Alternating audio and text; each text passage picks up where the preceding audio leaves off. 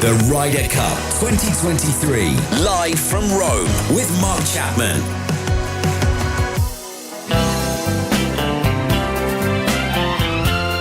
A dream come true. It will go down to history because I'm the first man to win the Ryder Cup as a captain and as a player. I'm the most happy man in the world right now. Ryder Cup's what memories and dreams are made of. This is history right here. This has been unbelievable. This is Colin Montgomery. This is Mr. Ryder Cup. Sends it forward into the hole and Monty's done it again. What a performance from Justin Rose. Save your love for Roma and for me. Sevi. Oh my goodness. And if ever your country needed you, Nick Faldo, it's now. And it's in the hole! It's in the hole! And that could have won the Ryder Cup for Europe. Oh, wow! Are you kidding? It's in! Sergio Garcia! Wants it, likes it. Oh, yes, he's got it! On the very last roll, it drops in. What a moment for Victor Hovland. It's in! John Rahm with an eagle on the last, and the 18th green explodes in ecstasy. I went to Brookline in '99. I was on my dad's shoulders when Justin made that putt. I was on 18 green, but I could see through the trees. Oh, it's in! It is in! Oh, can you believe it? And Justin Leonard has gone absolutely mad. Oh, and all the American team come tumbling onto the green. It is the Ryder Cup 1 for the United States. There's been some unforeseen things that we've had to navigate around that's really unfortunate, I guess you'd say. More and more I play on this event, I realize that it's the best event in golf, bar none.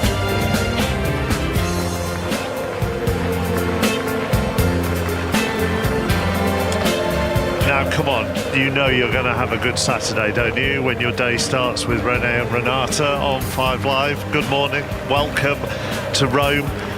We are on air with 5 Live Sport from now, 6:05, until around 7:25 in the evening at the conclusion of Tottenham against Liverpool. We're going to do the golf all morning from the Ryder Cup. From 3 o'clock we'll bring you our usual service, goal service with Ian Dennis, who will be at Old Trafford for Manchester United against Crystal Palace. The golf will continue uninterrupted on Sports Extra, but plenty of updates here on 5 Live. So we will have everything covered for you for the next, blimey, 13 and a half hours or so. And we'll have to go some, I think, to match the excitement and the entertainment that we witnessed here on the opening day of the 44th Ryder Cup, which Ian Carter, our correspondent, who is down on the first tee, which has got a bit of a DJ feel to it this morning, which I don't think was there yesterday. It was spectacular yesterday. It really was. It was record-breaking. It was a first clean sheet for Europe going through the morning. And then a sensational afternoon in which Rory McIlroy and Matt Fitzpatrick convincingly lodged an extra point, but then the way that Europe came down the closing holes in the other 3 matches to force halves in matches that they looked almost certain to lose, and to make sure that America couldn't celebrate a single victory on the opening day. That's why it's party time now on this first tee. There is a discernible air of European triumphalism right now. It has been well earned, and the Americans are going to have to come from a very, very, very low position. They look a shambles, to be perfectly honest, the Americans. Their captain is not giving any kind of positivity in certainly what he was saying to the press last night. We don't know what's been going on in the team room. We've heard rumours that there's illness spreading through the American camp. They have an almighty job to do to turn this thing around. I am 300 yards down the first fairway at the moment, and even without my headphones on, with your mic coming through my headphones, the din from that first tee is so loud, and that is different to yesterday. It wasn't like this yesterday morning at this time, was it? No, it wasn't. I mean, it was very, very atmospheric. But what we didn't have yesterday was the music. We didn't have the DJ here. I tell you what, chappers, you'd have gone down a storm here this morning, you know, from your previous days. But no, I don't know the chap's name, but he's a professional warm-up man who is absolutely brilliant at the job. So here we are. What time is it? 7:10 in the morning. The grandstand is full, everybody is standing, everyone is dancing, people have been singing, and it's just all about revving up this atmosphere until we get to 7:35 and the opening tee shots of the day. Are you going to go and ask him if he's got Rene and Renata? He's a bit busy. I was always very shy to go up to the DJ in my younger days. Yeah. Not many DJs like people doing that, I don't think, either, really, if they plan stuff out. Anyhow, back to the golf. Let's hear Ian's interview with Luke Donald yesterday after that incredible first day performance from Europe. Luke, what a sensational day for your team. Sensational. I mean, dream start for us. Obviously, this morning was an amazing performance by the guys, and this afternoon was tough. It was the US came back. We knew they would. They had a stretch there in the middle where they were really holding putts, and the momentum was certainly turning their way, but man, did we turn it back on this 18th hole. The picked putts by Victor, John and Rosie there on the last. I mean, that's a lot of footage, and that makes a huge difference going into tomorrow. And that kind of is the dividend from the start that you gave yourself by winning all four of the foursomes this morning, which in turn was vindication of your decision to flip things around and go with that alternate shot format first thing. Yeah, we felt we were stronger in foursomes, so we showed that. We went 4-0 this morning and gave ourselves the perfect start, and big shout out to all my vice captains, Eduardo and stuff, with the statistics showing that was the right call. You've got some big calls to make now in terms of your lineup for the rest of tomorrow. Who do you leave out after a day like that? Yeah, these are good problems to have, Ian. Obviously happy with today. We'll sit down with the vice captains and figure that all out. That was Luke Donald talking to Ian Carter. I've just been hugged by a former member of the Five Live golf team in Jay Townsend, who is just striding across the first fairway. Let me give you the pairings today for the foursome. So McIlroy and Fleetwood are up first against Thomas and Spieth. Then we have Hovland and Herbert against Scheffler and Koepka. Lowry and Straka against Homer and Harman, and Rahm and Hatton against Cantlay and Schauffele. And the first match gets underway at 7:35. Let's talk to French Open winner Graham Storm, who's at the putting green at the moment with Catherine Downs. But Graham, I want to come to you first, because we were talking at breakfast about the job that, look, we're only at the end of day one, so we're not going to go overboard yet and get carried away. But the job already that Luke Donald has done, and whether maybe it has surprised a few people, because you have grown up playing with him. Yeah, I mean, I think the scoreline has surprised everybody. For me, it was always a 50-50 tie, but to be 6.5, 1.5 up, I think that's amazing for Team Europe. But with Luke Donald, I mean, yeah, I played golf with him when we were amateurs. I played against him, was in the same team as him in the Walker Cup. I know that he's very, very kind of diligent in everything that he does, make sure that no stone is unturned, and yeah, he's a bit of a silent assassin, and he's kind of coming through in his team this week already. With always a determination to prove people wrong? Yeah, absolutely. I mean, he wasn't the longest hitter, he wasn't the best ball striker, he was always great around the greens, very good at scrambling, very good at hauling out. I think he went a spell on the PGA Tour where he didn't miss with inside 6 feet for about a season and a half. Yeah, he just has that determination to prove that, yes, he might not be the biggest person in the world stature-wise, but he's got a big heart, big desire to be the best player in the world, and he became that not so many years ago when he got to the top of the world rankings. Kat, when you're looking at both teams who are out on the putting green, I don't know how many have been through or how many you've seen, what are you noticing about body language and demeanour? What I'm noticing about the European Europeans look very relaxed as a general rule. I'd say the Americans look like they are out here trying to cram, like they haven't done their revision before an exam. They're desperately... There's Phil Kenyon, the putting coach, he's out here. He's wearing a European jacket because he works with both the Europeans and the Americans. And he's had to flip between world number one Scotty Scheffler. He's now out with Max Homa. Max Homa with this look of intense concentration on his face. He's got his ear pods in so he can listen to music, just focus on the task in hand. And Phil Kenyon is grafting with these Americans, Graham. The Europeans just quietly getting on with their thing. We saw Rory McIlroy hitting a few putts. He's potted down to the chipping area. He went in the bunker, then he went over to the range for a short warm-up before he gets that top match underway alongside Tommy Fleetwood against Jordan Spieth and Justin Thomas. Would you say I'm right? The Americans look incredibly intense on this putting green, while the Europeans look more relaxed. Yeah, I totally agree, Kat, and I just wonder, has Phil Kenyon been drafted in by some of the Americans during this Ryder Cup? Because I wasn't sure that he worked with Scheffler before, or Max Homa. Maybe he does, but he seems to be talking to all the Americans on this putting green, maybe trying to give them some little golden nuggets on what they need to do to get the putts to go in on these greens at Marco Simone. I've got one more question for you in just a second, but I want to go back to the first tee because I'm 300 yards away, so I'm trying to guess here as I see people come onto the tee. But was that all the vice captains coming on, Ian?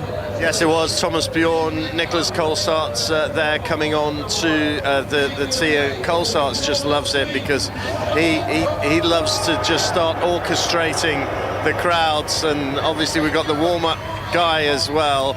So with every, you can hear it, Mark, with every moment that goes by, the atmosphere is just being cranked more and more and more. And, in some respects, it's completely incongruous with a game like golf where you need absolute silence from the point of hitting the ball. But it's those contrasts, really, that just make it such a captivating occasion. I just want to go back to Kat and Graham, who are watching the Americans on the putting green. Have they all come out with tissues and cups of Lemsip as well? There's no tissues and cups of Lemsip. We were speaking to Brooks Koepka's caddy, Ricky Elliott, the Northern Irishman. Just a quick chat with him, and we said, well, you asked him, didn't you, Graham, if you got the lurgy? And he says, no, I'm absolutely fine. Didn't give away the fact that, there's these rumours of illness in the American camp. They are all wearing woolly jumpers, long trousers. It's fresh, it's chilly out here. There's a few coats, but no sign of any illness. Well, this came up yesterday in the press conference at the end of the opening day. Zach Johnson, the US captain, saying illness in the camp is affecting his team. I would say that we love to have everything drawn out way ahead of time, but there's certain things you cannot control, and we're trying to control the controllables in our team room. The bottom line is there's been some unforeseen things that we've had to navigate around. That's really unfortunate, I guess you'd say. We've got some congestion and some just signs of things that are unfortunate. I mean, it's one of those where, sometimes the energy is probably a little low, but the ability and the desire to go out and play is still there. So every one of them still wants to play every match, which is encouraging. It's spreading through your team. It kind of has, yeah. I'm being honest. Yes, it has. It has spread through my team. Andrew McGee, four-time PGA Tour winner, with us, always part of our Five Live golf team. As we walked to the first tee together, I did ask you, do you believe everything you hear in press conferences? No. And we talked about it, and something happened to me in a press conference, and interviewer asked me my son's name, and it kind of freaked me out, so I just wanted to shy away from the press. So listening to Zach Johnson, I'm taking that with a grain of salt also. And I wonder whether we're taking it with a grain of salt, Ian, because we were only told it's only come out after they'd suffered a terrible day. Yeah, I mean, I've no reason not to believe Zach Johnson that maybe there are some sniffles in the team. Maybe they are feeling a bit down, but it just felt odd that he would then bring that into the public domain after his team had taken such a hammering, rather than to talk about what was very nearly an excellent comeback in the afternoon, talk about the being very, very close in those matches, the fine margins and all those kind of cliches that we hear all the time. That I would have thought might have been a more convincing strategy. I don't know. Maybe we commend his honesty. Maybe they are really struggling with some kind of illness. It's impossible to know, isn't it, Mark? But I'm not sure that I was sitting next to Dan Rappaport, one of the American journalists, when that word was coming out of the press conference, and there was zero sympathy from Dan, and I get that impression from members of the American media that I've spoken to subsequently. I suppose as well, and Paul Waring, the European Tour player, is with us as well. The thing was, they didn't look like they were struggling. I mean, they did look like they were struggling, but they didn't look like they were struggling with an illness. No, from what I saw personally, I know something Ian Carter touched on yesterday, was a rustiness in their team. There wasn't the ball striking that we associate with some of these players. There was wide, errant tee shots, there was poor putting, there was general clumsiness around the greens at times, which we just don't associate with this American team. So it's very easy to turn around and make an excuse. I know that's a bit brutal maybe, but at the end of the day, there's going to be a score recorded at the end of this Ryder Cup. There's not going to be an asterisk next to that saying one team was ill. It's something they've just got to get on with and get themselves back into this Ryder Cup. And Mark, that's the one thing America can't admit to, is the rustiness, because that point repeatedly was put to them in the build-up to this Ryder Cup, and every time it was flat battered away. And then you had Wyndham Clark saying, oh, Europe are going to be the ones who are going to be fatigued, they're going to be leaking oil by Sunday. Well, by Friday lunchtime, America had blown a gasket, and that's an area that they just cannot go down. And then there was something else last night after all the golf had finished, with the US PGA champion Brooks Koepka appearing to accuse Jon Rahm of behaving like a child in the immediate aftermath of that opening day. Rahm holed out dramatically on the final green so that he and Nicolai Højgaard could salvage half a point against Koepka and Scotty Scheffler. So here's Johnson's take on Koepka's comments.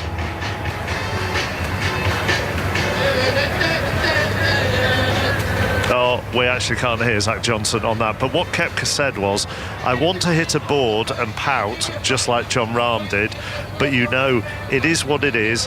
Act like a child, but we're adults. We move on. Luke Donald, in response to Koepka, said, I certainly didn't see any of that. Jon was a big support system for Nicolai today. Jon is a passionate person, but I didn't see him acting any other way. You were in that press conference, John Murray, weren't you? Yes, I was. I was in Luke Donald's press conference, and those quotes were put to him about what Brooks Koepka had said, and that was his simple response. He just basically said, as far as I was concerned, I wasn't aware of anything untoward. But it very much comes out of the old Ryder Cup playbook, doesn't it? That there is a little bit of needle between the teams, and when things like that are said, they are naturally seized upon. Yeah, I mean, it's all part of the fun. Matt Wallace, PGA Tour winner, who is with John this morning. Hello, good morning. What a fantastic day yesterday was. I've just been speaking to a few people here from the American side, from the European Tour side. It's a big day for the Americans. They've got to come out on top. They've got to win the day. That's their main goal. And for me, I just can't see that happening. Andrew McGee, you followed that Koepka Rahm match yesterday. Did you see anything? Well, I'm not sure what he saw. I mean, I saw Jon, when he misses a putt, he kind of puts his hand out like he's Spanish, he's passionate, and he's like, oh, I misread it. I can't believe it went that way. So I'm not sure if he considers that childish or what happened. But Americans need to play a lot better today. I mean, I'm talking about Jordan Spieth not finishing a majority of the holes yesterday, not just the last 4. I mean, you can't come out to Europe and play like that. Mark, I think Jon Rahm's 2 eagles on the 16th and the 18th will have definitely stuck in the craw of Brooks Koepka a little bit. If you think about it, Jon Rahm absolutely destroyed him at the Masters earlier this year.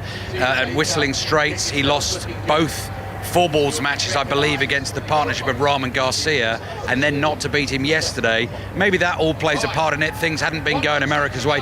Actually, Andrew and I are going to be following Scotty Scheffler and Brooks Koepka today against Victor Hovland and Ludwig Aubert.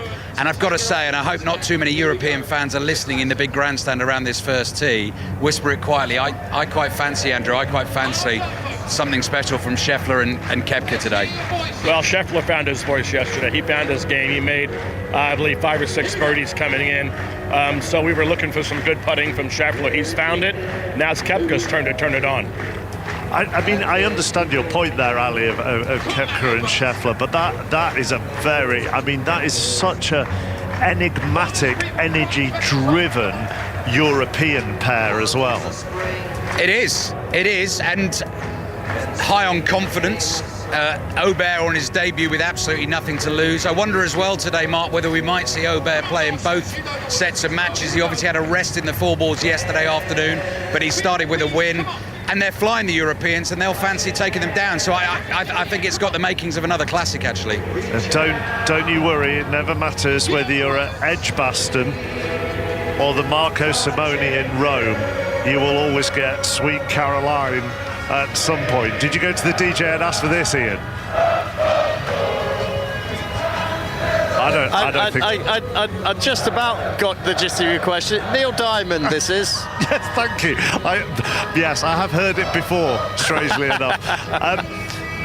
Kat is still. Are you still by the putting green? Yeah, still by the putting green. Just watching Patrick Cantlay being put through his paces. They've got those funny little kind of flat bits of track down on the green for Patrick Cantlay, and the tee pegs that he's got to putt through. They're just an inch or so apart, only just wide enough for the golf ball to fly through, and he's rattling the ball one after the other through the gap and towards the hole. We've had Shane Lowry, he's out there. Tommy Fleetwood in the distance. He's now talking to Phil Kenyon, who really must be absolutely raking it in this morning if he's charging on a £1 per putt basis.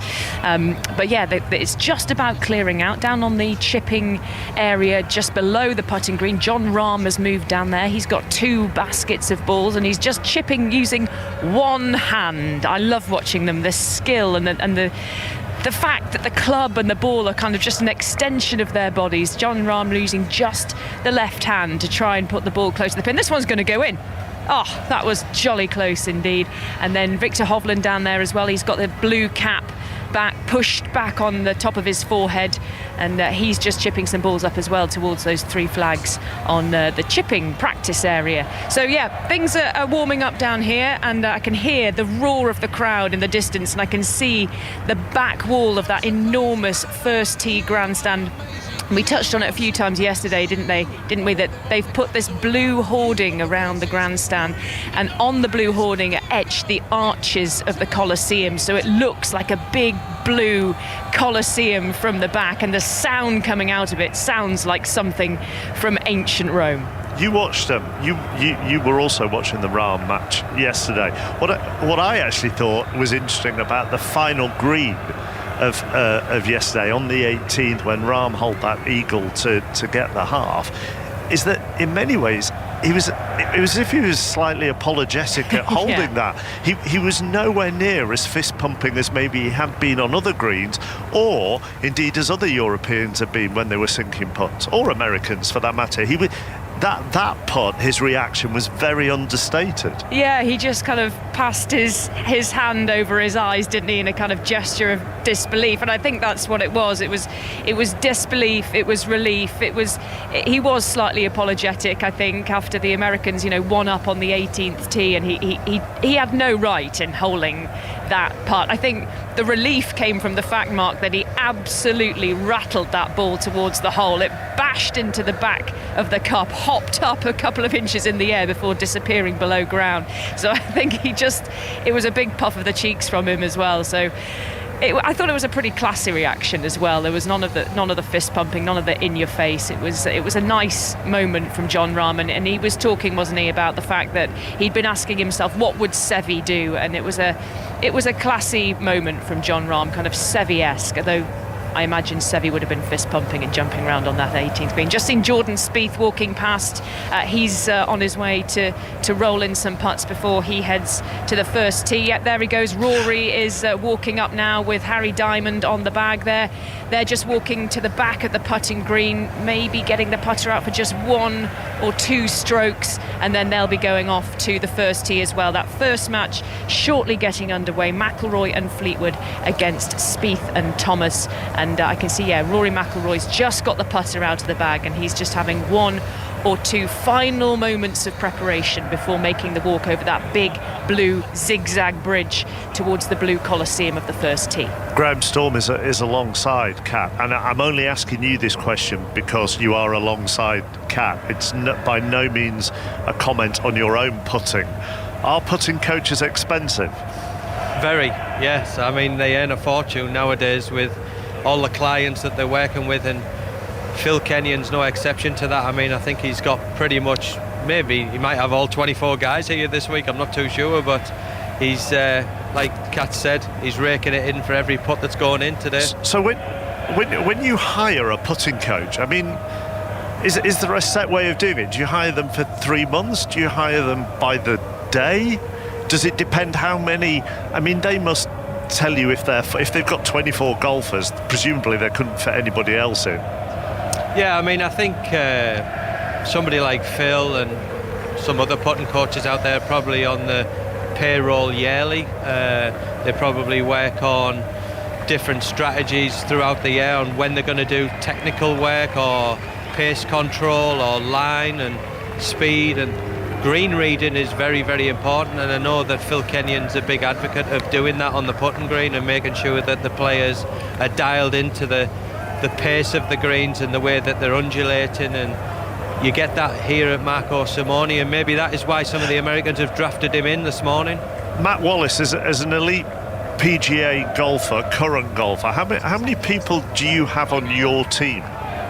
Well, I've got my putting coach. Oh well, this could take a while. I've got my putting coach, my swing coach, my psychologist, my trainer, manager, girlfriend. You know,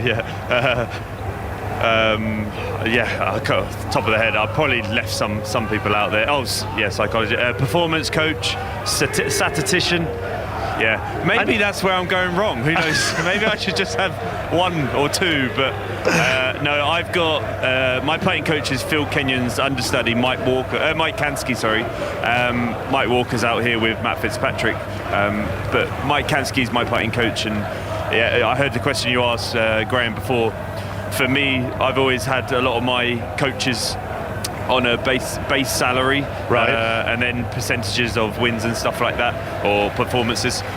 So that's how I work my system with my coaches. And are they sort of, are they there for you on a daily basis if you require them, depending on where you are in the world or what you feel the state of your game is? Yeah, that's mainly that. It's the state of my game. Obviously, they've got other clients, so you can't be right. I'm having you here and here. I try to do that sometimes where it's scheduled specifically for me when I need it, but obviously things change. So through the season, when you don't play so well, you might need to see your putting coach or your swing coach at that time, and it's based mainly around majors. I try to do a lot of my work away from tournaments.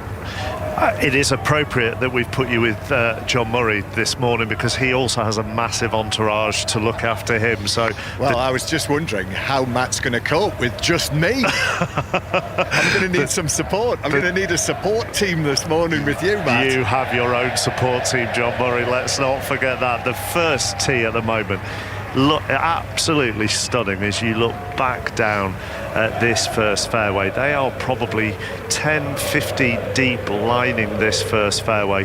The grandstands are full, 5,000 people in that grandstand around the first tee, and the sun is just starting to shine on half of that grandstand, and at the same time there is still a full moon in the blue Rome sky. And very shortly, John Murray, the first match, the one that you are following, those players are about to appear on that first tee as we get day 2 of the 44th Ryder Cup underway. Yes, they all know they're coming, the 5,000 here, because on the screen up in the corner to my left you can see Tommy Fleetwood and Rory McIlroy walking through the tunnel in the darkness at the moment, and here they come now.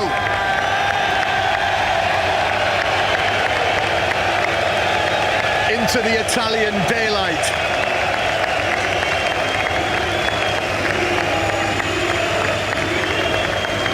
Tommy Fleetwood and Rory McIlroy walk across to Luke Donald. Handshakes, a little embrace. It must be absolutely fantastic, Matt, to walk out to that. Yeah, if they weren't up for this already, coming through that episode there to this crowd, unbelievable. And now the Americans come out, I'm sure, to some boos here. Here we are, Jordan Spieth and Justin Thomas. What a reception it was for them. Jordan Spieth sort of rather half-heartedly raised his cap. You know, there's huge American support in here as well, but that was drowned out there by the pantomime boos. The pantomime boos. But you know, these two are going to come out firing today. They need a point. They need red on the board early. They need to show that they're here, not to just give the trophy away, basically, which is what happened yesterday. So they'll be fighting. Andrew McGee, what have you spotted? Yeah, I see Rory and Tommy coming out arm in arm. It looks like more unity. They came over, they hugged Coach Luke Donald. Americans come out separately. I don't see Zach Johnson in the mix and the hugs of the European team. I can definitely see the closeness. Obviously, it's easy to be close when you're leading, and that's the difference. I have to say, I can't see Zach Johnson. Where is he? Over to the left, Andrew, yeah? Yeah, he came out. I don't like he's wearing sunglasses and it's shady first tee. So was he being a little too cool to start the morning? So here we go. Buongiorno, everyone. I hope you're ready for the second day at this Ryder Cup. Good morning, everyone, and welcome to the Marco Simone Golf Club and the second day's play in the 2023 Ryder Cup.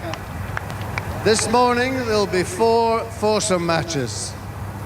This is match number 1, representing the USA, Justin Thomas and Jordan Spieth. Now you can hear the American voices in there.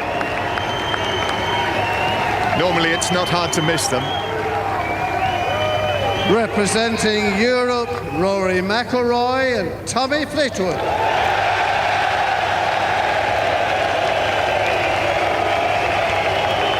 Well, if that doesn't motivate you, I don't know what does. That's pretty special. And again, a little embrace between Rory and Tommy. Let's go, lads. So for the second consecutive morning, on Rory the tee McIlroy from the USA, Justin Thomas. A handsome win for McIlroy and Fleetwood yesterday morning. 5 and 3 in the 4 balls.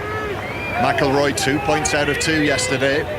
But this is this historically strong pair of Justin Thomas and Jordan Spieth.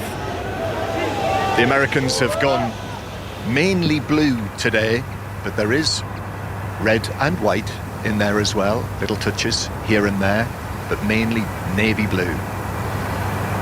So Justin Thomas settles himself over the ball for the first tee shot on the second day of this Italian Ryder Cup. All silent now around this first tee. It goes, and it is just leaking right-ish. It lands in the right rough. It's in the rough, and what do you think, Matt? It's deep. That nestled down pretty deep there. So can Rory pipe one down the middle? Listen to this noise. This is loud. Well, they know that. They've seen it. They've seen it on the screens here. Rory McIlroy. So Rory McIlroy, now the elder statesman, at his 7th Ryder Cup, more than anyone else here.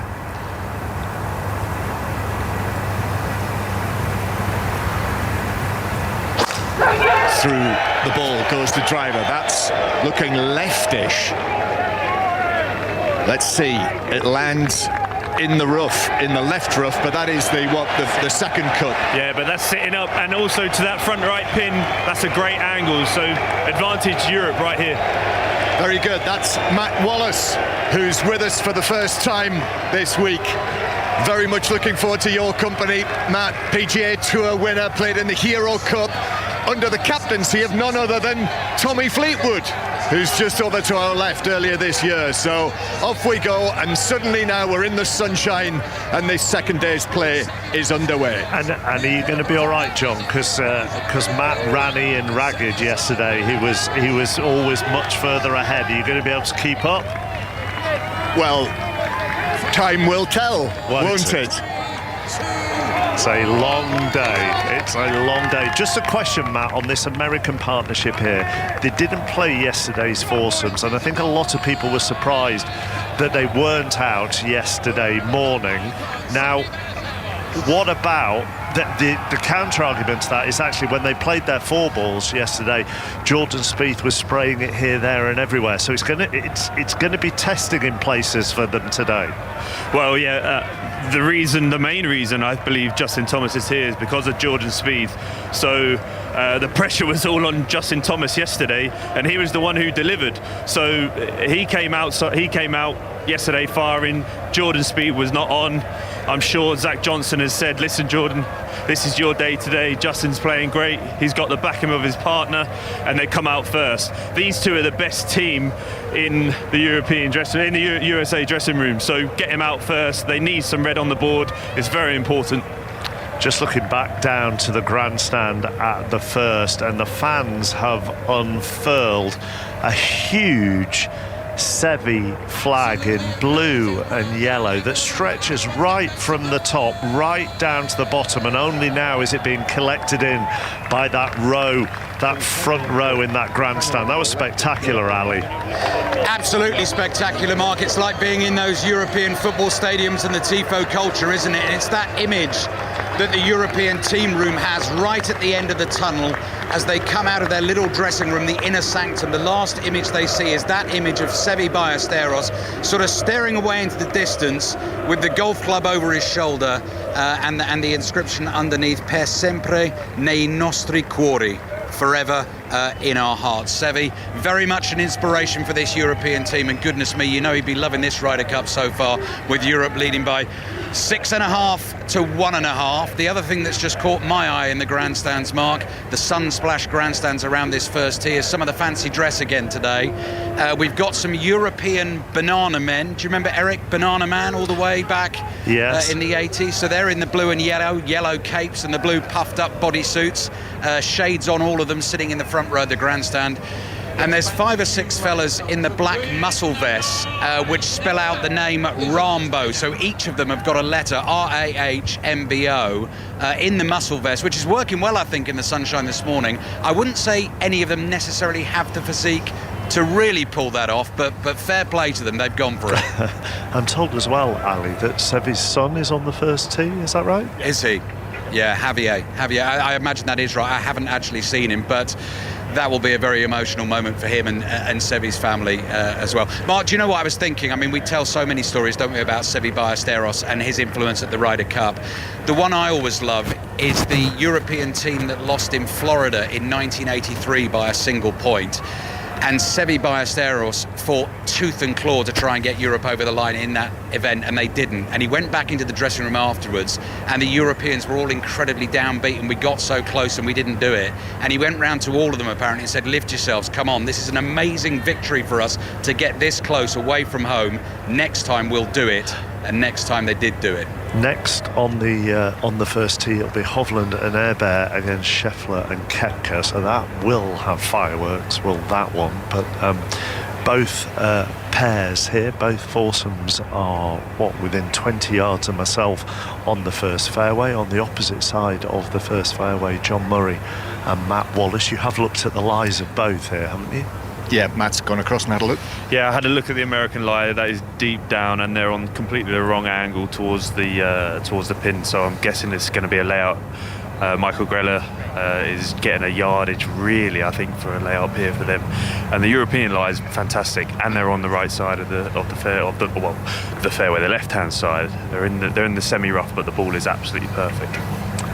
Very relaxed, the European pair, as if they haven't got a care in the world. There are a lot of discussions, John Murray, going on between the Americans. Yep, for the reasons that Matt Wallace has just outlined there. And I think we're just beginning to feel that the temperature's just rising here. I'm not sure whether by the time we got to the end of the morning round yesterday, the foursomes, it was really warm. But there is still just a little chill in the air. But discussions going on down there, you know, there's such a team on there, Michael Greller and Jordan Spieth. Yeah, they are. You definitely know exactly what's going on in Jordan's head because he'll say it out loud. But to this pin, this front right pin, I think they're going to have to lay this up to give Justin the fullest shot in. He's looking towards our way over here on the left-hand side is Jordan. The Ryder Cup, such a strong pair traditionally. These two that left out yesterday morning, but there we are, just as Matt said, he's chopped it out, moved it, probably 70 yards further on down the fairway, and it's just rolled off into the first cut just down in front of us. It is, and the crowd are getting behind Tommy here. We could put a foot in and try and give ourselves the best option to win this hole and go one up early. That was one of the fascinating things that Luke Donald was saying yesterday about how they've really focused on making a strong start, and he was suggesting, wasn't he, I think I'm right in saying, that they've been playing like 3 holes and trying to be as positive as possible for little periods of 3 holes at a time, the various practice pairs. So here is Fleetwood then, and from the longer grass, left side of the fairway. The flag is front right on this first green, and that is right into the heart of the green, fired it right at the flag, and that is 15 feet away, Matt? Yeah, 15 feet down the hill for the best chance of winning this hole. So there we are. Certainly advantage to Europe on the first. Did you see that, John and Matt, as well, as soon as that ball landed, McIlroy pumped his fist over at Tommy Fleetwood, then put his hands over his head and applauded him as well. And they've just done a little fist bump as they walk up. Rory very happy with Tommy's shot. It was quite a basic shot, but it has to be done under the pressure. Get the Americans under pressure there early. Yep, just had to do a little sidestep there to avoid a couple of Roman centurion helmets. When in Rome. Is that the first time we've said that this week? Well, first time today, so there we are. Yeah. Who'd have thought that you would have come up with the first predictable line of the day? Now Justin Thomas's third. Or the pair's third, rather, John. Yeah, we've just moved on up, Matt and I, who's rubbing his hands together because of that early chill. So Justin Thomas, just, what is he, probably 80 yards short of the green? Yeah, he's got about 85 yards. He sent Jordan up there to have a look, saves his legs early and focus on the shot, but Jordan's now coming back, getting in some details. Probably saying he has to go past this flag a little bit. There's a false front at the front of this green, but he does need to hit it close because Tommy's put it in there to about 18 feet. It's really interesting, actually, this, having watched the matches yesterday, and there's always teamwork between pairs at the Ryder Cup, but these two already, you can see the dynamic, the chemistry that there is between them, working together, the two Americans. But you know, there was a reason that Zach Johnson didn't play them yesterday morning in the foursomes when remember his alternate shot, just 2 balls in play. So that looks a little short. It lands on the front of the green and hops up, and that could easily, perhaps without the dew, maybe just roll back down off the front of the green, but it's clung on, and that is 20 feet. Yeah, they have to make that. They have to make European side win the hole. Don't give any holes away. So putts to come here, but advantage Europe, and Rory McIlroy will have that 16 footer to give Europe a 1-up lead at the first. The grandstand behind the first green all rise to applaud McIlroy and Fleetwood, and then one person pulls out an American flag and just holds that up as well. Matt, I don't know whether you saw it, because Justin Thomas was 30 yards away from me, just across the fairway. But because he'd taken the tee shot and was probably expecting the second shot to be on the green, he'd actually taken his glove off and put it in his back pocket. And he went through his practice swing before he played the third shot, and then stopped, realised he hadn't put his glove on, and had to get the glove out of his back pocket. Yeah, I'm not sure. He probably did that thinking he would be on the green to get his putter out, but that might just be part of his routine, you know. Feel the club in his hands. It was a feeling shot, a distant shot. We know Justin Thomas is probably one of the best wedge players in the world, so it's probably just part of his routine there. And as I was standing here on the first fairway, Peter Jones, the Dragon, just like yesterday, walked past, which does remind me, Ali, back on the first tee, that you still haven't revealed your idea that you want to pitch to him. No, that's right. We let that hang for about 6 hours yesterday, didn't we? And then as you and I shared a pizza last night and had a little bit of post-match dinner, I was actually quite pleased it never got out on air, because if I give the idea out on air and someone pounces on it, you see, I've not patented it yet. That could be my fortune. So well, we still need to get it out on air. The Americans are putting, John. Yep, Jordan Spieth has had a look at this, around about 20 feet, maybe slightly more than that, and it's on its way now, rolling towards the hole. This for his par 4, missed on the left, so that is a 5 for the United States. I'm sure that'll be conceded. It is. Just waiting to see if they're going to make Rory McIlroy putt, which they are. They will do. This is pretty self-explanatory what's going to happen here, but maybe a little bit psychological, you know. Do they want Rory to hole it? If he holds it, you know, that's the confidence up for Rory straight away, even though they're 1 up. They could have said, pick it up, we'll go on to the second. Exactly, but they might want to see Rory not hole it or get into Rory's head, but Europe are 1 up. This is they might see him hole it. Exactly, and that's a bad thing. So, McIlroy, the Europeans, by the way, sort of battleship grey, bluey trousers, mainly white tops, rusty coloured sleeves. And McIlroy here to win the first hole, but rolls it down towards the hole, and the Americans actually are walking off already. They're walking directly towards us. They've already given the nod to Tommy Fleetwood and Rory McIlroy. And what a start for Europe. First hole out of the way, and blue already on the board, just like yesterday. Exactly what they wanted. 1 up to Europe there. And that noise and that news has rolled back down the first fairway to the first tee, Ali. Yes, second match out on course today in the alternate shot format. The foursomes has a real box office feel to it. We had Big Beard, Little Beard yesterday. I followed round with John Rahm and Tyrrell Hatton. Victor Hovland and Ludwig Aubert today. I'm going for the handy scandies for Europe, but they're up against a couple of big guns for the Americans. Scotty Scheffler and Brooks Koepka, the world #1, the US PGA champion. Koepka alongside him, the 5-time major champion as well. And it's Scotty Scheffler who's going to strike first for the Americans off this first tee. The grandstand to his left, flanking the length of the tee. That Scheffler dancing right foot movement as he swings into the drive. Andrew McGee, you think that's heading right? We'll have a look up on the big screen. And it's found the rough on the right-hand side, but we can see the top of the golf ball. Yeah, and I'm going to have to go with Scheffler. Scheffler. Victor Hovland. Yeah, they can cook and they can cup, but they missed the fairway on the first. Not a good start for the USA.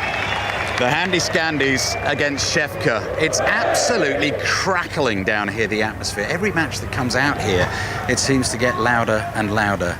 And Hovland and Ludwig Aubert, the Ryder Cup rookie, both hugely popular figures with this European crowd. And it's Hovland, physically the smallest of the four golfers, in his white European long sleeve jumper, brown shoulders, dark baseball cap on his head. He has absolutely ripped it, Victor Hovland, right down the middle of the fairway, and that gets another thunderous ovation from these enormous crowds around the first. So we're on our way up the first. Hovland and Aubert against Scheffler and Koepka, and Scotty Scheffler, the world #1, has missed that fairway to the right-hand side with the American ball in the rough. And Mark, just a little point on team outfits. I noticed this with Spieth and Thomas as well. The Americans today are obviously colour coordinated with dark blue mainly, and then the sort of red and white touches as John Murray was describing. But they've all gone for slightly different jumpers. So Scotty Scheffler is all blue with a sort of captain's armband, white and red stripes on the right arm, whereas Koepka's jumper is all blue. But the stripes are not only round the right arm, they're round the left arm and go right across the chest as well. And Spieth and Thomas were slightly different as well. So just a little fashion point for you there. I think the Americans have done that before with their jumpers.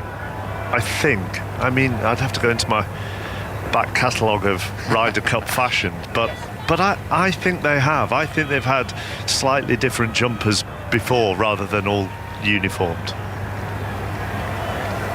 You might be right, Mark. You might be right. I've not got that in my notes. No, no. And I'm only trying to recollect it. I'm not googling it or anything. What I would say, Andrew McGee, is you make your way up here. I wonder whether that ball bounced back off someone. Actually, I thought that was it looked like it was going even further right. People looked, and then it bounced back into the rough. Now, whether that hit somebody or not, I don't know. I don't think so. Judging from the big screen, and I'm just happy that I can see the golf ball, so they may have a chance to hit the green. Because they're not far off the Americans where their first pair were as well, and Spieth had to lay up there. Well, we can see this ball, so that's a huge thing in this major. I've never seen rough this deep in my life, and I've played in many majors. I've played many opens with the big rough in Scotland, but this stuff is really thick. And let's find out what's happened on the second. John Murray. Well, both missed the fairway on the second, the par 4 second, with just feeling now the beginning of warmth of sunshine on our backs. So the Americans have again missed on the left-hand side, but the European ball is just into the second cut, Matt. Yeah, the same story as the first hole, really. The Americans have missed the fairway, and it's not looking good for them because it's looking like they're going to have to chop out again. They probably can't reach the green from where they are with that lie, but the Europeans are further down. The lie is a bit better. I'm sure Rory can get to the green. So again, advantage Europe on this hole. Yeah, Spieth with the tee shot for the Americans this time after Thomas missed the fairway by a distance on the first. Ali. Yeah, just looking back down the fairway, we're coming up the left-hand side of this par 4 first at Marco Simone, 445 yards. And just as Jordan Spieth and Justin Thomas did on their first hole, the Americans have missed to the right-hand side. The spectators have made that familiar horseshoe, so Brooks Koepka is just marching into this thick, wet, clinging rough that Andrew McGee was just talking about. And the ball also here, Andrew, is above his feet. He's on quite a steep slope there. Yeah, we can't see the ball from our vantage point. What are we, 50 yards away here? It's a poor angle for this right pin. Again, exactly where Justin Thomas hit it off the first tee. Brooks Koepka changing clubs, maybe going for a bit more loft to get the ball up out of this wet, sticky stuff. But let's see if we can get something going here. Can't give away another hole with a par. Wet and sticky is exactly right. Brooks Koepka is a very physically imposing golfer. Looks good in the dark blue this morning. That long mullet, hair swishing out underneath the baseball cap. He wants this to get forward. It's not going to get all the way up towards the green. Where is that finish? It's a tree. Well, go on, Mark. Where are you? He's hit this tree that I'm standing right next to, and it's dropped straight down by the cameraman's foot. Okay, I think I'd say advantage Europe so far. Ludvig Åberg, 23-year-old Swede, got his first taste of Ryder Cup golf yesterday. Giant image of the Ryder Cup.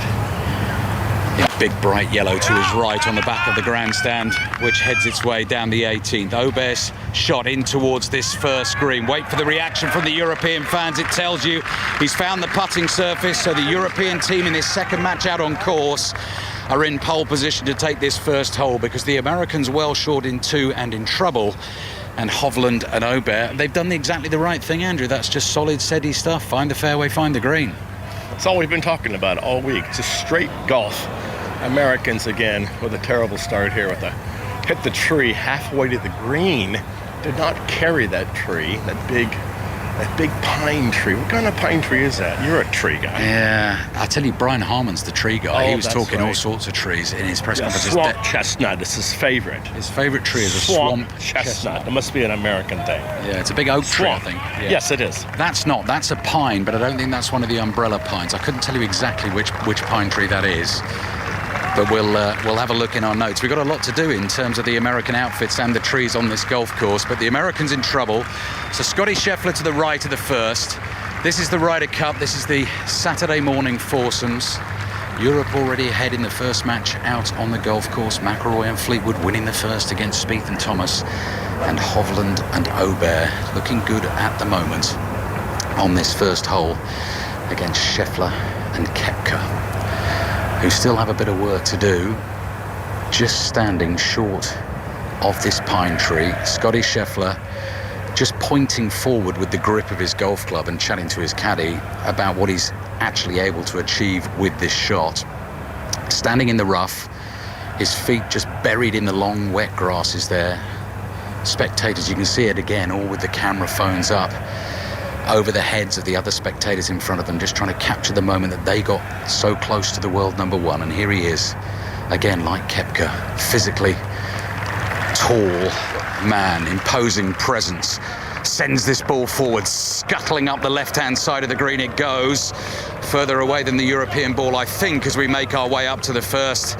So Europe on that green in 2, Hovland and Åberg, and the Americans have found the putting surface in 3, but it is not the start the captain, Zach Johnson, will have wanted. They needed to get out fast this morning, the Americans, and both pairs have been very scruffy down this first hole, Mark. And a few Americans just behind me shout, "Come on, Chef," as he marches through the rough just a couple of yards past me towards that first green. And once again, the grandstand on the first green rises to applaud the European pairings. Let's go to John Murray on the second. And both the American ball and the European ball are on the green at the second. So the Americans, after the wayward tee shot, you know, we did wonder whether it would be possible for Justin Thomas to reach the green, to get to the green from there. But Matt? Well, he has this shot in the locker that I've seen him play before. I played with him a few times, where he's hit this shot out of the rough. Terrible lie. Maybe like a 5-wood, like a slicey 5-wood from 195 yards, that he can get out of this thick rough, get steep on the ball, and it trundled up. It actually hit the sprinkler head, otherwise it would have got a lot closer, but it was an amazing shot. And Rory's there, he's hit the top of the ridge, tried to draw it into this left flag, but he's left himself both about outside of 30 feet. Probably Jordan's first away, 40 foot, 45 feet, and Rory's just hit a shot just inside Justin there. Yeah, so both balls on the green, but long putts for birdie to come. Europe one up in this match after they won the first. Long putts for birdie on the second. Long putt for par for the Americans on the first. Ali. Yeah, how long is that, Andrew McGee, do you think? Well, we've been sussing it out for just a moment here. I'm going to go with 80 feet.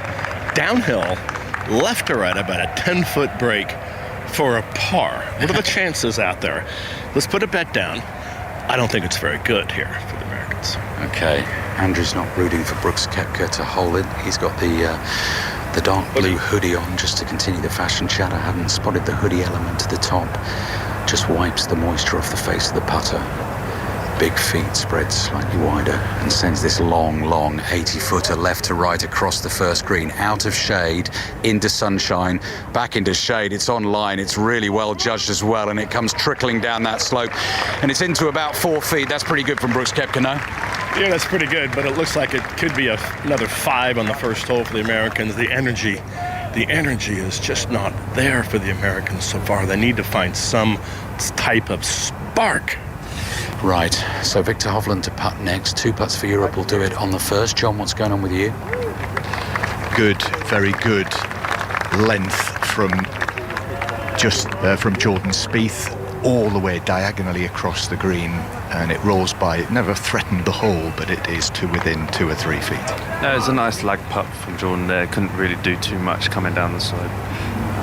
It was a decent speed putt. I think that was that conceded? Not sure if it was. Anyway, yes, I think it was. So the European putt for birdie to come. It's a lengthy one as well for Tommy Fleetwood, but that would win the hole. Ali.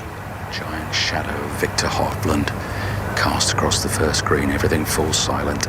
2 putts for Europe to take the first, and still the American team have about 4 or 5 feet just for the bogey. Hovland looks out from underneath the dark blue baseball cap, the linset buzzing around his head, but that's not going to bother him. Sends the putt on its way. This one about half the distance, 40 feet or so, left to right down the slope. It's going to miss quite a long way right. This good for pace, but again for the Europeans, that is 4 or 5 feet left for the par. John. Tommy Fleetwood's ball is in! His first putt of the day, and what a way to start!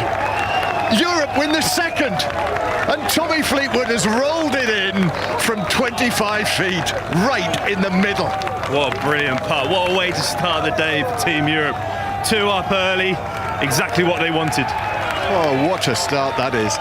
Talk about momentum.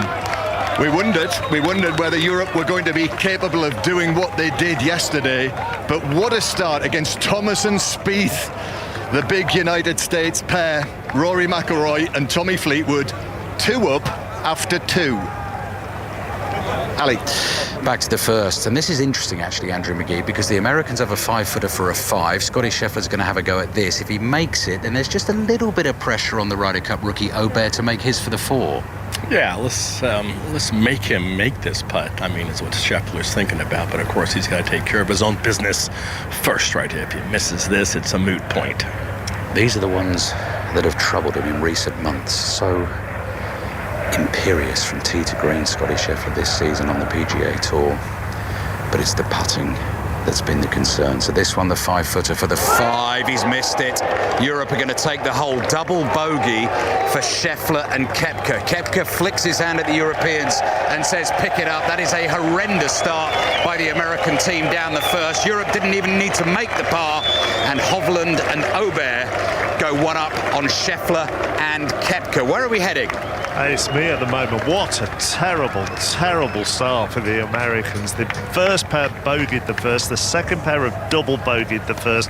They've lost every hole so far. Fleetwood and McIlroy are 2 up, Hovland and Aubert are 1 up. Over to match 3. Cat. Europe, Shane Lowry and The announcements are just being made on the first tee. And Sepp Straka and Shane Lowry introduced to the baying the European USA, crowd. Max Homa. And Max Homa will step up, paired once again with Brian Harman in the morning's foursomes. A pair of them suffered a heavy loss yesterday to Victor Hovland and Ludwig Aubert. And then Max Homa dealt a sucker punch on the 18th yesterday by Justin Rose and Bob McIntyre in the afternoon's 4 balls to tie that match. Max Homa now standing in the centre of this enormous horseshoe grandstand. Look of concern on the benign American face, and that one has flown right. It's the 3rd American second tee shot of the morning to find the rough down the right-hand side, and the crowd in this enormous grandstand, they wave goodbye to the ball as it drifts to the right-hand side. Sepp Straka. And now Sepp Straka, the laid-back, easy-going Austrian, the rookie, runner-up at the Open at Hoylake this year. Second to the man he faces in this match, Brian Harman partnering Max Homa, and that one is straight as a die down the centre of the first fairway. The Europeans are following suit. Each of their 3 tee shots on this second morning has found the centre of the fairway. Superb stuff from Straka.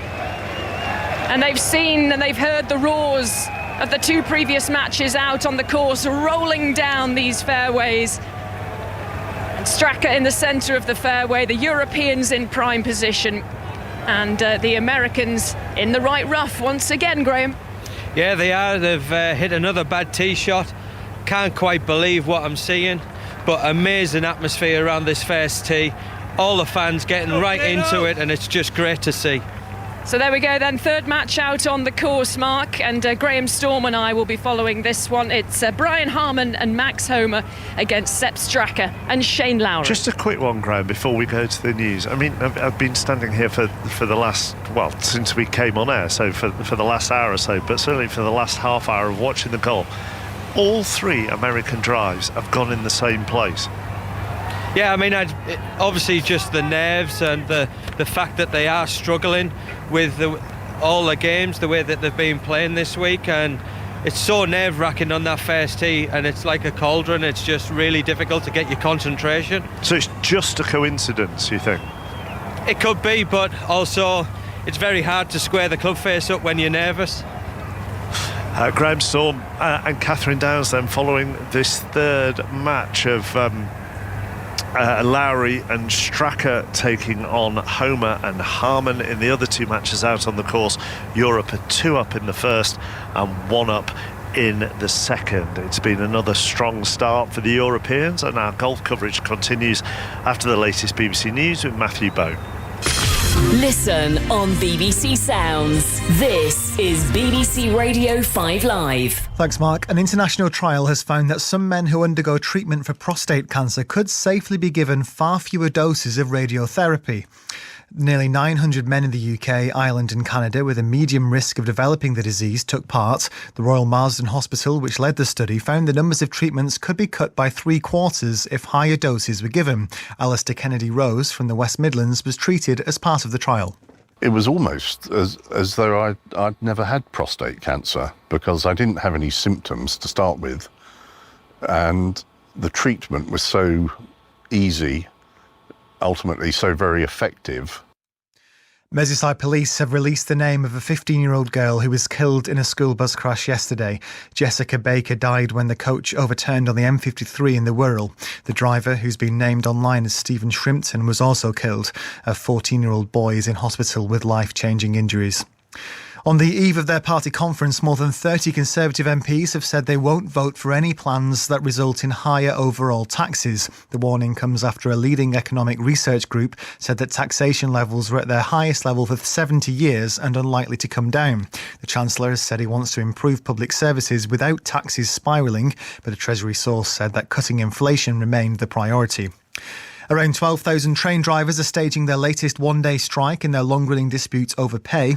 Rail operators have warned of serious disruption to services. Passengers face further delays and cancellations next week as the ASLEF union stages an overtime ban. And police in Slovakia have fined a motorist whose dog was behind the wheel. A speed camera photo posted online appears to show the dog in the driving seat of a moving Skoda. The car owner insisted that his pet had suddenly leapt into his lap, but officers in a village northeast of Bratislava said video footage showed the dog had been sitting there the whole time. I do see the 92 chopping boards as a problem. On BBC iPlayer. Welcome. Oh, wow. To your home. Stacey Solomon and the team are back. It's so pretty. So much thought has gone into everything. Like, that is amazing. Never thought it was going to be this good. Sort your life out. Watch on BBC iPlayer. The Ryder Cup 2023, live from Rome with Mark Chapman.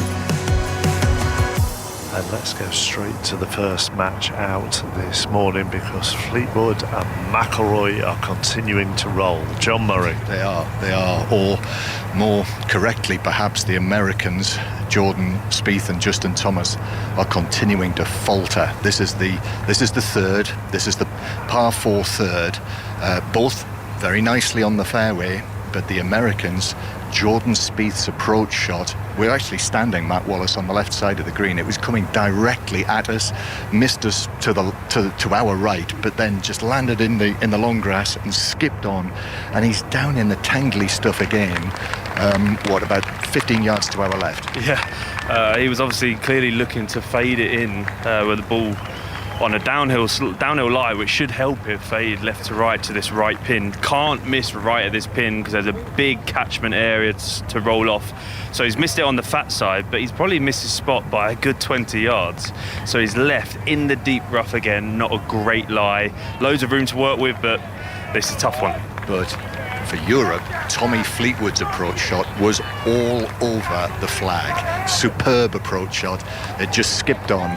And the Europeans here have probably 16 feet for birdie. Still advantage, very much Europe, who are 2 up in this match, as Justin Thomas just walks around the corner into our side. The story of the first hole continues. Europe on the green in 2, the Americans not on the green in 2. Kat. That's right, yes. Brian Harman playing from out of the rough down the right-hand side. The third American drive of the morning to find the rough, with one match still yet to tee off on this first. So Brian Harman had to play out, and the ball coming up well short of the green. Just couldn't get a good connection really out of that thick, claggy. It's very dewy here in the early morning.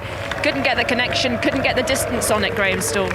No, but the champion golfer of the year did a better job than the other 2 players previous when they were coming up the first hole. I think he did draw a better lie, so he got it to further up towards the green. It's going to be interesting to see how Max Homa chips this. He really struggled with his chipping yesterday, but the Europeans did exactly what they need to do: find the heart of the green, put the pressure back on the American pair. Big smile on the face of Shane Lowry, who's put Sepp Straka to within 20-25 feet or so of the pin. This green has 2 tiers to it, and the ball is on the top tier, the flag cut on the bottom tier, so Sepp Straka will have to roll the ball down the hill and back towards the pin. And now Max Homa standing in that neck of the green that rolls down towards the fairway and then down towards the vista in the background, the enormous 3-tier hospitality stand with the blue flags twitching in the breeze on the top, and that enormous horseshoe of a grandstand that wraps around the first tee. And Max Homa has done a pretty good job of it. He's put it to within 6 feet, and a birdie putt coming up for Sepp Straka in just a few moments' time, John. Just standing at the back of the third green, very close to Justin Thomas, who is preparing to chop this ball out of the long grass, which he does now. He sends it up high onto the putting surface. Lots of green to play with, and it's rolling down towards the hole. It's rolling by on the left. That's not too bad from there at all, but it has rolled on, and that is probably, given the angle, I would say that's probably 10 feet. As good as Justin Thomas is, that's probably the best he could have done from that lie, and the ball rolling away from him to the flag. Probably left himself at 8 for Jordan to may not even count. Rory could roll this in after Tommy's amazing shot. Just make way for a European buggy that is coming through. That is Francesco Molinari's buggy. I know that because it's written on the side. Vice captain Francesco Molinari. I haven't actually seen him. I've seen his buggy, but I haven't seen him. So more to come from here at the third, but back to Kat. And the birdie putt for Sepp Straka that would win this opening hole in match 3 on day 2 for Europe. On its way down the hill, down the first tier, heading towards the hole, just petering off to the right-hand side as it gets nearer the hole. But it'll be just a tap in. In fact, it's conceded for the Europeans. Shane Lowry bends to pluck the ball from the surface of the green. So a putt of about 6 feet now for Europe to halve the hole on the first, John. On the third, Rory McIlroy just rolls the putt by from 12 feet.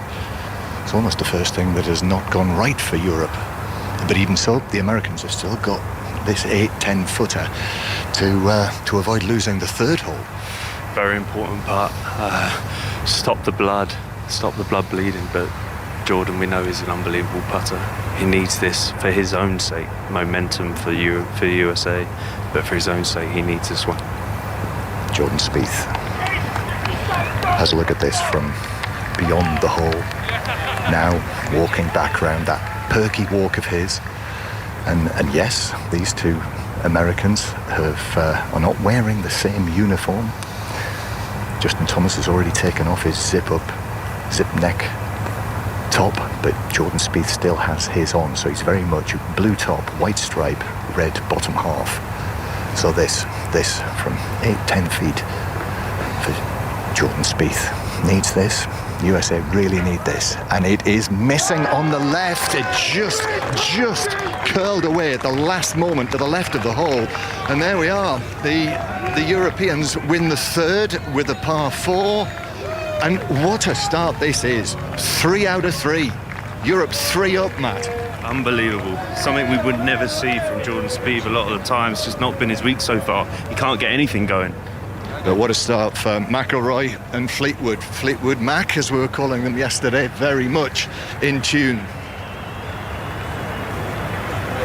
Mark.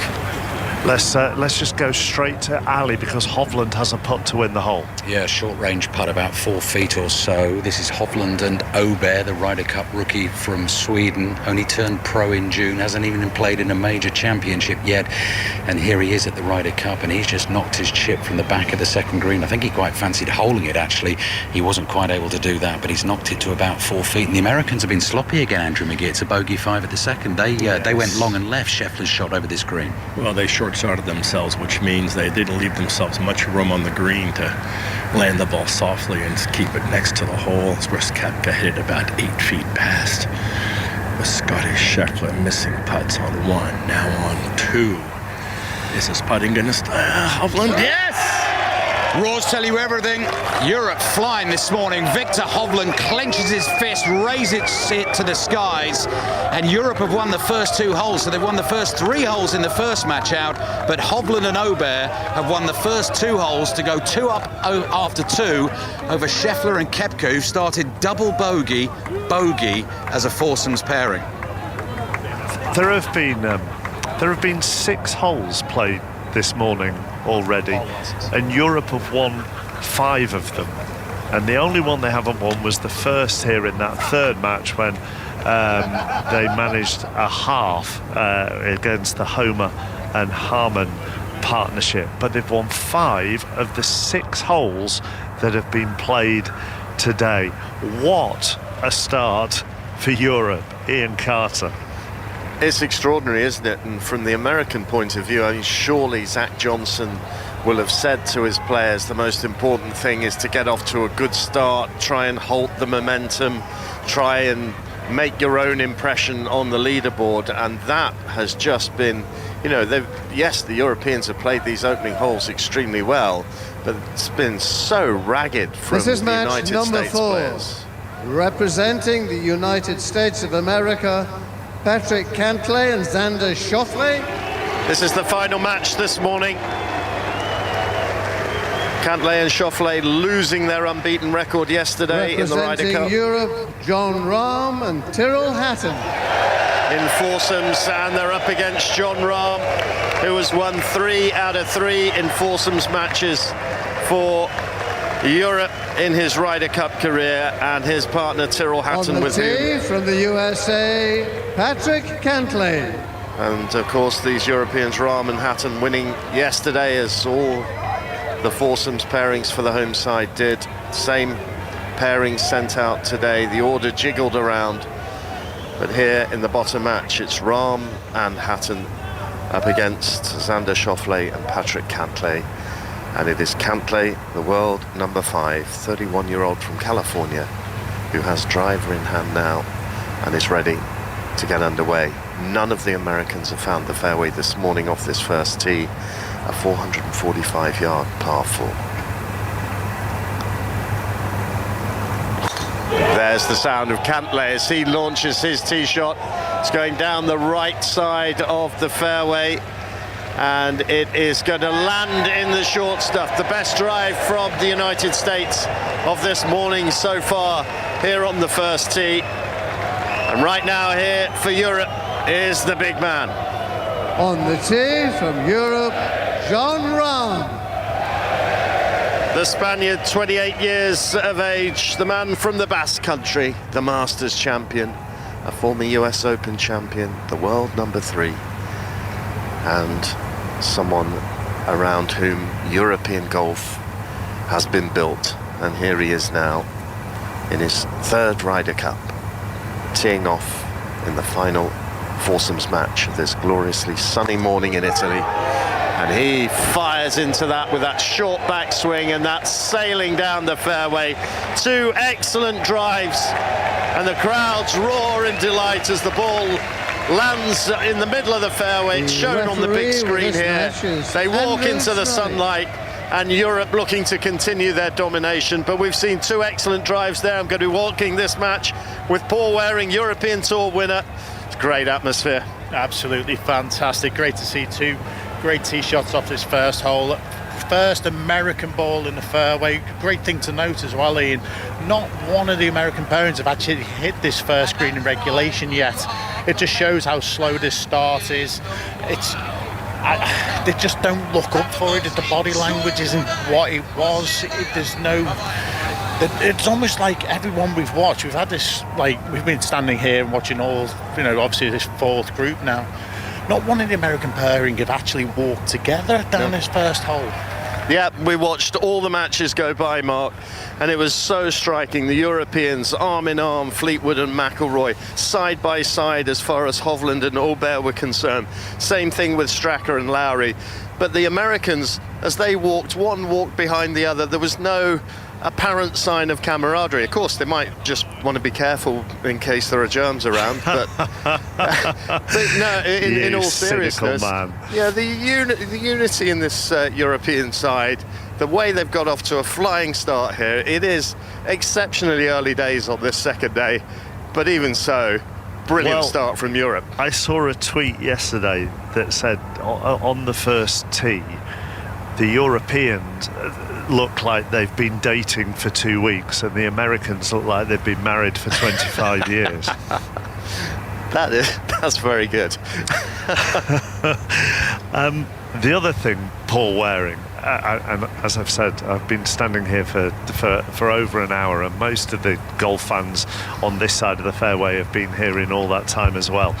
And there were ironic cheers and applause for Patrick Cantlay's drive because it was the first one of the Americans that has landed on the fairway. And I think you probably know you're in trouble as a team if you're getting ironic cheers from the opposition on the first fairway. I totally agree with you. One other thing I've actually just noticed, and I kind of gave Ian Carter a nudge on the first tee about this, was walking out separately. So allowing the Europeans to walk out to massive cheers and then follow out to massive boos. If it was me, if I was Zach Johnson at that point, I'd say, right, make sure you walk out together with the Europeans. Yeah. Don't allow the separation from the crowd, so you'll come out to just a cheer.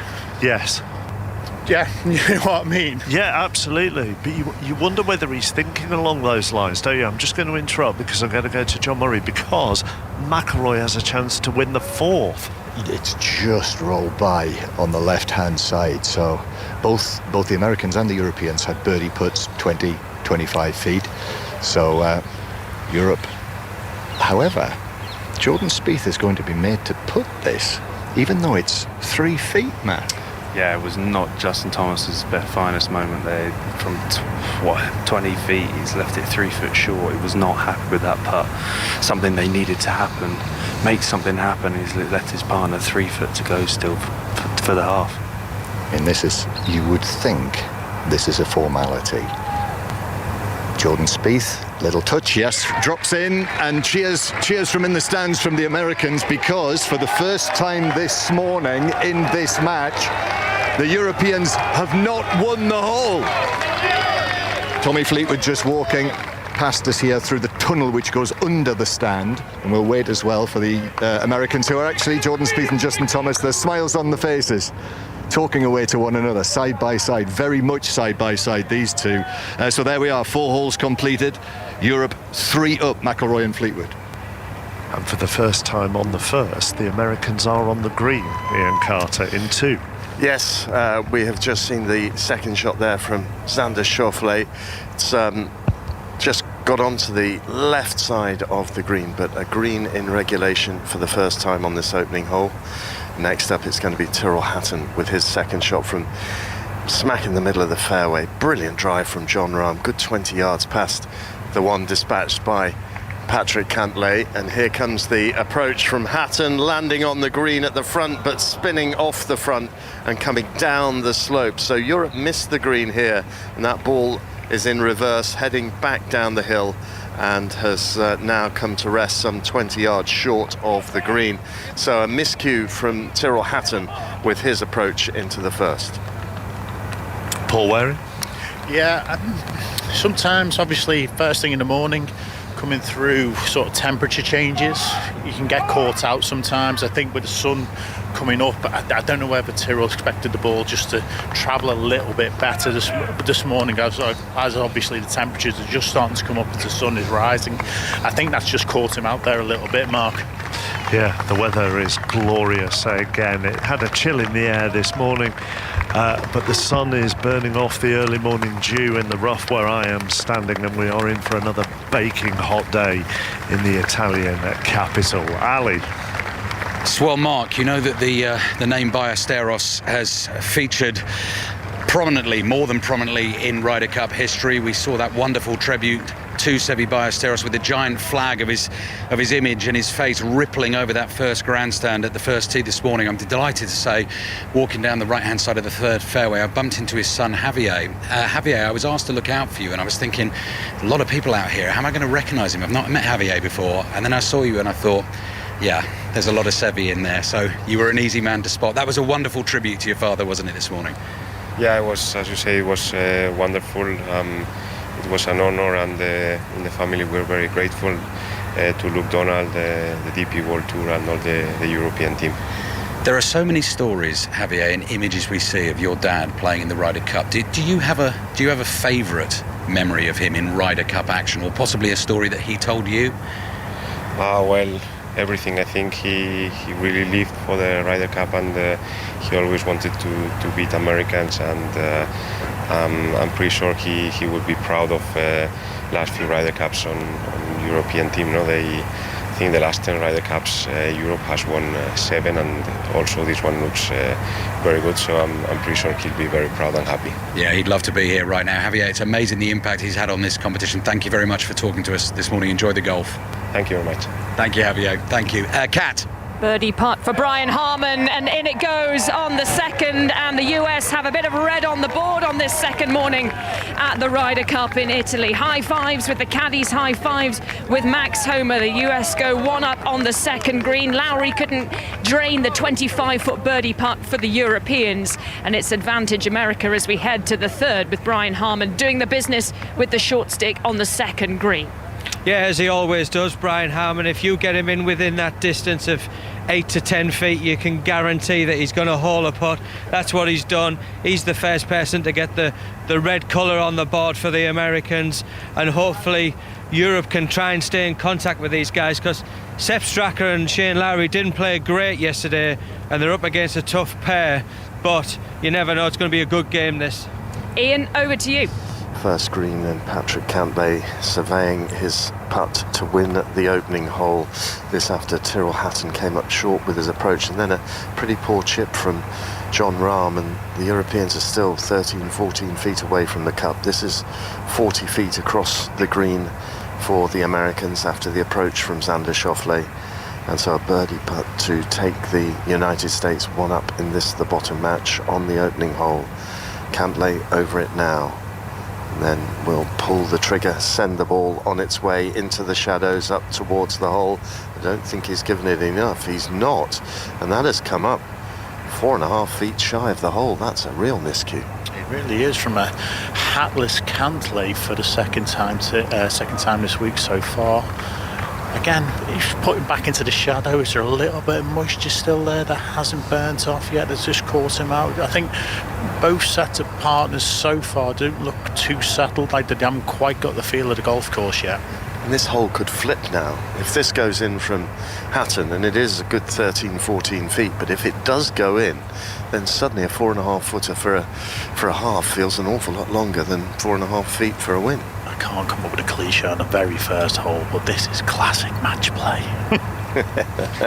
Well, I think you're absolutely right. This hole could flip right here. Of course, if this misses, then the Americans have another crack at trying to win it, with Xander Schauffele already eyeing up the 4-footer. But here is the putt for par from Hatton, and it's in. Well, there you go. Tenacious stuff from Tyrrell Hatton. A clenched fist as he takes the ball from the hole, and it's a fighting par for the Europeans. Great putt by Hatton. I watched him for 36 holes yesterday, and he didn't hole a putt. So to get off the mark that early on the first hole was something so important. Absolutely massive for his momentum.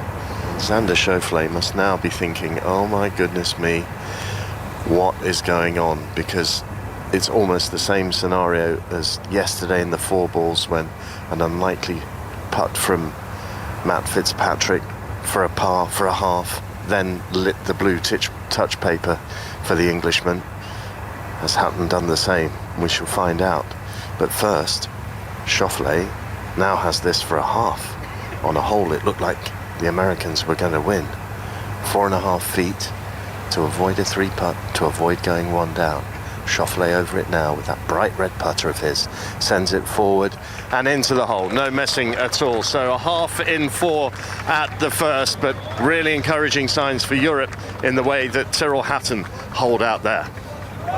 Well, let's not forget, Paul Waring, we were talking yesterday how we saw Tyrrell Hatton on one of the greens yesterday morning mouth, these something greens are so bad. So he's already off to a better start today than he was yesterday. Yeah, absolutely, Mark. It's great to see a player when he steps up and positively. It was a very positive putt, very sort of rammed it into the back of the hole as well. There was no thought of missing. I think as well, Tyrrell, if he gets off to a start on the greens, all that, I'm going to use the word whining, stops as we go out to alley. Well, I can't quite believe what I've seen from the American pairing of Koepka and Scheffler on the third here. Victor Hovland standing over a short putt in the sunshine on the third green for a chance to put Europe, Hovland and Aubert, 3 up after 3, because the Americans have taken another double bogey. I'll get Andrew McGee to tell that tale of woe in just a second. So they could win this whole Europe with a bogey 5, because they came up short in 2. Victor Hovland's chip rolled back to the bottom of the slope. Aubert's knocked it to a few feet, and this for the bogey, for the win, and he's got it. Victor Hovland's got it again. And where Scotty Scheffler's been missing with the putter, Victor Hovland has been holing. But what a mess the USA made of that hole, Andrew. What on earth happened there? I'm calling this the Rombo hangover from 18, the eagle putt that destroyed Koepka and Scheffler yesterday afternoon on 18. I think it really collapsed them. Starting off double bogey on 1, bogey on 2, double bogey on 3. These are world-class golfers. What's going on, eh? Scheffler found the fairway. Koepka came up short. Scheffler's chip then landed back at the bottom of the slope, didn't make the green. Then Koepka's chip went fizzing 20 feet past. Just really odd, and you said it right, they've looked really flat. They just don't look up for it. Yeah, it was Scheffler's chip there that could have saved the day, but it didn't. It came up way short. So all he had to do was get it on the green and secure maybe a par putt or a bogey would have tied. Well, Mark, honestly, I really cannot believe what I'm watching. I mean, I gave them the big up at the start of the day. I thought this was the one for the Americans, Scheffler and Koepka, but they have been out. Yeah.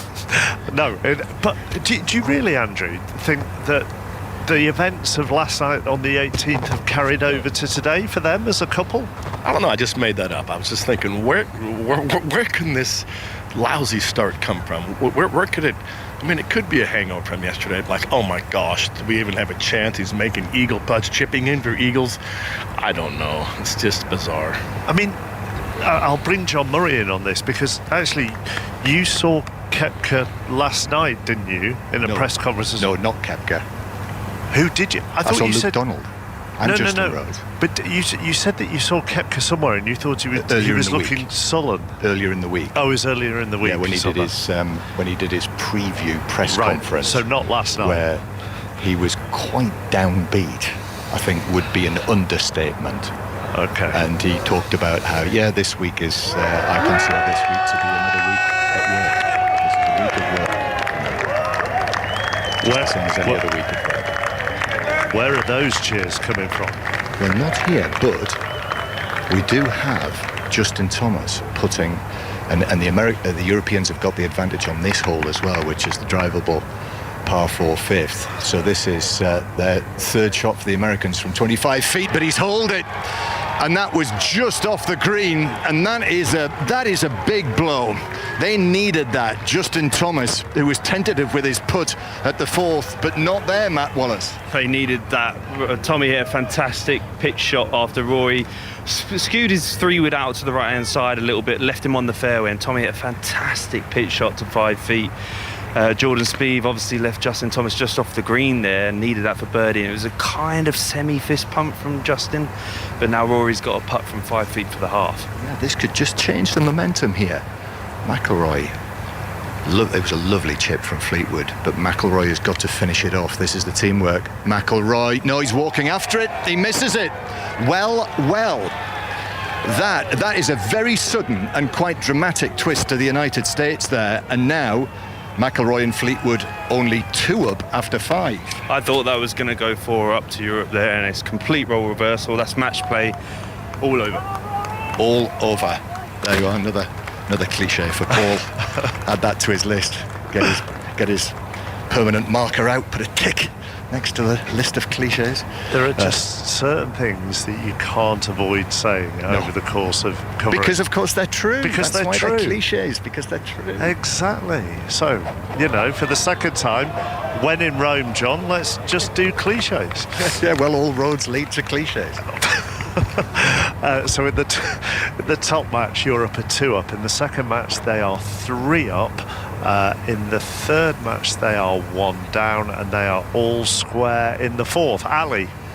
Talk about keeping the pressure on from Ludwig Aubert. Par 3 fourth. His tee shot has landed within inches of the hole. On his Ryder Cup debut in his second ever match, the 23-year-old Swede, who is being roared onto this fourth green, very nearly made a hole in one. And now Scotty Scheffler with the putter yet again, Andrew McGee, has got a 15-footer for the half. Otherwise, the USA are 4 down. Unbelievable. However this works, Scotty Scheffler's the only one that's putted on the fourth hole still. Koepka has not hit a putt. Koepka's head is down, looking at the ground. Scheffler's head is down, looking at the ground as they walk to the green. European team are walking side by side, looking up, smiling, waving to the crowd. A completely different look from the two teams. Brooks Koepka having a big old chuckle with Victor Hovland there, because he feinted not to give the putt as a joke. There were huge boos from the fans around the green. Hovland looked at him as if to say, come on, are you sure? And then Brooks said, I'm only joking, pick it up. So the Europeans in for a birdie 2. We need to back off a little bit. Ludwig Aubert has just stared me straight in the eye. Goodness me, I tell you, he is one cool Swedish cucumber. What a tee shot that was off the par 3 fourth. They're just backing each other up beautifully. I mean, it's a lovely pairing Luke Donald has got going here. It seemed natural, doesn't it? Even before the Ryder Cup started, to put these two Scandinavian gentlemen together and watch this young superstar just emerge at this Ryder Cup. So, Scotty Scheffler, 15-footer on the fourth to try and salvage a half. Not a bad tee shot from Brooks Koepka, but nothing in comparison to the stunner from Ludwig Aubert. Europe could go 4 up after 4. And this at the moment in its very early stages, but these are golfers of the highest caliber representing the USA, Koepka and Scheffler, and at the moment this is utterly humiliating. They've started double bogey, bogey, double bogey. They need this for birdie for the half. Scheffler's putt on its way towards the hole. Oh, it stops millimetres short. They're 4 down. Unbelievable tee shot from Ludwig Aubert. Victor Hovland raises his fist to the air. He turns and fist bumps Aubert. And incredibly, Europe 4 up after 4. Mark. I'm standing on the 7th waiting for the players to come down here. I've got Okay, Dan Straka just Rappaport with me, who's just shaking his head, US golf journalist. I'll talk to him in a moment. I'll let him just keep shaking his head. Kat. Lots of shaking heads here as well on the third green. Brian Harman heard those roars from the fourth up ahead, turned his head, looked down, looked at the big screen, looked back down at the floor. Now Sepp Straka for a birdie here on the third, and he's walked it in. He's walked it in as the Austrian, and that means that this match is back to all square on the third. The Americans winning the second, Europeans winning the third, and we're back to all square here in the third match out on the course between Brian Harman and Max Homa. Sepp Straka doing the business for the Europeans on the third green, partnered with Shane Lowry, who'd put it in with the second shot to 7 feet. Beautifully played by Lowry, and Straka finishing it off, Graham. Absolutely, Kat, and just saw the European pair look at the American pair as if to say, look, we're not going to be easy. We're going to take you all the way. We're going to fight as much as we can. We're going to make sure those blue numbers get back on the board.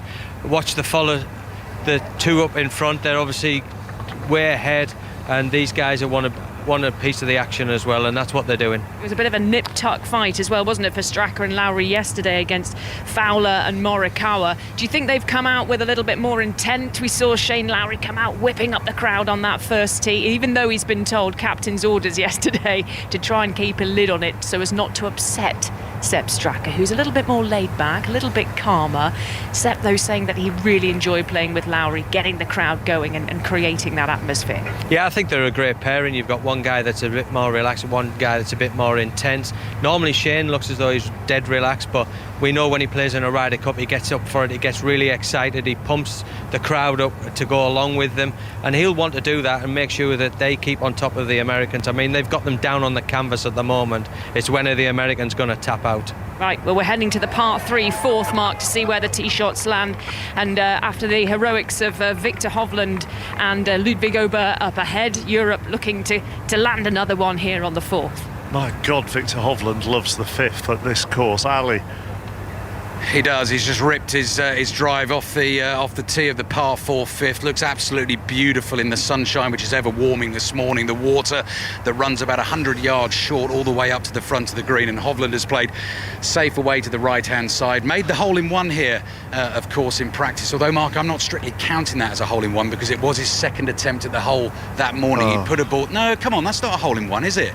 It's got to be the first shot off the tee. Anyway, this one in competition play is on the green, and the Americans have matched it. Scotty Scheffler has found the front left of the putting surface. The pin here, I'll tell you what, the pin here is wide right, Andrew McGee, on this green. Hovland's pretty close there. Yes, as closer I'm looking at this, he's right next to the pin, actually. Just pass it to the left. Maybe he has, 15, 20 footer for eagle, so he does love number 5. If ever a scene summed up the Americans' plight at the moment, it is happening on the 6th. John Murray.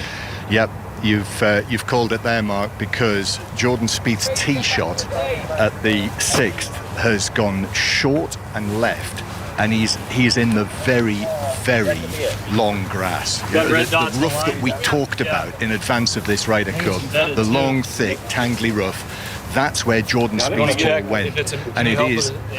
I'm not sure if they've found it yet. They've been searching for probably, Matt, I don't know, maybe 3 minutes for it, and I think there's a referee in there. I think they've found it. They've either found it or that's 3 minutes up, and someone's going to have to be going back to I've the tee. got it on a monitor Jim here, Bones, John and Matt. Jim Sakai getting a yardage, so I'm guessing they found it. But honestly, that's 220 yards off the tee, and the landing area is up at like 260, 270. So whether that was a snap hook, short left, miss strike, toe banger, that's a shot. That's an absolute shot from Jordan. He's not on it. It looks like that, and it's a struggle for the US team at the moment. Yeah, that means there must have been 15 people looking for it, and in the end, Jordan Spieth was actually down on his knees and sort of parting the grass. A bit like I remember the botanist Dr. David Bellamy used to do when he was having a look at some interesting flora and fauna. And let's actually, we might be able to hear them here. Can you look at it from right here, from this angle, just to see the... This is Thomas and Spieth together. The imprint or the... No, like, look at it from, like, up in here. I mean, you can see where the... Not to mention, there's But right in here. No, I get it right in there, but that's not where it was. Right, it had to come in this way. Right. But I just feel all these roots in it. So that's the referee involved in that as well, Matt. Yeah, I think they're trying to see if the ball was plugged, how the ball entered the rough, and they're trying to assess it. That's why they've marked it, picked it up, trying to see if the ball is embedded, has broke ground. That's the only way the ball can be classed as embedded or plug lie. It could still do so whether they're trying to pull one over the referee's eyes here out of this deep rough, even so they're going to have to be hacking this out. If they have to replace it back in its original spot, who knows, they might not even be able to get it out. Right, so there we are. So just after the Americans had won the last hole to make this match 2-up to Europe, then this happens to them. And that actually that's been the story of the Americans' week. So more on this to come, Mark.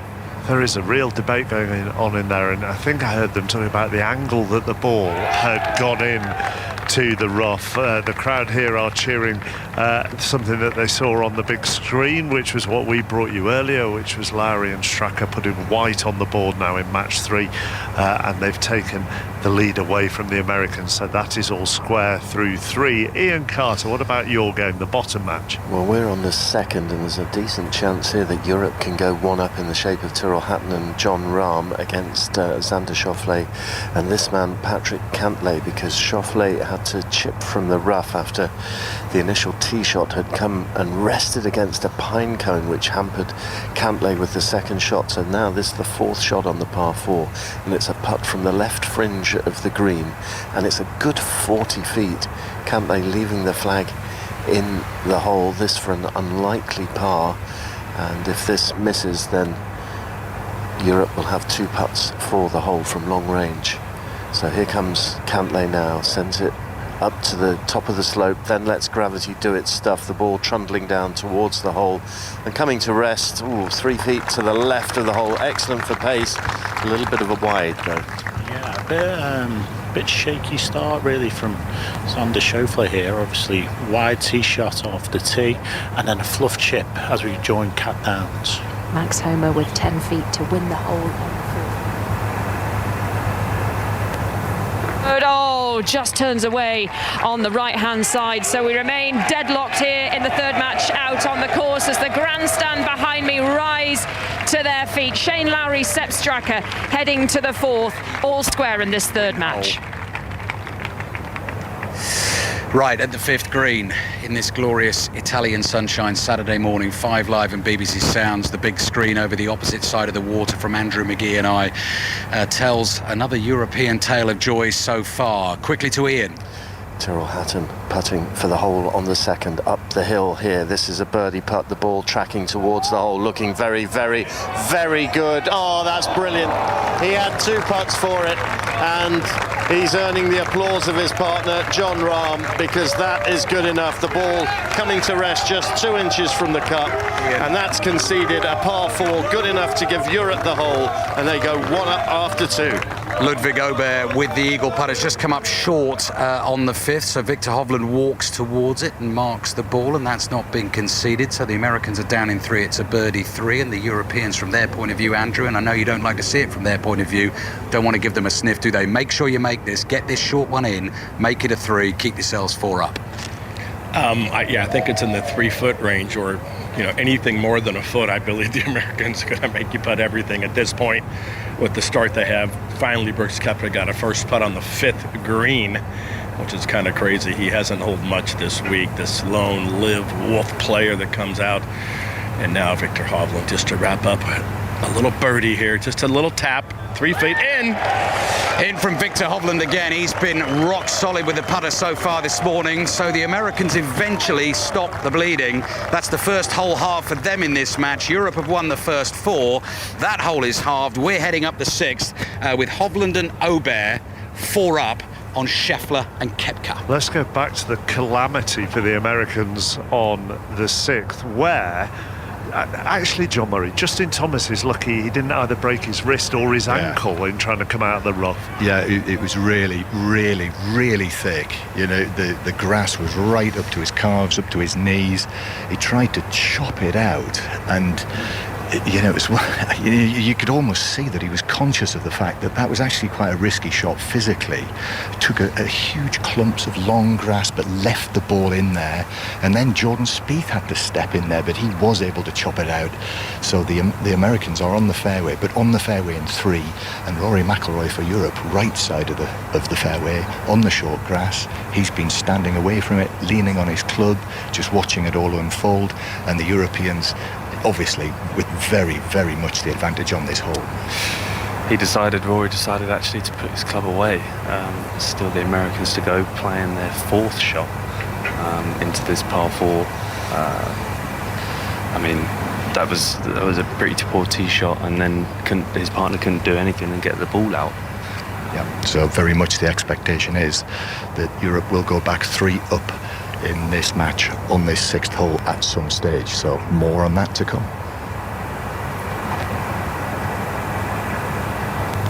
Okay, thank you very much. And for the whole of that 10 minutes since I last mentioned that Dan Rappaport was with us, you're still shaking your head. I'm actually focused on the Sanderson Farms Championship, which begins on Thursday. That's the big one. Yeah, this Ryder Cup's under protest. Our guys are congested, so I think it's actually heroic that they've managed to put 1.5 points on the board thus far. I mean, I was actually going to say to you, are you proud of them for battling on through this illness? No. In all seriousness, the word that comes to mind is feeble. There's no life, there's no juice, there's no energy, there seems to be no belief. They seem to be sort of going through the motions, might even be thinking about getting home to Florida on Sunday afternoon and by dinner time. Do you know why there's a lack of juice, a lack of energy? Because it's all very well, and I'm sure we will, and there will be lots of discussion over a captaincy, as there always is after a defeat. And we will come on to Zach Johnson many times today and tomorrow. But there's individual responsibility here as well. Of course there is. The captain can do everything right, but he can't hit a shot, he can't hit a putt. So at the end of the day, if the guys aren't playing well, no matter what the reason is, there's nothing the captain can do. That being said, you want to leave every stone unturned. And looking back, just at the lead up to this, most of them haven't played a competitive tournament in a month. 3 of them didn't come to the practice session here. No one played the Italian Open, and if you win, that's fine, but if you lose, those are the kind of things that you second guess, because you wonder, did they do everything possible? And it just seems like the Europeans bought into this cycle a lot more. All 12 played at Wentworth. They've been over here. They seem to have much closer inter-team relations. It's one-way traffic right now.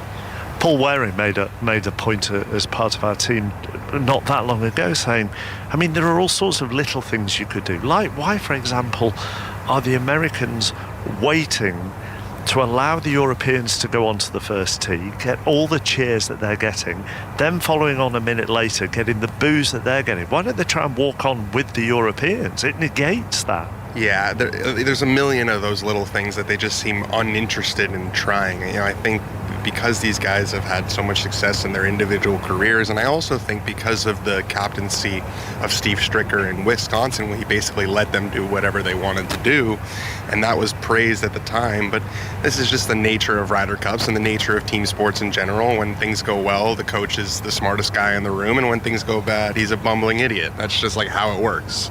What I have noticed, and we were standing here yesterday, weren't we, on the 7th, and there were quite a lot of American fans by us at that point, and they sort of heckled Zach Johnson a bit as he went past. I have noticed from quite a few of the American fans out here standing by the fairways that they are actually quite angry. Yeah, it's embarrassing. I mean, I think we pride ourselves in having major champion winners and having the higher ranked team, at least, by world ranking. And you come out here, a lot of these fans paid a lot of money to come to Italy. This has been something they've been looking forward to. It's like a football game where you travel on the road, your team's down 35-0 at halftime. What are you going to do? You can't blame one specific player, so you blame the leader. That's how it works. Yeah, you're talking American football being 35-0 down, aren't you? Yeah, if it was world football, that'd be historic. Yeah, you'd be incredibly annoyed if you'd gone away in soccer and you were 35-0 down at half time. John Murray. The hole's been conceded. Jordan Spieth put it towards the hole, and it didn't drop, so that would be at least a bogey 5. The Europeans were on the green in 2, so the inevitable finally occurred, and so that is Europe. Matt Wallace back up to 3 up in this match after 6. You just can't do that in that situation for the US team. You can't be giving holes away just when you get back in, just when you claw back in. You've got to put the foot down and try and get this back, put the pressure back on Europe, get them thinking about it. It's really, really struggle time for the US team in this first match. Yeah, that actually has been an American illness this week, hasn't it? Exactly as you say. So there we are. Europe win the hole, and McIlroy and Fleetwood are 3 up after 6 on Thomas and Spieth. 3 up through 6, McIlroy and Fleetwood. Hovland and Airberg are 4 up through 5. The third match, Lowry and Straka, that's all square through 3, and Rahm and Hatton are 1 up through 2. I mean, the other thing that is happening at the moment, and John Murray just mentioned it there, Europe are winning holes without having to actually win them. I mean, the US I think the Koepka and Scheffler group went double bogey, bogey, double bogey. Yeah, I think foursomes, if you look historically, it's been extremely difficult for the road team. And I think the reason why is you can't get in a rhythm. So it's very dependent on vibes and on atmosphere. And when you can't play your own ball, you can't kind of get lost in your own world, and you're left to take in the scene. You're left to sort of feel the momentum and feel the energy, and there's absolutely none right now. And they did this yesterday morning too. I think back, Burns hitting a couple balls in the water, some missed putts. They're not making the Europeans earn it. Yesterday afternoon in the 4 balls, they earned it. Right now they're being handed it to them. Matt Wallace, who will have arrived here on the 7th with John Murray, just talking about foursomes in Europe. Europe, up until today, have a 26.5, 9.5 advantage in foursomes in the last 5 Ryder Cups that have been held in Europe. Why? So therefore, that explains why Luke Donald decided, even though foursomes has not been the first session since 1993 when the Americans last won here, but clearly, as he said in advance of this, Luke Donald has been very much led by the facts that you've just read out. Well, I'm thinking the only reason would be preparation, course preparation, especially in Europe, set it up for our players. That's the only way I can think about it in foursomes. It's all about playing to your strengths, and we've got our best players out there doing that. But is that setting it up in all different? There are lots of things that go into setting up a golf course. But that's setting up a golf course for where our players are strong on par 4s, where they're strong with their approaches, etc., etc. Exactly. I know the Europe team was told, you are playing evens, you're playing odds, this is what you're going to do. I just think about that short par 4, the 5th hole. I mean, it's an absolute perfect number for 3-wood for Rory. 285, that is his 3-wood all day long, whereas it's right in between. None of the Americans can really hit their 3-wood that far, so they have to hit driver, they have to take some off it, and then that's where the dispersion comes in. They hit it wider. And McIlroy safely on the green with his tee shot here at the par 3, 7th on the front portion, rolled on, and he's on the right level. Let's go to Kat. With an eagle putt for Brian Harman on the 5th. This is this drivable par 4 over the water on the front 9 of the course. Max Homer obligingly put Brian Harman right on the front edge of the green, but the Europeans coming up short. They are to within 3 feet for 3 shots, and here comes Brian Harman's eagle attempt, curving round a little bit too soon for the eagle putt to drop, but they'll have a couple of feet now for a birdie, and that would win them the hole, Graham. Yeah, I mean, a little bit sloppy from Shane Lowry, not the usual Shane that we normally see from around the green, normally very delicate with his chipping and pitching, but made a mistake, which obviously then opened the door for the Americans to be a lot easier to just 2-putt and win the hole. So Sepp Straka was in the water here yesterday. Do you think he was just a little bit overcautious with his tee shot, because he ended up short and right of the green here, and that left Shane Lowry that chip back towards the water, which, as you say, he miscued. Yeah, and that goes back to what Matt Wallace was just saying about the fact that Sepp Straka hit driver here yesterday, tried to take a bit off it, put it into the water. Today hit 3-wood, came up short right, so always kind of in between which club to hit. So Shane Lowry is just about to putt for par for the Europeans, and then the Americans, Mark, will have a short birdie putt to win the hole and go one up again. Both pairs on the green here on the Larry 7th. missed that putt, so they've lost the magic hole. for Ian. Yes, we're at the 3rd here, and Jon Rahm chipping from just off the right edge of the green. The Americans have already had to chip on. Both pairs found the rough off the tee, and then the Americans, a really awkward position, which left Patrick Cantlay with a difficult chip, 1 foot in the bunker, 1 foot out from thick rough that was bordering that hazard, and he's managed to knock it onto the green to probably 15 feet. But here's Jon Rahm, and this is the sort of chip that is right in his wheelhouse, as we saw yesterday, from just off the right of the green in the runoff area, tight lie. And he bunts it forward and up towards the hole, and then the brakes go on, and it's just run on by around about 3 feet. Yeah, difficult to judge coming up that slope. He decided rather than flopping it the whole way, he's used the slope to kill the ball and then have a bit of spin. So again, he's just having to judge that ball onto the green as we go to Ali. Well, incredibly, it's another chance for the pairing of Victor Hovland and Ludvig Åberg. Relentless excellence from the Norwegian and the Swede in this match. At the moment, they're 4 up after 5 on Scheffler and Koepka.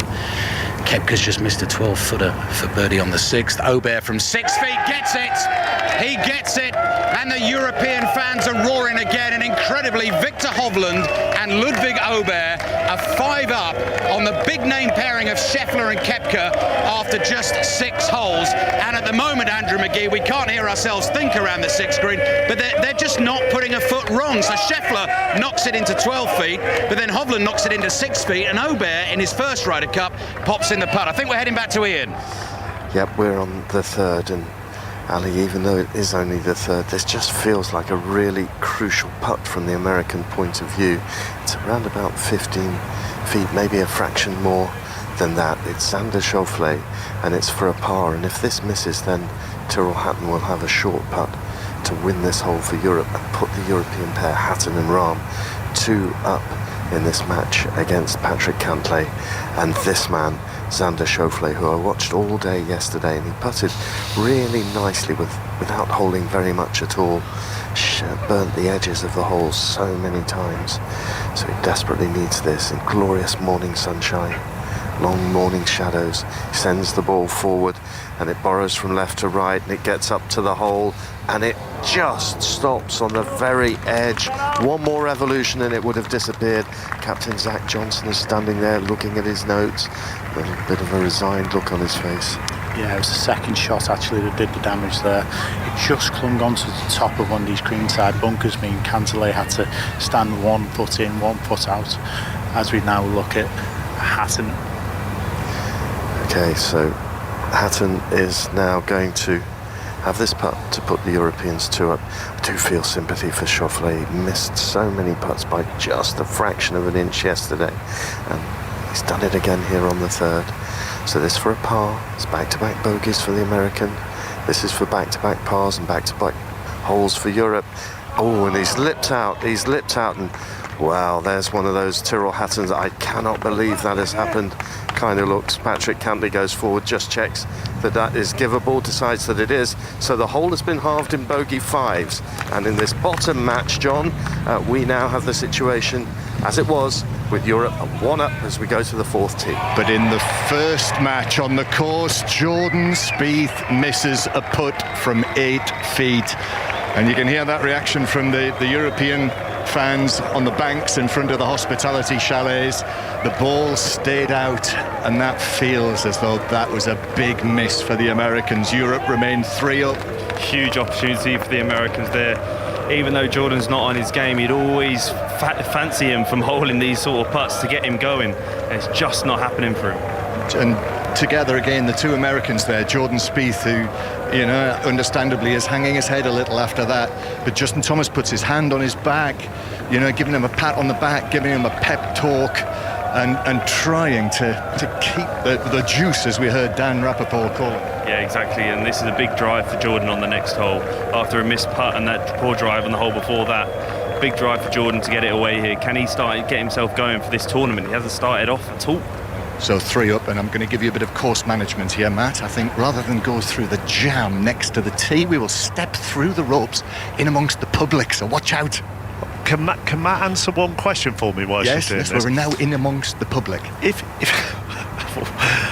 Are you comfortable with that, John? Are you being mobbed? I'm fighting. I've got Matt to fight. Get away. Get away. Don't touch me. Don't touch me.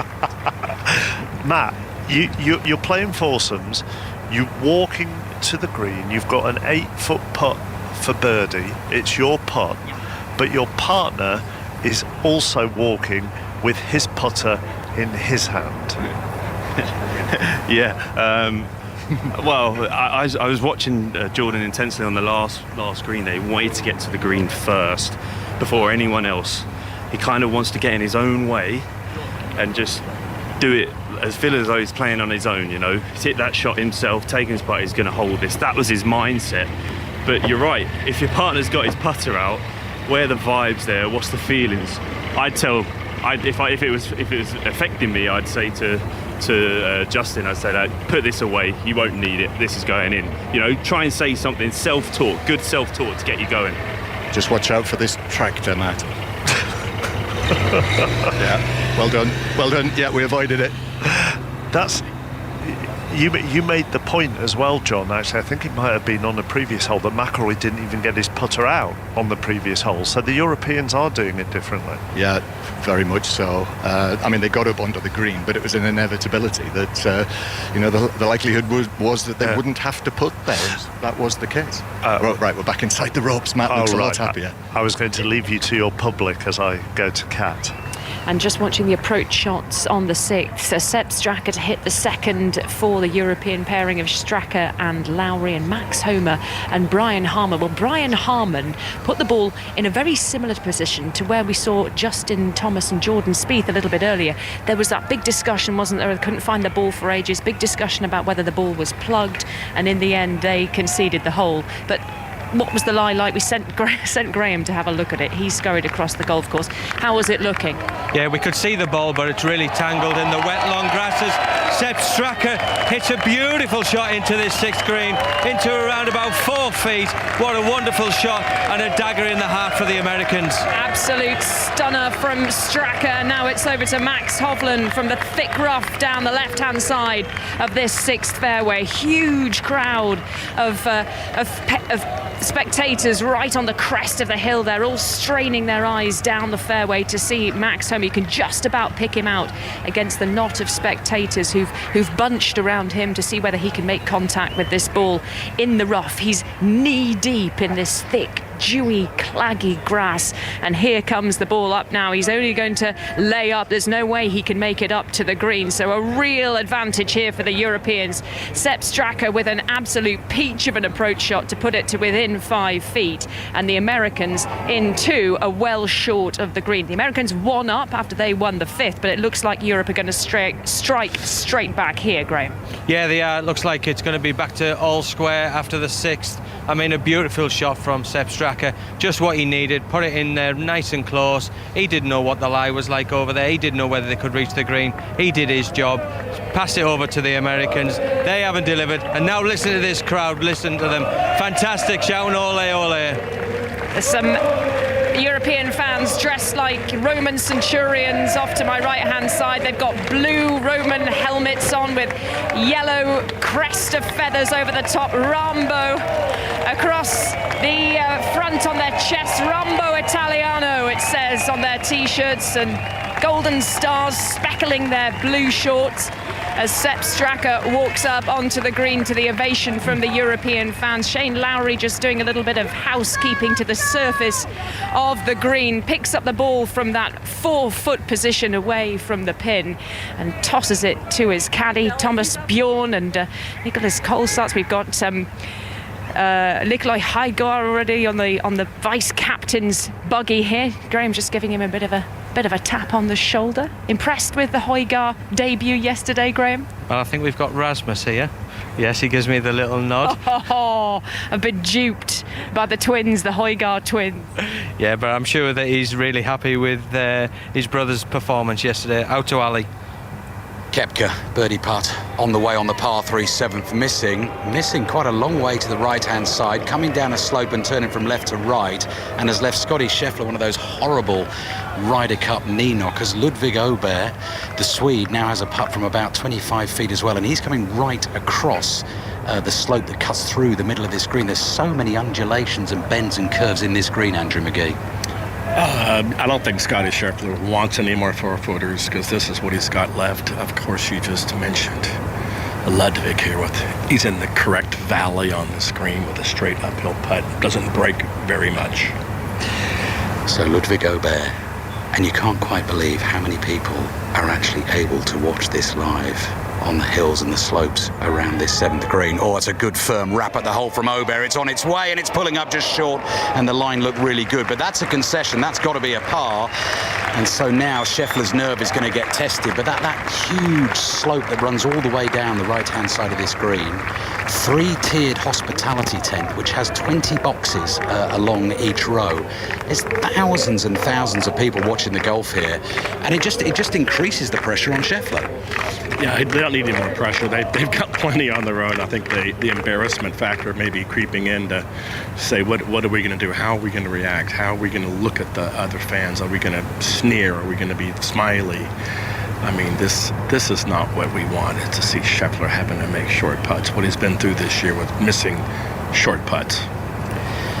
Well, Europe right from the start have put the pressure on. The American pairing of Scheffler and Koepka have made the mistakes, and it's been remorseless and relentless so far from Hovland and Åberg, who are standing just in front of us at the back of this 7th green. Scheffler has the stage to himself. It's a tester, it's a 4-footer. They're 5 down after 6. If he misses this, it's 6 down. Scheffler getting ready to go, just rocking from side to side.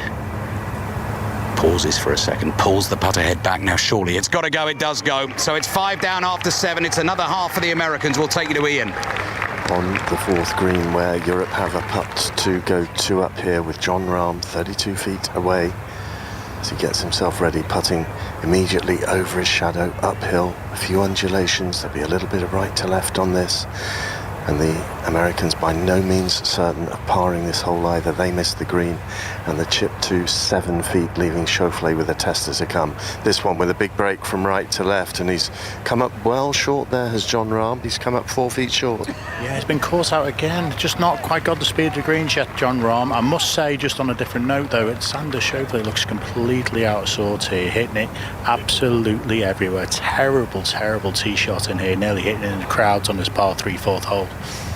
Yeah, and he's got to try and get something going with the putter. This is the sort of putt that could do it, though. There's a lot of break to deal with, but only 7 feet must make you think from the American point of view. Yeah, absolutely. He needs to find a bit of momentum. He needs to find something good in this round early. Xander Schauffele, like I just said, he's been struggling so far, just leaving himself lots to do. It's just not the American team that we're used to seeing, especially from a pair and so solidified at these two. Yeah, he's surveying it now. The big scoreboard over there showing Europe in commanding positions. 3 up in the first match, 5 up in the second match. Both of those 7 holes in. McIlroy and Fleetwood and Hovland and Åberg all square. Lowry and Straka against Homer and Harmon. And in this match, it's Rahm and Hatton who are 1 up after 3 holes. If this misses, then there'll be a 4-footer for Tyrrell Hatton, who missed a short putt on the 3rd, but a 4-footer for Tyrrell Hatton to take Europe 2 up. However, if this goes in, then Hatton suddenly has the pressure to keep the Europeans in front. Left hand below right, the putting style of Xander Schauffele, a relatively diminutive figure, with the dark cap on, the white shirt, the blue and the red horizontal stripes across his chest, and now ready, putting through his shadow. This for par is to avoid 3 straight bogeys, and he's made it from 8 feet, coaxing it in, beautifully judged, right into the middle of the cup. Perfectly still head there from Xander Schauffele, really focused in what he's done, bang in the middle of the hole, really positive putt, great putt. Now for Tyrrell Hatton, this is really important, isn't it? Because he missed a short putt on 3. Critical he makes this. Yeah, absolutely. I don't think he hit a bad putt on 3. He actually just lipped out on the high side. So this is important now for Tyrrell, just to refocus now, see the ball going in and then execute his putt. Yeah, the leaderboards here actually give you the distances of the putts, and they're claiming this is a 6-footer, so that shows you how short the initial putt from Jon Rahm was. Hatton, this for the half to keep Europe ahead, sends it forward. And in it goes, into the cup. So it's a half in par threes for the players in the bottom match here, and Europe in the shape of Tyrrell Hatton and Jon Rahm remain one up against Patrick Cantlay and Xander Schauffele. What you would say, Dan Rappaport, US journalist, is that, look, the first two are calamitous at the moment out on the course. McIlroy and Fleetwood, from an American's perspective, McIlroy and Fleetwood 3 up and Hovland and Herber 5 up. But all square in the third and Europe 1 up in the fourth. The Americans have to focus on those two. We're getting really creative now with what we're looking at. You know, this is what happens. You could get 2-2 in this session. A 2-2 would be a massive victory. It's surreal what's happening. It just feels like everything is going Europe's way, nothing is going the Americans' way, and they're not doing anything to shift the momentum. There hasn't been the putt that's gone in. There hasn't been the roar from a player. You know, at this point, you have to almost lean into the antagonism. You have to mix it up with the crowd, do something different, because what they're doing right now clearly is not working. And the other thing that they're now fighting against, because the longer that this has gone on, and Justin Rose mentioned it last night as the final 4-ball match to finish yesterday, they weren't going to be the first Europeans to allow red on the board. And I can imagine that, I don't know, if you're Straka and Lowry, who are coming down here and have been one down during the course of today and have got it back to all square, they'll be looking up and seeing what's happening in the first two and going, we're not going to be the ones to put red on the board first. Well, the Americans still haven't won a match, so there's a legitimate possibility that after 3 sessions, with the way the board looks right now, you've had 12 completed matches and the Americans have won 0, and then that's something that the Europeans can rally behind. I think back to Whistling Straits, you know, when you're up like that, your focus shifts from just winning to embarrassing them. They wanted 20 points. The Europeans might be thinking about 20 points pretty soon. Cheers, the Irish flag's being waved behind me because Shane Lowry is marching down the 7th. Sepp Strack is there as well, and there's a chant for him behind me. Both men have got their putters out. We will bring you news of what happens here on the 7th, but at the moment Europe are up in 3. It's all square in 1. In the second day's morning foursomes, Europe are continuing to dominate. They lead 6.5, 1.5 from yesterday's scores. You're listening to 5 Live. We're live in Rome at the 44th Ryder Cup. It's 18 minutes past 9 here, 18 minutes past 8 in the UK, and Matthew Bone has the news. Listen on BBC Sounds. This is BBC Radio 5 Live. Thanks, Mark. A medical trial suggests that thousands of prostate cancer patients every year could be successfully treated with a more intense form of radiotherapy given in the space of 1 week.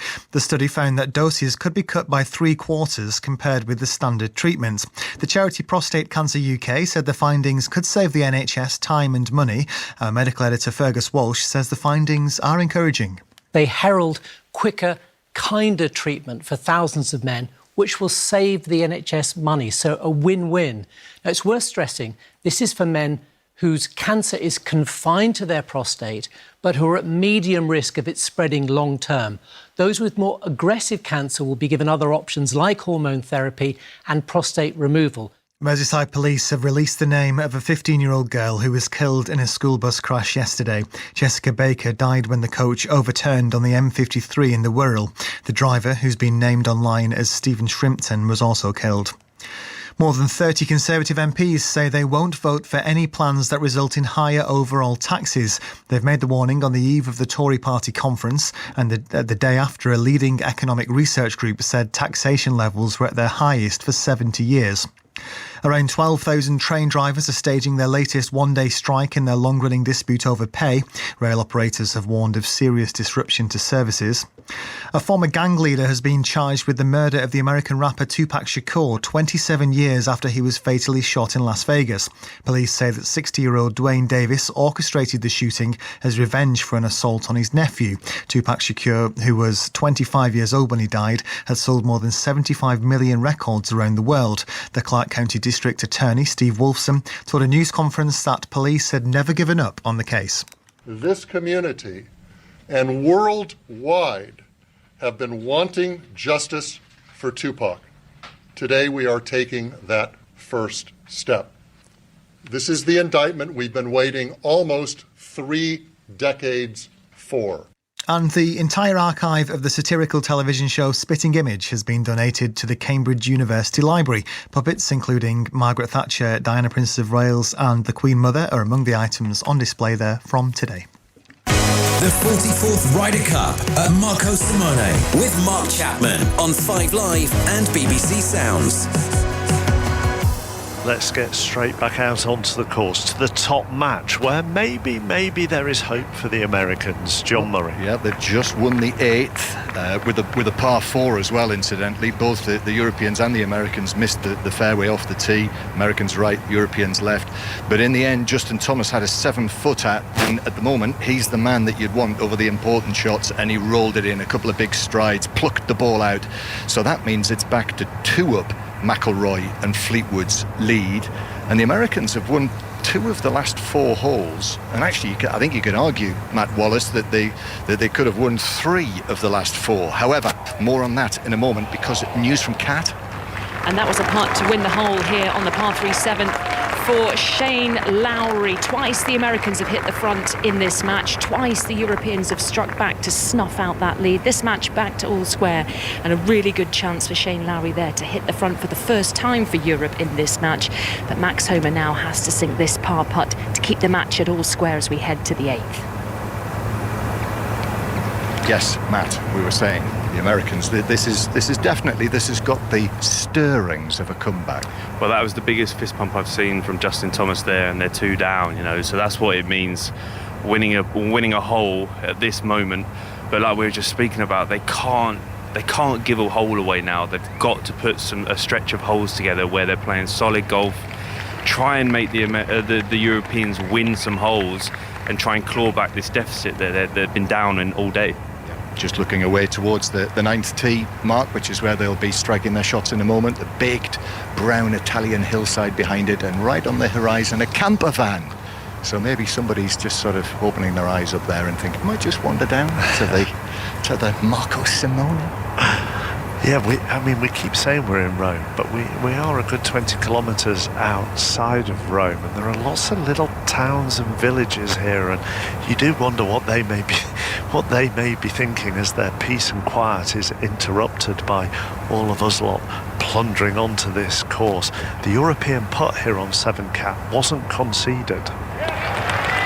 Did it? I'd already made my way over to the next tee. I had to come scurrying back when I saw Sepp Straka standing over that, but the Austrian made no mistake there. Just a couple of feet. Seems a little bit stingy of the Americans, but we remain all square in this 3rd match with the Europeans up in the other 3. Ian.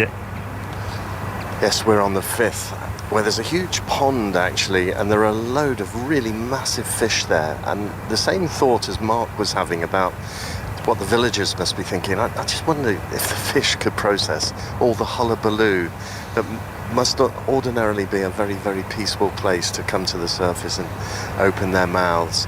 And there will be a hullabaloo in a moment if Tyrrell Hatton cans this putt, because a magnificent tee shot on the par 4, drivable par 4 from Jon Rahm has set up an eagle chance here that the Englishman is scouring. We've just seen the chip shot of Xander Schauffele from a penalty box away from the hole to the right, and that has set up a birdie chance of 4 feet for the Americans.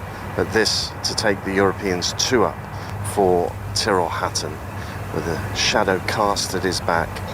People standing, shielding their eyes underneath the giant scoreboard, which shows Europe up in 3 of the matches out on the course this morning. The domination continuing, and can Hatton light another blue touch paper in this firework display? The ball ducking down. He's interested. He bends the knees, and the ball refuses to drop. But great effort from Tyrrell Hatton. Absolutely. It looked online the whole way, as you rightly said there, Ian. Just buckle of the knees, bend of the knees, and it's just slipped by on the right hand side.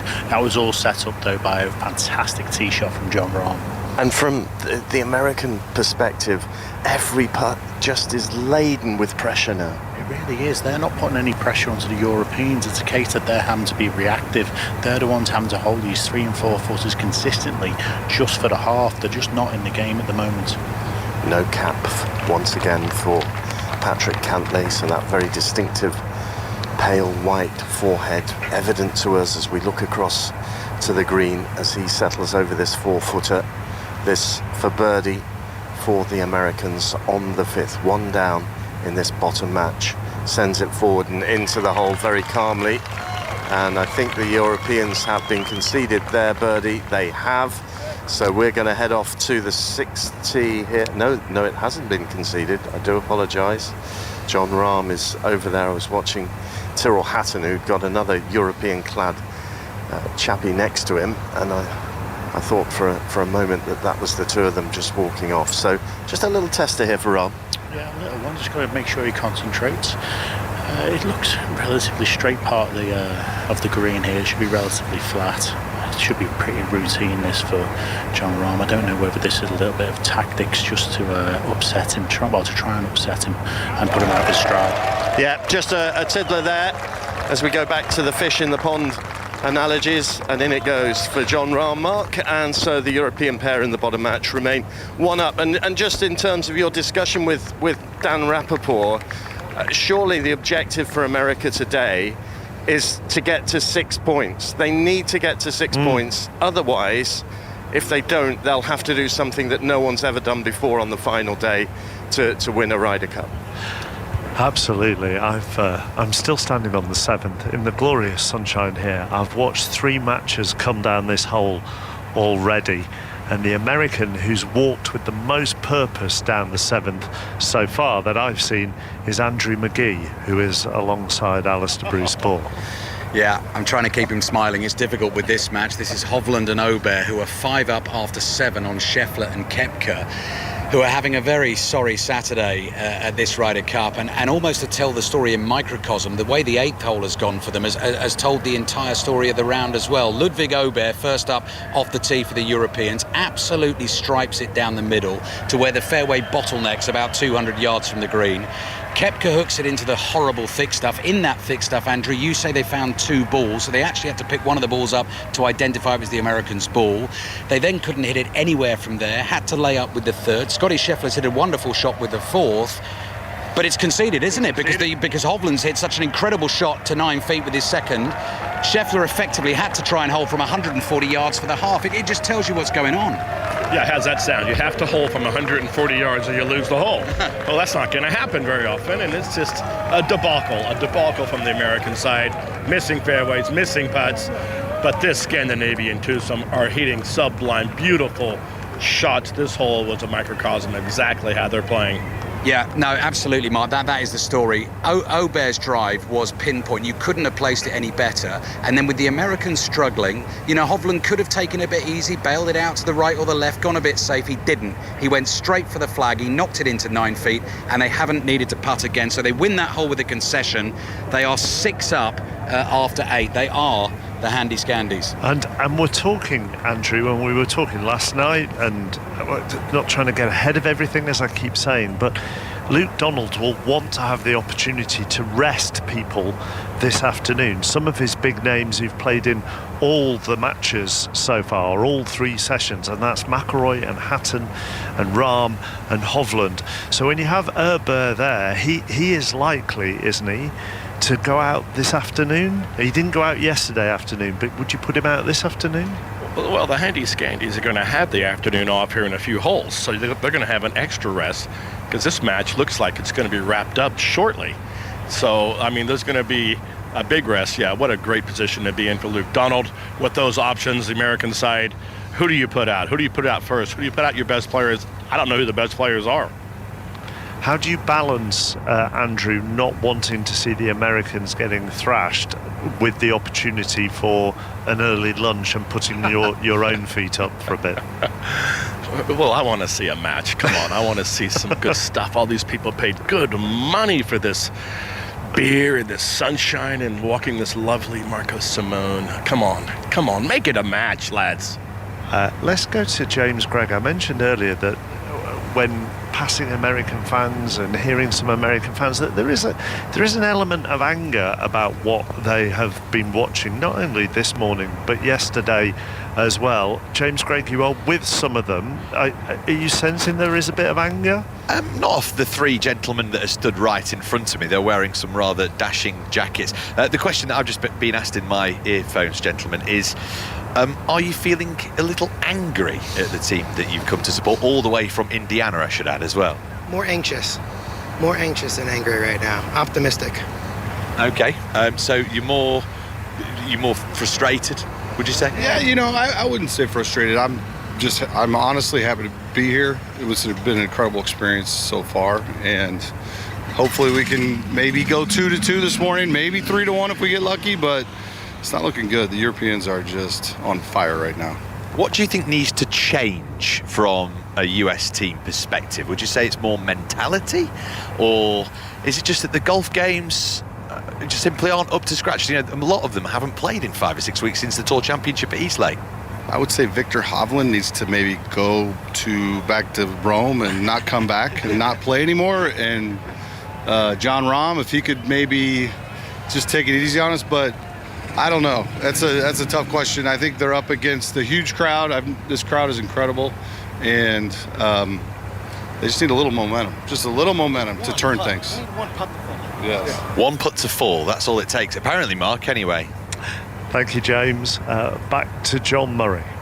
Not sure what I didn't catch the name of that American, but I hope he's not listening, because we've got some more not so good news on the United States at the par 5 9th, because off the tee Justin Thomas went right into the rough, as did the European ball incidentally, but Jordan Spieth, attempting to chop it out onto the fairway, just managed to chop it into the rough further down the right-hand side. So the Americans have gone from rough to rough and now to missing the green on the right-hand side, so they're there in 3, Matt.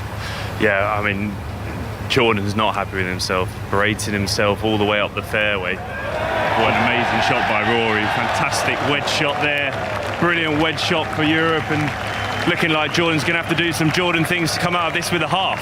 European ball right in towards the flag at the back left, lands just beyond, spins back, and then ends up, well, that is right within Fleetwood range, 6 feet from the hole. So the Europeans, having lost the previous hole to go to 2 up in this match, Europe again, Matt, and this is such a theme in this match, other matches.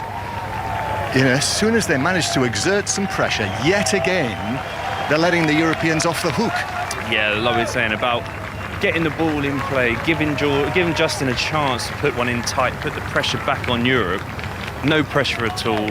Missed the layup shot out of the rough. It was a very poor layup shot, we've got to admit. Like 8-iron out of the rough, really wide, probably about 80-yard wide fairway. Missed the fairway. Partner then can't reach the green in regulation, and now Jordan's on the right-hand side. He's got about a 50-yard pitch. He's going to have to do some special things, and he hasn't really done anything today, so nothing's showing that he's going to show me that. So there we are. Europe 2 up, could become 3 up again. Okay, so Europe 2 up in the top match. In the second match, they are 6 up are Hovland and Herbert. And Alistair Bruce Ball, you know in cricket that they have WinViz, don't they? Where they predict the likelihood of one team or another winning, which I'm guessing there is some science or some analytics behind it, rather than one bloke with a pie chart picking a number out of the sky.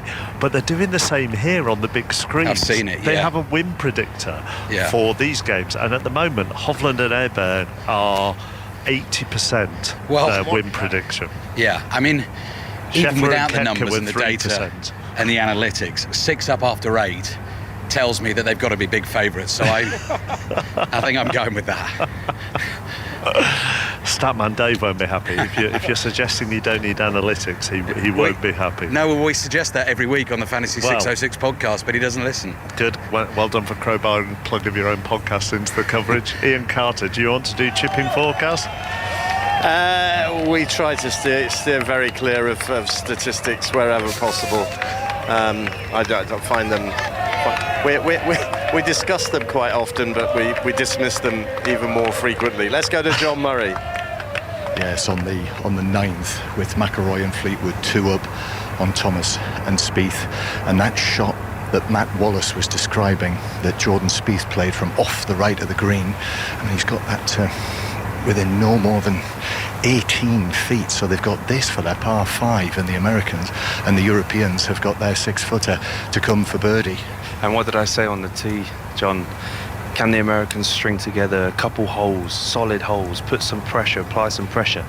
But it's looking likely if he misses this, it's going to be conceded. You know, bogey on a par 5, that's not what they want right now. No.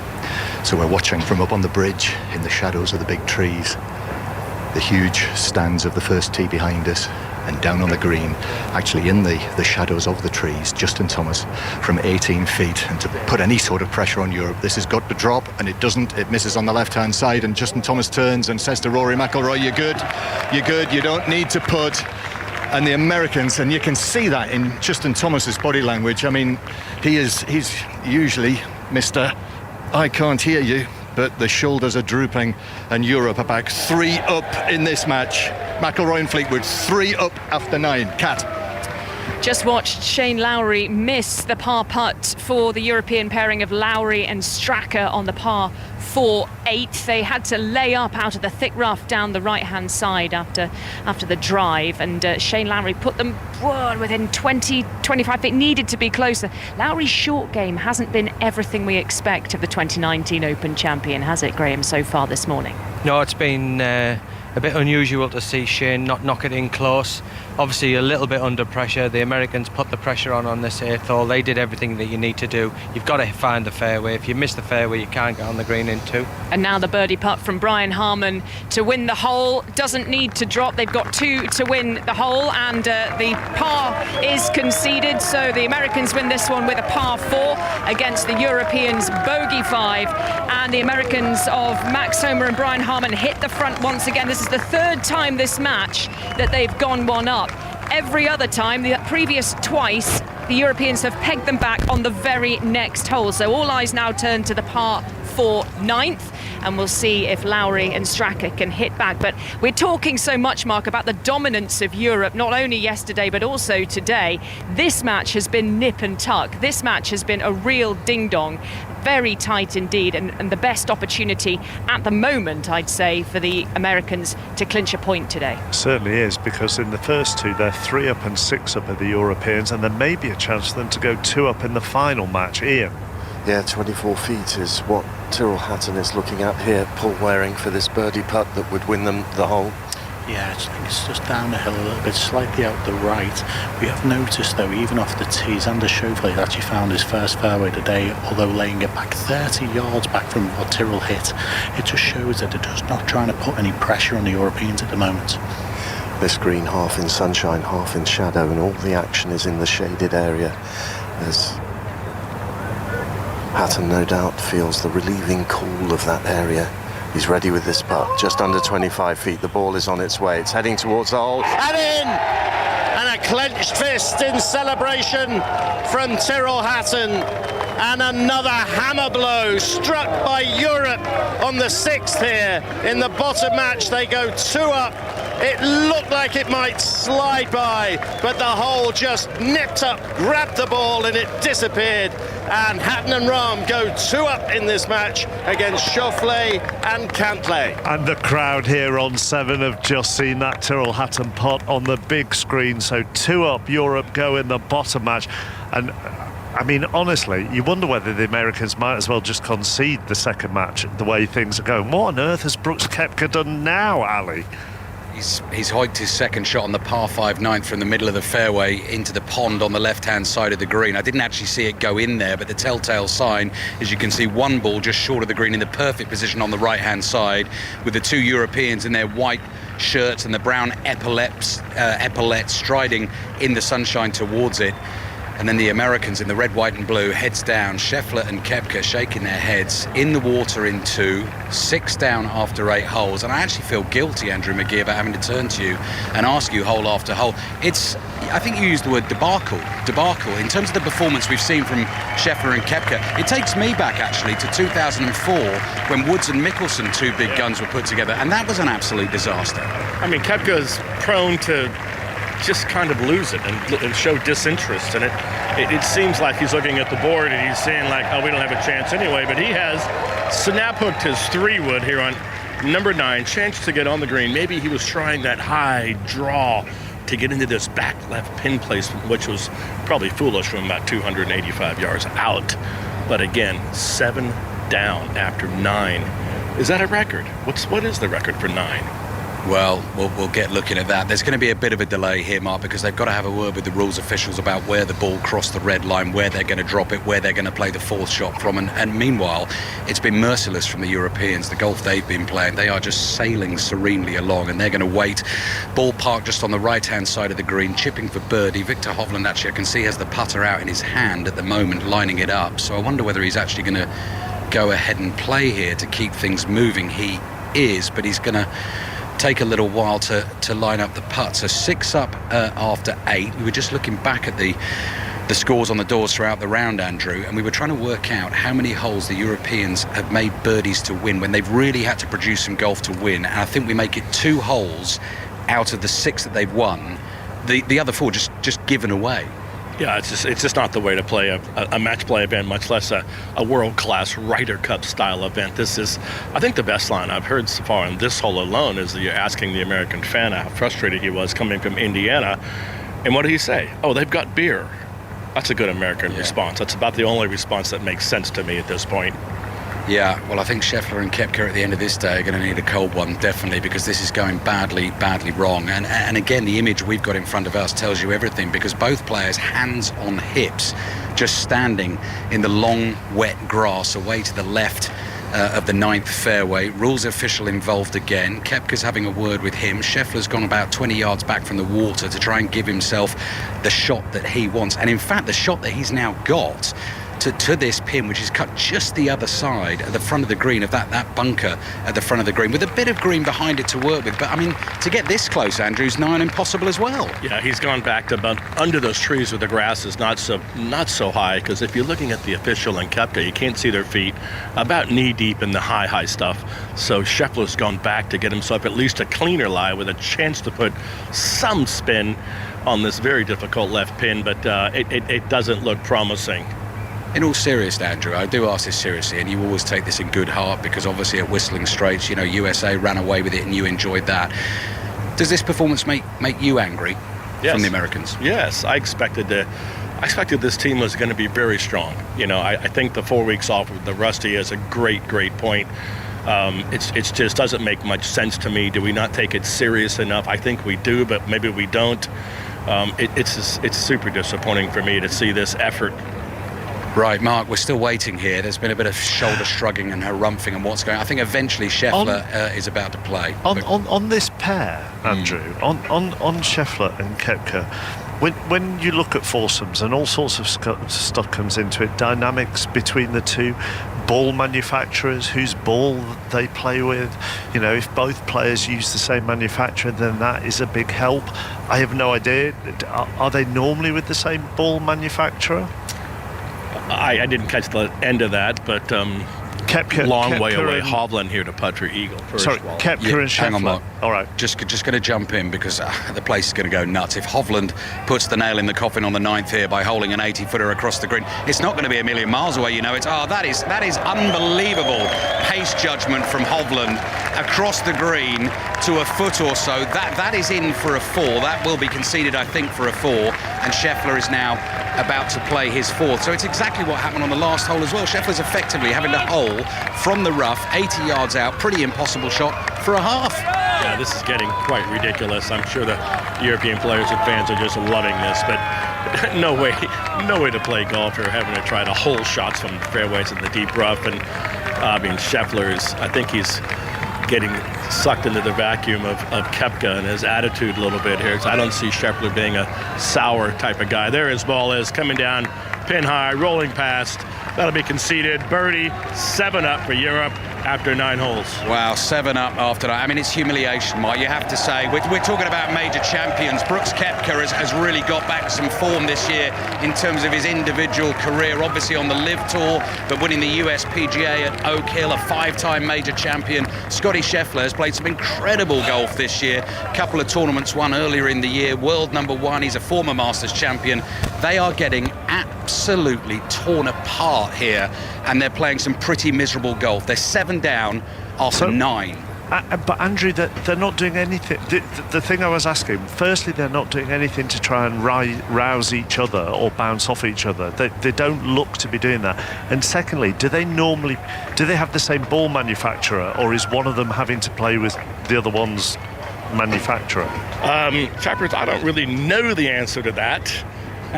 Most of the time their balls are so deep in the rough it's hard to tell whose ball's who anyway. But I think that's the real truth. But they're not firing each other, are they? No.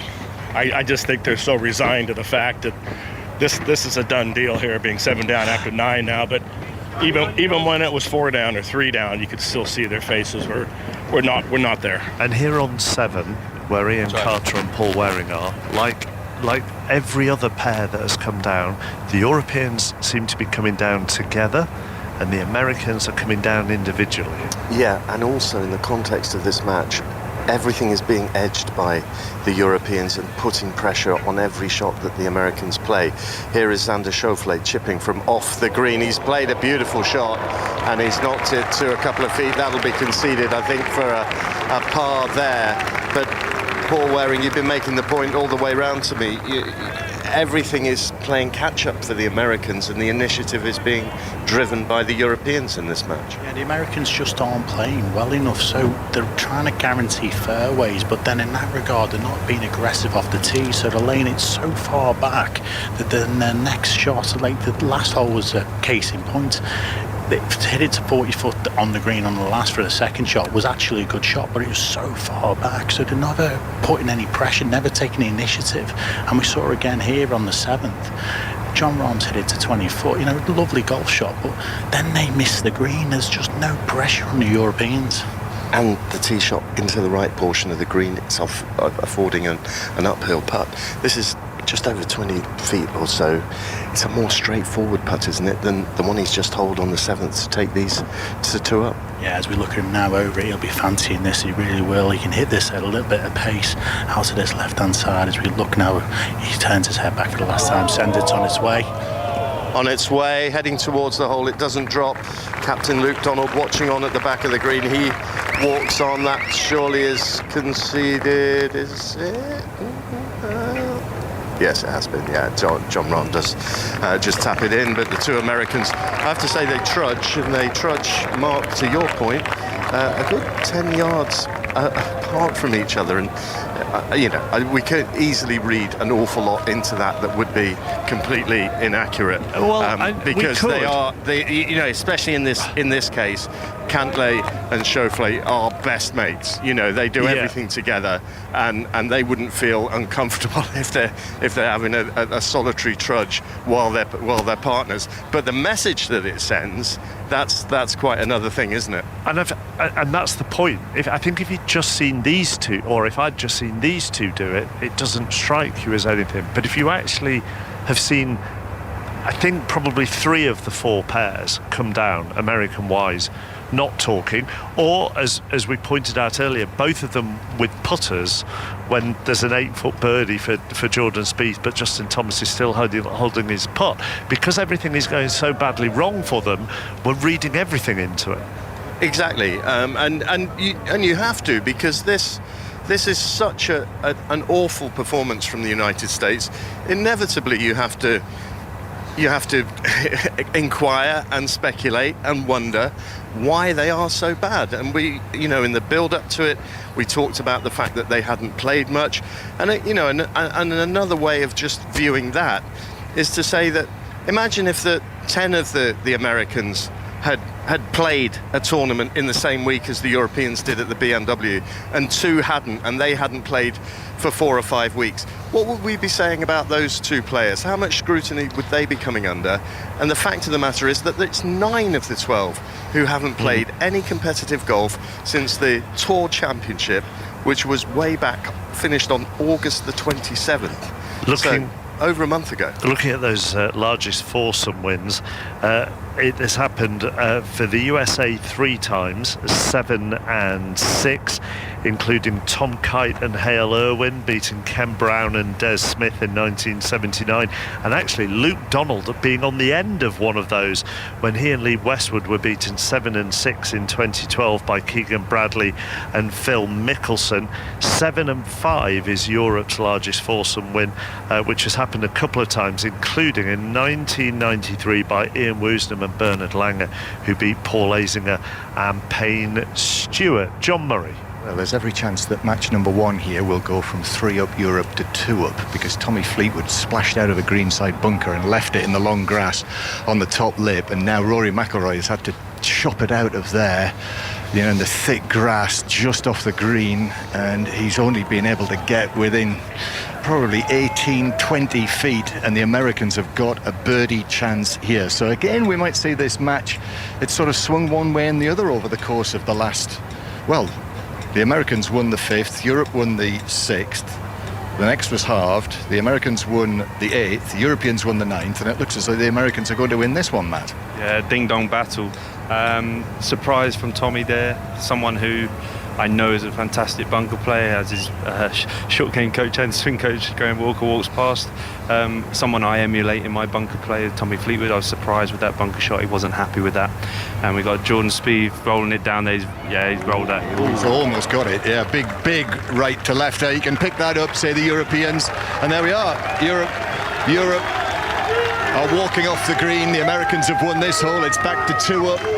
So on that big screen over there, now 2 up in the top match to Europe, McIlroy and Fleetwood, then 7 up Hovland and Aubert, then 1 up the Americans, Homer and Harmon, and then 2 up the Europeans in the bottom match. But I mean, 7 up. We could hear people all the way up the 10th, couldn't we, Matt? As that news filtered right, 7 up, 7 up, 7 up. It was when we looked at the leaderboard as well, John. We were like, wow, 7 up through 9. Yeah, some game. It is. Yeah, Ali told me it was going to be all Aperol spritz here, Mark, but in actual fact, it's 7 up. Very good, Matt. When you say you look to emulate Tommy Fleetwood when you're looking at your bunker game, what does Tommy Fleetwood do in particular? Maybe this is technical, but it's interesting. Yeah. What does he do in particular that you try and copy? Well, with his technique, he's very consistent, and that's what you need from a bunker player. You need to be able to hit the sand at the same point over and over again to get consistency, and that's what bunker play is about. Once you've got the technique on it, which is obviously hitting the sand in the right place for the shot you're trying to intend, it's about doing it consistently. And I see him working it a lot of the time, drawing a line in the sand, trying to hit the right spot over and over again. And also he's got certain different shots, but he's unbelievable out of the sand. So I was very surprised with that bunker shot, because it was a basic one from 25 yards with loads of green to work with. And when you are going through a bunker session, maybe how many balls would you hit in a bunker session? Well, until you get it right, you know. And if it's going right, don't keep hitting balls until you get it wrong. So for me, practice isn't always timed or how many balls. It's until you can leave there with the confidence that you can do it in tournament. Let's go to the game that is 7 up, and there may be a possibility it goes 8 up. Well, if it did, Mark, that's Dormy 8, isn't it? 8 up with 8 to play, and then Europe would just need one more half. But hold on to your horses, catch your breath, because we just marched up the big hill that takes you up towards the 10th green. And Brooks Koepka's missed the fairway with his drive, Andrew McGee. So same story again, Ludwig Aubert off the tee, right down the middle of the fairway, and Koepka's put the Americans in the rough on the left. Europe 7 up after 9, Kat. Just watching Shane Lowry miss the birdie putt that would have 100% clinched the hole on the 9th for Europe. I think the ball's been tossed to Sepp Straka, so they've been given the par here on the par 5 9th. The Americans have made a right mess of this. They were in the advantage. They were in the driving seat off the tee. They'd hit the centre of the fairway. The tee shot of Sepp Straka clipped that little copse of 3 Mediterranean oak trees on the bank of the big lake down at the bottom of the 8th. So they were really well behind the Americans coming up here. But then Max Homa had to chip out of the rough on the left-hand side of the green, and he just doffed it forward into the bunker. So now he is putting for par here from about 20 feet or so from the hole, with the Europeans already in for a par. The Europeans 1 down and looking to hit straight back here. And that's just been the story of this match, Graham Storm.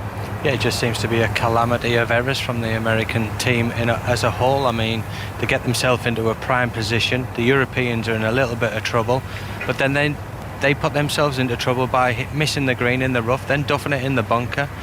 Poor bunker shot from the Open champion. And Homer's now putting for his par to try and stay 1 up. Up it comes through the shadows cast over the green by the overhanging oak trees, and it misses, so back to all square. You can see below me 3 Austrian fans. The first guy has ST, the second guy has RA, the third guy has KA on his shirt. Sepp Straka has his little army of Austrian fans marching around with him as he and Shane Lowry go back to all square as we head into the back 9 mark. Let's go back to Ali to see if I'm now needed to catch my breath as I walk across this course. It's impossible not to sound unfit, isn't it, doing this? Well, you know, I'm quite pleased you're experiencing that, Mark, because you normally mock me for that. So I am very much sympathising. Yeah, thank you very much. Listen, it just goes from bad to worse for the Americans here, for Scheffler and Koepka. I'm looking at Scotty Scheffler, who's just got his head down, his hands on his hips in the middle of the fairway. Koepka missed the fairway off the 10th tee. It's the par 4 that swings left to right and climbs up the hill. And Bruce Koepka now is about to play his 3rd shot to this 10th green. So Scotty Scheffler, Andrew McGee, couldn't do anything with the 2nd shot, could he? He couldn't advance it much further up the fairway than 50, 60 yards. I walked right above the ball, and I'm like, where is it? Where is it? And Marshall says, right there. I go, I can't see it. And again, Victor Hovland, the distance control and these iron shots have just been perfect from both these players. They're hitting the ball right in the middle of the club face. They know how far they're hitting it. I would say the Americans are scruffy. They don't know if they're short, they're long, thin, or fat.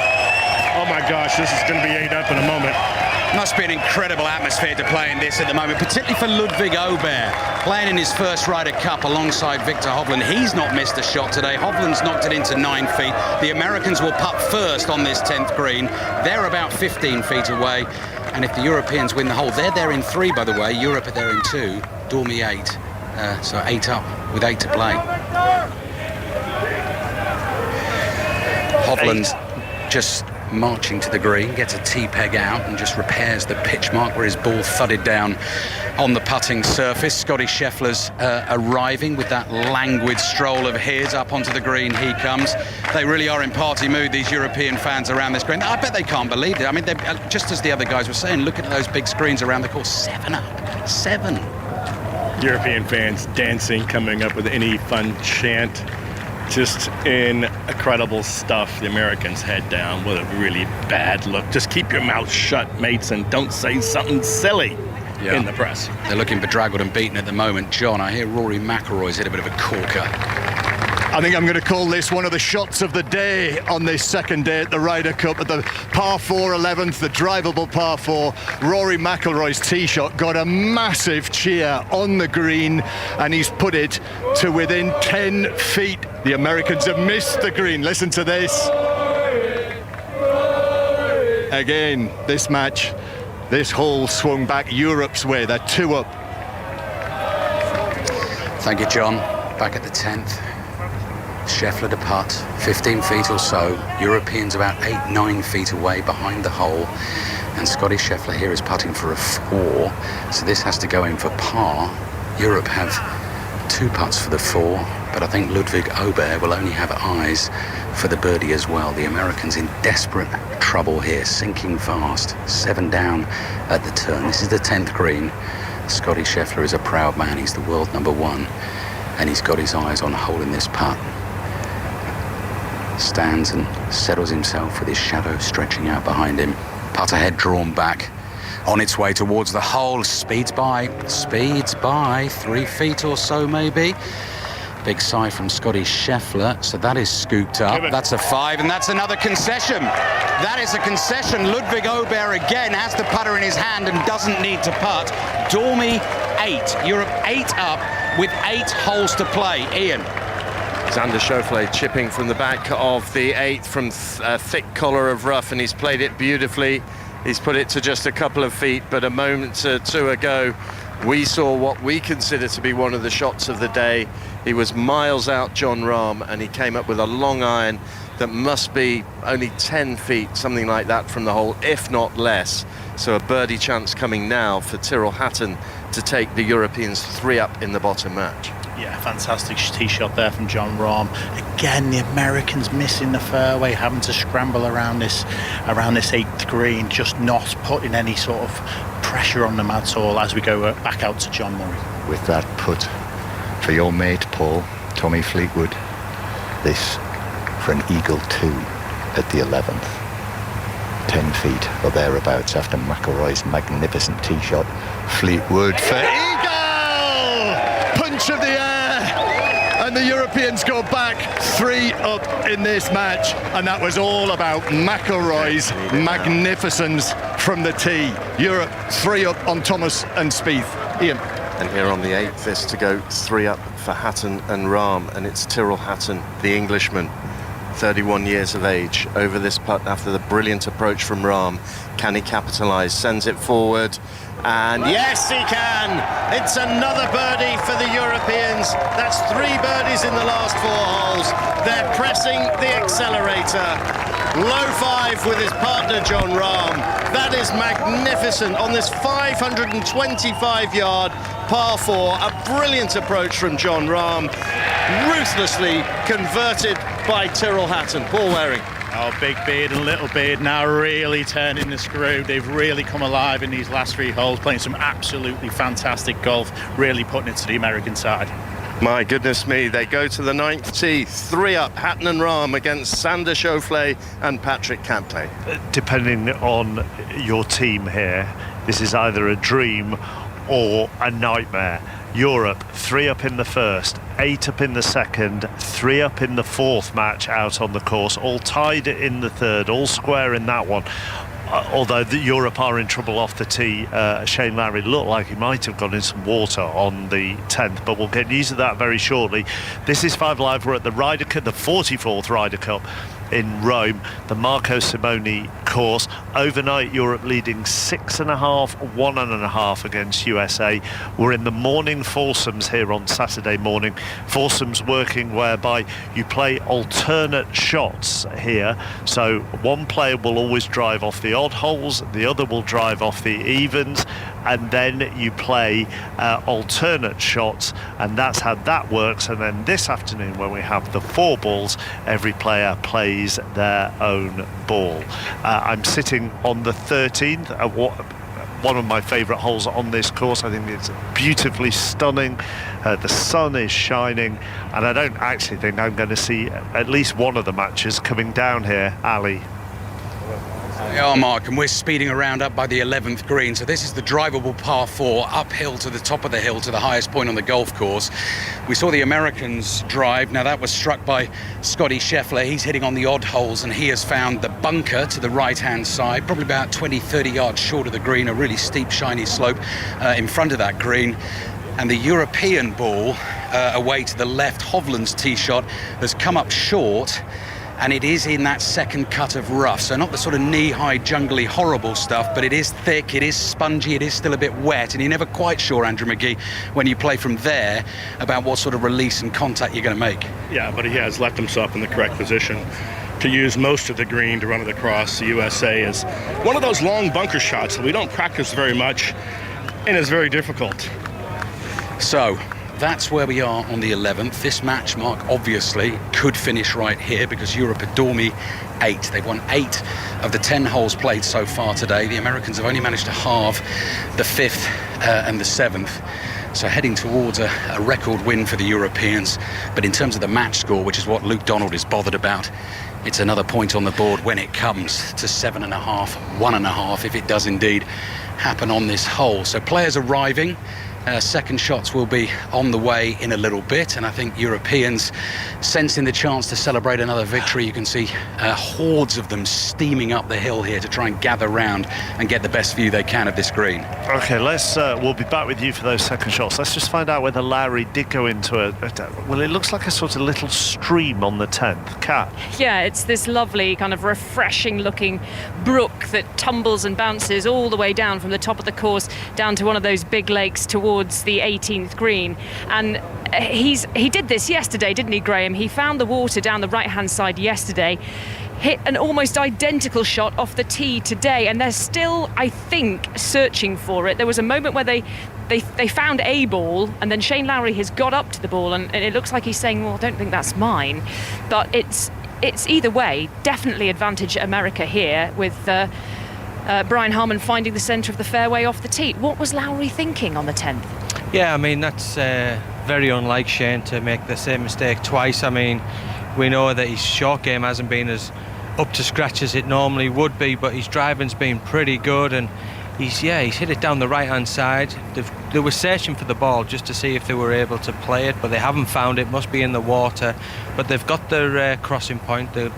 Sepp Straka's just looking to mark it out. I think he's going to go back towards the fairway because he can go as far back on line as he wants, keeping the point of the crossing in between him and where the flag is. But he will have to go a long way back, which he had to do yesterday as well, so he'll probably have a similar yardage to what he had yesterday. So he knows the shot, he knows the club that he's going to be playing.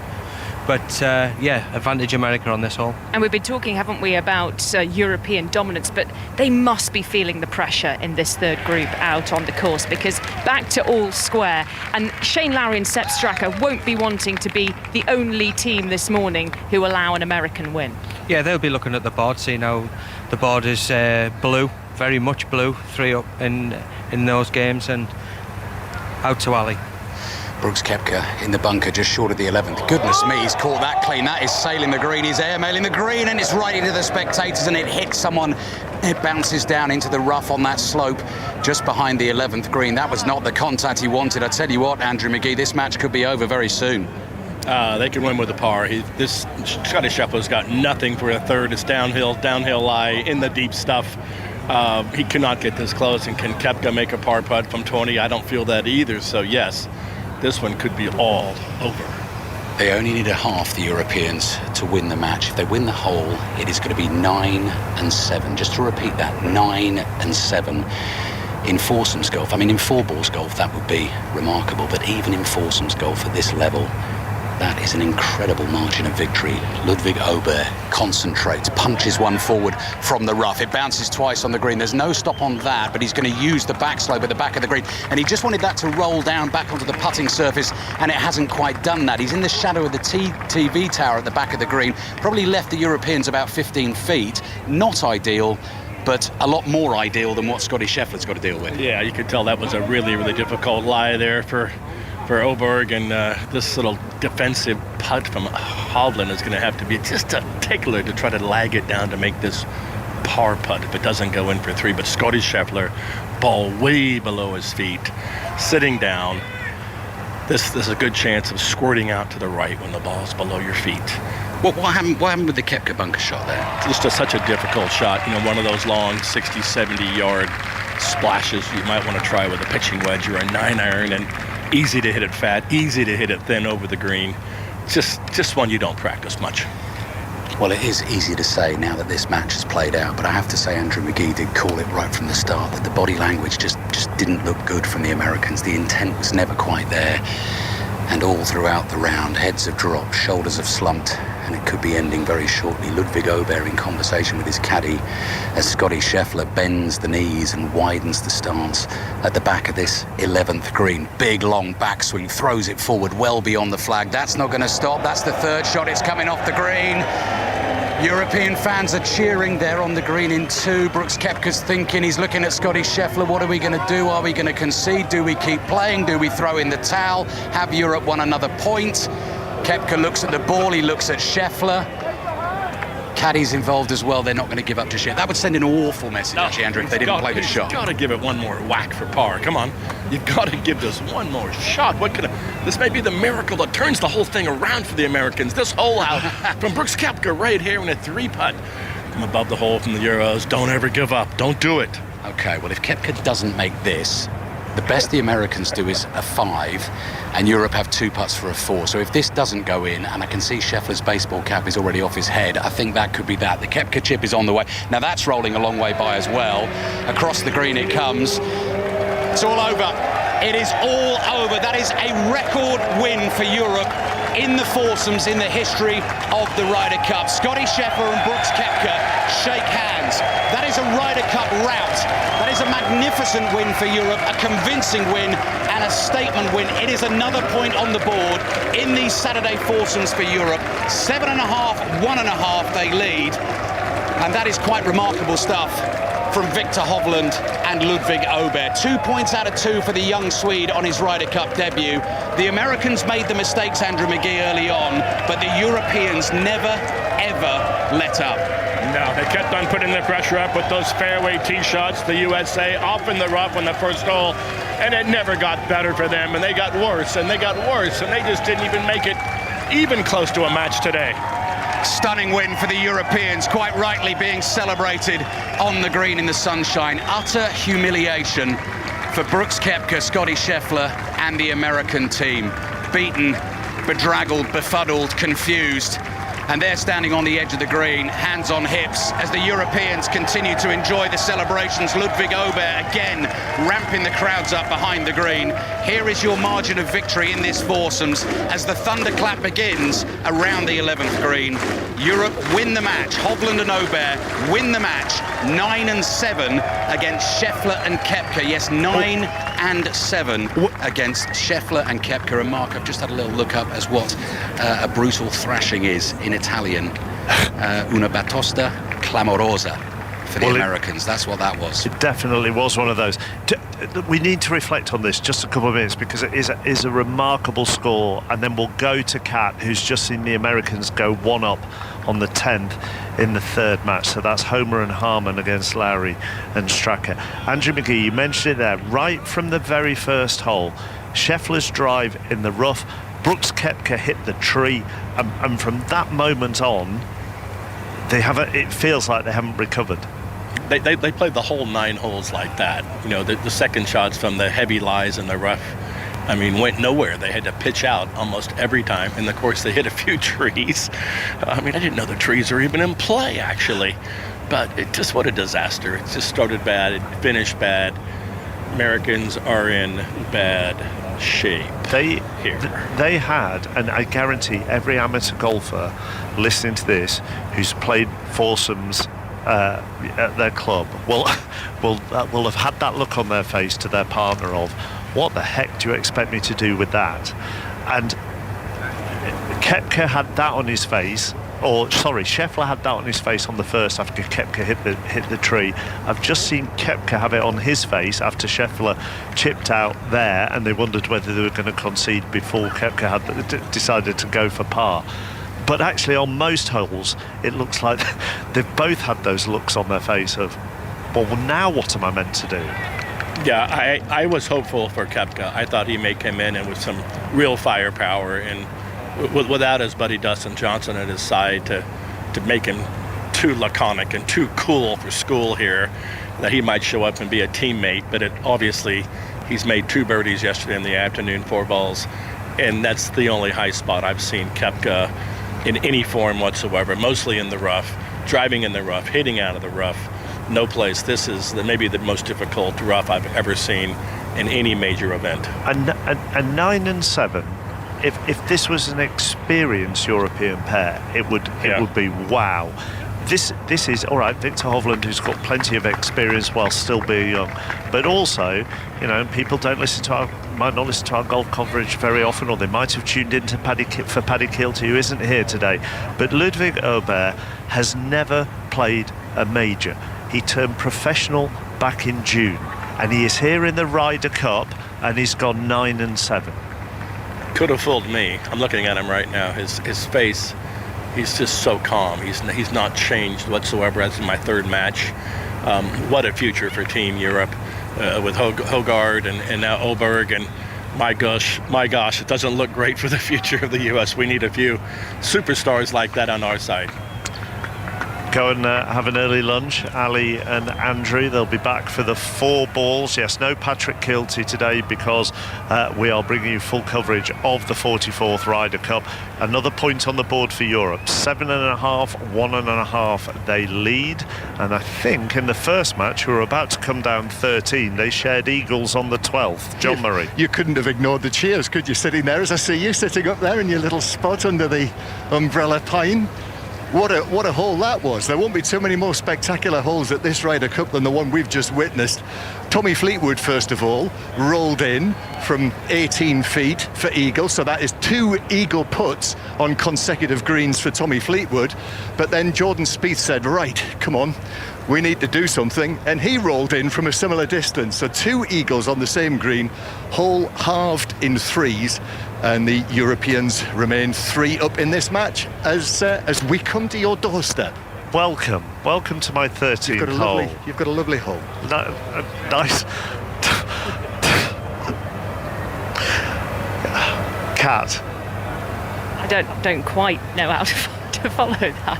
Gaping, I think. Also, an early lunch for Andrew McGee and for Ali Bruce Ball. It's only 10:15.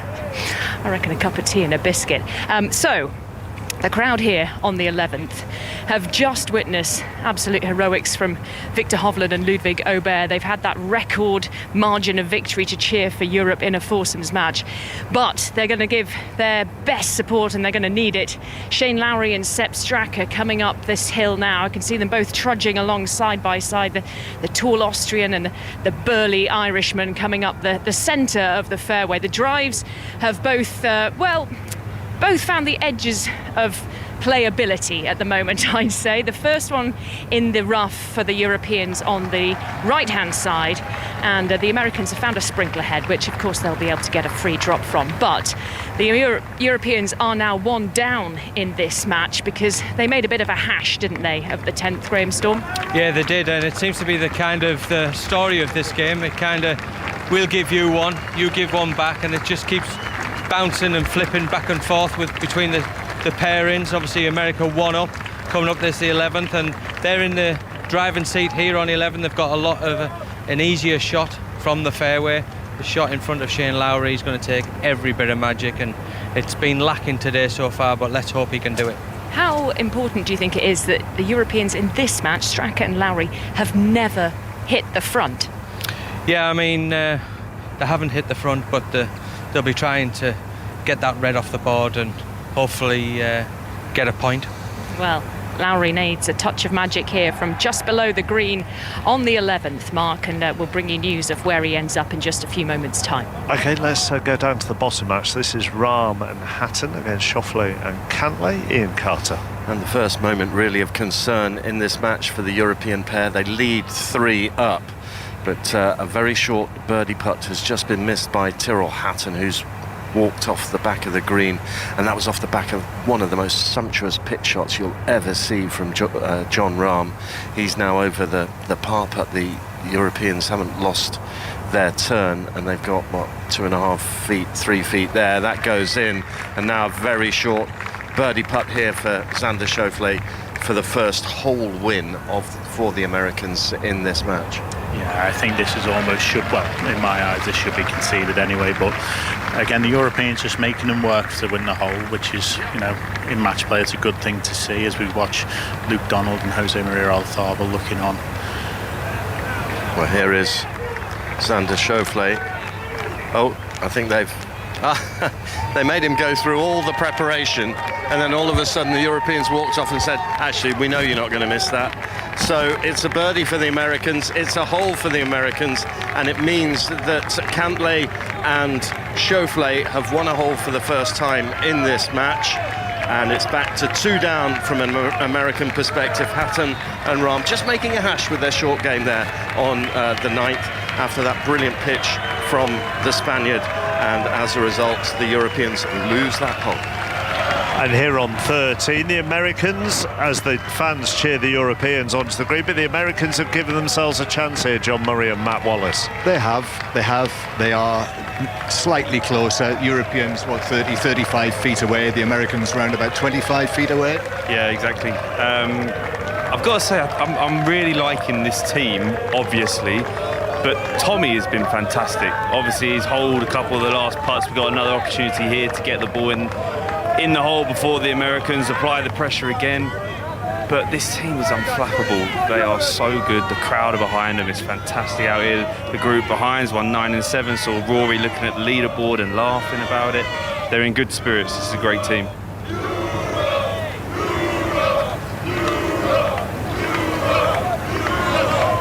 So, in the absence of anything else, and of course there are only 3 matches out on the course now, we've got Tommy Fleetwood, who captained Matt Wallace earlier this year in the Hero Cup, which is the sort of designed as the warm-up, wasn't it, for the Ryder Cup for Europe? It was, and I must say, as a captain, for me, puts his arm around every single player in that dressing room that we're a part of, with the Great Britain and Ireland team, which was a surprise. I thought Tommy might be on his own game, cheer the boys up in some way, but man, he is one guy that I know in this dressing room in the European team will be getting the boys going, putting his arm around them, especially for the younger lads, the rookies as well.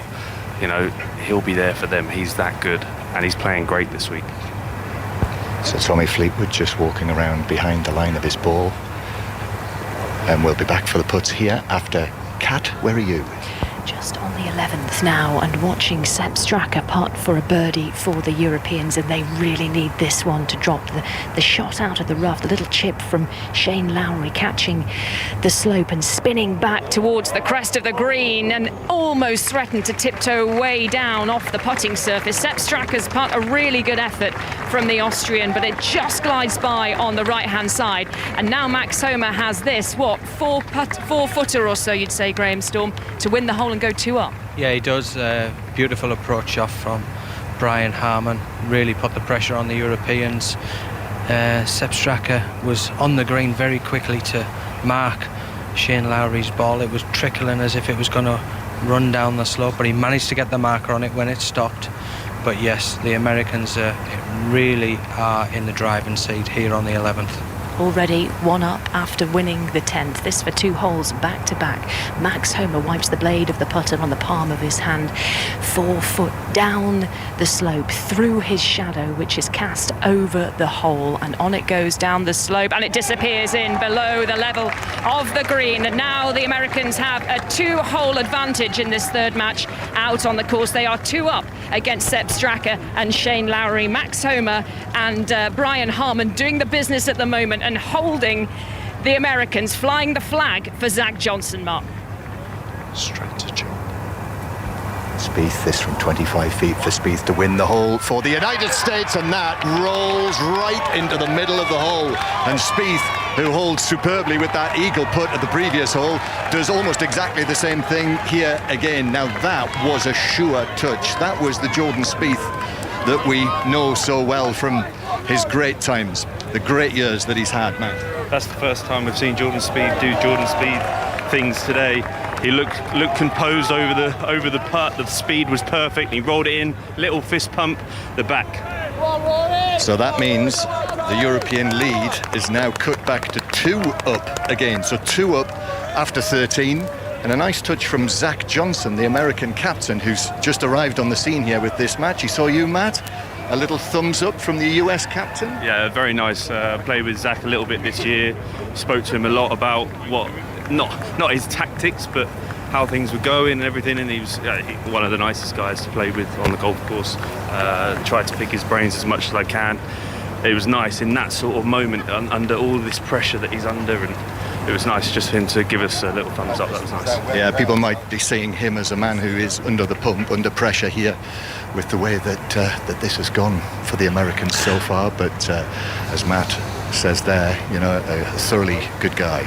he'll be finding it really tough, won't he, Matt? I mean, like a lot of golfers, you know, they're under a cap and they're behind glasses, and you don't really get to see emotion or maybe even see what they're like. But sitting here yesterday, his wife and kids were here, and they watched every American group that went past, and you sort of think, 2 years of his life, I know he's won 2 majors, but 2 years of his life has been building up to this, and it's huge for him, it's huge for his family. He thanked his family in his welcome speech, for his friends, and this must at the moment, this must really hurt. Yeah, I mean, he's a man manager right now. He's got to change from being a professional golfer to a manager, a captain, be able to get his players that he tries to beat each week on his side, all come together and get them going for this huge tournament for him, this huge match. And they're not doing it right now for him. So what more can he really do as apart from the start of the day and during the day, just have little words in their ears just to get them going? I mean, I'm sure he's doing a fantastic job. I'm sure he's done a lot of the things that past winners, Steve Stricker's here obviously helping out.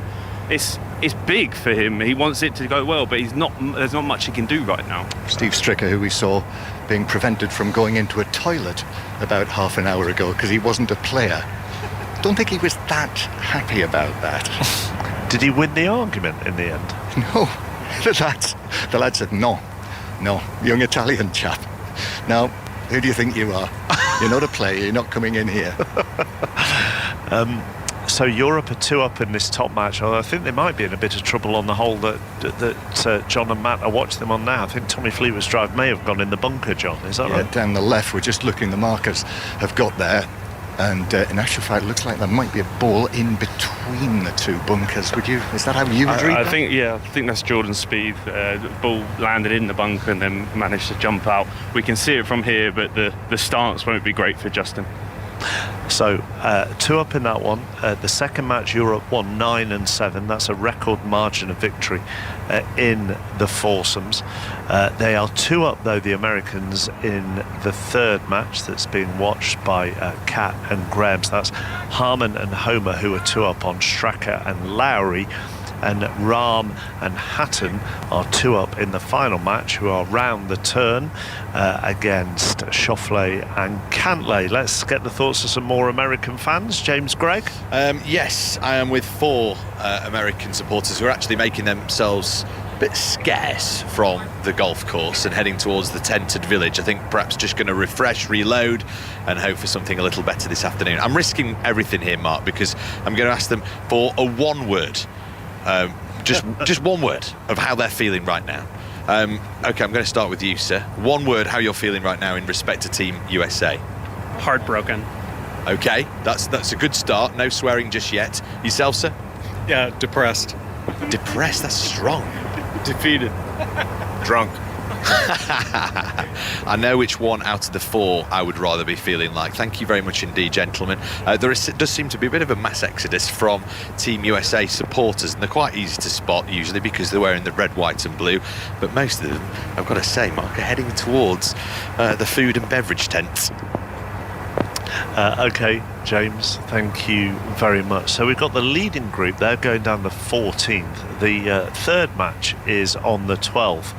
And then there's a bit of a gap when we get to the final match, which is being watched by Ian Carter and Paul Waring. I have been told that it's not Patrick Cantlay's fault, who is well known for his slightly slower play. Well, yeah, I mean, I guess the pace of play is a slight issue, and Patrick Cantlay is not the fastest, but they've just been plodding through what is quite an enthralling match, really, especially given that the Americans have just won the 9th. Yeah, there hasn't been a lot of concessions, so there's been a lot of holding out from 3 and 4 foot, obviously, which takes a little bit of time because obviously the players don't want to make those silly mistakes. It's just one of those things, really, and Patrick Cantlay's in the group. But to be fair, though, you know, I mean, we could have been onto the 10th tee a good 90 seconds earlier had Europe conceded a little bit earlier on that green, which seemed like the most natural thing to do. Yeah, I don't know if there's a little bit of gamesmanship there, just trying to sort of slow the Americans down. As we just see John Rahm hitting his second shot on the 10th onto the green. Yep, so he's found the green. The Americans have gone through the back. An important hole this for Europe to reassert their authority in this match. They do lead it 2-up, but the Americans, from the European point of view, they'll want Cantlay and Schauffele just to have any momentum that they might have gleaned just to be stalled. So this is an important hole in the context of this match. Ian, Paul, thank you very much. So no Patrick Keelty, no fighting talk this morning on 5 Live. It's sport all the way through until 6:06, which is normally around 7:30 on a Saturday evening. We've got full commentary of Tottenham against Liverpool from 5:30. Here on 5 Live from 3 o'clock, we'll do our usual goal service with Ian Dennis. He's based this afternoon at Old Trafford for Manchester United against Crystal Palace. So you'll get all our usual football service here on 5 Live.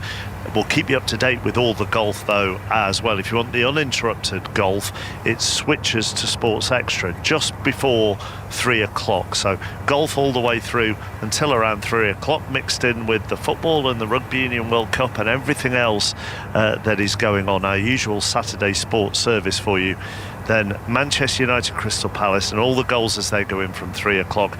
The golf uninterrupted on Sports Extra. It is 9:30. It's time for Matthew Bone and the news.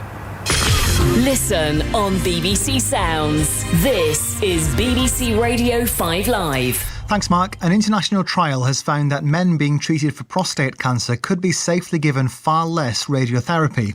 Patients are usually given around 20 doses, but experts say that could be cut to 5 higher doses.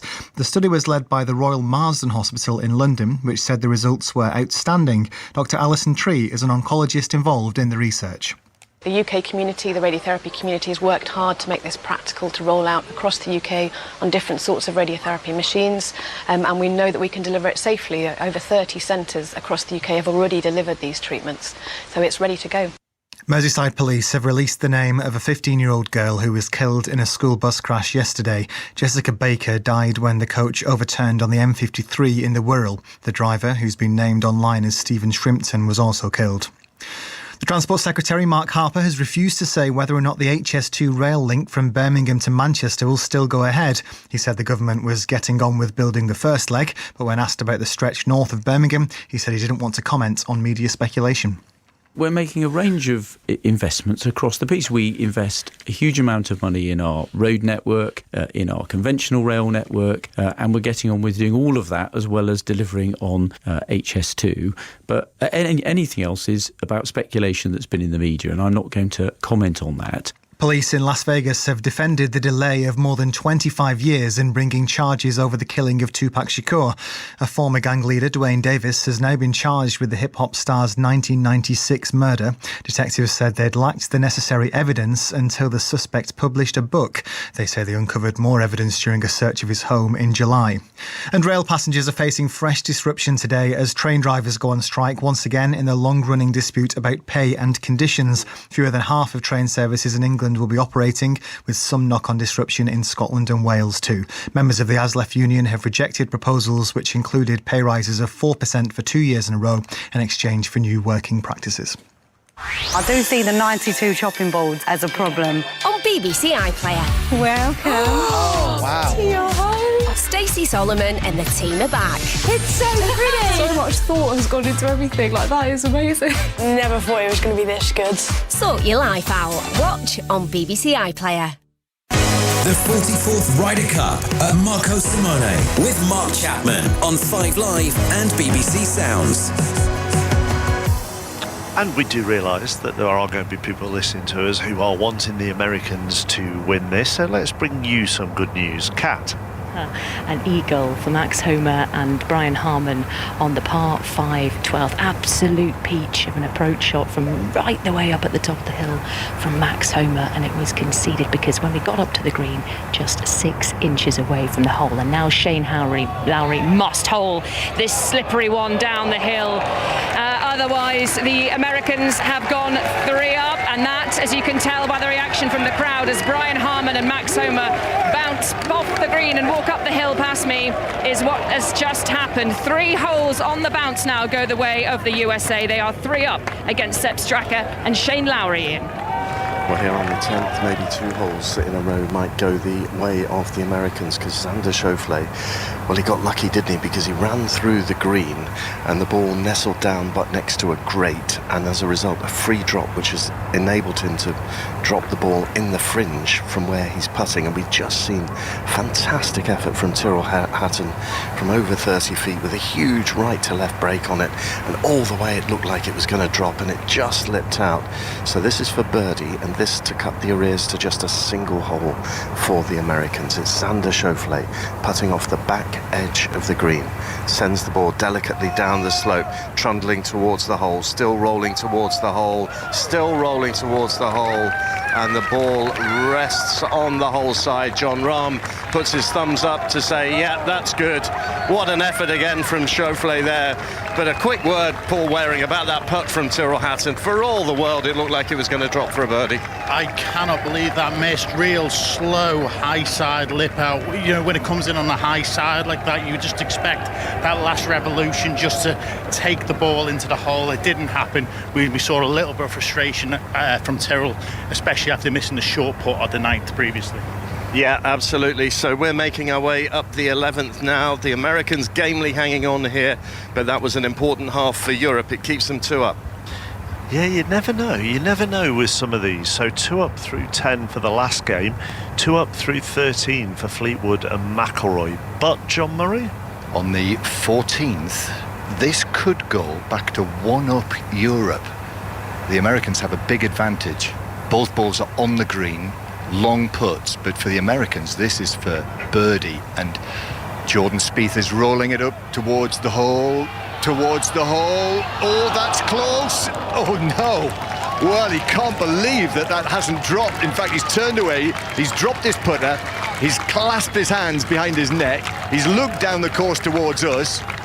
Obviously that is conceded. And now the Europeans from a similar range, so long putt. Tommy Fleetwood's got to hold this, otherwise this match is back to 1-up Europe.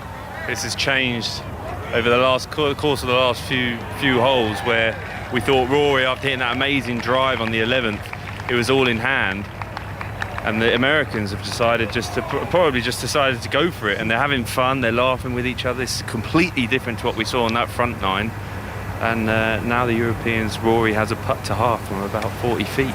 So this is looking likely this is going to go back to one up to the Europeans. Justin Thomas just watched it. There's a big screen over the fairway to our right. Justin Thomas watched it, and he actually did exactly what Jordan Spieth did. Anyway, so McIlroy has got to hold this one. Over it goes, over that little shoulder, down towards the hole. Oh, it was a game effort by Rory McIlroy, but not enough. The Americans win the hole. That is 2 hole wins in a row. And now this match is back to 1-up Europe. They've led all the way, having won the first, but with 4 holes to play, Matt. Yeah, the ascendancies with USA at the moment, they probably feel like they're up in this game, even though they're down, because of how poorly they played that front nine, and they went to 3 down. And there's a little bit of red, there's a little bit in that third game, 3 up to Max Homa and Brian Harman. You know, if that fourth game, if they can try and turn that around and then turn this first game's big for them. If they can try and turn that around, those games behind might have something they can grab onto, but it was looking likely that it was all Europe at the moment. Yeah. Just remember, this pair, Thomas and Spieth, this is a record now today, I believe. The 8th match they played together at the Ryder Cup, and their record is 1-4, lost 2, halved 1. And there's a reason that they've got a record like that. And these last 4 holes now could be worth tuning in for. 1-up Europe. What a battle Fleetwood and McIlroy have got on their hands there from the ultimate competitors in Spieth and Thomas. And what a couple of tee shots we've just seen here on 13. We thought the Americans was good, Catherine Downs, but then Europe responded.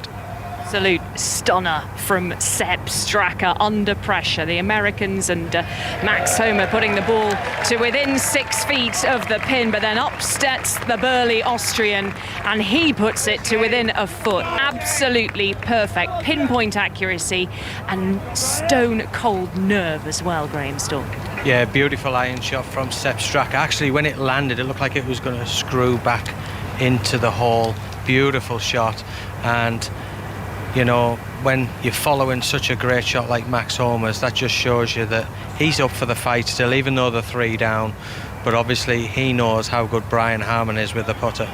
Brian Harman, who won the Open Championship at Hoylake earlier on this summer, holding everything from inside 8 feet. Yesterday, he didn't look so good. It wasn't on for Brian Harman. And then I saw him on the putting green late yesterday afternoon, grinding and grinding and grinding over putts just this length, between 4 feet and 8 feet. And here he is from about 5 feet, the left-hander paddling the toes of his golf shoes into the surface of this 13th green. And in it goes. So the hole is halved in birdie twos, and the Americans, Homa and Harman, stay 3 up against Sepp Straka and Shane Lowry, and on we go to the 13th. And rather dangerously, Mark, this is the first time in this match that the Americans have been managing to string together birdies, string together 1 holes. And while the Europeans have been managing to peg back the Americans as they've got their noses in front at times in this match, this time it feels a little bit like the Americans have got their foot on the accelerator. And Zach Johnson, the American captain, was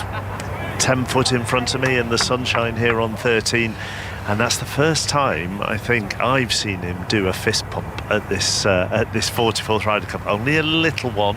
One of his vice captains, Stuart Sink, was there as well, but just a little fist pump from Zach Johnson, because they are dominating in this one, are the Americans. They're fighting back in the McIlroy Fleetwood one as well. Thomas and Spieth are. That's only 1 up, and even in the last one, Rahm and Hatton are only 2 up as well, and plenty of things can change very quickly at a Ryder Cup. Now, I didn't hear who we're going to next, but whoever it...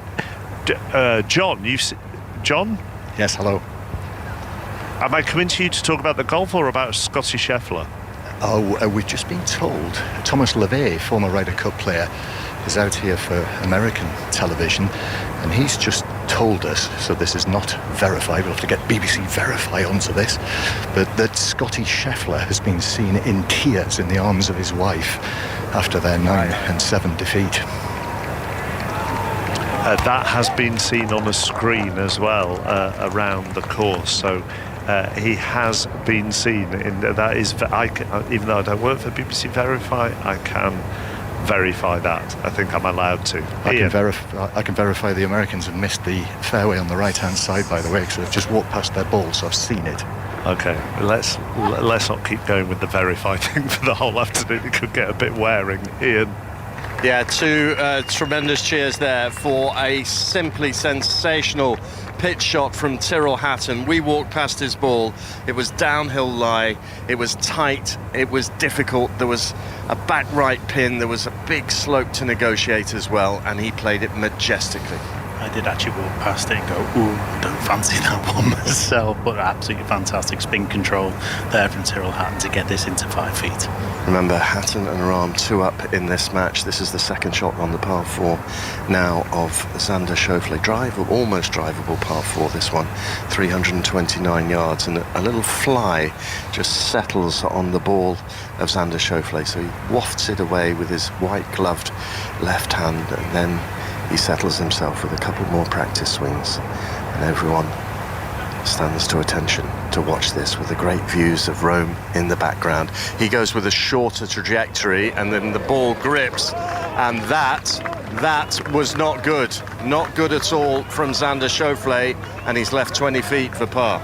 Yeah, he looked like he started to put some good swings on in the last few holes, Xander, but then obviously made another mistake now as we look on to Jon Rahm just eyeing up this 5-footer as well. The thing is now though, Jon Rahm, this is going to be the first putt of importance he's had for a good few holes, so it's going to be a real test for Jon Rahm to see if he can close out and make birdie here. And also worth making the point that his putting in the early part of the round was not good. I mean, he left a lot longer putts, but he was coming up short all the time. But that's a brilliant point. He hasn't hit a putt for a very, very long time. No, this is going to be a big mental test for him as well. It's a little bit downhill out the left as well, which, as we know, is right-handed players. They're never nice, these putts. But before that, Patrick Cantlay, who equally has not putted for a long time. No, but he's got a lot more to do here. Got to come up this tier from, 15 feet? A very poor chip, not very aggressive from Xander Schauffele. He's left him underneath this shelf. It's not, I wouldn't call this overly a birdie chance. It's an outside chance, but it's not a proper birdie chance. Yeah, third shot on this par 4 now. It feels like it's a par putt in a sense. They're looking to make threes on this par 4 11th. So third shot for Cantlay. It's a putt from around about 20 feet up the hill. Can be aggressive with this. No cap on his head. Settles himself, gently widens his stance. Now he's over it. Another little fidget before he's ready to strike the ball. Putter heads behind the ball now. Sends it up the hill on the way, borrowing from right to left and borrowing too much, missing on the low side. So a putt now coming for Jon Rahm to win the hole and take Europe back to 3 up in this match. They were 3 up after 8, pegged back on the 9th. This would be a big one to win. It really would. They need to just return this little bit of momentum that they've lost in these last couple of holes. Like as I said, the Americans just seem to be swinging it a little bit better. Xander Schauffele finding the fairway down the 10th. Great tee shot from Patrick Cantlay down the 11th. They just seem to up the ball striking in these last couple of holes. So this will be a real momentum killer from Europe. What are we saying, 5 feet? 5 feet, maybe a little shorter, but as I said, just out the left, down the hill as we look at these fantastic views of the beautiful city of Rome over the big man, Jon Rahm. Yeah, and he's gone to school on this with his partner, Tyrrell Hatton. They've decided on the line. Rahm knows the pace. A little bit of left to right on this. Putting from his own shadow. Big moment in this match, this to go 3 up after 11. Jon Rahm of Spain, the Masters champion, putting through his shadow, gently widens his stance. Now he's ready to go. The ball's on its way, crawling down the slope. And into the hole, and it's another one for Europe. Jon Rahm converts, and America stumble, and that's massive for Luke Donald's team, because in the bottom match, Jon Rahm and Tyrrell Hatton have gone back to 3 up with 7 holes to play here against Patrick Cantlay and Xander Schauffele. And I think they described that, Ian and Paul, there as a momentum checker, and we might be seeing something similar on 15. John? We might, because in the way that this match has seesawed continually over the course of, well, once the Europeans had won the first 3 holes, then it really has swung one way and the other. Right now, the Europeans are 1 up, but Tommy Fleetwood on the fairway, a wonderful approach shot, landed it on the front of the green, the hole cut towards the back, it rolled on towards the hole, and he is within 20 feet for Europe, whereas the Americans, who missed the fairway on the right-hand side after Jordan Thomas's tee shot, Jordan Spieth's approach just landed on the front of the green but dropped back into the bunker. So Europe with a birdie chance, Americans in the bunker. Matt Wallace. Very much so. Like we said, this match is kind of seesawed up and down, but very important to hit this fairway to get any chance of getting onto this green with the elevation. And the Americans missed the fairway, could only hack it up into the bunker. The flush show of Tommy Fleetwood and Rory McIlroy, 20 feet, birdie putt to take this to 2 up. Great scene here, isn't it? People on the banks to our right singing Rory, Rory. I mean, they are up there. It's brilliantly designed for spectators. So it's a natural amphitheatre up on the hill here, just outside Rome, looking across towards the big peak Monte Redondo, as I was told. And down here on the green, on the 15th. Spieth and Thomas working together, so it's Justin Thomas with those 3-tone shoes of his, red, white and blue, of course, and the ball is actually, I'm not sure if maybe it did not drop into the bunker, it's just on that bank so that it was caught up in the grass, so he's having to chip this. So he's going to have to go down the shaft, basically one hand is going to be on the steel, ball's that far above his feet. He's going to have to just pop this. He's got a load of green to work with, so just pop this and let it run. But as you can see, he can't even stand behind the ball to get a good line. He's standing to the side of it, ball way above his feet, right hand on the steel of the shaft, chopping down, a couple practice swings. Seems as though he's got a pretty decent look, pretty decent sort of like stance as he nearly falls over as he goes in to take his position. Here we go. He's actually practicing his balance, isn't he, to see that he is going to keep his feet, sort of throwing his right arm up where the club will go. So here we go. The Americans. This is yet another important pressure shot at the Ryder Cup for the United States. And Justin Thomas sends it nicely onto the green, rolling towards the hole, but it comes to a halt. It pulls up, and that must have been, it just dribbles away as well, actually. And that is 18 feet away from the hole. He was trying to use that slope to the right of the pin so it could get down more sort of like energy down towards the pin, but it just didn't get over the top of it. And now Rory's got a great opportunity to take this 2 up at a vital stage of the match. Be 2 up with 3 to play. And the Americans, as I've suggested there, have got work to do for their par 4 here. So this all of a sudden now feels like a really important hole in this match, with the Americans having won the last 2 holes, but the Europeans now with this opportunity. If I was Rory, Tommy, of course, what would be going through my mind would be, don't give them a sniff, not even a chance to halve this hole. Let's get this ball into the hole, let's win this one and take that on, take the momentum into the next hole, but also this afternoon. Let's get another point on the board. A little bit like that dilapidated farmhouse just over there. The doors are wide open, and the windows are open as well, actually. But they want to close the door here, Europe, and get back to 2 up. So this is an important one. Rory McIlroy, 2 points out of 2 so far at this Ryder Cup. Be interesting to see if he plays again this afternoon, which would mean he plays all 5 matches in the heat of southern Italy. But at the moment, all focus is on this. McIlroy, dark blue baseball cap on his head. A few steps forward, so this from probably 22, 23 feet. McIlroy for birdie to win the hole. For Europe, get in the hole, they shout. Will it? Will it? Will it? Yes! It does! What a putt! What a man! Rory McIlroy! That's just what Europe needed. They're back 2 up with 3 to play. What a play that was. Matt, unbelievable. Unbelievable, wow. I mean, just waiting for that ball to trickle in. Kind of like Victor Hovland's putt yesterday on 18. Just crept in on the last roll, and this place went mental. Rory's, I know he'd be thinking in his head, going, let's make this place go crazy. And that was the energy he needed to hold that putt, and they've taken it 2 up with 3 to play. Europe in control. That, ladies and gentlemen, boys and girls, is what the Ryder Cup is all about. 2 up with 3 to play, Europe. Sensational. And once again, this Marco Simone course is buzzing.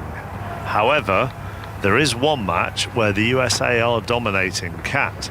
Yeah, but they haven't got the half-point guarantee just yet. Sepp Straka and Shane Lowry doing just what they needed to do to keep the match alive on the 14th. The hole halved in par 4s. Brian Harman didn't manage to sink an enormous birdie putt of 15 feet across the face of the green. The par was given to the Americans. Max Homa didn't have to get his putter out. Then Shane Lowry, wouldn't it have been an amazing sight, Graham Storm, if he'd been able to chip in a bit of that Lowry magic from the side of the green, but just didn't work for him, and so the hole is halved in par 4s. Yeah, that's the case of this game, really. Europe just are trying to hang on, and obviously they're going to run out of holes now. They've only got 4 holes to play, 3 down. I mean, all the way around the golf course you can feel the emotion and the joy from all the fans, but around this game all the European fans are really feeling the tension. They can see this point slipping away. Looking good though, body language wise. We walked down that 14th fairway with Sepp Straka and with Shane Lowry. Shane Lowry giving us a little thumbs up, still got a big smile on his face, the Irishman. Yeah, I mean, he'll be looking at the scoreboard and he'll understand. He's played a Ryder Cup before. He knows that somebody has to lose. Obviously he doesn't want to lose this game, and there's plenty of time obviously to try and get a half point at least, but yeah, he knows that blue on the board is the most important thing, and hopefully he can contribute this afternoon or tomorrow. So the half point could have been secured for the Americans on the 14th mark, but Straka and Lowry, as I say, doing just enough. So the match stays 3-up with 4 holes left to play. The Americans in charge. The largest lead after 3 sessions of a Ryder Cup was actually 2 years ago in Whistling Straits when the USA led Europe 9-3. As things stand, Europe are heading for a 9.5, 2.5 lead before this afternoon's 4 balls. Now the 16th is a par 4. It is drivable. Let's find out if Europe or the United States can do that. John. Yes, this picturesque 16th hole stretching away beyond us, down the hill, the water on the right, chalets and stands at the back, absolutely packed with people. And Tommy Fleetwood went for the green, and James Gregg, who's down there next to the green. Much excitement as that ball did pitch on the putting surface, but one little hop into the rough over the back of the green. It's going to be a fairly straightforward chip actually, because the ball isn't lying all too bad despite the thick rough. So a bit of a break there for Fleetwood, and in comes the second tee shot. Ball's coming your way, James. And that is a beauty. It really is. It's just creeping itself down towards the front portion of the green. It's going to be a fairly flat eagle chance, a little bit of left to right, and Spieth and Thomas will fancy knocking that one in for an eagle too. What about that, Matt? That's match play again. Yeah, Tommy hits his it's like a 3-wood, but it's a small driving wood that he's been using. It's been unbelievable for him. He's become one of the best drivers of the golf ball because of it. We use the same stats guy in Tom Boyes, and he told me that he's become one of the best drivers of the golf ball because of that club. And Jordan Spieth there, right in between clubs, hits the 3-wood, plays more sensibly, below the hole, probably couldn't reach the green, but probably wasn't aiming to, and he's left himself the best chance there between the two. Yeah, you've done well there, Matt. You know Mark Chapman loves his stats. He'll be licking his lips at the thought of more statistics. But is there a particular type of statistic that matters most to you, Matt? Wins, that's pretty important. I think that's a good old-fashioned statistic. Yeah, the good old-fashioned ones. I mean, if you want to pay me to be your statistics guru, I'm happy to count wins for you. Yeah. Well, it depends. In match play, well, a lot of golf all depends on putting, right? But in match play, I believe putting is the most important. I think to win golf tournaments, you've got to be a very, very good putter anyway. There's some golf courses where it's all about ball striking. You look at Scotty Scheffler, one of the best ball strikers in the world and ever, really, in some stats, and he hasn't putted well. So some golf courses tend to that, but putting is so important. Look how fit this professional athlete is, Mark. Walking all the way down the 16th, and you could barely tell, could you? Are you talking about Matt or yourself? Talking about him, of course. He's I'm keeping up. How's he doing, Matt? Is he managing to keep up with you? Well, this is the man. This is the main man. I'm learning a lot. Learning when to speak, when not to speak. That's not the answer he was looking for. Ian Carter. Here on the par 5 12th, and the European pair of Jon Rahm and Tyrrell Hatton missed the green with the approach from Jon Rahm. It means that Hatton is chipping now for eagle, and he'll be thinking he's got to hold this because Patrick Cantlay hit a wonderful second shot into this par 5. Bunts it forward out of the rough, and now the ball will release, heading down towards the hole. Looking good, looking very good, and then tailing away just at the very last, dropping down to the low side and missing on the left. And that opens the door for America to get this back to 2 down, because Patrick Cantlay certainly hit one of the shots of the day, one to watch out for on the highlights on BBC Two tonight. Yeah, an absolute dagger from Cantlay from 200 yards out into this par 5 12th, leaving only 4-5 foot for Xander Schauffele. But what a lovely touch there from Tyrrell Hatton to even have a chance at holding that chip. Fantastic touch from the man. And as Schauffele just surveys this, let me give you the situation on this remarkable second day of this remarkable Ryder Cup. Europe now 7.5 to 1.5 ahead, courtesy of a 9-7 win for Victor Hovland and Ludwig Åberg against the world #1 Scotty Scheffler and the live golfer Brooks Koepka. The top match, McIlroy and Fleetwood 2 up with 3 to play against Thomas and Spieth. The Americans 3 up with 4 to play against Shane Lowry and Seb Straka, Homer and Harmon. And in this match, Rahm and Hatton are 3 up after 11 holes here, but that will go back to just 2 up if this drops from 4 feet for Xander Schauffele. A must-make putt for the Americans in the context of this bottom match. And Schauffele is over it now, 4 feet. Sends it on its way and into the hole. And so with an eagle 3, the Americans take the 12th. We head to the 13th with the European pair leading 2 up, and we go to the 16th now, and John Murray. With everyone gathered around here on the banks again, what a sight this is in this sunshine. And Rory McIlroy, after Tommy Fleetwood's tee shot went onto the green but threw the back into the long grass, Matt Wallace, he just tried to chop it out just under the edge of the green, which he did, but maybe just caught a little more grass than he intended, and it's rolled down, and he's actually left Europe 15 feet away. Yeah, it wasn't his best. It's one of those where you feel like it would come out pretty decent, the lie was good, but this grass is thick rough, thick like blade of grass. Probably just got caught between the ball and the club, and it just came out a little bit flubby for him. Didn't land on the spot he wanted to, and it's only rolled down to 15 feet. Now Justin Thomas has this shot, taken the flag out. He's 3 paces from the front of the green, and he's got the wedge out. There must be a slight little bowl at the front of this green here that he's having to take out, and he wants to land it, so takes any sort of bounce off line so he can land it over that straight bounce. He's very good at these. I played with him a few weeks ago at Wyndham Championship, and these sort of short chip shots he was mega at, so I expect this one to really take a look, and he'll want to hold this and get this place going. He's belied his form today. Here it is, the chip, but it's rolling by on the left-hand side. That was for an eagle 2, but it's close enough. That's 3 feet. You'd think Jordan Spieth, 9.9 times out of 10 would roll that in for a birdie 3. So Tommy Fleetwood's got a whole list to retain Europe's 2-up lead. That would be 2 up with 2 to play if Fleetwood holds this. Yeah, a big curve and right to left putt. Like you say, I'd pretty back Jordan to hold that putt for USA, so Tommy's got to think this has got to go in to keep their 2 up, and that'll make it dormy going down 17. But who knows, this has been a ding-dong battle between the two. Tommy and Finno, they use aim point, so they're straddling their line, trying to gauge with their feet what the slope was like. It'll be a bit of right to left. I saw Tommy hold 2 fingers up, so that's a percentage of 2% slope between right to left, so this has got quite a bit of curve from 15 feet. I'd say at least 3 cups outside the hole.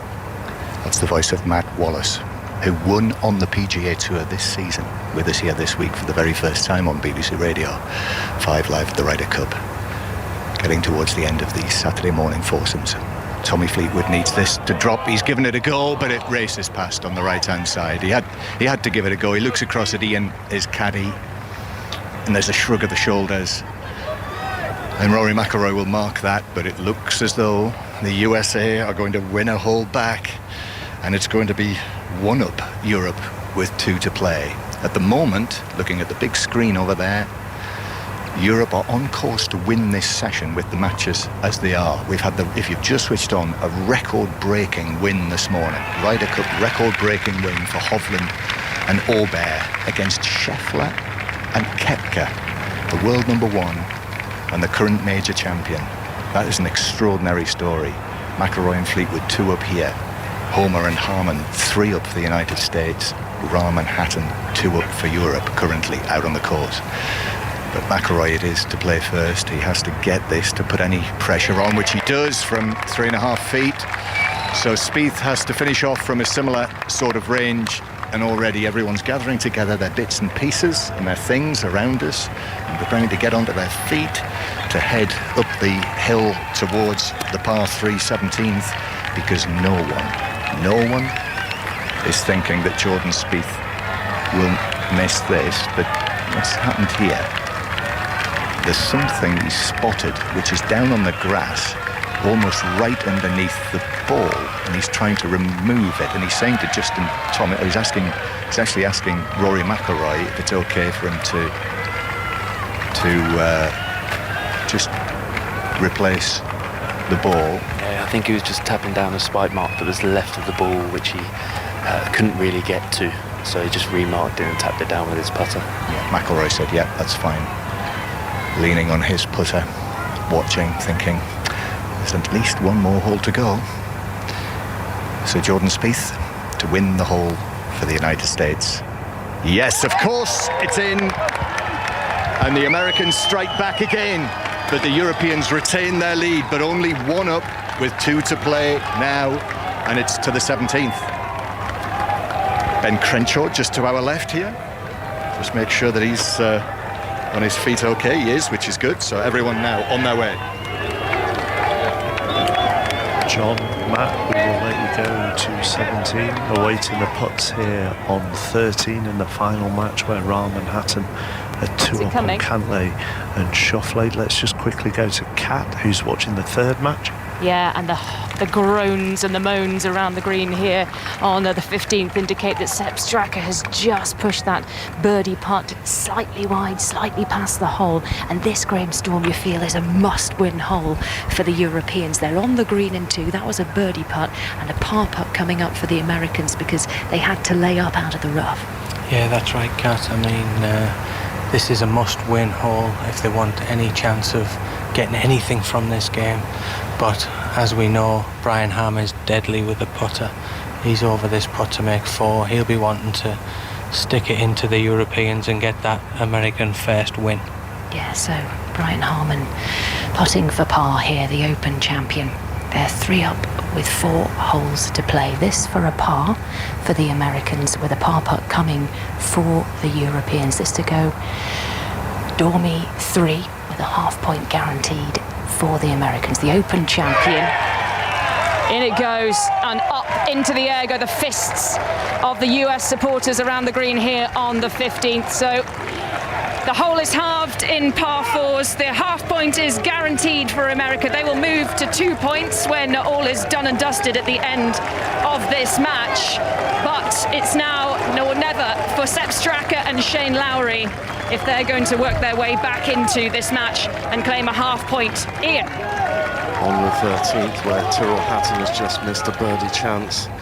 2 excellent tee shots have come in from Patrick Cantlay and Jon Rahm. But a little bit of momentum with the United States in this match potentially now, because Schauffele, if we look through the scores of people who are inside the ropes, lots of people with the American team, but the putt being surveyed here, and Paul Waring, this could be a massive moment because this would get it back to 1. It'd be 2 in a row for America. Yeah, we've just heard the chants from the distant green of 15 of USA about what just happened with Brian Harman there, and you can feel like, as you've just said, Ian, a little momentum change.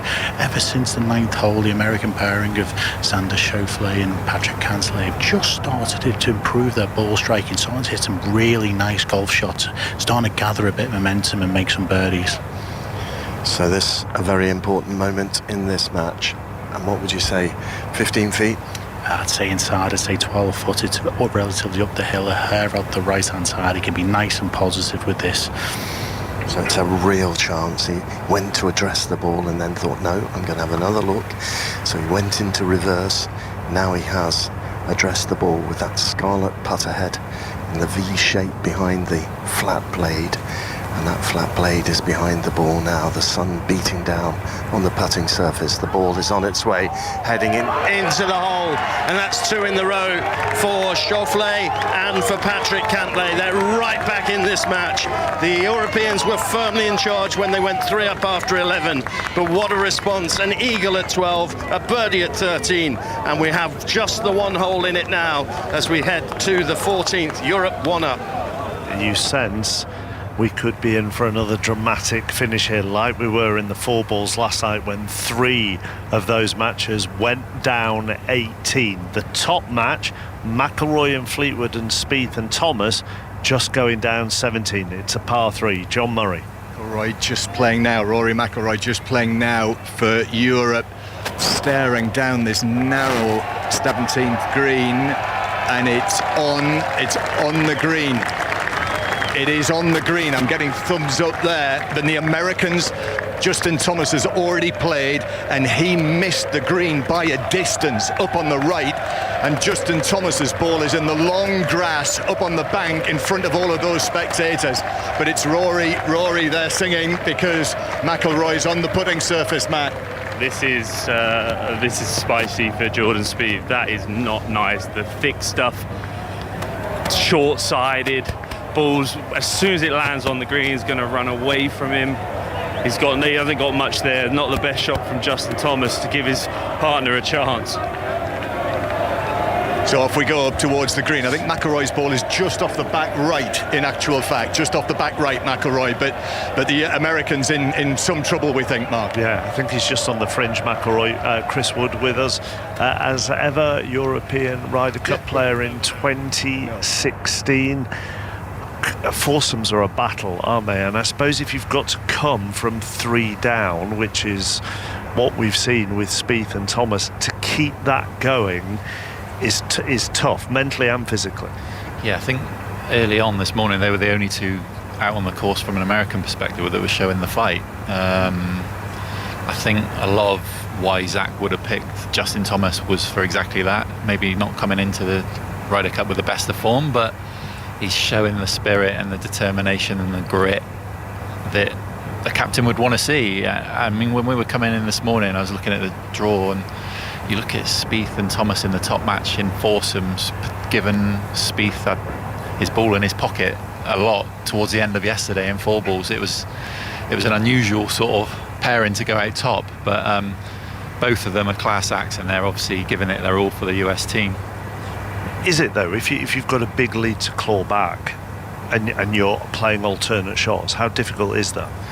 I mean, it's hard to get any momentum. I mean, from the start this morning, Europe had all the momentum, didn't they? The Americans just haven't had a chance. I, again, bumped into Thomas on the 7th tee a little bit earlier, and he said, we're just going to keep going. We just want to keep pressing them, keep putting that pedal down. And that would have been the message from Luke, I'm sure, last night. I mean, can you imagine being in that team room last night? It would have just been awesome in the European side, and they're just not wanting to give the Americans any sniff at all. Well, let's see if Fleetwood and McIlroy can shut the door on Thomas and Spieth. Well, we've just walked right past where the American ball is, and I have to say, I walked. You were slightly behind me, Matt. I walked probably within a yard of it, and I couldn't see it in that thick grass. And now everyone's gathered around there. The referee's there as well.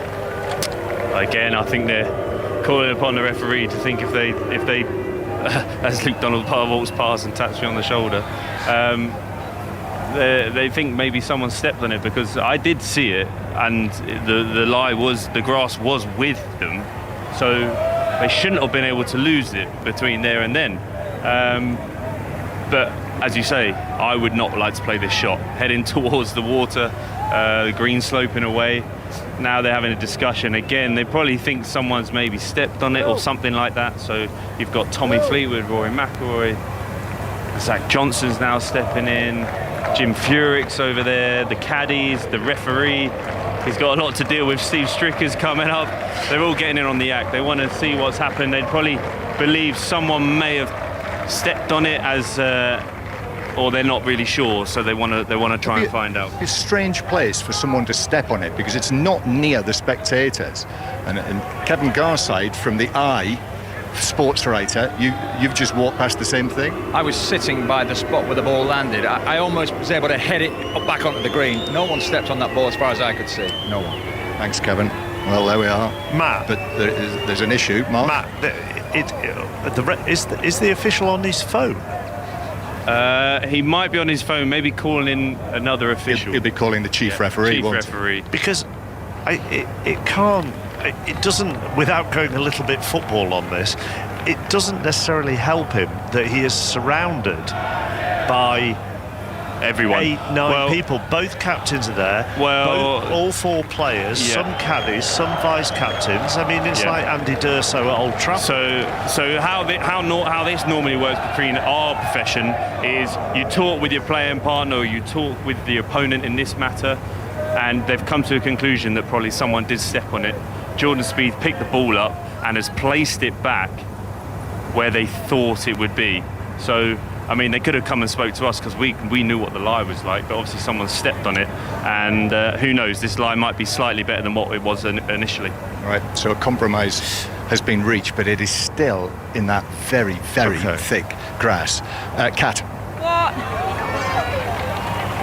That, as you can hear, is the reaction of the crowd on this drivable par 4 16th, where Sepp Straka needed to make an eagle, you feel, needed that putt to drop to keep the match alive. Shane Lowry comes over to tap his partner on the shoulder, big smile on the face of the burly, bearded Irishman, but the ball refused, just teetered on the brink of the hole. Shane Lowry was already galloping around the green, ready to punch the air, ready to celebrate the fact that Straka had, in all likelihood, won the hole.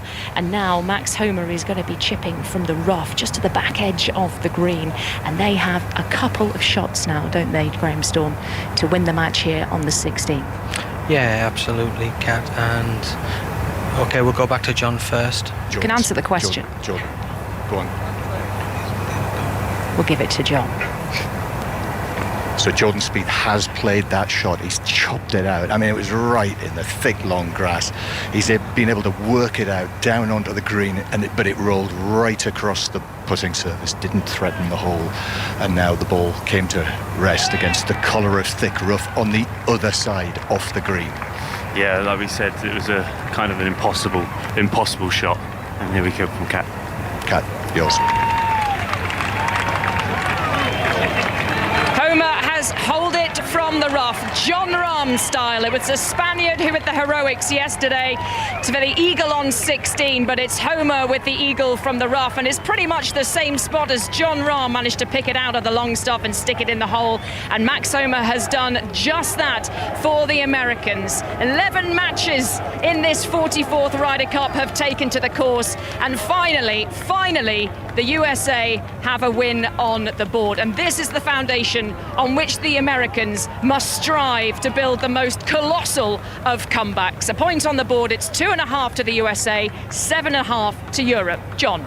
So the Americans have won a match, and the score now 7.5, 2.5. But they might be about to lose this one.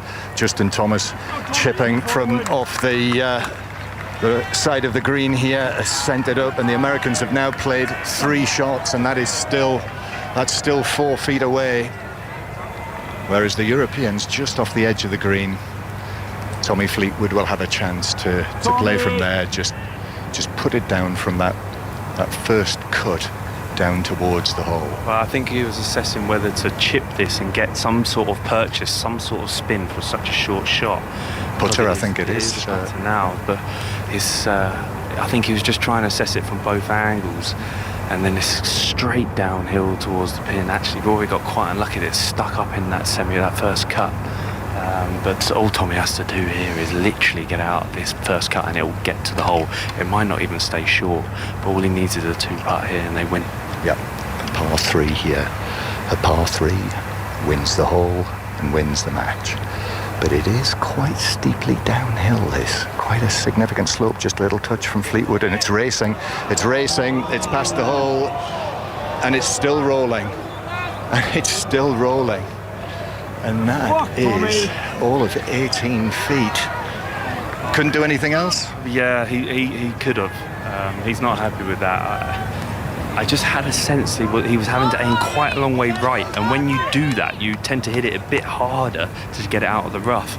I really thought maybe a little chip shot, to stun that first bounce and then let it go down. I mean, he wasn't trying to do that and he wasn't trying to hold it, he's just trying to get it close because we know a 3 wins. But now Rory has to hold his putt to match. Yeah, so this to win the match. But I always think the sports photographers know their onions, and the sports photographers almost en masse have left us and have headed to the 18th. They think this is going down 18, so it could be halved in bogey 4s, but this for the par 3 for Europe, so this would win it. And remember McIlroy's putt at the last, that was 23 feet, that sort of range. McIlroy here, standing stock still behind the ball. Has a look. again down on his haunches, and up he steps now. Rory McIlroy, Europe 1 up in this match. McIlroy within touching distance of making it 3 wins out of 3 for him at this Ryder Cup. Here it goes, this for the par. Yes, it's in! They've won! And McIlroy's done it again. He's finished the deal with 2 long putts. Talk about Mr. Ryder Cup. Rory McIlroy is the 2023 incarnation of that. He's leading this European team. A win, 2-1 for McIlroy and Fleetwood over Thomas and Spieth, this strong American team. And for Rory, 3 wins out of 3 here in Italy. And for me, 3 for 3 with Rory. So you're welcome, Rory McIlroy. But what about that? I mean, that is nerve, that is sporting brilliance. That was great. That was strong from Rory, you know. He probably didn't expect to be having that putt to win the match from that distance after what America were doing. And then it does pop into your head. Sometimes it could go down the last and it could still turn into a half. But that was very strong from Rory, and I like the celebration. I like the celebration from the vice-captains, the Molinari brothers. Here we go. They're getting the crowd going. Fantastic from Rory, that was brilliant. Great scenes here at the 17th, where McIlroy and Fleetwood have won just as they did their match yesterday morning, and it's now 8.5, 2.5 the match score. And we'll go and see if we can catch a word with your mates, Matt, shall we? Yeah, you go and see if you can do that. Chris Wood watching that with me here as well.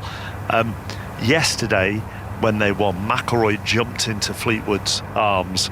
Fleetwood at the end. Today, Fleetwood gives McIlroy a massive hug after that putt. Again, it's just another example of the Europeans holding the putt at the right time. Just not giving the Americans any chance whatsoever. Obviously, after Tommy's putt there, just raced away from him out of the semi. I expect Justin and Jordan thought, okay, we might get this down the last, but the Europeans just close it out, as they've done in every stage of this match so far. You played foursomes in 2016 at the Ryder Cup. I have various questions about foursomes, which we'll come on to very shortly. But the bottom match might be going all square. Ian Carter. Every chance, Mark, every chance, because the Europeans have been in bother all the way down the 14th, and we've seen more brilliance from Patrick Cantlay, and this putt that's on its way from Jon Rahm now, which very nearly dropped from all the way across this green, stays above ground. That means that the best that the Europeans can do is a bogey 5. They drove into a bunker, they went into the rough left of the green, and then a very loose chip from Tyrrell Hatton, and yeah, there's the concession. And let's pay tribute to the Americans here. Cantlay especially, he has really turned it up. The eagle at 12 he was the architect of. He set up the birdie that was converted at the 13th with an excellent tee shot, and then a brilliant second shot into the 14th, which set up another birdie chance. And that means 3 in a row for the Americans here, all square, Paul Waring. Yeah, the worrying thing for me as a European fan is Patrick Cantlay looks absolutely on fire now. Swinging the golf club beautifully, great ball control, as Ian has just rightly said, setting up birdies and eagles left, right and centre. He's been absolutely fantastic since the 9th hole, really. Both Americans have just started swinging it better. Xander Schauffele especially getting his tee shots now into play, hitting it a long way with driver. They look very strong now. This is going to be a big moment now for Europe to dig deep in these last 4 holes. And Mark, it's worth bearing in mind that Europe after 11 holes were 3 up. All the momentum, all the blue on the board. If Cantlay and Schauffele can come from 3 down and earn a point for the Americans, that transforms the team room potentially transforms the team room heading into the afternoon 4 balls. It gives them something to cling on to. We've seen that in the past in Ryder Cups. Europe have done it, and so have the Americans in big comeback wins. And it probably gives Zach Johnson some players to cling on to as well. I know sometimes it's not as simple as if you win in the morning you go out in the afternoon, but actually in Cantlay and Schauffele and what Harman and Homer have done, particularly when some of the so-called bigger names or major winners, or I know Harman's a major winner, but when you look at some of the others, he might be thinking, now, Zach Johnson, well, I know who I'm going to hang my hat on this afternoon. Absolutely, and he's going to have to ride any form horse that he's got. Cantlay with his tee shot on the 15th. 4 holes to go in this match. For the first time since the opening hole, we are all square, but that's gone left. It's gone left into thick rough, really thick rough off the tee on 15, so a blow for the Americans there. Good old commentator's curse worked a treat there, I must say. Just walking down 16 with Chris Wood, were you allowed to do that? Get that drink out of the player's icebox? No one saw, did they? Well, no, that's the point. I should have kept my mouth shut, really. Foursomes, and you played in 2016. What's the rule on apologising? Never say sorry. First rule of foursomes. But even at that level? Yeah, I mean, it's the toughest format of the game. You can go 10, 15, 20 minutes without hitting a putt.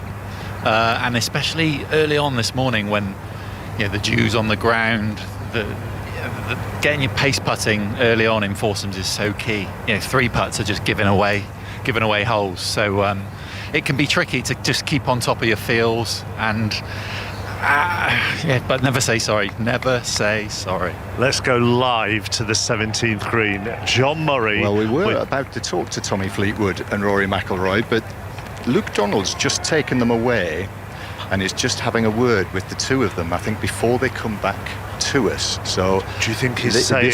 This looks like, I have to say, this does look like discussions about the afternoon, so that is going to be a question, certainly. And Rory's coming back over to speak to us. He's here first. You've reached us first, Rory. This is live on the BBC on 5 Live, so we'll just wait till Tommy comes over when he does, which he does. But give us a word. You made a roaring start, the two of you again today. Yeah, it was amazing. We talked last night after that great day yesterday about not showing any mercy, keeping our foot on the pedal, and we knew that they were going to really want to get off to a fast start, and our objective was to not let them do that. We played great from the opening bell basically, and winning the first 3 holes, and that set the tone for the rest of the day. But after that, Tommy, they showed what a good partnership they are, didn't they? Yeah, of course they did, and you have to respect the fight that they show and how well he played on that back nine. They're obviously a fantastic team, but again, a joy to be in a match like this, and we were very focused on what we were doing and trying to make sure we get another point on the board. Yeah, on the subject of fantastic teams.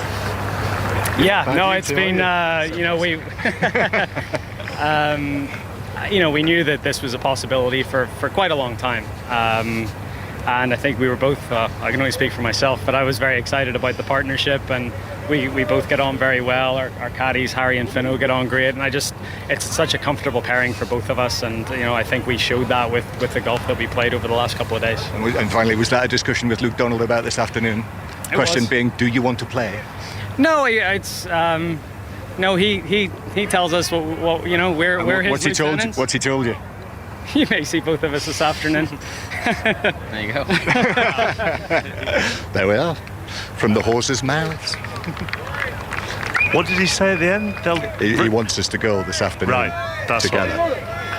And why not? I suppose, Chris Wood. Luke's in such a luxurious position here, isn't he? He's got options. He could throw some of the rookies out. Bob, Nikolai. I would imagine Rosie and Fitzy will go again. Obviously they're playing with their own ball this afternoon. It's sort of the better prep for getting ready for the singles tomorrow. But the Europeans have got such a big lead. It's up to Luke, and can probably be a little bit more relaxed about the pairings this afternoon than he might have been thinking Friday morning.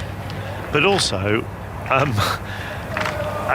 tiredness doesn't come into it as much, does it? If you are 9-3 up or 9.5, 3.5 up. Well, I mean, Victor and Ludwig played 11 holes this morning. Yeah. They've had the morning off almost. So that tiredness don't come in at all. And also when you're when you're playing well and things are going well, the momentum's with Europe throughout every single player. It carries you around the golf course. It's a much easier walk around this course when they've got a lead like this. Let's go back to the final match then, that's still going on. They're all square through 14, but last time we were with Ian, the Americans were in trouble on 15. Yeah, Cantlay's drive going left into thick rough, and it was a really awful lie for Xander Schauffele now. He's over it and he will be hacking out, and he has to give it all his might to get that buried ball out. And then what's happened there is that the club head has turned over and he hasn't managed to get it out onto the fairway. It's shot left of where he was aiming, and so they haven't escaped the rough. It's now gone from thick rough to normal rough, and well, Xander Schauffele just puffs out his cheeks. And now the door opens once again for Rahman Hatton to get back into the ascendancy here. Brilliant tee shot it was from John Rahm. Great chance for Hatton to find this elevated green on the par 4 15th, Paul Waring. Yeah, big chance for the European team now. Yeah, the hack out from Xander Schauffele, as you say, into the normal rough. I don't know if I'd call any of this normal rough this week here at Marco Simone. The course is looking absolutely fantastic, manicured to within an inch of his life. However, this rough is horrific. And he found the most horrific part of the most horrific rough on this hole down the left-hand side. That was a real, could have put all sorts of pressure on the tendons in his wrist and all sorts as he threw the kitchen sink at that. And as I say, it's not emerged onto the fairway. But here's a good big moment now for Tyrrell Hatton as he plays from 194 yards out, from bang in the middle of the fairway all the way up the hill to an elevated green, to be greeted by thousands upon thousands upon thousands of spectators on the banking. This one's flying a little bit to the left, needs to get up, and it does almost get up and then just goes down into the swale to the left of the green there. Might just be in a bunker. Yeah, no, it's a bit of a tricky shot now for Rahm now. It's not too bad. He's got a little bit of green to work, but hopefully he's on the upslope of the green on that left-hand side, just in the rough. I'm going to have a little whiz over there and have a little look for Razine. Yeah. Well, the projected score, if you like your statistics, the projected score that is being put on the big screen is 9-3 at the end of this session. And as I said earlier on today, and I don't know what you think, Paul, as we wait for Cantlay to play his third shot from still a long, long way back from the rough down the left-hand side, I do think that the Americans' target has to be 6 points by the end of today. Otherwise, they're going to have to do something that no one's ever done before on a final day and come back from a bigger deficit than 4 points. Yeah, you've made that point before, Ian. It's a very, very valid point as well. And like you say, that has to be the target. But what we're seeing, well, what I've seen with my own eyes in these last few holes is there is still a fight in the American side. Yeah, I think this morning, as we sort of watched them walk off the first tee, that there was a bit of, negative emotion. The shoulders were slumped. They weren't, that team unity look about them. Where now, I saw Patrick Cantlay walking off 13 and have a good look at 15 as we look at the third shot now from Patrick Cantlay. Yeah, from the rough, and he could only propel it up towards the banking, up towards the green. He's a good 40 yards short of the putting surface, the ball just running into the semi-rough as well. So the Americans not on the green in 3, Europe not on the green in 2. Advantage Europe here to stem the tide, which in the context of this single match, Mark, has been turning red with 3 holes in a row from Cantlay and from Schauffele. That's why we're all square, but the advantage at the moment lies with Europe to potentially nudge ahead again with 3 holes to play. So far this morning in the foursomes, and foursomes, remember, alternate shots. Europe have won 2, America have won 1, all square, as Ian has said in the match that he is following, but advantage to Europe. And the overall score, as we await the 4-ball pairings for later on, Europe 8.5, USA 2.5. It's a busy sporting Saturday here on 5 Live. We'll bring you our usual Premier League coverage, the lunchtime game, the early game, Aston Villa against Brighton. Plenty of updates from there. Our base from 3 o'clock is Old Trafford. Ian Dennis is there for Manchester United against Crystal Palace. We'll bring you all the goals as they go in, as usual, up and down the country in both England and Scotland, and we'll also do our best to bring you all the putts as they go in as well with Ian, the uninterrupted golf coverage will move to Sports Extra from about 5 to 3. But there'll be plenty of updates, score updates, shot updates from here in Rome during our football coverage. And then at 5:30, Tottenham-Liverpool live in full here on 5 Live before Chris and Robbie with 6:06. 25 to 11 nearly. Let's get the latest news. Here's Matthew Bone.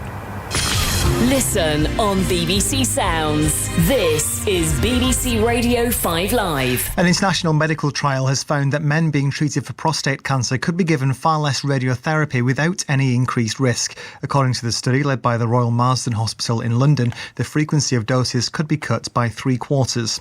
The United States is calling on Serbia to withdraw a build-up of military forces from the border with Kosovo. Britain's making hundreds of troops available to reinforce NATO's peacekeeping force there after an increase in tensions. A man in his 60s has been arrested by police investigating the cutting down of the world-famous sycamore gap tree near Hadrian's Wall. Northumbria police said the man was arrested yesterday evening. And police in the United States have defended the delay in bringing charges for the killing of the hip-hop star Tupac Shakur. They said they'd lacked the necessary evidence until the release of a book by the suspect who's now been charged. Tupac was shot dead in Las Vegas 27 years ago. The 44th Ryder Cup at Marco Simone with Mark Chapman on 5 Live and BBC Sounds. And this is Ian Carter on the side of the 14th, 15th green here at Marco Simone for the 4th shot of the American pair in the bottom match on this extraordinary second day of the 44th Ryder Cup. And here comes the ball now, pitched up onto the green, finding the shoot down towards the hole, but accelerating past and going by the hole, then taking the contours, coming round, and nicely judged by the American Xander Schauffele. He's put it to around 10 feet, but that is the 4th shot for this pair. Europe still have to play their 3rd in the shape of Tyrrell Hatton after the approach to the green, or rather in the shape of John Rahm after Hatton's approach found the dell to the left of the green. Yeah, not an easy shot here for John Rahm. He's got elevation on his side. He's on a bit of an upslope out of the rough, and he's got a little bit of a backstop behind the flag. It's not an easy shot by any stretch of imagination, but he should get it inside the Americans' ball. From this position, so important for Europe to get something from this hole now and win it. Here comes the pitch from Rahm, flying it all the way to the flag, letting it settle down. And that's pretty good from Rahm. Yeah, very good shot, and like I say, it was a very difficult shot. He's actually played it lovely soft bounce. It's just run up. It hasn't actually caught the back slope to come all the way back down. I think it'll be the Europeans to put first. Yeah, and that will be their 4th shot on this par 4. So putting for a par and putting for a win, it would be for Tyrrell Hatton. And the hole is actually positioned right near a little dell in the back left-hand corner of the green. So we actually can't see the bottom of the hole. We can't see the ball as Tyrrell Hatton puts it down here. But if he makes this, then Europe will go 1 up. Yeah, it's an important putt, this, just to put the nail in the coffin on this hole and regain lead in this final match. What he doesn't want to do is leave the Americans with any chance of a half, considering the way they played this hole so far. Yeah, it's an 11-footer, this. The Americans are 9 feet away. They've already played 4 shots, so they've got a bogey putt to come. This is a par putt. This is to win the hole. This is to go 1 up with 3 to play in what has become a very important bottom match here in the opening session of this second day at the Ryder Cup. A couple of practice swings now. Hatton is ready to go and ready to send these crowds into raptures if it disappears. From 11 feet on its way. Will it drop? Will it drop? No, it won't. Frustration for Hatton, and the door creaks open for a half in bogeys for the Americans. They've got a 9-footer here. Crucial 9-footer. From the middle of the fairway, the Europeans there to make bogey and leave this door open for the Americans as they've hacked their way down this left-hand side of this 15th hole. Don't get me wrong, it's a very, very tough hole, but to make 5 from where they were is a little bit disappointing, and where they could have killed the momentum straight away from the American side. Luke Donald, the captain, is here, inscrutable behind his sunshades. He walks just to the side of the green. as we get ready now for Cantlay's putt. This for the half to make it all square with 3 to play. Settles himself down. Little gently shake of the hips. Now a rock of the shoulders. The ball on its way. Will it drop? Yes, it will. And the Americans have escaped with a half on the 15th. And this increasingly tense match right at the bottom of the order looks like it's going the distance here. We head to the drivable par 4 16th with it all square, and you have to say Europe squandering what had been a really, really good opportunity to take the hole. And we wait for them here on 16 by the 16th green, and yet again they are 20 deep in front of the hospitality areas as they wait for Hatton and Rahm and Cantlay and Schauffele to appear on that 16th tee, some 300 yards away to our right in the distance. And even though it is Chris Wood, Ryder Cup player in 2016, even though it is 8.5, 2.5, this feels like a really big point at the moment. Yeah, Europe want to keep the pedal down. That would have been the message I would have thought from Luke this morning. Not give them a glimmer of hope. And the lads will be playing with that mindset. And there's also, when you're out there, I remember Podrick Harrington coming up to me in my singles. I was one down playing the last, and he said, remember, we had numbers for the week on the back of our shirts. He said, remember your number. This is your Ryder Cup record as well. So they'll be playing for. They won't want to. They want the points for themselves as well. John Rahm's on his way to a fantastic Ryder Cup career, as well as Tyrrell. Ian.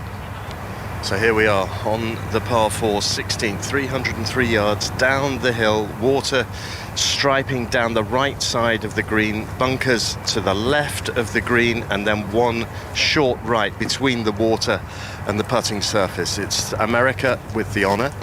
It is Xander Schauffele who is going to be hitting this tee shot, and it feels like everybody at Marco Simone is here on this hole. It's the only action on the course right now, and everyone intrigued to see how this absorbing contest is going to be decided over these next 3 holes. Key tee shot here for Xander Schauffele. Absolutely, wind in out of the right-hand side, which will help a right-handed player as we see him now with a tee shot. And it's on its way, and we look and we wait to see, and it looks, I think, pretty good. Yeah, it lands down just short of the green, on the apron, on the fringe. It's just short, maybe 10-15 yards. Super. Fantastic tee shot, considering he'd struggled earlier in the day with the drive with the left-hand side of the golf course. It water on the right-hand side. Great commitment there from Xander Schauffele to hit that shot. What's Tyrrell Hatton thinking right now?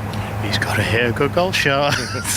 Again, no, like I say, the wind being in out the right does actually help this tee shot a little bit. However, if you bail out left here, it does not make an easy up and down at all. He's very good at compartmentalising. He was a frustrated figure. Couldn't believe that attempt at par that would have won the 15th didn't drop. He's had to banish thoughts of that now and concentrate on this. His tee shot on 16. At the end of the morning foursomes. There it goes. Not a cloud in the sky. That little white ball. The crowd wait to greet it when it lands. They like it. It's safe. It's in the apron of the green. It again is maybe 15-20 yards short of the green, but it's an excellent response from the Englishman. Yeah, great swing, really under pressure there. Tyrrell couldn't let himself hit a bad shot and put the European side out of it after a great tee shot from Xander Schauffele putting the pressure onto him. So Mark, we're going to get in position for these second shots on this par 4. We'll scamper down the 16th and we'll leave it with you just for the moment. But I have to say, it is just the most extraordinary scene. I know at the Waste Management Championship on the PGA Tour, they have the stadium hole, don't they, which is the par 3. This is a par 4, and it feels like you're in the middle of a football stadium with, 5 minutes to go, and maybe extra time looming. There's so much tension in the air, so much excitement, and just so many people. And they're all watching these 4 gladiators as they come down the Roman fairways. And we are watching you all come down this 16th, and actually I was on 18 yesterday for the final match there, which was the Justin Rose, Bob McIntyre group, and they let the fans come down the 18th following that group, as they do at the Open on a Sunday with the final pairing. And I looked up 16 and I thought, oh, they're doing it again. They're letting the fans come down 16 to watch this, as it's the only match out on the course. And then actually, Chris, I just realised it's everybody that's following this group. There must be 100 people following them. It's all the inside the rope people, isn't it? But two really good tee shots from the boys there. But it's interesting, this pin on 16 is very, very tight front left, and the American ball is just right and chipping more up the green, and the European ball's more to the centre, just short, and they'll have to sort of navigate the sort of front left corner of the green, which slopes severely left to right, and kicking it away from the pin. You prefer the Americans, do you? The Americans have got a much more straightforward chip up the green, yeah. What's beautiful about this hole, and people may not have heard us talking about it, is that it is that ultimate risk and reward. And when you couple match play with foursomes and seeing what your opponent has done first, so when you've only got the one ball, it's not like you've got a partner with his own ball as well, and you watch your American side go first, then there's always going to be that element of, do you stick to your plan? Do you have to change it because of the match situation? It's fascinating. Yeah, and look at the fine margins. Yeah, there's 5 or 6 paces between their two balls, yet the American position they're in, you'd expect them to get up and down 8 or 9 times out of 10, whereas the Europeans maybe 5 or 6 times out of 10. It's just a slightly more difficult shot for the Europeans.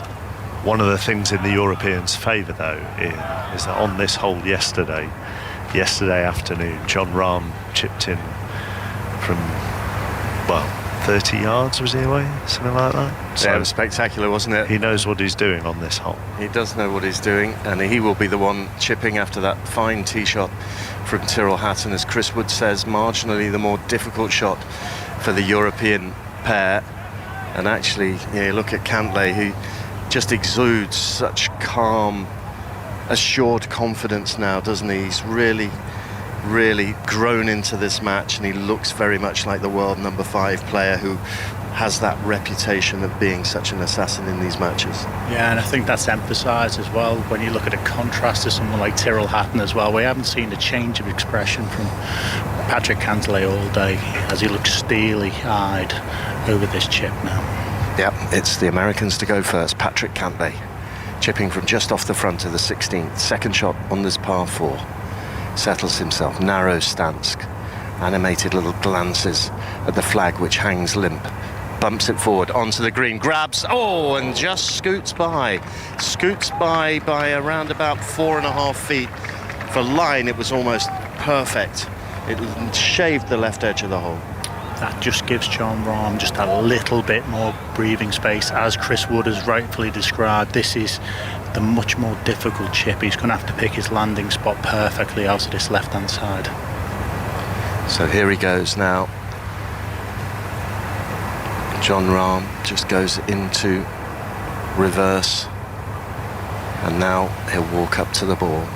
Those blue trousers, that white shirt that he has on, the brown sleeves, and a crucial second shot on the 16th. Glances down the line he wants to go. He's picked the spot to land. It's just short of the green, and then it runs down. That's clumsy. That's run on. It goes up the hill beyond the hole by around about 10 feet. That was not out of the top draw by any stretch of the imagination. No, you can see him now looking at it, sort of speaking to his caddy, very animated about the ball not doing what he thought it would do. You can see he's frustrated with that shot there. I don't think he's hit a bad shot. I just think he's landed it in the wrong place for what he was in front of him. Like you say, it appears a bit clumsy now with Tyrrell. A lot to do now. Yeah, so Tyrrell Hatton, and the thing is, it's gone up that slope, so it's going to be a downhill putt coming for Hatton. Yeah, and out that right-hand side as well. This is not an easy putt for Tyrrell Hatton, who's looked brilliant from outside of 20, 30 foot today, always shaving the hole. He's even holed a nice long one, but inside this range he hasn't looked his usual solid self. He always looks a little bit frustrated, like the ball's not quite doing what he wants it to do. So this is a big test for Tyrrell Hatton right now. And it's so stressful, isn't it, when you've held a commanding lead. When they won the 11th to go 3 up, you thought this is just going to be a cruise home. Yeah, and maybe that complacency, maybe looking at the leaderboard, all the blue on it being up as much as they were into this game, maybe there's a little touch of complacency in this last European side, who have to dig really, really deep now in these last few holes. The Americans won the 3rd match in the sequence, Homer and Harmer, 4-2 over Lowry and Straka. McIlroy and Fleetwood did the business with Thomas and Spieth, 2-1. Absolute thrashing with Hovland and Aubert, 9-7 against Scheffler and Koepka. But America can wrestle some real momentum to take into the afternoon if they can win this, and that makes this putt for Tyrrell Hatton so important. 12 feet down the slope for birdie on the 16th. Sends it on its way, heading towards the hole, looking good. Oh yes! Well, cometh the moment, as they say, and there is the clenched fist, and he has nerves of steel, this boy. What a birdie for Europe. Fantastic from Tyrrell Hatton. My clenched fist went into the air as he hold that putt myself, being a European. Now the tides are turned now onto Xander Schauffele, who has to hold this putt to remain at all square. And it's no gimme. Absolutely not, no, 4 feet. Absolutely not, as we're just being ushered out of the walkway as we're trying to talk and describe this by a marshal. Yeah, they're trying to clear a walkway. I've never seen so many people inside the ropes. We'll just alter our position here so that we're able to see this putt. Oh, the tension. This is proper Ryder Cup stuff, isn't it? Oh, it's fantastic, isn't it? We've had a proper battle between these 4 players in these last few holes.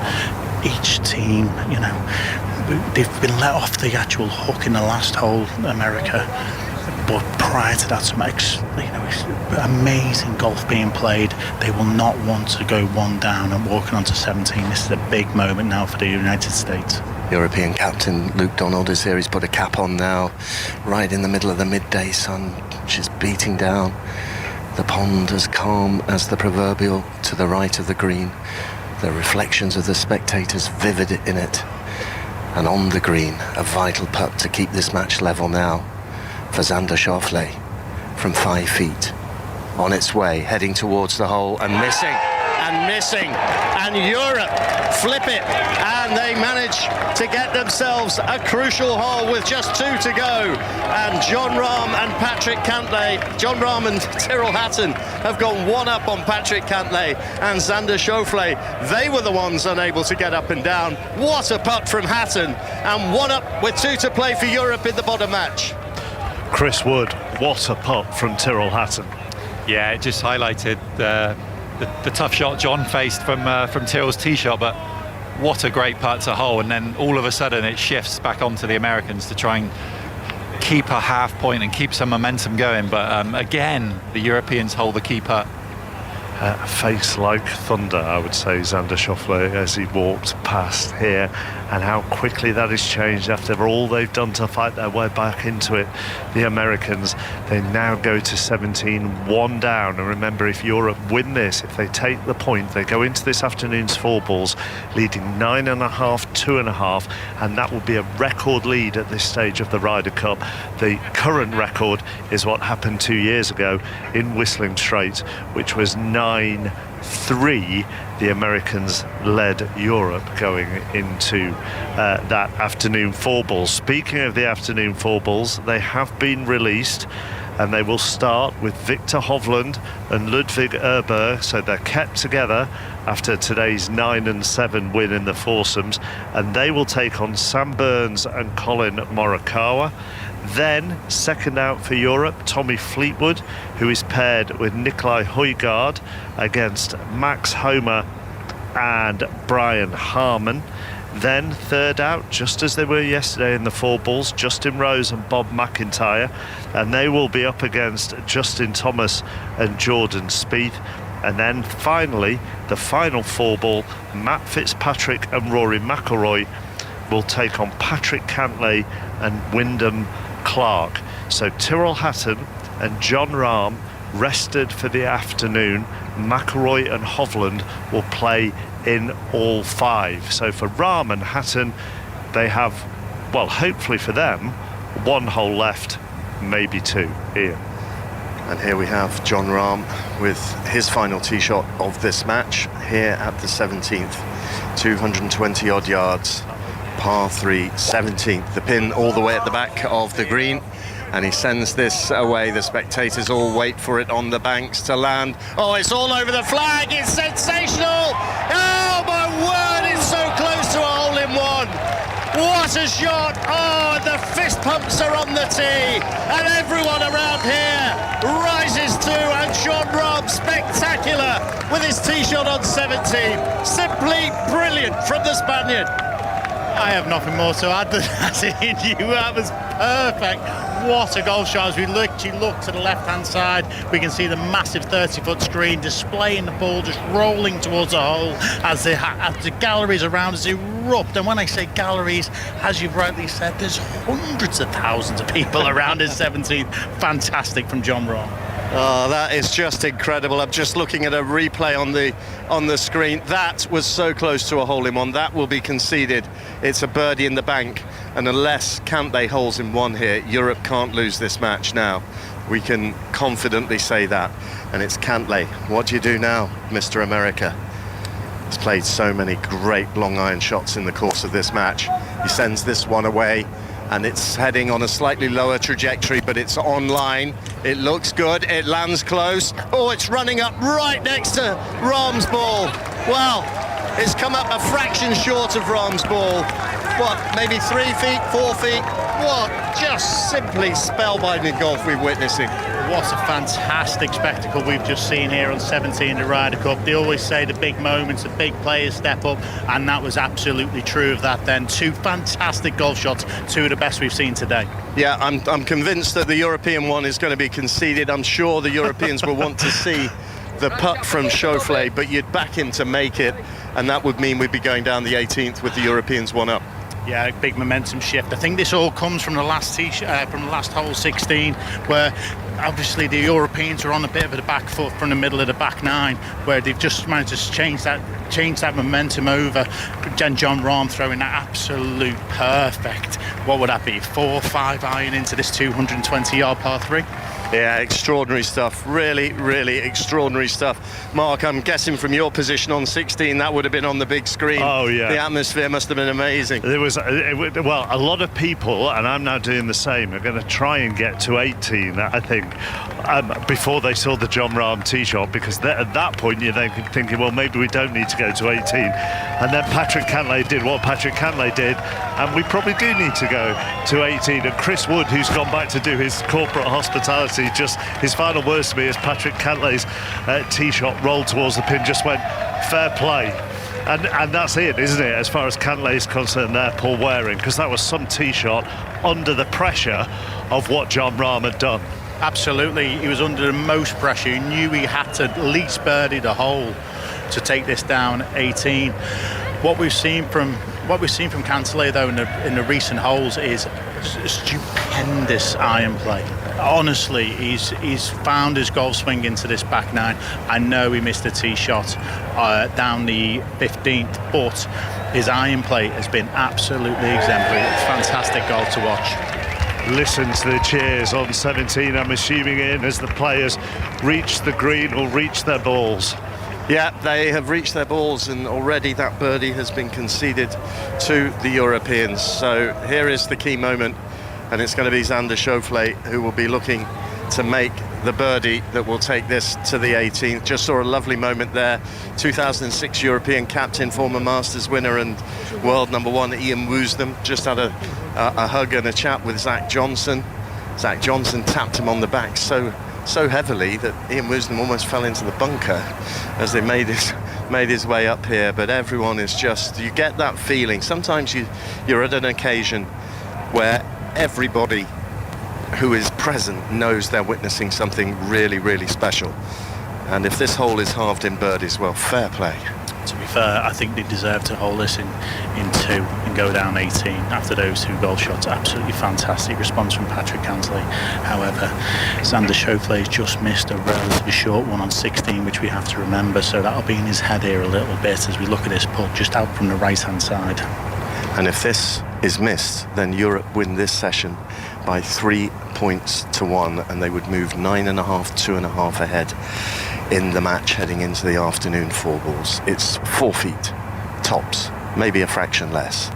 It's for birdie, it's for a half, and it's to take this match to the 18th. Xander Schauffele of the United States over this putt, motionless, and then to enter into the fray, a little fly lands on the verdant grass in front of him, and he just it was almost like an electric shock went through him, and he just took himself away, and now he has to resettle, go through his tried and trusted routine, and now he's ready, motionless over the ball.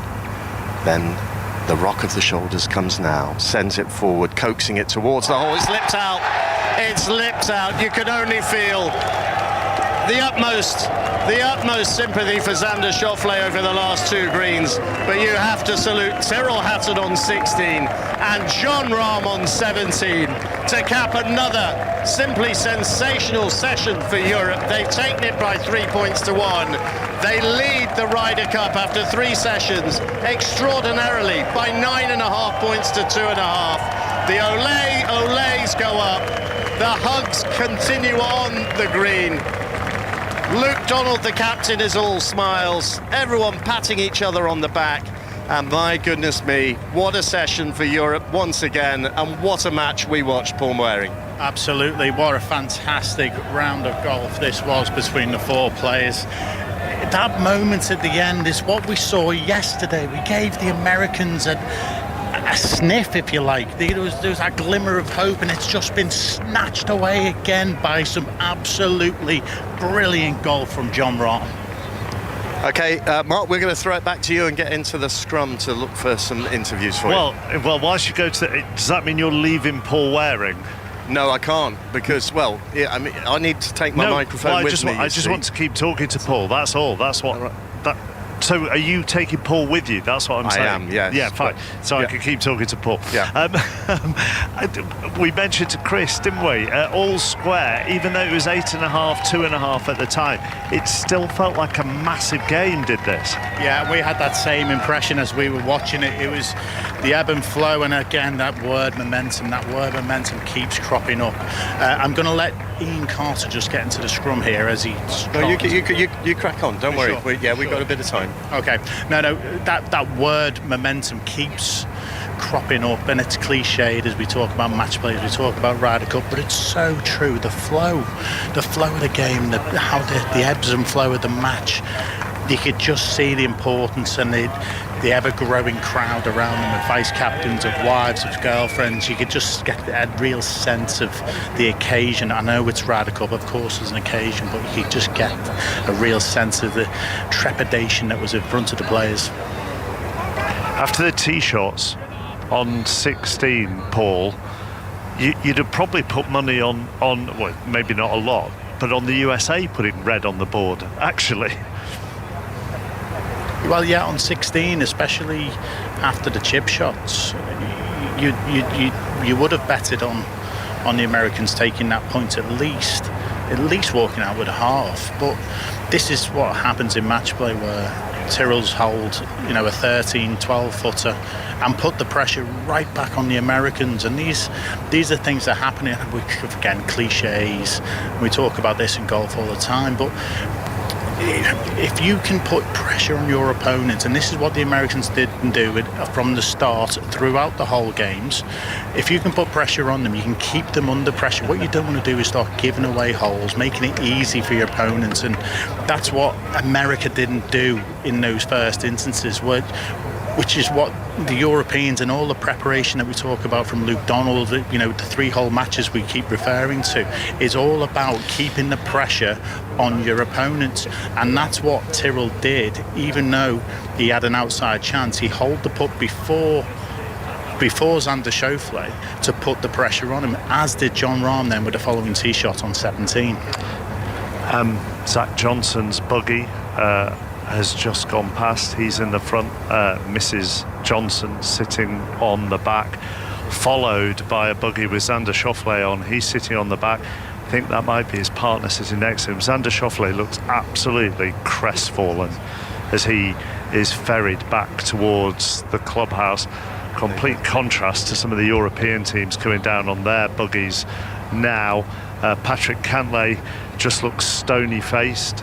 He's got his partner alongside him on that buggy, and the European players haven't come down yet because obviously they're still doing their interviews, but that is a very glum American contingent who've just gone past us on 18, and with good reason. They trail 9.5, 2.5 at lunch on this second day before the 4 balls get underway. It's the largest ever deficit on the second day with the 4th session to come of the Ryder Cup. 9-3, the previous record, which was 2 years ago in Wisconsin, with the Americans leading. The 4 balls are on the way. Victor Hovland and Ludwig Erberg start for Europe, and they will take on Sam Burns and Colin Morikawa. Then Tommy Fleetwood and Nikolai Højgaard will take on Max Homa and Brian Harman. Justin Rose and Bob McIntyre go next, and they take on Thomas and Spieth. And then Fitzpatrick and McIlroy are reunited after their success yesterday afternoon, and they will take on Cantlay, and Cantlay will partner this afternoon Wyndham Clark. So it means Alistair Bruce Ball, who I think, are you going out with the first group? I am indeed. I'm standing by the first tee now, Mark. So I've just come through a scrum of thousands of golf fans who are probably making their way back from the end of that last foursomes match out on course, quickly down to the hospitality areas to get themselves something to eat and something to drink. The grandstands at the first are probably about 3/4 full already. They are ready to go. The thought that struck me, Mark, just walking to the first tee here, is in the last Ryder Cup 2 years ago, Europe mustered 9 points in the entire competition. They're already on 9.5, and we're only midway through the second day. The American team seems to be at the moment in absolute disarray. Personal pride, professional pride has to come into it now, because it's embarrassing. It's humiliating for them. Brooks Koepka and Scotty Scheffler, I watched them this morning. I think we worked out they were 8 over in foursomes for 9 holes. I mean, for their level of play, and Scotty Scheffler visibly upset afterwards, you can understand why. And you can never guarantee great sporting performance on the biggest occasions. They've got to do something for their country and for their captain, because it's a rout. And actually for the competition, Mark, it's not good. I know European golf fans will be cock-a-hoop and they're desperate to win this thing back, but it needs to be closer than this. But, and you covered many Ryder Cups, and Ian mentioned it earlier, if it's 10-6 at the end of the day, that margin has been retrieved before. Yeah, now, that happened at Brookline. The Americans did it to the European team at Brookline. It happened at Medina, and we didn't give the Europeans a hope at Medina. But what are we standing at now? 9.5, 2.5. Yes, so then the other but, there are 2 buts in this. First of all is the but at 10-6 can be reclaimed. The second but in that is they've got to get 3.5 points this afternoon. Yeah, exactly, Mark. So wait, Ali, I'm going to go to Ian Carter because he's got live reaction from that final match. Guys, many congratulations. Let me start with you, John. First of all, that tee shot on 17 well, it effectively sealed the deal, but it was an extraordinary match and an extraordinary shot from you. Yeah, it was a really good match. Tyrrell and I played really good golf. And maybe Xander and Patrick didn't have the best of starts, but they got going on the back nine, right? They started hitting a lot of quality shots. Those shots by Patrick on 12 and 14 and here on 17 after I hit mine and the putts were holding was what they needed to get that match to all square.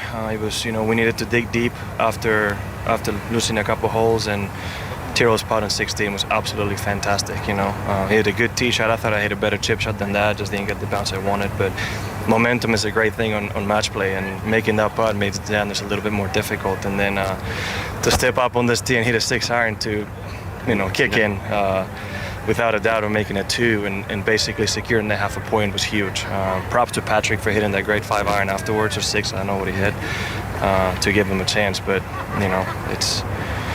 it was really nice to end up ahead of this one. It was a grueling back nine, and I'm proud of the work we did today. Yeah, it was a fantastic match, Tyrrell. Just give us an idea of the emotional roller coaster that it was, really, because 3 up after 11, you're never cruising, are you? But it felt very comfortable, I would have thought, and then they hit back at you. I wouldn't say it ever feels comfortable. Ultimately, we're playing against the best players in the world, and it only took a few great swings from them, and momentum kind of shifted. So yeah, it was a really, really tough back nine. Obviously, we had to dig deep. It was, to hold that putt on 16 to put the pressure on there, and needed a little bit of luck. Xander missing. John hitting that shot in 17 was pretty special, and in some ways a fitting way to kind of finish the match, although we needed a little bit of luck again after Pat hit an incredible shot in as well, and Xander's pretty deadly from that distance normally, so we were lucky that he missed those two, but it's been a stressful morning, but we're just very happy to win another point. And John, very, very quickly, the overall situation for Europe, it's really fantastic after 3 sessions. Yeah, winning every single session, it's the stuff you obviously are hoping for, but to actually get it done it's been pretty incredible. So hoping, me and Turtle are resting this afternoon, so hoping the boys can go out there and play some high quality golf again and win this 4th session and give us a really good chance tomorrow. Well, you enjoy putting your feet up. Sensational performance, guys. Thank you very much indeed for your time. Thank you. Jon Rahm and Tyrrell Hatton live on 5 Live after they won 2-1 against Patrick Cantlay and Xander Schauffele. So Jon Rahm talks about Europe winning the 3 sessions. The first foursomes, they won 4-0. The 4 balls yesterday afternoon, 2.5 to 1.5, and the foursomes this morning, they have won 3-1. It means the overall score is 9.5, 2.5. The 4 balls get underway shortly, so we'll continue our golf coverage. We'll mix it in with all the other day's sport as that starts to take place. Villa Brighton, the first Premier League game of the day. Our base from 3 o'clock. Old Trafford, Manchester United, Crystal Palace. All the goals as they're going up and down the country. All the putts from here at the Ryder Cup. The golf will be uninterrupted on Sports Extra from 5 to 3, but we'll keep it going live from Rome after the latest news. It is 11:10. Listen on BBC Sounds. This is BBC Radio 5 Live. An international medical trial suggests that fewer doses of a more powerful radiotherapy can significantly speed up the treatment of certain types of prostate cancer. The study, led by the Royal Marsden Hospital in London, could lead to a radiotherapy course being completed within a week rather than at least a month as present. The Chancellor Jeremy Hunt has said he wants to stop the vicious circle of ever-rising taxes by reforming public services and the benefits system. His comments come on the eve of the Conservative Party conference, with some MPs expected to call for tax cuts. Merseyside police have released the name of a 15-year-old girl who was killed in a school bus crash yesterday. Jessica Baker died when the coach overturned on the M53 in the Wirral. The driver of the vehicle was also killed.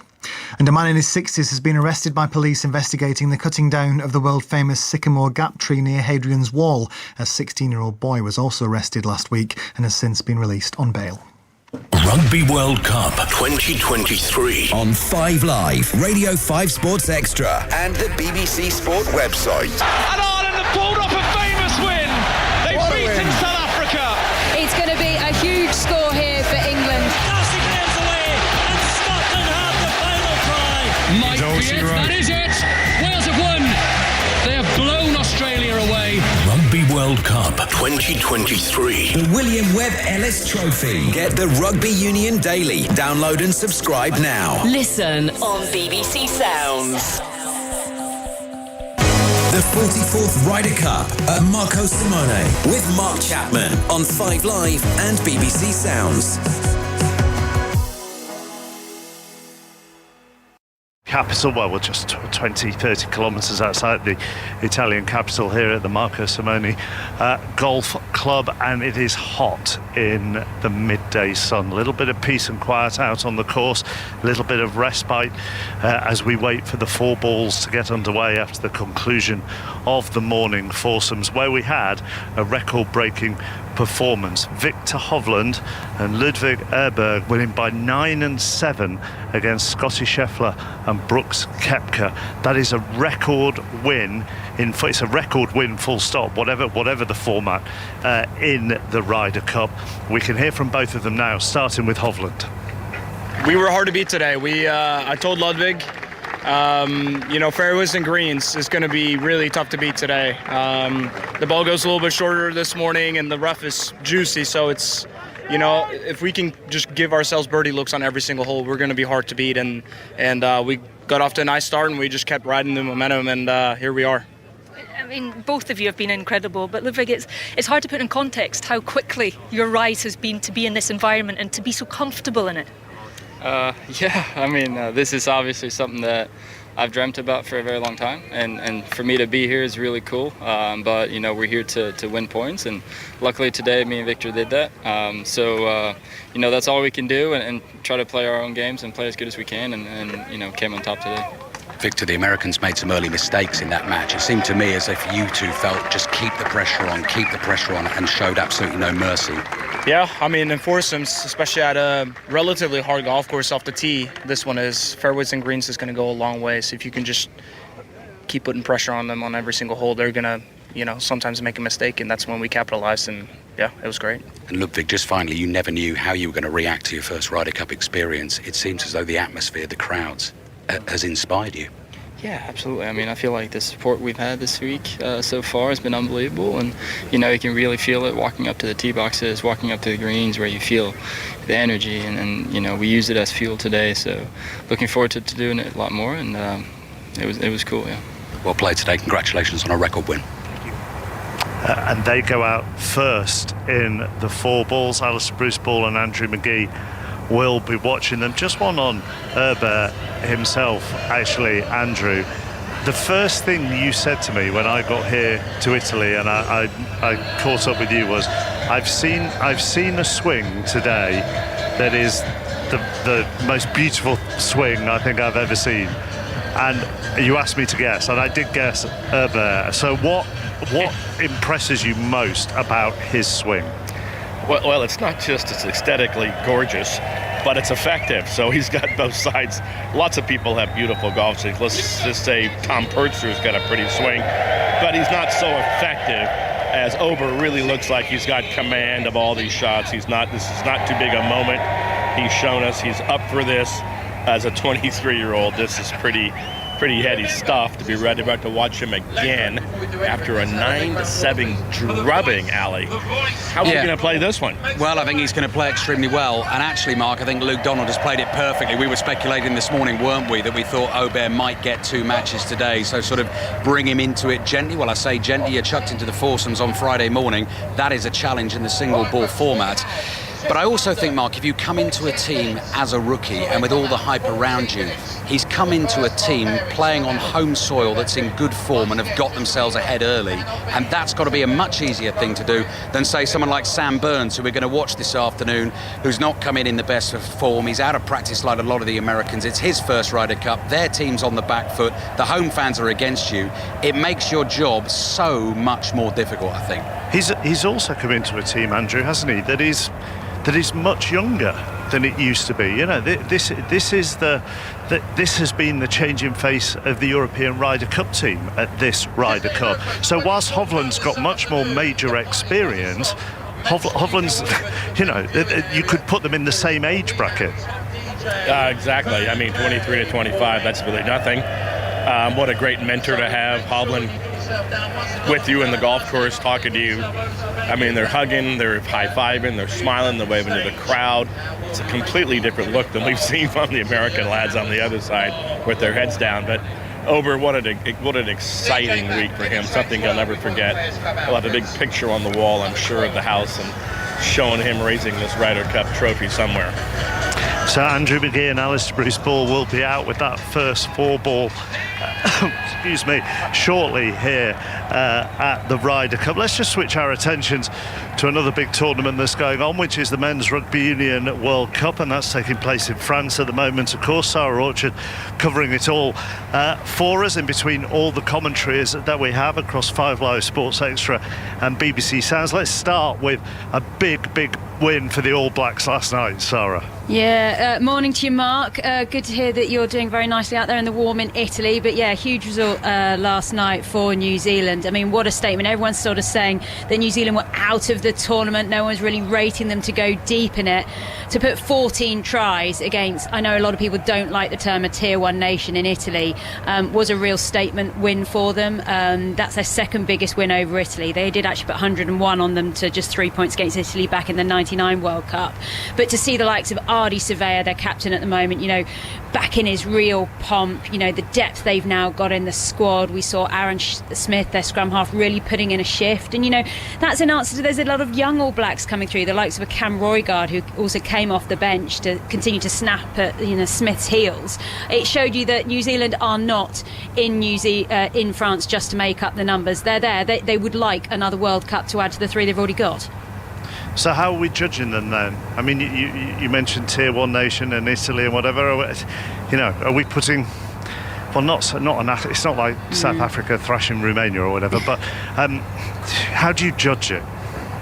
I have to be honest, that was so disappointing for Italy last night. It will be disappointing also for Six Nations organisers, who would really like Italy to raise the stakes somewhat. We have this debate every time the Six Nations comes round about whether there should be promotion and relegation, and then Italy turn up and start putting performances like that. It does question their involvement in these big competitions. For Italy, they'll be desperately disappointed.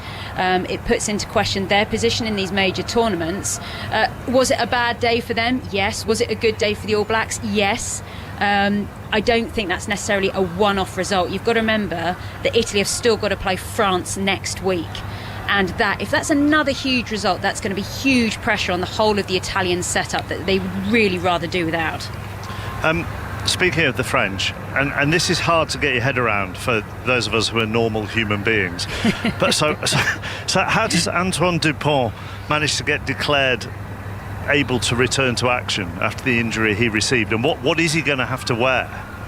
Okay, so we mustn't forget that it was just over a week ago he broke his cheekbone in that match with Namibia, and we have been told in the last few hours he has been cleared to resume physical activity. He is now expected, according to the French, to be available for their quarterfinals, which that weekend's the 14th, 15th of October, so that's in 2 weeks' time, so it will be just over 3 weeks since he suffered the injury. Now, if that was any of us, let's face it, we'd still be under the duvet crying, taking as many drugs as physically possible to make our faces in some way function. But then Antoine Dupont is considered the best rugby player in the whole wide world, and having been in and around France and seeing his face plastered everywhere, I don't think there was any way they weren't going to give him the opportunity to go out there and do it. There's still question marks about if he returns, if he's going to have some kind of mask. I haven't had any detail on that at all. But I'll be honest, as soon as that injury happened, I don't know anyone who didn't think he wouldn't come back and play some part in this tournament going forward. So yes, he's been given the green light. He'll be on the bike apparently in the next few days. He's being watched by the doctors. He's not going to play in that final match against Italy in the pool. He doesn't need to play in that. It's highly expected, particularly the shift that Italy just put in, that France will go on and win that. Remember, of course, they're on home soil at a home World Cup. But he's expected to be back for the quarterfinals. I'm not in any way at all surprised, Mark. But that quarterfinal's going to be against South Africa more than likely, isn't it? I mean, and I'm not saying. Look, I don't think you can target that area, can you? Really anymore? No, in it's rugby the safest union. place. Yes, but they will know. South Africa aren't daft. It is a weakness. Yeah, and you know, not that we try not to be cynical here, but I've played in a lot of rugby matches, and anyone who's ever played a game in a lot of rugby matches will know that when someone is at the bottom of a ruck, a lot more weight can be piled on top of it, and when you know that person is there. And I do just want to say, yes, we're expecting that to be South Africa, but at the same time, Ireland and Scotland still have a big part to play in how that Pool B finishes and who ends up playing where. But yes, it's a huge risk, but when he's the best player in the world, he wants to be there. The whole of the coaching staff want him to be there. The whole of France want him to be there. The whole of the rugby world want him to be there. And as long as he wants to play, of course he's going to be involved. But yes, he is putting his own health ultimately on the line. Scotland play Romania later on. That's at 8 o'clock, isn't it, this evening? So I'll have commentary of that on Sports Extra. They've made 13 changes, so it's fairly obvious what they're thinking about in a week's time. Yeah, so that last big match for Scotland is going to be against Ireland. That's going to determine the final placings in the pool. So 13 changes they needed to rotate Scotland after that match against Tonga, and then of course they lost that opening game against South Africa. If they get a bonus point win against Romania, they'll be 4 points behind Ireland in the group. Grant Gilchrist, he's going to captain. That's because of course Jamie Ritchie, he's off now with an HIA, but those rotations probably expected. And there is excitement still around this Scotland squad. There is a lot of doom and gloom that's also chasing them after that loss to the South Africans, but to see, you know, back rower Luke Crosby, everyone's excited to see how he goes. Ben Healy at 10, to know what they're going to bring. There's still another level for Scotland to go, and this is all about the depth that they've got in their squad. They are not expected in any way to get out of this group, and that perhaps is the best position for them to be in. Thank you very much, Sarah. A couple of other games this afternoon before we get to Scotland against Romania. You've got Argentina against Chile, both their sides in England's group. England already qualified, of course. It's the first time that two South American teams have faced each other at a Men's Rugby Union World Cup, so that's at 2 o'clock. Fiji against Georgia is at 4:45. That's in Wales group, and you'll be able to listen to both of those matches this afternoon on the BBC Sport website. We'll get the team news from our first game of the day very shortly. Aston Villa against Brighton. That's a 12:30 kickoff, and Juliet Farrington is there, so we'll talk to Jules in a little while. But the players are on the first team for the first of the afternoon's four balls. All I keep thinking, Ali, now as I'm looking back down the first fairway, I'm 300 yards away in the shade of one of the trees here on the first fairway, but all I keep thinking is about Paul Waring's point from earlier. Why aren't the Americans trying to come out at the same time as the Europeans so that you don't get this huge contrast in reaction? Good afternoon, everyone. Welcome to the Marco Simone Golf Club and the second afternoon's play in the 2023 Ryder Cup. This afternoon there will be four ball matches. This is match number 1, representing the United States of America, Sam Burns and Colin Morikawa. Little thumbs up from Sam Burns to the American fans in the sunshine on the first tee. Representing Europe, Victor Hovland and Ludwig Åberg. Europe's handy scandies are back in the house. Standing ovation for them on the first tee. Big hug for each other. They only played 11 holes this morning in their thumping 9-7 foursomes win against Scotty Scheffler and Brooks Koepka. So, 4 ball this afternoon, 4 balls in play. Match score, Europe 9.5, USA 2.5.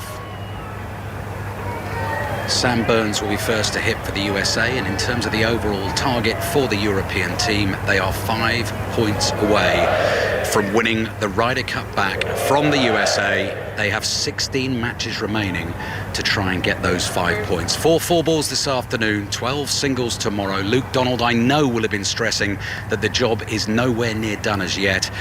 And Sam Burns with the long flowing mullet, white polo shirt, red, white and blue wrapped round his chest, dark blue cap on his head, launches himself into his opening drive of the afternoon. That one's heading a little to the right of the first fairway away into the distance and lands safely on the short stuff. Nice start from Sam Burns. Struggled yesterday alongside Scotty Scheffler in the foursomes. four balls this afternoon alongside Colin Morikawa, who's played 2 matches at this Ryder Cup, sat out the foursomes this morning, and has lost his 2 games Quiet, so please. far. Thank you. Quiet, please. So the European fans just getting a little rowdy this Saturday lunchtime, a little overexcited. Andrew McGee, former PGA Tour player, standing to my right-hand side, watching the American tee shots. This one from Morikawa, former Open champion, 2-time major champion, and that one looks like it's heading left, but then turning and fading and moving beautifully just over the left-hand bunker, and we'll have to find whether that's found fairway or the left edge of the rough. Left edge of the rough. I'm going to get more thoughts from Andrew McGee in a second. Have a listen to this, though. Victor Hovland once more waves his right hand 3 times. Says, come on, let's have you from the European fans. Victor Hovland, who's having a stellar Ryder Cup so far. 2.5 points from 3 matches played alongside Ludwig Aubert this morning. The partnership has worked beautifully. And here he is, Hovland, in the middle of the first tee. Familiar swing from the black-haired Norwegian. That one looks like it's heading down the middle. It's an absolute tracer, a laser, bang on. Into the checkered fairway it falls and spills away to the right-hand side. And Victor Hovland again encourages the fans to give yet more. What about this fella? How impressive has Ludwig Aubert been? Cuts a dash as well on the course. Tall man. White polo shirt for the Europeans with the brown epaulettes on the shoulders. Dark blue baseball cap for them as well. Teeing off in front of at least 5,000 rowdy golf fans. Aubert, now that's heading left. Hovland in the middle of the fairway. Bit of fade on that. That one's coming back. It will clear the bunker. And that's in Morikawa territory on the left-hand side. Right, Andrew McGee, we're on the way. Talk to me about this American team, Burns and Morikawa. Given current form in this Ryder Cup, it looks a little bit like throw them up in the air, wing and a prayer stuff. Yeah, it looks like that. I mean, I'm looking at Homa and Harmon this morning thinking they're probably our weakest twosome to go out, and they won a point. So I guess right now let's just toss up some names and see what happens. But a victory for the Americans. They both hit the first fairway, which has been very unusual for us. Get Andrew McGee in that USA team room. Constant positivity on the 5 Live golf team. 5 Live and BBC Sounds, we're at the Ryder Cup. The temperatures are cranking up. The atmosphere's getting ever more raucous. The Saturday 4 balls are underway. And we're on our way up the first, heading towards you, Mark. What I would say is just from the European side of things, there are rather a lot of people looking for Aubert's ball on that side, on the left-hand side of the fairway. It did go into the thick rough. Now, whether I can't work out whether they've found it, but 1, 2, 3, 4, 5, 6, 7, 8, 10, 11. There's 13 people looking for that ball at the moment, and they've just, the marshals, and that's why you might hear a smattering of applause, the marshals have just put their hands up and they have found it, but it is obviously buried quite deep in that rough over on the left-hand side. Are you walking up the left or the right-hand side of this fairway? We're walking up the right, Mark. I just want to make a really quick point on Aubert, actually, which came out of the press conferences ahead of this Ryder Cup. So much being made of his ability and how, he might cope with this incredible occasion. And one of the questions put to him in the press conference was about his temperament and how he manages to remain so calm and so cool. And he described it as having a high level of acceptance on the golf course. So, for instance, having hit that tee shot into the thick rough, let's get up there. Let's see how we're lying. Let's not get too annoyed if it's not going our way. And actually a name that came up from one of the journalists in the press conference, and I know we're a long, long way from this in terms of achievements in a sporting career, was Bjorn Borg. Do you remember Bjorn Borg and his manner, his ice-cool manner on the tennis court? Nothing ever bothered him, nothing ever got to him in those epic finals against John McEnroe. Never showed a trace of emotion. You wouldn't know whether he was 2 sets up or 2 sets down. Aubert's got a bit of that about him. But also, ABBA came up in that press conference. So has he got the same personality as Agnetha? Oh, good knowledge on the names. I'm not entirely sure what her personality traits would be, Mark. Let me work on that. Come on, Ali, you love a quiz. You must be able to name the 4 members of ABBA. Bjorn? Yeah. Well, Benny? Yeah. Agnetha, you gave me? Yeah. Give me a choice of 3 for the last one. Give me an A, B or C. Well, they're all going to be A, aren't they? Because... OK. Well, I can't think of 3 Swedish names beginning with A. Annika? No. No, I know it's not Annika. I'm giving you a Swedish name beginning with A. Anfrid. Obviously. Let's go to Villa, shall we? And Juliet Farrington for the team news of Aston Villa. Would you have been able to answer that? No, but I'll give Ali more time, if he needs any more, by telling you that Aston Villa will be looking to make up for their no-show against Everton in midweek in the League Cup, extending their winning record at home. They could do today in the Premier League to 10 wins in a row. Brighton will have other ideas, though. They're flying absolutely high. Villa are unchanged from the win over Chelsea in the Premier League last time out. Brighton make 4 changes from the Bournemouth win. In come Steele, Marsh and Matona, 3 of the 4 changes. Evan Ferguson's recovered from illness, and Lewis Dunk is also back, having been rested in the League Cup in midweek, Mark. Plenty of updates to come from Villa Park then throughout the course of the afternoon. All 4 players have reached their balls here on the first, for the first of the 4 balls. Alistair Bruce ball. Right, Mark, you're a little bit closer than me. Who do you think is playing first? They're sort of stretched across the middle of this fairway that climbs up towards the green. I think Aubert. Would you agree with me on Aubert? Looks like Aubert, yeah. Okay. Ludwig Aubert, cool customer. Left-hand side, thick rough, couple of practice swings and waiting. Sam Burns on the fairway to the right, and Victor Hovland has also found the short stuff. Andrew McGee, who's going to hit first here? I'm going to go with Victor Hovland. He is in position for the Euro team with just a wedge into this very difficult left placement, pin placement over this bunker. A little bit of helping wind, which takes some of that spin off as it comes down. His ball needs to land softly. He knows it's him on this hole. Aubert is in the deep stuff. 3 sessions of matches so far, and the consistent element has been that Europe have got to a flyer every single time. This one from Hovland on its way. Oh, it's fabulous. It is so good from Victor Hovland. Just clears the bunker, front left of that green. I can't quite see exactly where that's finished, but that isn't too far away. And that is exactly what we're talking about, Andrew McGee. Start as you mean to go on.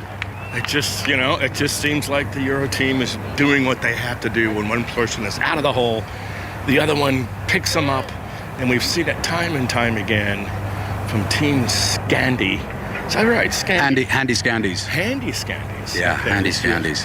With Andy. I'm with Andy watching the Handy Scandies. Of Kentucky Waterfall Mullet Man, Sam Burns, can do the same. Balls in the air, high and high, right at the flag.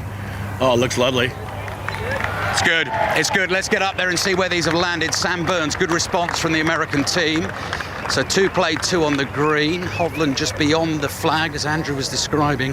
This pin cut tight to the left-hand side of a sloping green. Slope cut right through the middle of the green, and it's sort of diagonally cut through the green. So these players aiming for the top tier on the left. And I tell you what, again, just looking down this first fairway and looking at the galleries here, you have to pinch yourself and tell yourself, Andrew, this is a golf event. It's hard to put the two together. It's amazing, incredible experience on the golf course, but it's like nothing you've ever seen. Right, here we go. Morikawa, big clod of divot comes forward, ball on its way, pitches just in front of that bunker, might have toppled back in, or it'll find itself in the rough on the slope just in front of the green. And Ludwig Aubert must have already played because everyone's marching up towards the green. What happened to him? He hacked out of the rough and probably went 40 yards further up the fairway, so he's now got a third from the fairway into the first. A lovely little thumbs up from, I'm guessing, Victor Hovland's partner, as he just turned and gave her a look, and there was a little thumbs up from her as they head towards the green. But Erberg obviously behind everybody else as he waits to play his third. Okay, Victor Hovland's marching onto the green. He's lapping up all the applause at the moment. Red grip putter in his left hand, waves his right hand casually to say thanks very much. And I would say he and Burns, Andrew, about equidistant here in terms of birdie chances, distance away from the hole. I think Burns is out by about a foot. I think Burns has got about an 8-footer and Hovland's got about a 5-footer. That doesn't quite equal to a foot, does it? But Burns is out. Right, let's see what the ice cool Swede has got with his third shot. The short game skills of these top golfers, I think, are my favourite thing to watch professional golfers do. I know some people enjoy them stepping up and giving it a clatter. I think Ludwig Aubert says actually driving the golf ball is his favourite thing to do because he just loves absolutely bashing it. But when they get to this sort of distance and expect to get within sort of dustbin lid range of the hole, this one is thrown high up into the bright blue skies. It lands once, twice, thrown forward and just misses the left-hand side of the hole and then rolls on by, and it's about 8 or 9 feet past. He knew he wasn't going to get the backspin there. Rolled on. Good effort. Yes, excellent. I love this pace of play from Ludwig Aubert. He makes his mind up. He's a quick decision maker. He's not over fidgeting, let's say like Brian Harman, who's one of the bigger fidgeters I've ever seen. He just makes his mind up. Young man, very unusual to be that decisive. Right, Andrew, let's just see if we can move to the exit way here to get ourselves in position to commentate on the rest of this hole. And I'll try and keep talking as we go. Colin Morikawa in the American uniform is just pacing towards the hole here. He's about 9-10 yards short of the green. He has a chip coming. All the players have played 2, so all of these next shots for birdie 3s. And the big screen to the left of this first green tells you absolutely everything you need to know. Europe 9.5, USA 2.5. This is the first 4-ball out on course. Hovland and Aubert against Burns and Morikawa. Fleetwood and Nikolai Højgaard against Homer and Harman in the second match. Rose and McIntyre will take on Thomas and Spieth in the third match. Fitzpatrick and McIlroy go out last. Cantlay and Clark, their opponents in the fourth match. John Rahm rested for Europe this afternoon. I've already seen him down by that first tee, offering his support to the team, along with Shane Lowry and Sepp Straka. Right, silence falls around the first green. Morikawa, feet buried in the deep rough, throws it up, on it comes, hits the hole, and jumps over the back of the hole and rolls 5 feet by. Lovely effort to give it a chance. His partner's got an easy par if he misses his birdie. So to give that a good look, it lips out, would have hit the pin, would have been a really wonderful 3, would have helped. But he's got a Sam Byrne in here, 8-9 feet. We got a better perspective from here, don't we? Everybody does aim point. People following this out on the radio, watching these guys straddle their line.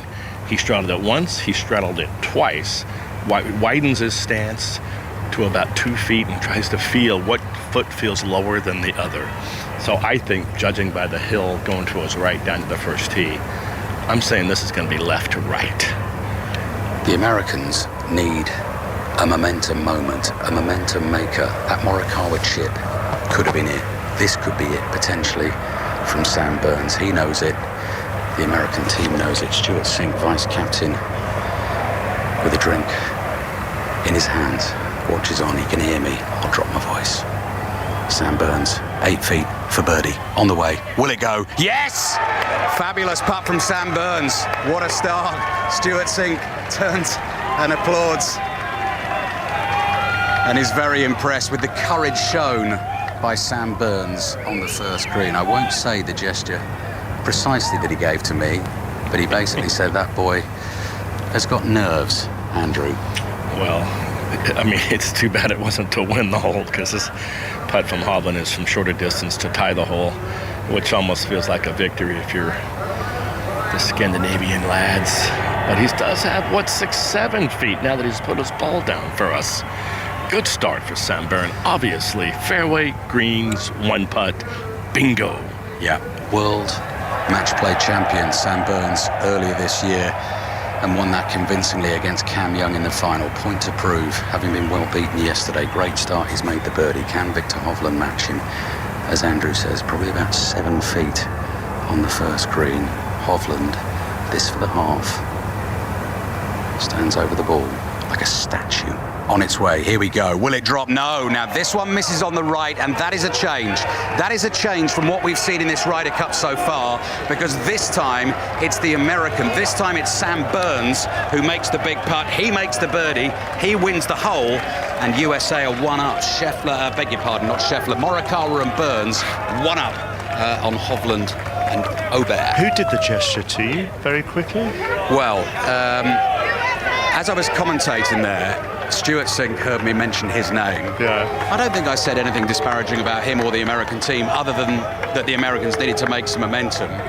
He wasn't telling me to quieten down, but he just heard what I was saying. And then when he made the putt, he turned, and I would say with his hands, with each hand, intimated 2 small circles, which he pointed towards me, which I think referred to a certain part of the anatomy to basically infer, look at the courage on this fella. Does that paint the picture? I think we're all absolutely crystal clear the gesture that Stuart Sink has done to you. Let's get back down the first. Second 4-ball match is on the tee. Catherine Downs.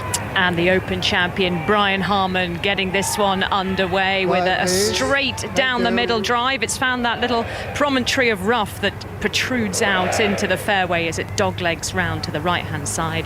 And now on the tee, Max Homa. These two, Homa and Harman, back out again for the afternoon 4 balls after clinching that first win of this Ryder Cup for the US side after 27 hours and 42 minutes of this Ryder Cup. Finally, the US on the board with a full win, and Homa has put the ball almost exactly where Brian Harman put his, that the rough just sticks out a little bit into the fairway as the fairway swerves from left and then to right. There's a bunker in that rough, but I can see Max Homa's ball sitting up bright and white on the lush green grass up ahead, right down the very centre of the corridor of green that goes up to the green at the top of the hill.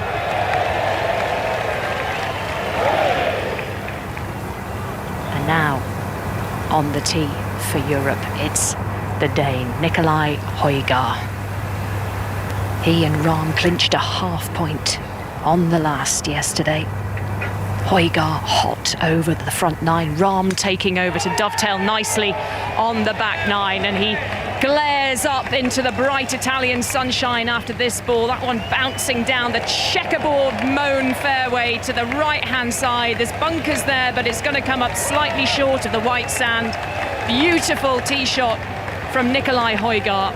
And now it's the turn of the crowd favourite. Tommy Fleetwood didn't play in the 4 balls yesterday, sat it out, has clinched 2 wins from 2 appearances in the foursomes so far at this Ryder Cup, but he's playing so brilliantly well.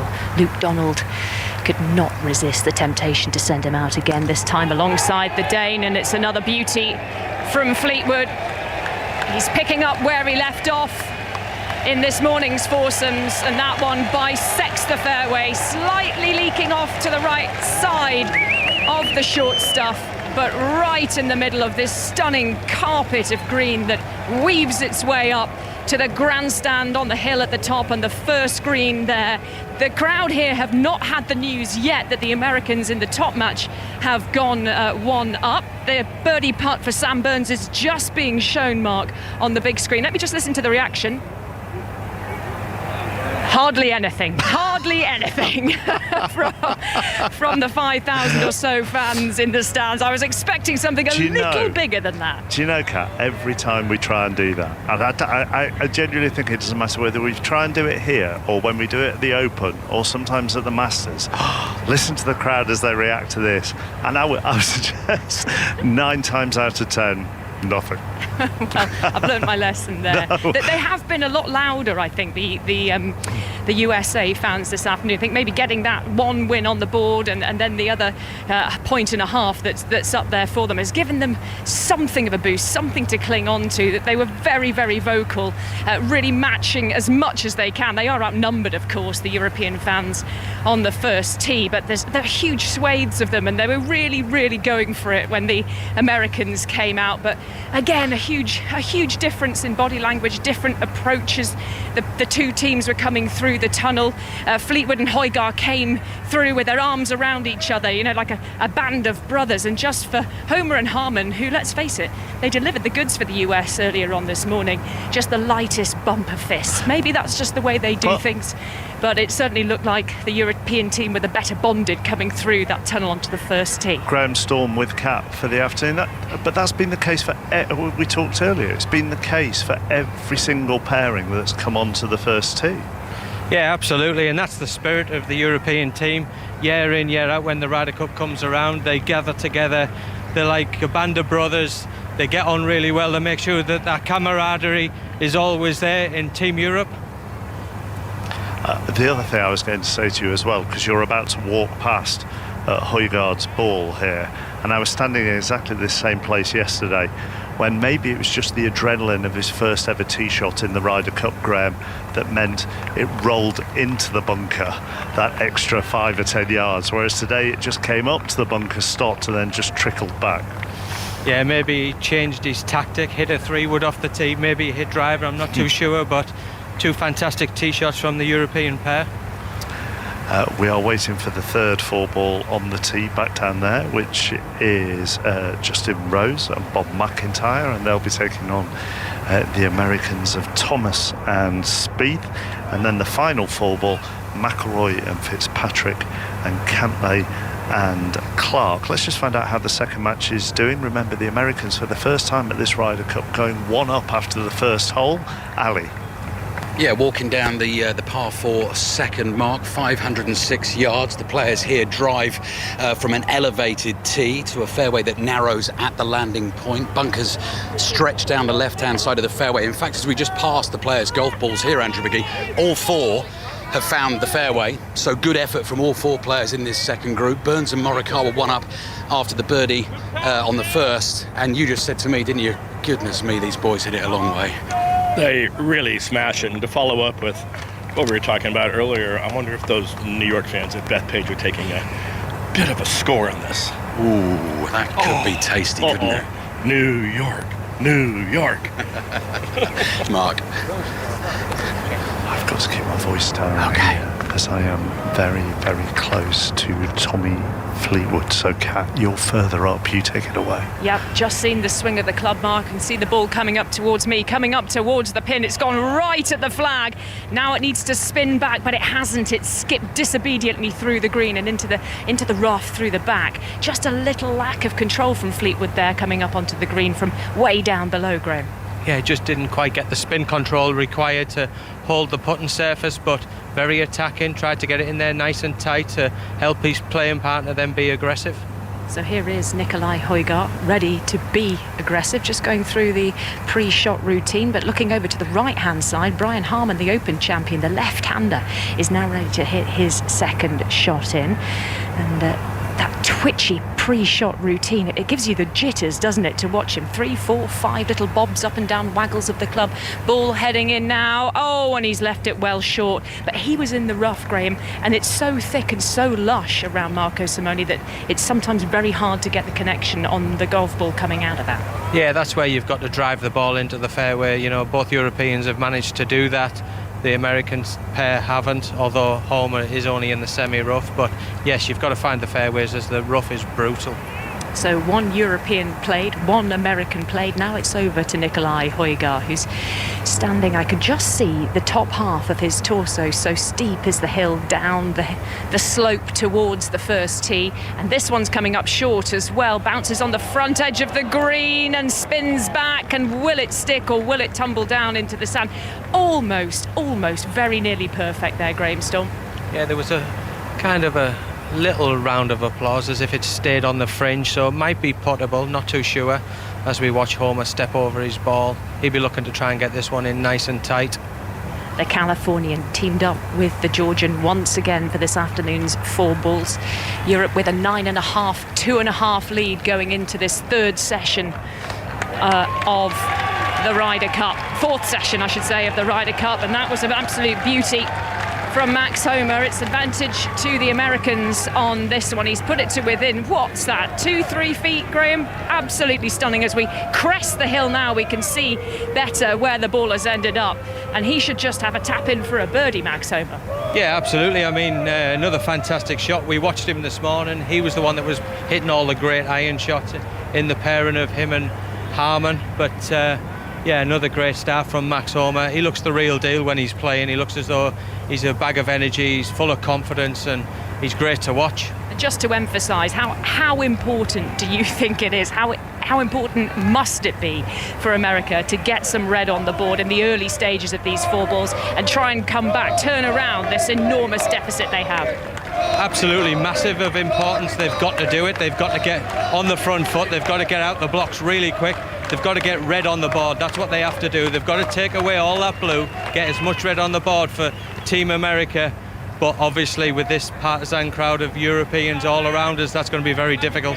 So the Americans one up in the top match mark and very much in the driving seat here as we got to the first green, with Tommy Fleetwood not far away through the back of the green, but Max Homa within 3-4 feet of the flag for birdie coming up. 5 Live Sport this Saturday here, and we are live from Rome for the 44th Ryder Cup, where Europe lead 9.5 to 2.5. We're bringing you our usual football service as well. Villa Brighton gets underway at 12:30. Plenty of updates from there. We're also at Fir Park for Motherwell Celtic. Southampton against Leeds in the Championship. They're on an awful run of Southampton at the moment. We've got Super League as well. Last night Hull KR beat Lee in the playoffs, so that was revenge for the Challenge Cup final, which Lee won.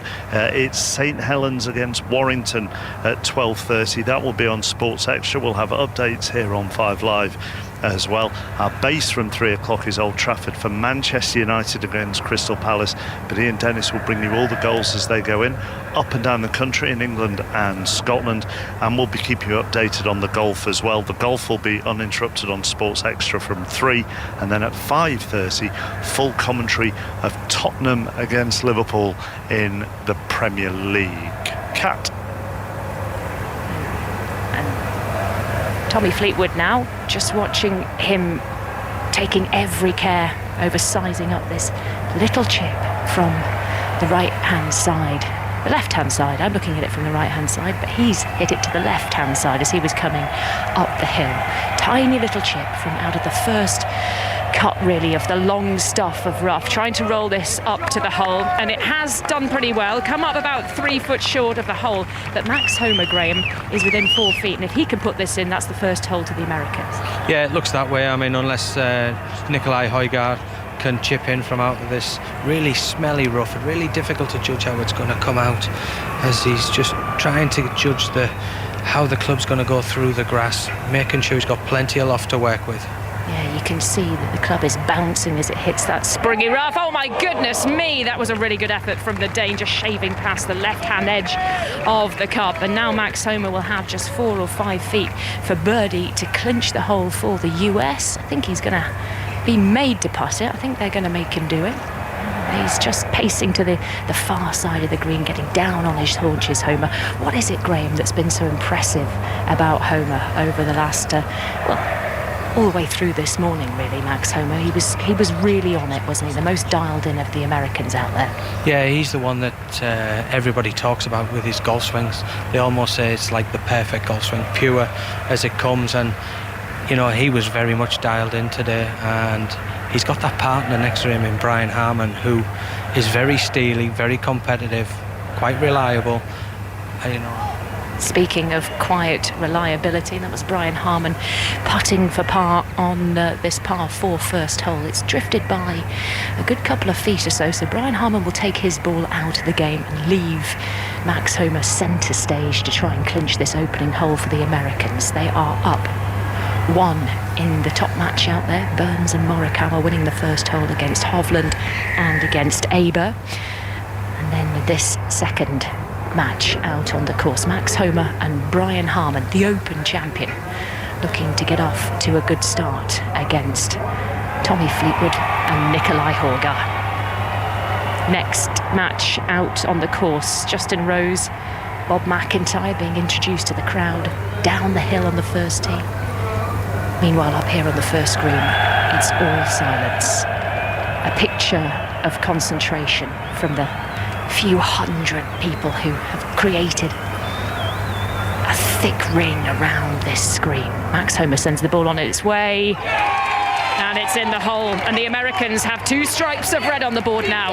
1 up in the top match, and now 1 up in the second match. Ali, back down on the first tee. What's going on? Yes, we're up by the second green, watching the top match you were just discussing. Sam Burns' birdie has the Americans in front. The green at the par 4 second, we told you about the tee shots that had all landed safely in the middle of the fairway. The flag was then duly peppered here, cut tight to the right-hand side of the green. And Colin Morikawa, Victor Hovland and Ludwig Aubert have all hit it to within about 8-9 feet. Sam Burns has already putted from about 25 feet, and I think his 4 has been conceded. But you think you're going to need a birdie here. 2 chances for the Europeans, 1 for the Americans. So Colin Morikawa knows this is important, carefully places His hands on the putter, right below left, sends the putt on its way, and it just glides by on the right. So Andrew McGee, 2 chances for Europe to strike to make a birdie to square the match. Yeah, that was a big putt for the Americans there to keep the momentum going. Birdie the first 2 holes. Colin Morikawa needs to help this American team. Of course, here comes 2 putts from 8 feet for the Euros. 2 birdie chances to come on the second. Justin Thomas down on the first tee, John Murray. First tee shot of this third match out this afternoon. It is Justin Rose and Robert McIntyre against Justin Thomas and Jordan Spieth. And Justin Thomas, hitting the first shot, has gone left into the rough, so misses the fairway on the left. Ali, Jordan Spieth about to play. Thank you. Quite easy to get confused with your Justins and your Jordans. Not with your Ludwigs, though. Here's Aubert turning right to left. Oh, he's done the same as Morikawa. He's just missed it on the right, and the ball has ended up right behind the heart of the hole. So a little bit less pace, Andrew McGee, and that's in. Yeah, he definitely played the correct putt, right to left, with nice pace, but just a little too much outside the hole. Everybody's doing the aim point. They were so close to stepping on each other a moment ago when they were all doing the aim point together. It was like, what are they, a dancing team here? It did look like a choreographed dance routine. A little bit of ABBA creeping into the top match out on course again. Victor Hovland then, I'm going to say inside of 10 feet. Slightly different line on this one, isn't it, Andrew? Yeah, I'd say it's a pretty straight putt here. Victor Hovland missed a short one on the last. He would like this one. Let's go to John. Robert McIntyre hitting his first shot of the day, and he immediately leans over and picks up his tee, and he's on the fairway just like he was yesterday. A great response from the crowd, and he just very calmly raises his right fist. Robert McIntyre. Justin Rose to play next.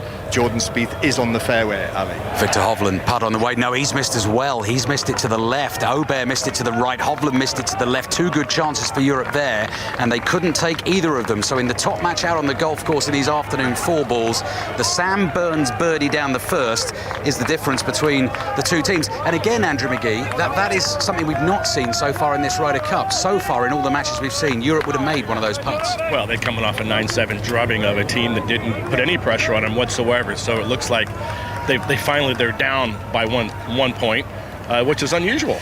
Yeah, 1 down after 2. Hovland and Aubert on their way to the third. We're heading to John back at the first. On the first tee with Justin Rose, who is also right down the middle. So the 2 Europeans, remember this now is 4 balls again. Each player plays his own ball. The 2 Europeans are in the fairway, but Justin Thomas missed it by a distance actually on the left, so he's in the long grass, and Jordan Spieth on the fairway. So Spieth and Thomas into action again, just a little over an hour after they lost this morning to McIlroy and Fleetwood.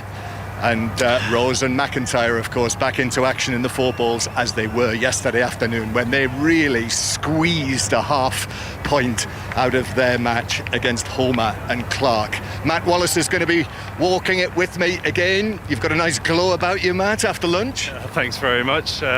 Is that the sun, or is that yes, because we've had some food? Yeah, exactly. Looking forward to this game. We obviously watched Justin and Jordan this morning. They've come out, they're firing, they need to get a point on the board, but McIntyre and Rose rested, and 2 in the fairway to start this round off. Yeah, be a real challenge this, I feel, for Rose and McIntyre against the strong pair who'll be smarting after losing this morning. So off we go with this match down the first. And yes, that glow is because of the sun this morning. We haven't been drinking Cinzano on the veranda or anything like that. You just had a bottle of rosé between the 2 of you at lunch, have you?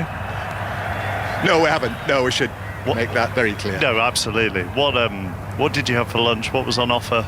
Lasagna. Oh, it's good, wasn't it? It was lovely. Very nice. Good. Glad you both had that. What else? What else could we possibly have? I'm not going to say when in Rome for the 3rd time today already. Only 3. Only 3 so far. And remember, John, as well, for those people that weren't listening yesterday, slightly unfortunate incident for John when he described Justin Rose as old within earshot of Mrs. Rose, who gave him gave you a look. gave me a look and suggested that I should perhaps use the phrase the wisest man on the European team rather than the oldest man. Which you did for the rest of the day. Which I did indeed, and later to Justin Rose himself. So he now thinks you're amazing. Mrs. Rose maybe less so. John and Matt walking up the first fairway. Europe in a great position there, but there is red on the board at the start of the morning four balls. They're up in the first match and they're up in the second match, but overall they trail 9.5, 2.5 to the United States. Just after midday, 5 Live Sport. Let's get the latest BBC News. Listen on BBC Sounds. This is BBC Radio 5 Live. With the 5 Live News at midday, I'm Matthew Bone. The school bus driver who died in yesterday's crash on the M53 in the Wirral has been named by police as Stephen Shrimpton. He was 40 years old. His family say he was a loving husband and father. 15-year-old Jessica Baker also died in the crash. The Chancellor Jeremy Hunt says a vicious circle of ever-rising tax rises shouldn't come to an end. His comments come as more than 30 Conservative MPs, including the former Prime Minister Liz Truss, warned they wouldn't vote for any policies that would result in higher overall taxes. The BBC has discovered that in the first 3 months of this year, energy companies held £8.1 billion of customers' money in the form of credit from their bill payments. Energy UK, which speaks for suppliers, says the credit was held at a time when prices were extremely uncertain and the level of government help was unknown. And an international medical trial has found that men being treated for prostate cancer could be given far less radiotherapy without an increased risk. The study suggests that the frequency of doses could be cut by 3/4. Hey, babes. Hello, hello, hello. Michelle Visage here with an extra special invitation for you. Start your engines. Every Thursday, we're having a party round yours. This is the best club I have ever been to. You guys should come sometime. Get ready for the time of your life. For the BBC, it's not too appropriate. With Joel Dommett, Alexandra Burke, and more. I love this. This is so good. Let's party. I'm having so much fun. RuPaul's Drag Race UK. It's game on. Watch on BBC iPlayer. Good afternoon. Welcome. This is Saturday's 5 Live Sport. A dream come true. This will go down to history because I'm the first man to win the Ryder Cup as a captain and as a player. I'm the most happy man in the world right now. Ryder Cup's what memories and dreams are made of. This is history right here. This has been unbelievable. This is Colin Montgomery. This is Mr. Ryder Cup. Sends it forward into the hole and Monty's done it again. What a performance from Justin Rose! Save your love for Roma and for me. Sevi. Oh my goodness. And if ever your country needed you, Nick Faldo, it's now. And it's in the hole! It's in the hole! And that could have won the Ryder Cup for Europe. Oh, wow! Are you kidding? It's in! Sergio Garcia! Wants it, likes it. Oh, yes, he's got it! On the very last roll, it drops in. What a moment for Victor Hovland. It's in! John Rahm with an eagle on the last, and the 18th green explodes in ecstasy. I went to Brookline in '99. I was on my dad's shoulders when Justin made that putt. I was on 18 green, but I could see through the trees. Oh, and it's in! It is in! Oh, can you believe it? And Justin Leonard has gone absolutely mad. Oh, and all the American team come tumbling onto the green. It is the Ryder Cup 1 for the United States. There's been some unforeseen things that we've had to navigate around that's really unfortunate, I guess you'd say. More and more I play on this event, I realize that it's the best event in golf, bar none.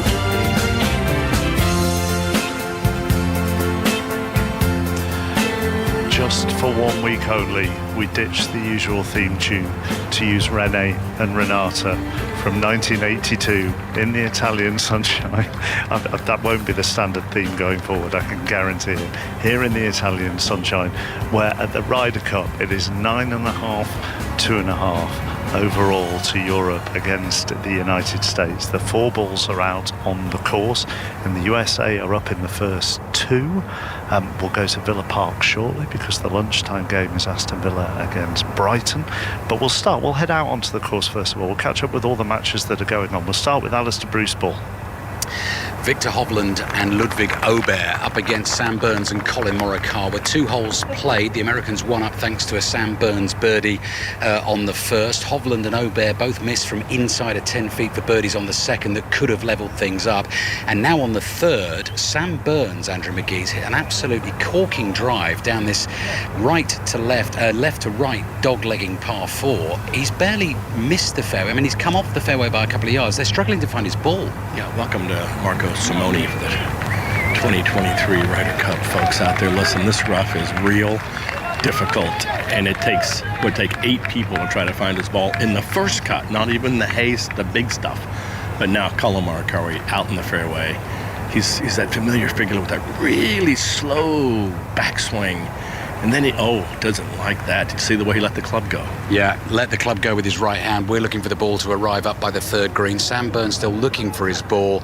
And I think he's found it now. I think he's found it. Everyone's moved away. So that's where we are, Mark. America won up in the first match. We're playing the third. Let's go to Kat. And Max Homer, he with the heroics on the first for the US to put them 1 up against Tommy Fleetwood and Nikolai Hygar. An absolute beauty of an approach from the Californian, put it to within 4 feet or so and had absolutely no trouble with the birdie putt to win that first hole. And now he's in prime position as well in the centre of the fairway. On the second, we've just seen Nikolai Hygar's ball appear on the second green. He's about 30 feet from the pin. And then a bit of a gasp from Graham Storm. What happened there? Yeah, Brian Harman from the right rough just hit it onto somebody's head. Hopefully they're okay, but it's ricocheted from the right-hand side of the green over to the back left-hand corner. I mean, a huge break for Brian Harman, but I hope the person over there is okay. Can't see any major injuries, can't see anybody clutching at their head. And now Max Homer about to hit his second shot into this second green. Absolutely stunning view and pockets of spectators, hundreds deep in the dips and the troughs around this second green. Homer standing in the middle of the fairway now. Blue baseball cap pulled down low over his eyes, sends the ball up into the air. And remember, a beautiful approach shot from Homer on the first was the shot that won it for the US. Can't produce the heroics here again on the second, just clings to the left-hand edge of the second before a big deep run off. He got away with that one, but it's advantage Europe on the second, Mark, with the US 1 up after 1. Who's better placed on the first? John Murray. Well, up on the first green, just managed to get into position at the back through where the spectators and the players will make their way to the second. And Jordan Spieth is in a great position. I mean, he's 3 feet. He's headed to 3 feet with his second, so he's got that for birdie.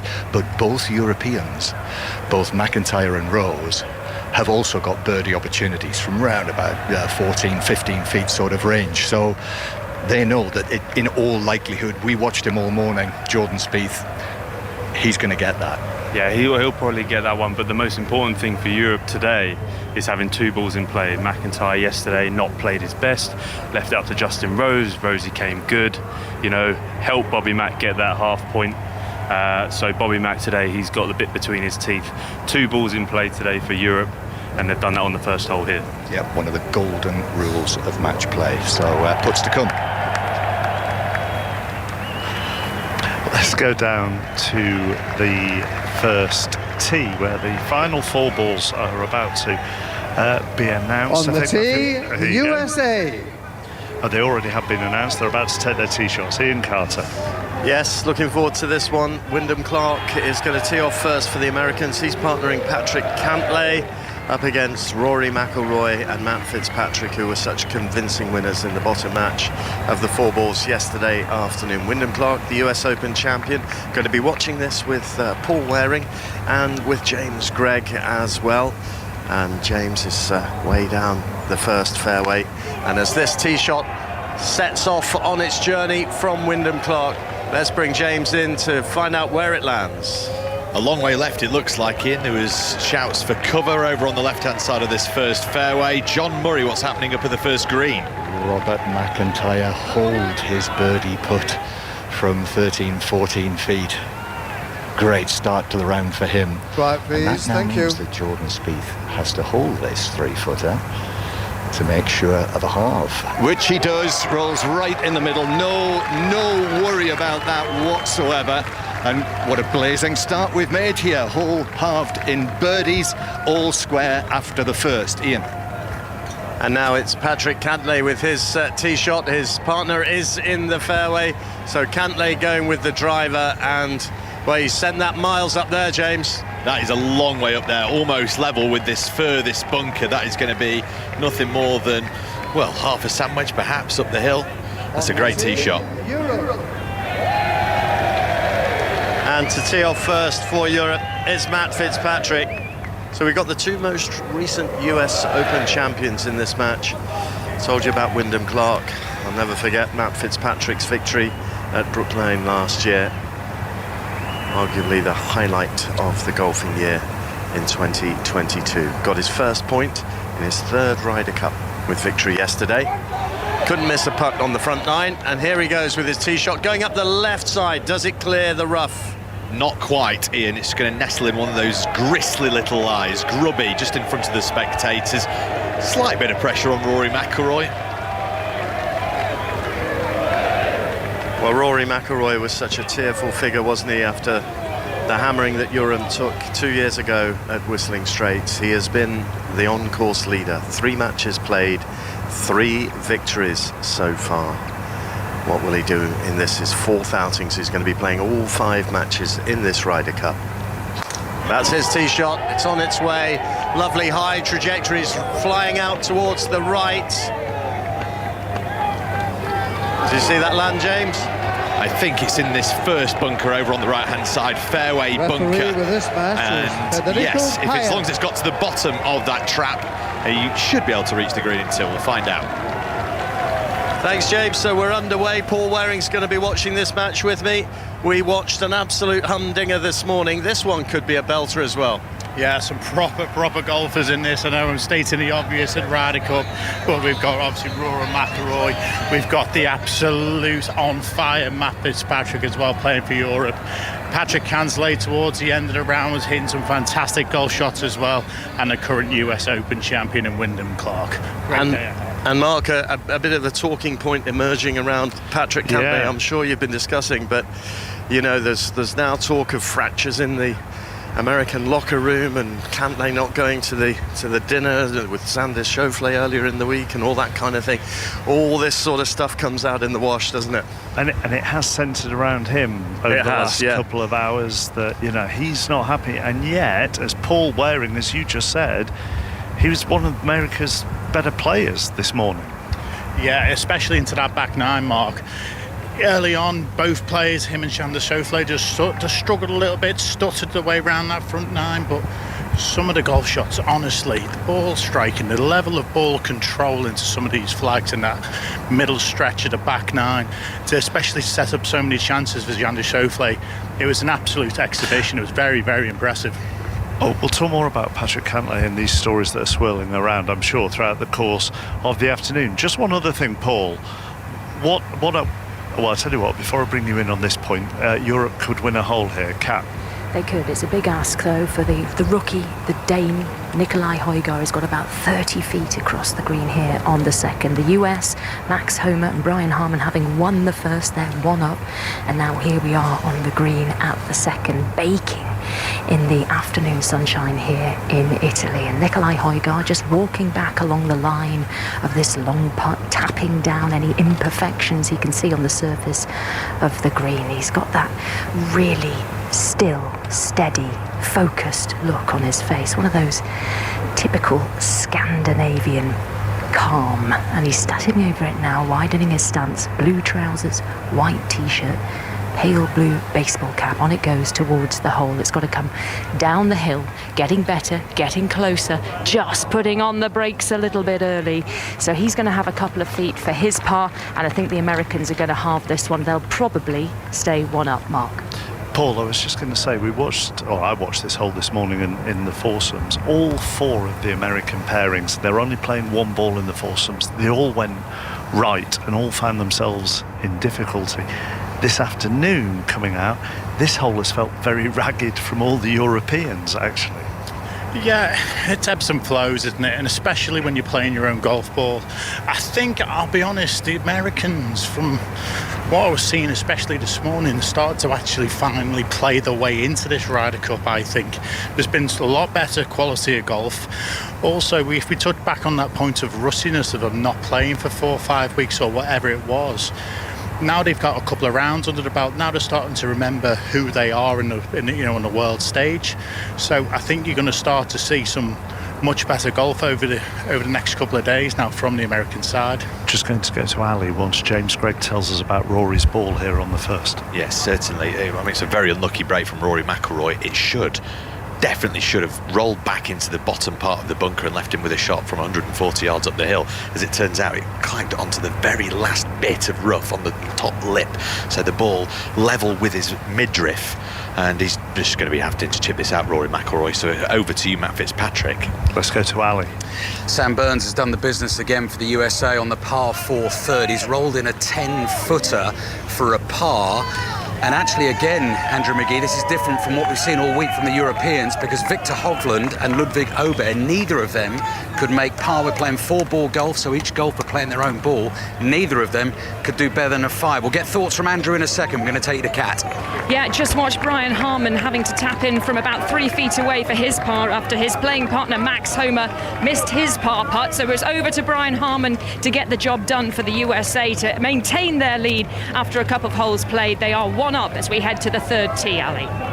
Thank you, Kat. So yes, in the top match out on course, this is all change in terms of the what we've seen in the golf so far over the first 3 sessions in this Ryder Cup, because in this top match, Andrew McGee, great start made by Sam Burns in the USA, 2 up after 3. Yeah, not a great start by Victor Hovland. He had a smashing drive in the last hole, just had a short iron in there, and he left it short of the green. Like we've seen so much today, sucked back all the way back down, hit a poor first chip and had to redo his next chip. So yeah, 10-footer to win. America's up 2-0. Red on the board. You can feel the spring in his step, can't you, Mark, from Andrew McGee? You can. I've just had to have a spring in my step to move away from the first fairway, because I think Rory may have just hit a tree trying to come out of the bunker. I'll confirm that shortly, but he has done. And Patrick Cantlay is also going to play within 10 yards of me, and I didn't want to disturb either of them by talking about St Helens' chances against Warrington, which Rory may be interested in, Patrick Cantlay less so, but I want to do that now whilst we've got a little pause.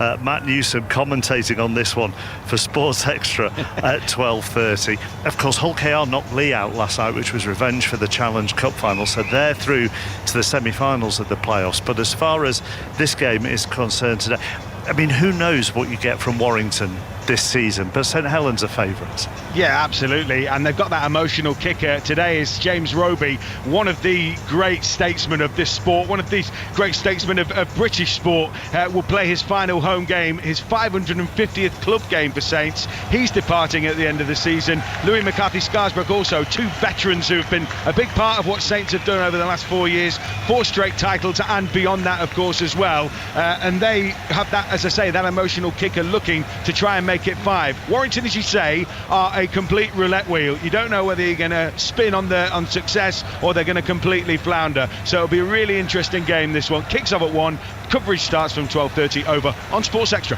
And even though Wigan and Catalan as the top 2 are through to obviously go automatically through to the semi-finals, Saints are in the same bracket, aren't they, because of how tight it was. They're just playing in this game because of points difference. Oh, absolutely. I mean, they literally drew the short straw. They finished on the same amount of points as Wigan and Catalan, 40.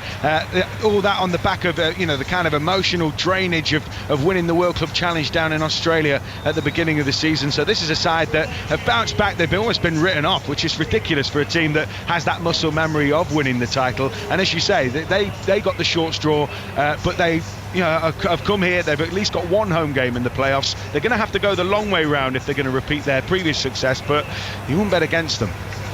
Okay, thank you very much, Matt. So commentary of that on Sports Extra from 12:30, St Helens against Warrington. Let's go back to the first. Ian Carter, does Patrick Cantlay look disappointed he missed out on the St Helens Warrington chat? Yeah, he as we wondered. No, I'm not. No, he's looking pretty chipper, to be fair, as well as chipper as Patrick Cantlay can look, which isn't very. He just did a fantastic shot into this closely cut flag, which on the left side of the green, and the European pair here, Paul Waring, right up against it. Rory McIlroy's had all sorts of problems going into the bunker, hitting the tree, still not on the green, and Matt Fitzpatrick from the left rough coming up just short of the green. Yeah, on the back foot really from the first hole, both for the European parents. James Gregg rightfully described Rory's unlucky drive that just didn't fall back into the trap. Who's just watched Rory now, not actually on the green for 4. He's just held on onto the back edge. Yeah, and that one was, by his standards, a little heavy-handed. It's gone 20 feet by the cup, so it's all down to Matt Fitzpatrick as far as Europe are concerned. Wyndham Clark is in the greenside bunker in 2 shots. Something like 5 feet away in 2 is Patrick Cantlay, and this is from the front edge of the green chipping. Matt Fitzpatrick, left hand below right, and then he sends it forward, and that'll skip forward. Now it should put the brakes on. It does, and that's pretty good. He's put it probably equidistant to Cantlay, but Cantlay, of course, has played 1 shot fewer. Yeah, it was an absolutely fantastic shot there from Matt Fitzpatrick. Lovely soft hands and that unconventional left below right chipping style. It actually had a little bit too much spin on it as it's come down, hit the downslope. It's pulled up the brakes a little bit too much, but lovely execution there. He started doing that as a training drill to just try and get the rest of his body moving as he wanted to in his chipping, and he worked out that it worked rather nicely for him, so he stuck with it. Short-sided here, Wyndham Clark, for this bunker shot. It's a delicate one, splashes it out, and the ball trundles down to the hole side, and that is, well, 2.5 feet from the cup. Yeah, this is definitely looking advantage USA right now. Back to the Matt Fitzpatrick's point about his chipping. I actually spoke to his coach about it. He was feeling like he was leaning the shaft a bit too much through impact and driving the ball forward. This new grip allows the club to return a bit more neutral and have a little bit more of a softer flight on it when he's chipping. And to be fair, the result we've just seen into this first hole was absolutely fantastic. So here we are at the start of the second afternoon of this Ryder Cup, and we have Burns and Morikawa 2 up after 3 on Hovland and Aubert, and then Homer and Harman 1 up after 2 on Fleetwood and Højgaard. All square as they go down the second. Thomas and Spieth against Rose and McIntyre, and this final match looks very much as though we'll get some red on the board as well, because it certainly is advantage the United States here, and both Patrick Cantlay and Matt Fitzpatrick grinding over their putts. Fitzpatrick's will be for a par. He's down like a praying mantis on the green there, with his chest on the surface as he looks for any deviations that he has to allow for. Yeah, I always thought he used the aim point technique in recent times. As we just watched Billy Foster now flag back in, he obviously takes it out so there's no optical illusion. As Billy now walks away, this, you know, what we always see from Matt Fitzpatrick here, flag back in as he now walks back over the putt. Yeah, he's getting ready, and he's ready now to send this towards the flag and towards the hole, through his shadow, up to the hole and into the hole. So it's a par save for Matt Fitzpatrick. Applause from Rory McIlroy, and it now asks the question of Patrick Cantlay, after an imperious drive, an even better second shot, as to whether or not he can take advantage and make the birdie that would take America 1 up. Even if they do lose this hole, at least they've asked the question of Patrick Cantlay early. The last thing you want to do down the first is actually give the hole away. Yep, so here he goes, 5-6 feet, no more than that, and Cantlay still resolutely not wearing a team cap, settles himself, swarthy beard, looks down at his ball, and then motionless until he sets the ball in motion and misses on the right edge. And those are European cheers that you hear. That opportunity missed by Patrick Cantlay, and echoes of yesterday when Matt Fitzpatrick holed a lengthy par putt to keep Europe level in that match, and then went on a tear with holing 6 single putts in the next, well, 5 more in the next 5 holes to take full control there. I wonder if history is going to repeat itself. My goodness me, it would take something special if it did. In fact, I saw Matt Fitzpatrick's mum and dad, and they said, well, it can't have the same as yesterday. I said, well, you never know, you never know. So a little bit of, tempered Sheffield analysis there. Well, he's off to the right start, though, to prove his mum and dad wrong, which is what most children want to do, isn't it? USA are up in 2, down in 1, all square in the other. All 4 balls now out on the course. They've all played at least a hole, as 4 Americans just walked past us in the Italian sunshine. One of the men in a Stars and Stripes shirt, and the 2 women in Stars and Stripes Stetsons as they head to a bar back down the first. Glorious afternoon here in Italy. 1:26, 12:26 in the UK, so we're not far from kick-off in the Premier League. First game of the day, Aston Villa against Brighton. Jules can remind us of the teams. Yeah, we're 3 minutes away from kick-off here at Villa Park as both sets of players come out onto the pitch to a cauldron of noise and pyros and smoke, and Brighton don't really have a great record here, Mark, to be honest, at Villa Park. They've lost 3 of the last 4. Aston Villa's home form, though, in the Premier League is so impressive. They're looking to make it 10 home Premier League wins in a row, which doesn't really happen very often. They're unchanged as well from the win over Chelsea at Stamford Bridge last time out. Less said about their cup defeat in midweek. The better to Everton, booed off at full time. Third place Brighton, they've made 4 changes. 18-year-old Jack Hinchelwood is given his first Premier League start, plays in midfield, football runs through his family, goes as far back as his great-grandfather.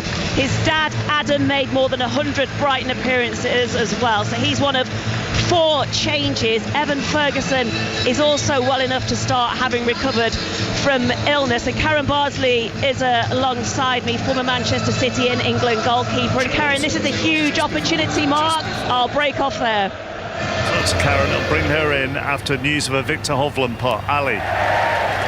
I think the Raw tells you everything on the par 3 fourth. Victor Hovland does the business for Europe. Stunning tee shot into about 4 feet. Morikawa and Burns couldn't make their birdie putts from just outside of 20 feet, and Victor Hovland rams it into the middle of the hole. We've been hearing those cheers for the last couple of days. Europe behind this match, but they've got a hole back, so Hovland and Aubert are 1 down on Burns and Morikawa. We're heading to the 5th tee. Jules, back to you and Karen. Well, I was going to say to Karen Bardsley, huge opportunity for both these teams, and you look at the Premier League table this lunchtime. Yeah, absolutely. It's so tight between these two. I mean, and the way they play is so exciting. It's so similar. I think today is going to be a really, really interesting tactical battle, particularly in the midfield. I can't wait to see what happens. We'll keep you updated, Mark. Karen, look, both teams are in Europe. Brighton are obviously doing very well in the league.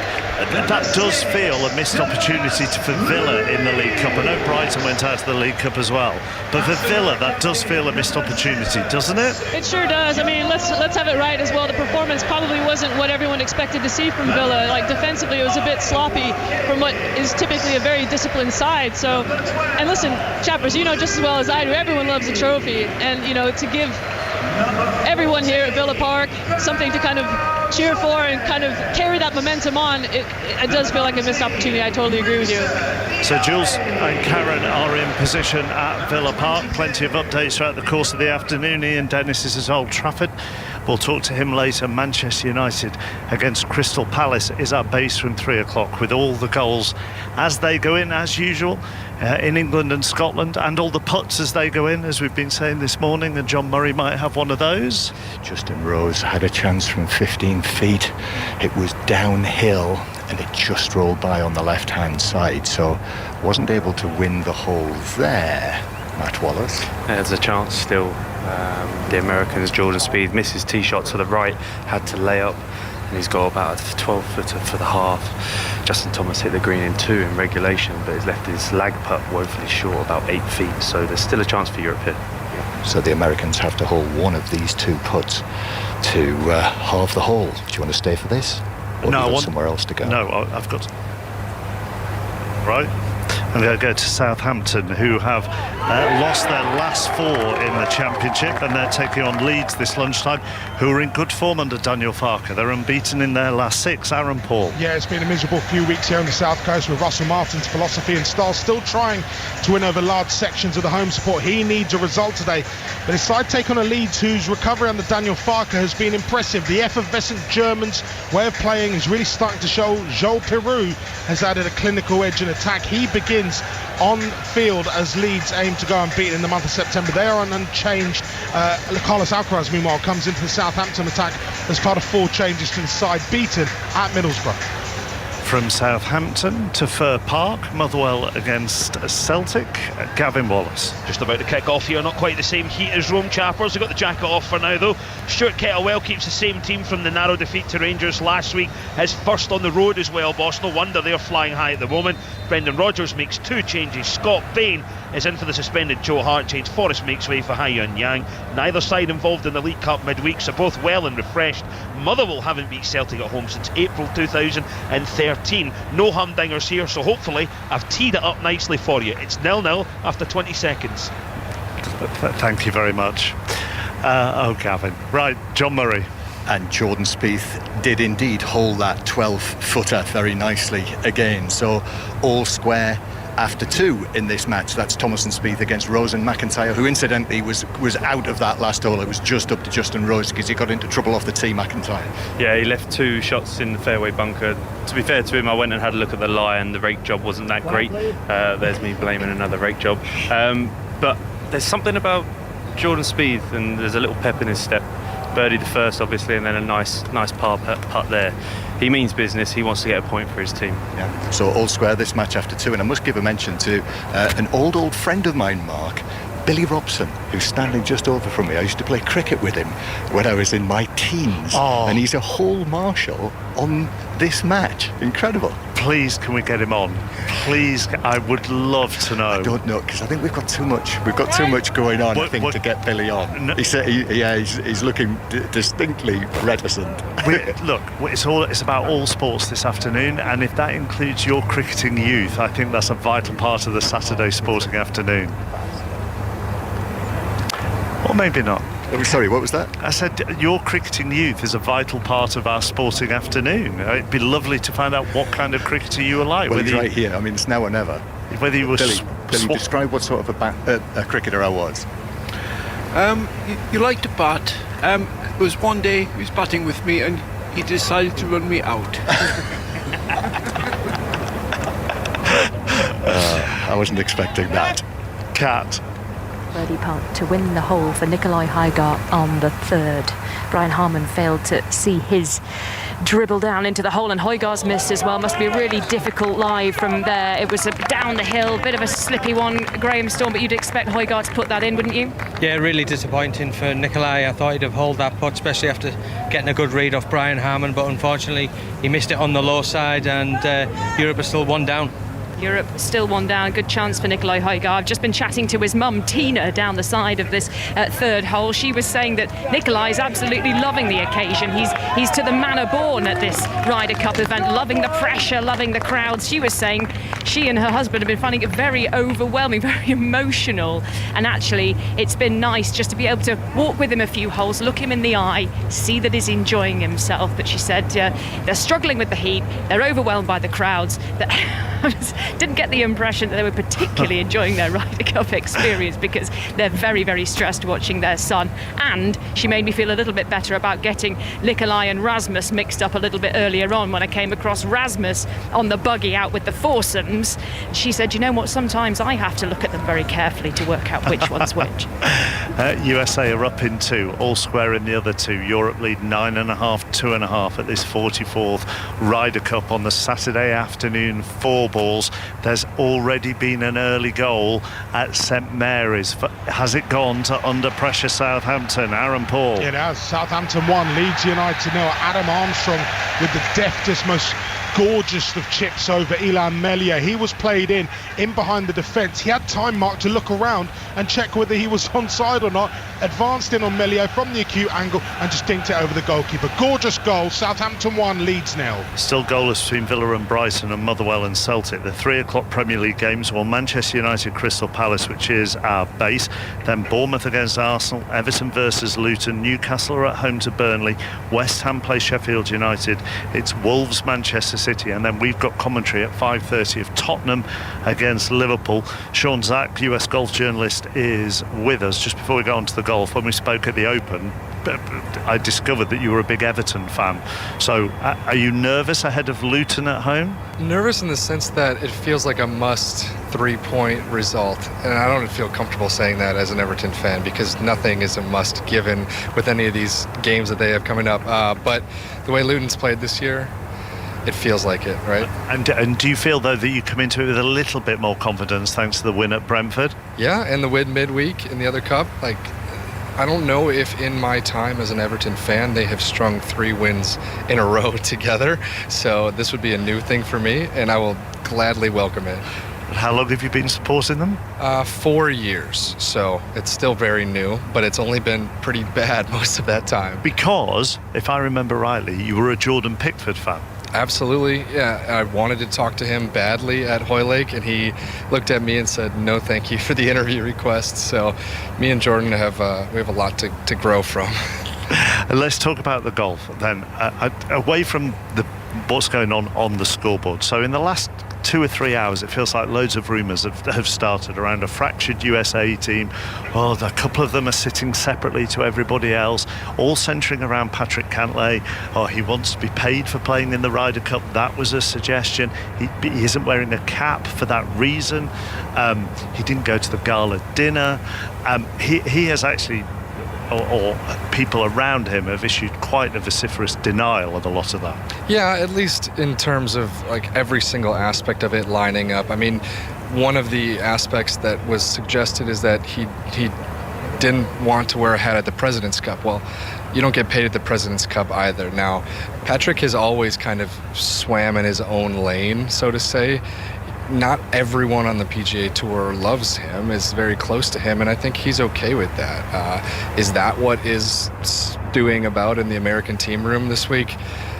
I don't necessarily know, but, you know, it's not going well on the leaderboard at that point. It would not be a Ryder Cup without some sort of drama mixing about with the team that's not playing well. However, if you think about the recent history of this event, the times at which a team room has struggled, it has been because of players discontent with each other. But 2 years ago, Whistling Straits, the Europeans are struggling to a major degree, and they were arm in arm the entire time. They were weeping together on Sunday.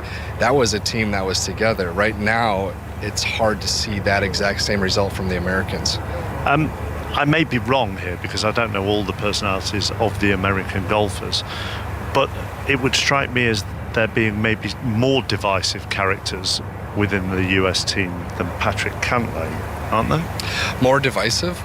He's just quiet and he goes about his own business. Yeah, therefore he isn't good. I mean, sure. He doesn't sort of make much noise or pull up any trees, is what I'm saying. Yeah, I think that's fair. I do think at some point this past 18 months, he has been one of the people who has not been nearly all in on the PGA Tour and all in on maybe the same fight that all these guys are fighting. So is that part of what we're dealing with here? It's hard to put a finger on it all.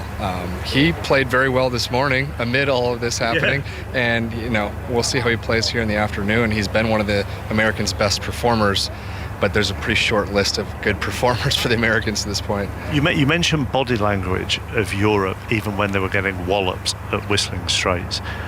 The American body language has been terrible right from the get-go, hasn't it? Well, certainly, if you want to look at one thing, maybe you look at the 9-7 defeat this morning of Scotty Scheffler and Brooks Koepka by the Scandinavian boys, and gosh, you get 4 down, 5 down, 6 down. It is a visual of giving up to that point is kind of what you see. Is like, gosh, we can't do this.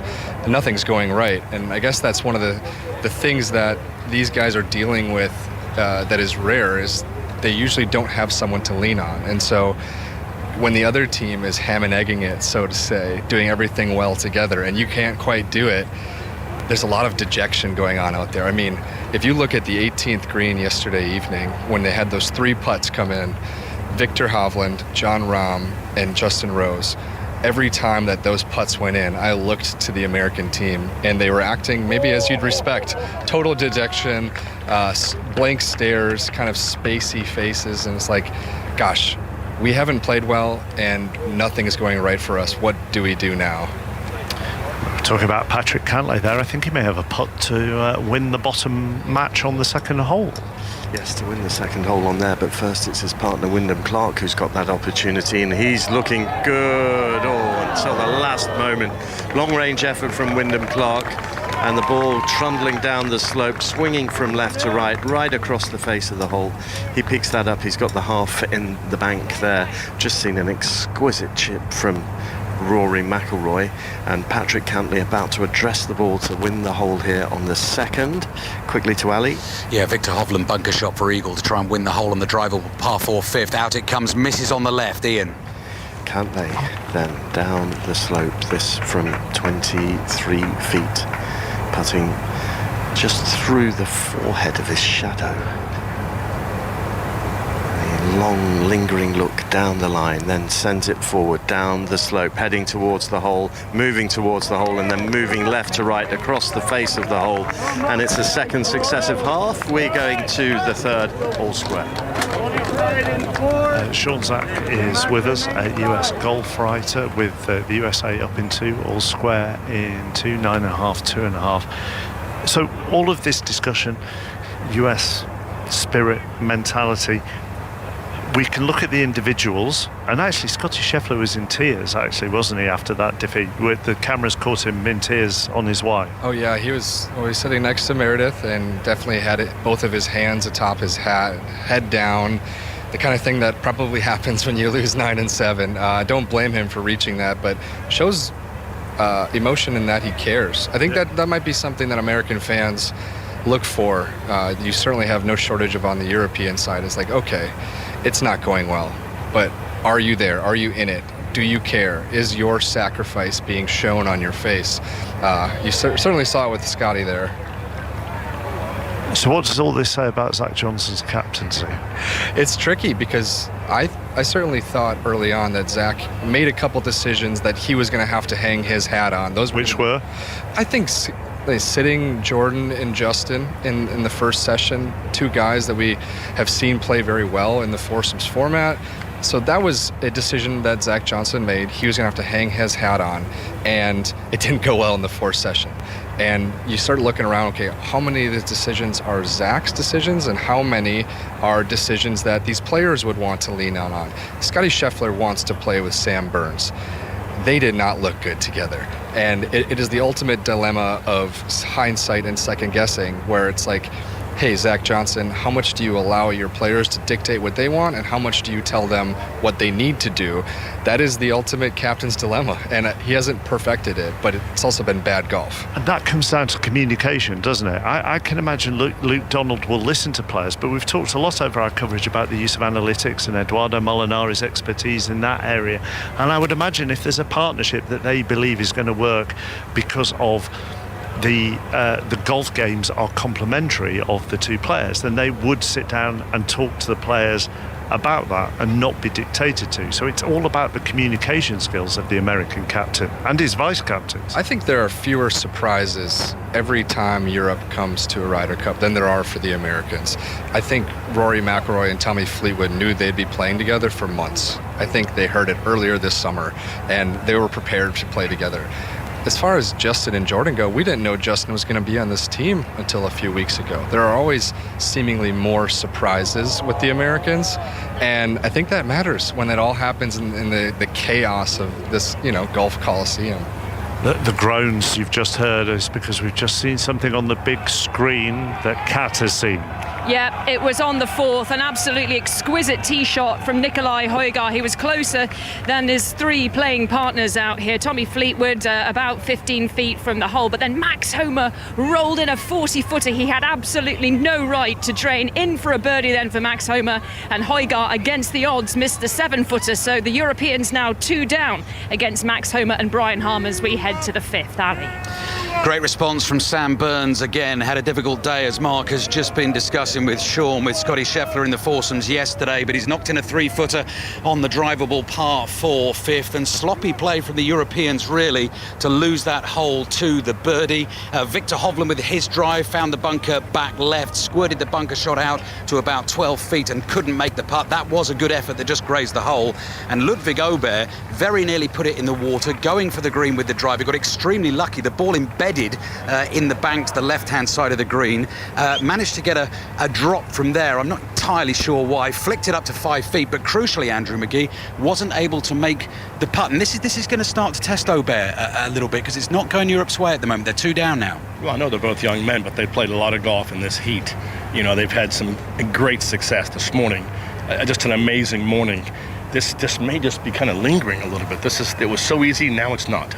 Yeah, it's a test. It's a test at the moment for Hovland and Aubert. Had it all their own way so far in this Ryder Cup, pretty much. Certainly this morning with the massive 9 and 7 win.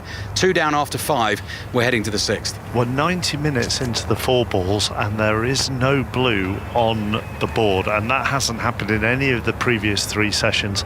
The Americans 2 up in 2 of the matches, all square in the other 2. Southampton are a goal up on Leeds in the Championship. It's goalless between Motherwell and Celtic in the Scottish Premiership, but the opening goal has gone in at Villa Park. Jules. Yeah, and it's Aston Villa who have scored it, and Ollie Watkins. Talk of a new deal with him this week to extending his stay here at Villa Park. He finished a brilliant cross in from the right-hand side from Matty Cash, who picked Watkins on the run, and he fired from the edge of the 6-yard boxes. He's on the ball again in the attacking area, but this time that shot was blocked. And Karen Bartley, there was little to pick between these two teams as he's going for goal again. Just flashed his shot wide, but you can just feel the confidence from Aston Villa right now. Oh, absolutely. They're front-footed, they're aggressive, and it was exactly what their manager asked for in response to the game midweek. But Ollie Watkins is absolutely feeling it. This is a fantastic game. Yeah, 17 gone here at Aston Villa, who lead Brighton by 1-0 Mark. John Murray. Bob McIntyre had a chance to put some blue on the board for Europe, but left his putt short. It was conceded by the Americans, which made me slightly raise my eyebrows, because Jordan Spieth has to hole out from also 3.5 feet to make sure the hole is halved. Yeah, I think you were more surprised than I was. I think that 1.5 foot knock-in is something that we can deal with. But this one for Jordan, yeah, you wouldn't give him this down the hill, 3 and a bit feet for the half. His partner's got about 18 feet, but he's going first and he knocks it in. Yep, there he goes in the hole. So this hole is halved as well. All 3 holes in this match, Rose McIntyre, Thomas Spieth, have been halved. So all square after 3. When you look, Sean Jack, at this American, Sean Zach as well, this American team, it's quite obvious at this Ryder Cup where the leaders for Europe are now in Rahm and Hovland and McIlroy, without a shadow of a doubt. Where are they for? I'm not sure I could necessarily pick leaders of this American team. It's definitely Jordan Spieth and Justin Thomas. Now, both of those guys come into this event in tricky circumstances. Justin Thomas was a controversial pick. I don't care if you believed that he always had a spot on the team. It still drove some controversy over Keegan Bradley not being selected. And so those guys are your American leaders. They've been involved in numerous cups in the past. They've played well.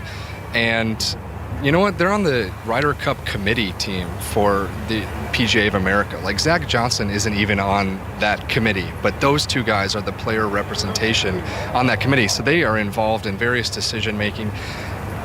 Justin's super vocal. Jordan kind of leads by example. Those are your leaders, but I guess that is what makes that first session so interesting, is your leaders didn't go out and play.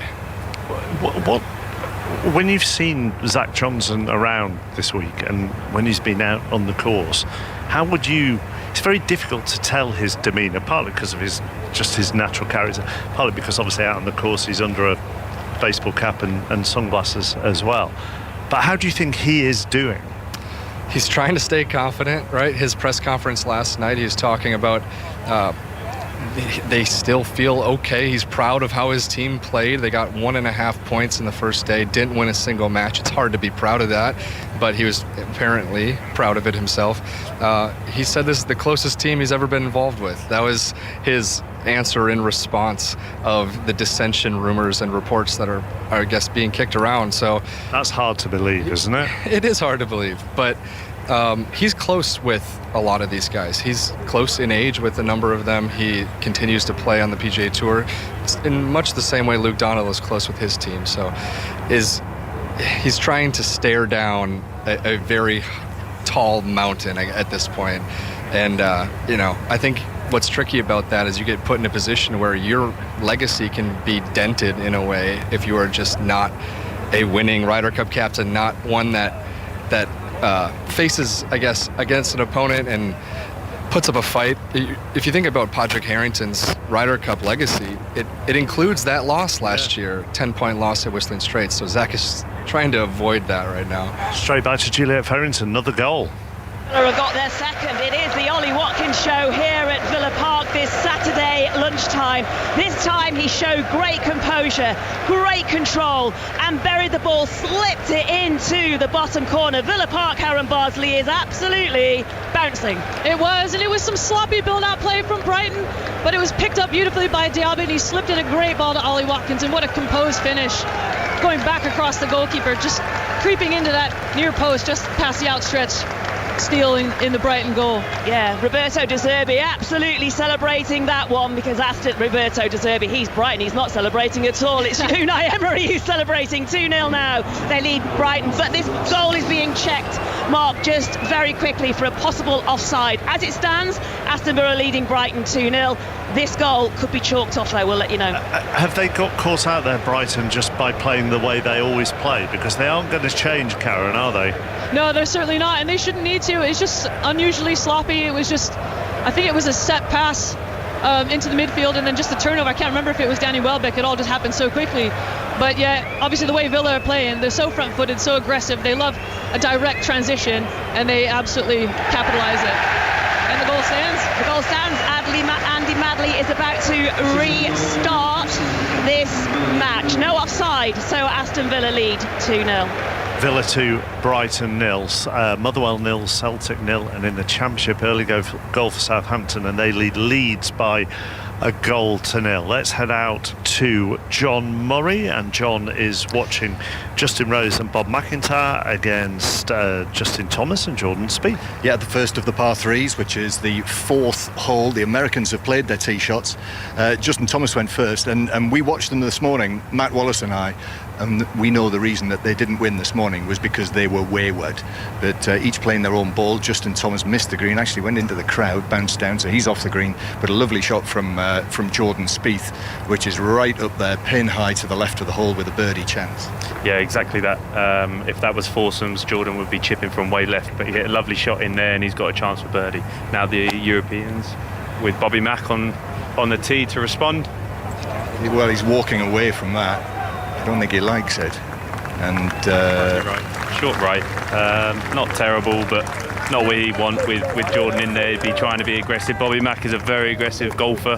Play with him a load of time. I was just talking to you on the last hole. I was thinking because Rosie was out of position, he's just going to play to the middle of the green. He was in the rough and he decided to go straight at the flag, so prove me right wrong.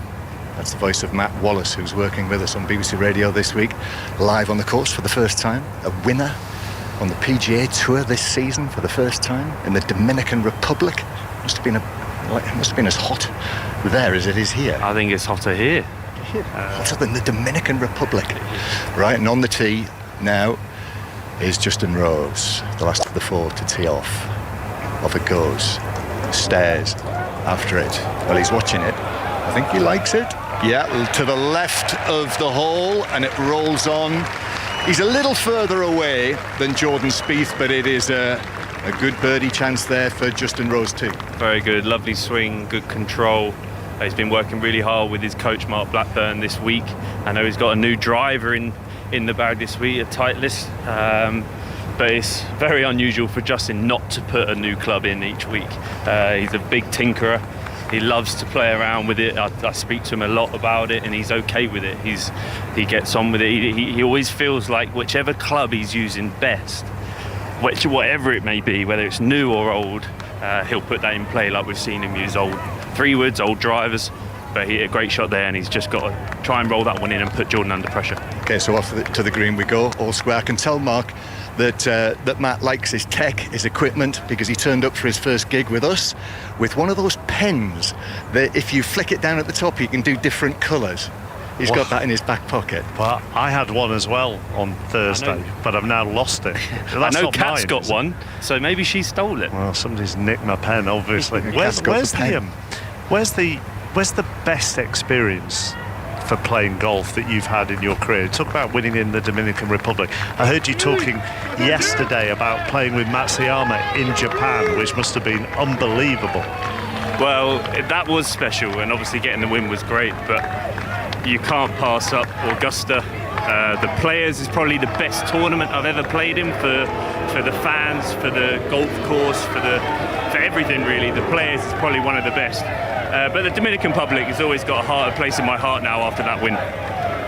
Yeah, absolutely. And just on the heat, by the way, playing on the PGA might struggle to hear you here, Mark. Okay, well, let me go to Ian and I'll come back. Yeah, we're on the third here, the bottom match. Wyndham Clark and Patrick Cantlay for the United States, Rory McIlroy and Matt Fitzpatrick. And McIlroy has hit a wonderful second shot in here. Everyone else has played 3 shots. McIlroy is about to take his third shot. What do we reckon, 10 feet for birdie, maybe 12? Yeah, 10 feet I'd say. Great towering iron shot off a downslope from 200 yards here from Rory McIlroy. Absolutely fantastic golf shot to get anywhere near this tight right pin, as we've been watching Americans just hack their way up this third hole.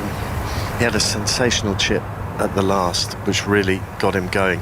And actually, what Europe are going to do here is they're going to let Matt Fitzpatrick go first and get the half before McIlroy goes for the hole. So Fitzpatrick is down low, looking at this, crouched very, very low, just his heels off the ground. And now he's ready to go. This is a putt of around about 10 feet. Yeah, just off the left-hand side we see Matt Fitzpatrick, a couple of waggles just inside the line as he eyes draw forwards and backwards back to the ball now as he takes the putter away, sends it on its way from the left-hand side, just dribbles past the right-hand side, so he doesn't make the par save. It's not the end of the world though as we go out to Cat Downs. And just watch Tommy Fleetwood with a really good attempt at the eagle putt on the 5th. Now this is this drivable par 5, one of a few on the course here at Marco Simone, with the chocolate brown water. The eagle putt for Tommy Fleetwood just missing the hole. Really good effort from him coming swinging down the slope. And now Max Homa has an eagle putt to win the hole here on the 5th and take the Americans 3 up through 5 holes in this match, coming back down the hill towards the pin. The pin cut just a couple of paces above the murky brown, chocolate brown water. The backs of fish you can see breaking through the surface. On towards the hole comes the ball of Max Homa, and that will dribble by on the left-hand side. It'll be halved in birdies, and the Americans will stay 2 up here, Ian. Same story in reverse here as McIlroy's putt dribbles just by the side of the hole, so he has to settle for a par 4. No one has made the first move in this match so far. Both teams have had their opportunities, but neither have been able to take one, and as a result we're all square going to the first par 3 on this Marco Simone course. That's the 4th, all square. We've sat through many a dull Saturday lunchtime 0-0 on 5 Live Sport over the years, when there's been very little else going on and you are desperately trying to think of stuff to say.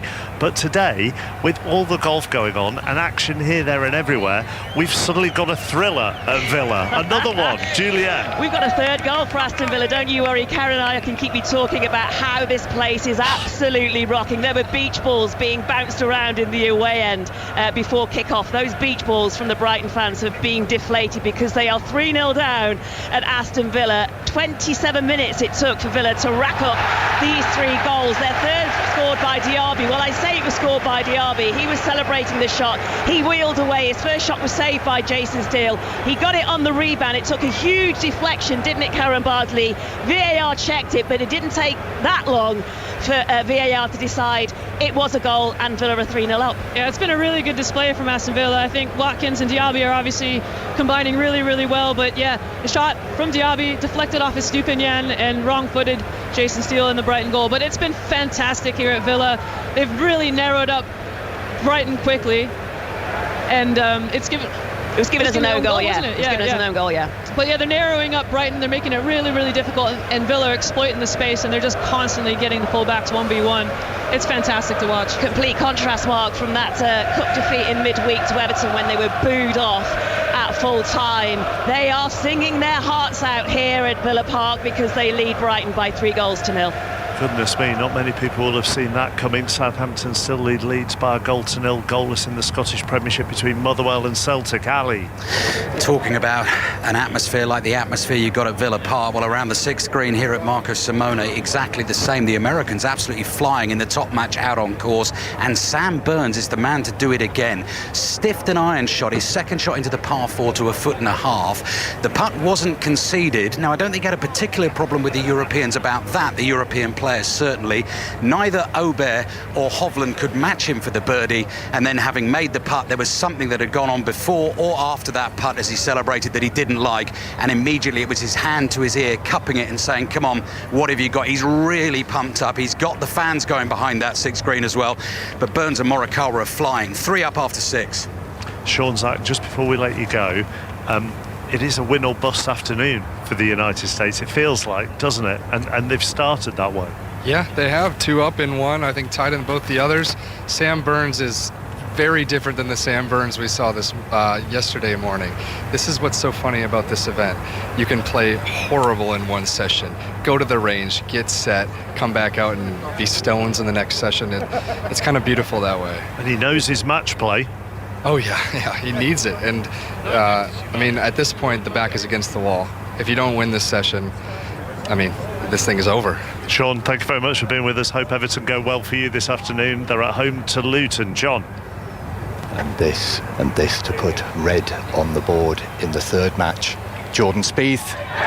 There it is. It drops in.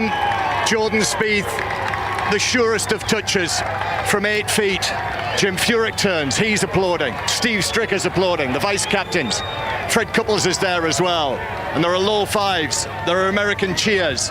And in this match, Thomas and Spieth, the famous American partnership, are 1 up on Rose and McIntyre. Yeah, great putt from Jordan.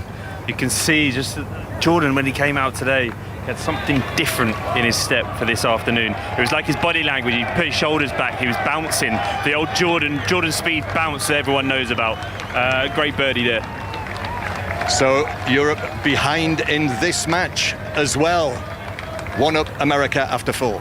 Hovland and Herbert then are 3 down. Fleetwood and Højgaard are 2 down. Rose and McIntyre are 1 down, and Fitzpatrick and McIlroy and Cantlay and Clark are all square. What are Southampton? Aaron Paul. Southampton 2, Leeds United 0. It's 2 for the home side. Great work by Sulemana down the left. He got to the byline, looked up, and he saw Will Smallbone waving his hand like he was trying to summon a bus, and he played it into his feet, and just Smallbone just diverted it. He didn't even get much contact on it, diverted it past Ilan Melia, who stood flat-footed in his goal. Southampton 2 up. We've just passed the half-hour mark. Aaron, thank you. Ian Carter is on the 4th. Yeah, we're watching the tee shots coming. The Americans hit the green with Wyndham Clark with the first tee shot on this 200-yard par 3 down the hill. And next up, it is Patrick Cantlay. Lovely balanced follow through on that. Sounded a very sweet, pure strike from the American, but that one's just bobbled left off the green and settled down in the collar of rough just to the left of the flag and the putting surface. So next up, it will be Matt Fitzpatrick, all square in this match. It's been a bit scrappy so far. Yeah, not great golf from the Europeans, especially apart from obviously on the last hole, a great approach shot from Rory McIlroy. They just need to hit some solid golf shots, get themselves into the game now, and obviously start trying to put a little bit of pressure on this American duo. Yep, no one has struck gold so far. Cantlay had the best chance on the first green, couldn't convert from inside 10 feet. Here's Fitzpatrick's tee shot into the par 3 fourth. The crowd ready to greet it and cheer as it lands beautifully on the putting surface. And that has gone to, well, it's tough from this angle to say, but I'm going to guess at around about 15 feet. Which is pretty much a gimme for Matt Patrick after his putting display early on in the four balls yesterday afternoon. So next up, McIlroy. What club do you reckon here? It's going to be a 6-iron, I think, maybe even a 7-iron for Rory, depending on this wind, which he's just turned into a back hole location here on this left side. He's got to be careful of hitting this long. That's where the difficulty is. Again, there's a little tear in the middle of the screen as we watch this ball land out. Yep, it's on its way. It lands on the green. Oh, it's a beauty. It's a beauty from Rory McIlroy off the fourth tee, and he's put it to within 9 feet of the cup. And so advantage Europe after the tee shots here. They have both balls in play, both balls on the green. Cantlay's missed to the left, and the longest putt as it stands at the moment is with Wyndham Clark. The first match out in the four balls has reached here at the par 3 7th. Alistair Bruce Ball and Andrew McGee are with this one. What's been noticeable, Andrew, certainly for what we've seen on the big screens, is that so many of the putts that dropped for Hovland and Erberg over the last couple of days are just not doing at the moment. Do you only get so many? I think you might, you know, because they have hold their share. But it's a great match so far for the Americans. They're making their short putts. They're making the ones that counted. Hovland and Ober, they played a lot of golf. You know, they may be a little tired, although they were very young. So how impressed already have you been with Sam Burns? Well, I wasn't impressed yesterday. No, today. Sorry. Today, he's playing like the Sam Burns who's won the Dell match play in Austin, Texas. He's playing, he's firing up the crowd, he's looking at the crowd, he's being Sam Burns today. You can hear the crowd as they come down the 7th. And remember earlier on when we were talking about the foursomes, how so many of the Americans walked apart from each other, walked 10 yards apart from each other.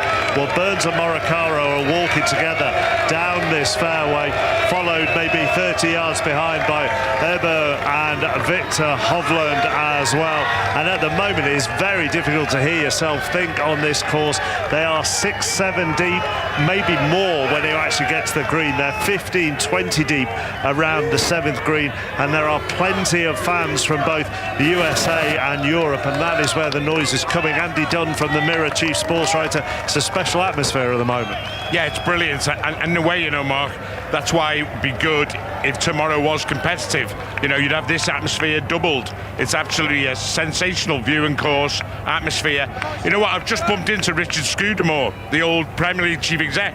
I didn't know he's on the Ryder Cup committee, and he was telling me this is like, you know, what they wanted to create was that football style atmosphere, and that's what they've got. They've got a very, very atmospheric stadium course, haven't they? Yeah, and that first hole, if you go to the top of that and look down, it's the closest you'll get to a football stadium atmosphere at a golf country club. Aston Villa are 3-0 up, by the way, speaking of the football, against Brighton. Southampton are 2-0 up on Leeds. It's goalless between Motherwell and Celtic. Ali? Yeah, well, it's exciting, isn't it, Mark? I mean, it just... at a golf event, and it was big in France, and it was we weren't even in Whistling Straits, some of us were. I've never experienced anything like this. And I tell you what, this match is getting tasty as well. Fantastic response from the Americans this afternoon. But Sam Burns' reaction to holding the putt that just won the 6, he's just getting a bit of relief here from a big round sprinkler head near to where his ball has landed. So we're just taking a while until he hits this chip. But his reaction to that was quite something. And it really was, confrontational. And you'd feel like that, wouldn't you? The Americans have been absolutely on the wrong end of it for a day and a half, getting stick from the European fans, hold his putt, hand to his ear, and absolutely gave the European fans some. They responded in kind. Hovland and Ober aren't beaten just yet, but this is a much, much more spirited showing. And actually, Andrew McGee, what Mark was just saying about the body language from Morikawa and Burns coming down the 7th there, spot on. They're a team. Yeah, they're a team now. It's easy to do when you're up. But that looked like a JT moment back there for Sam Burns. Gave it that JT, looking at the crowd, hand to the ear.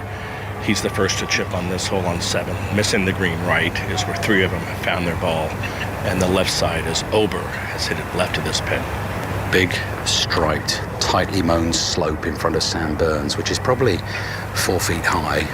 And he's got the blade shining, glinting in this gorgeous sunshine. Wide open, right underneath the golf ball. About 20 yards to the flag, flops it underneath the ball, looks for this to roll and keep rolling towards the flag at the back of the green. And he's on form, Sam Burns. He's judged the pace absolutely perfectly, and he's knocked it to a couple of feet. Ian, what's going on with you? We're on the 4th, and those 2 excellent tee shots for the European pair of Rory McIlroy and Matt Fitzpatrick have created opportunities to take the lead here.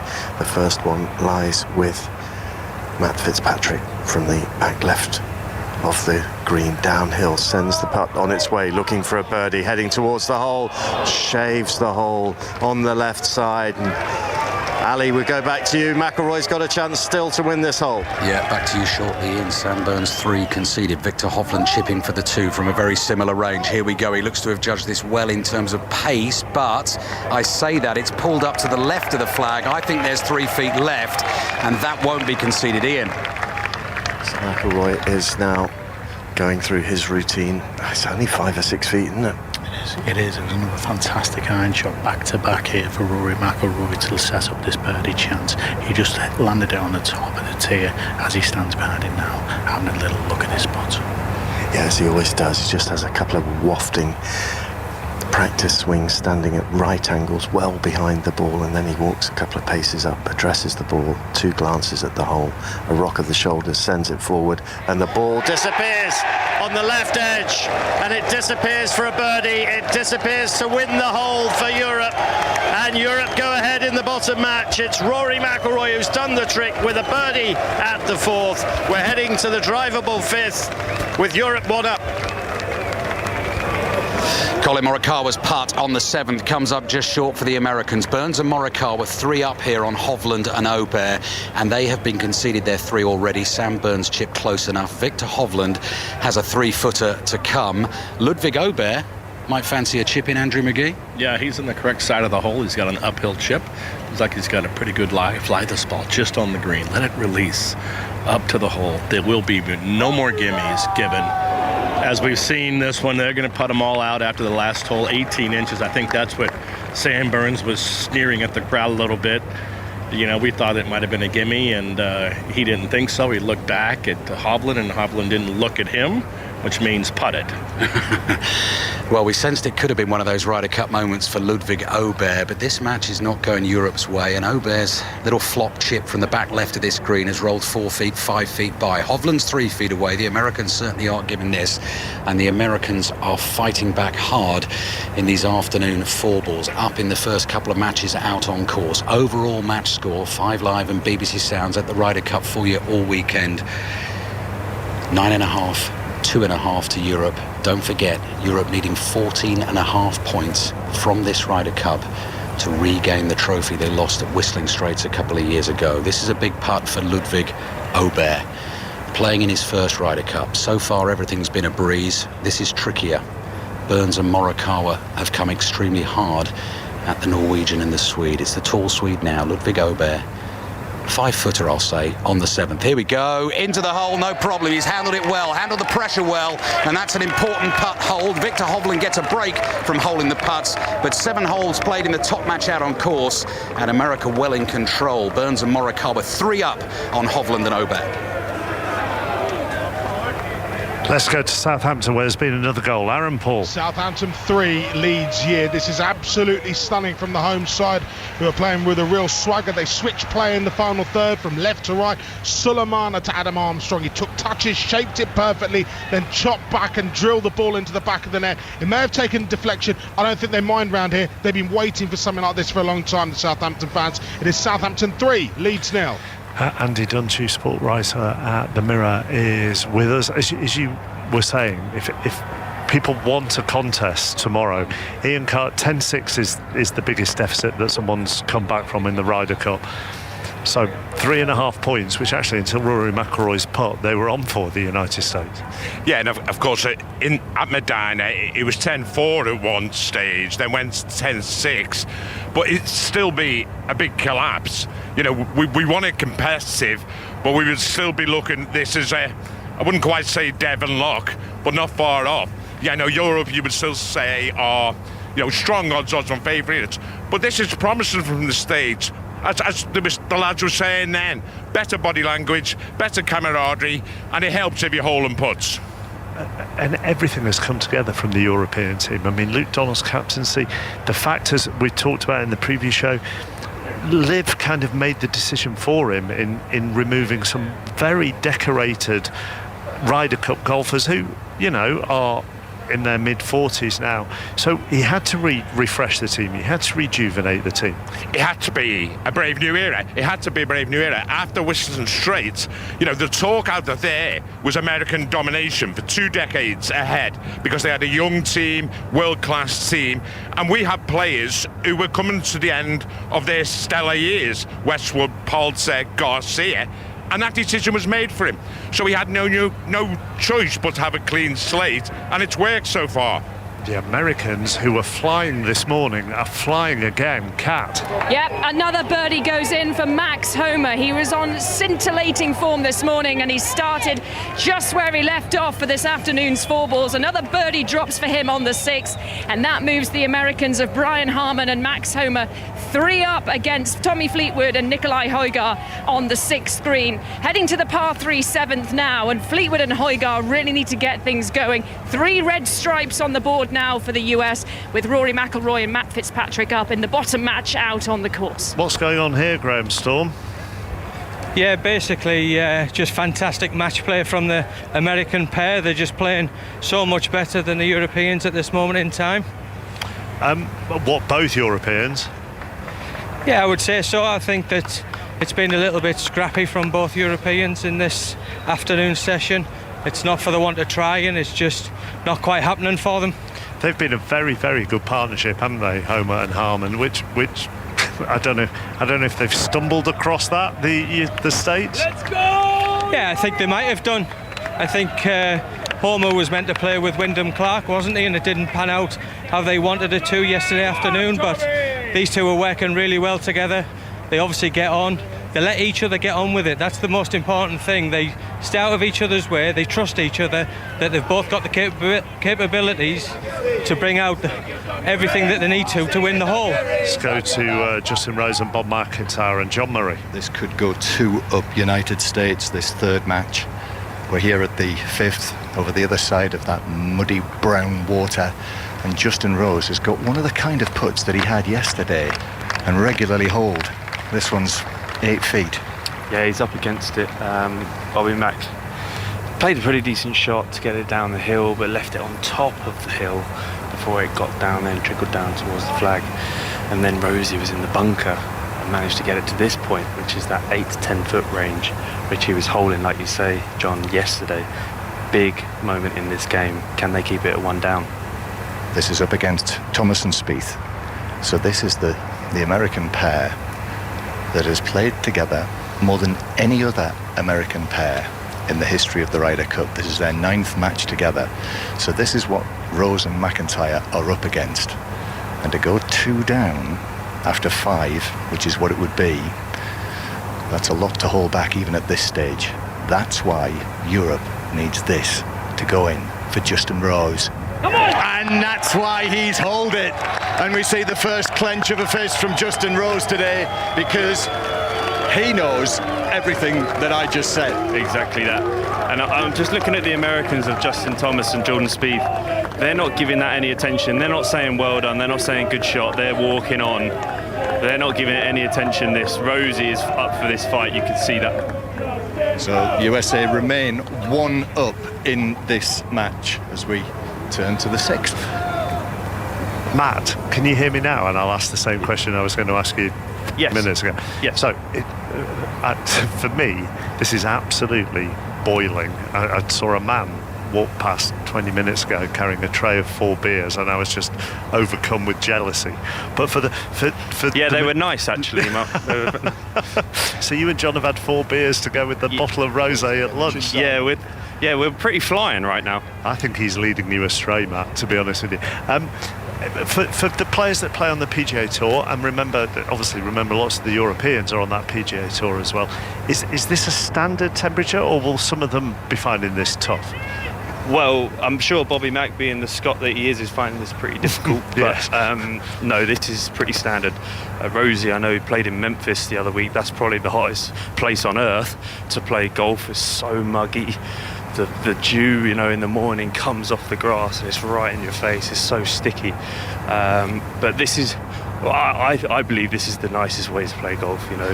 Short sleeve shirt, ball goes miles. You're moving well. Your muscles are good.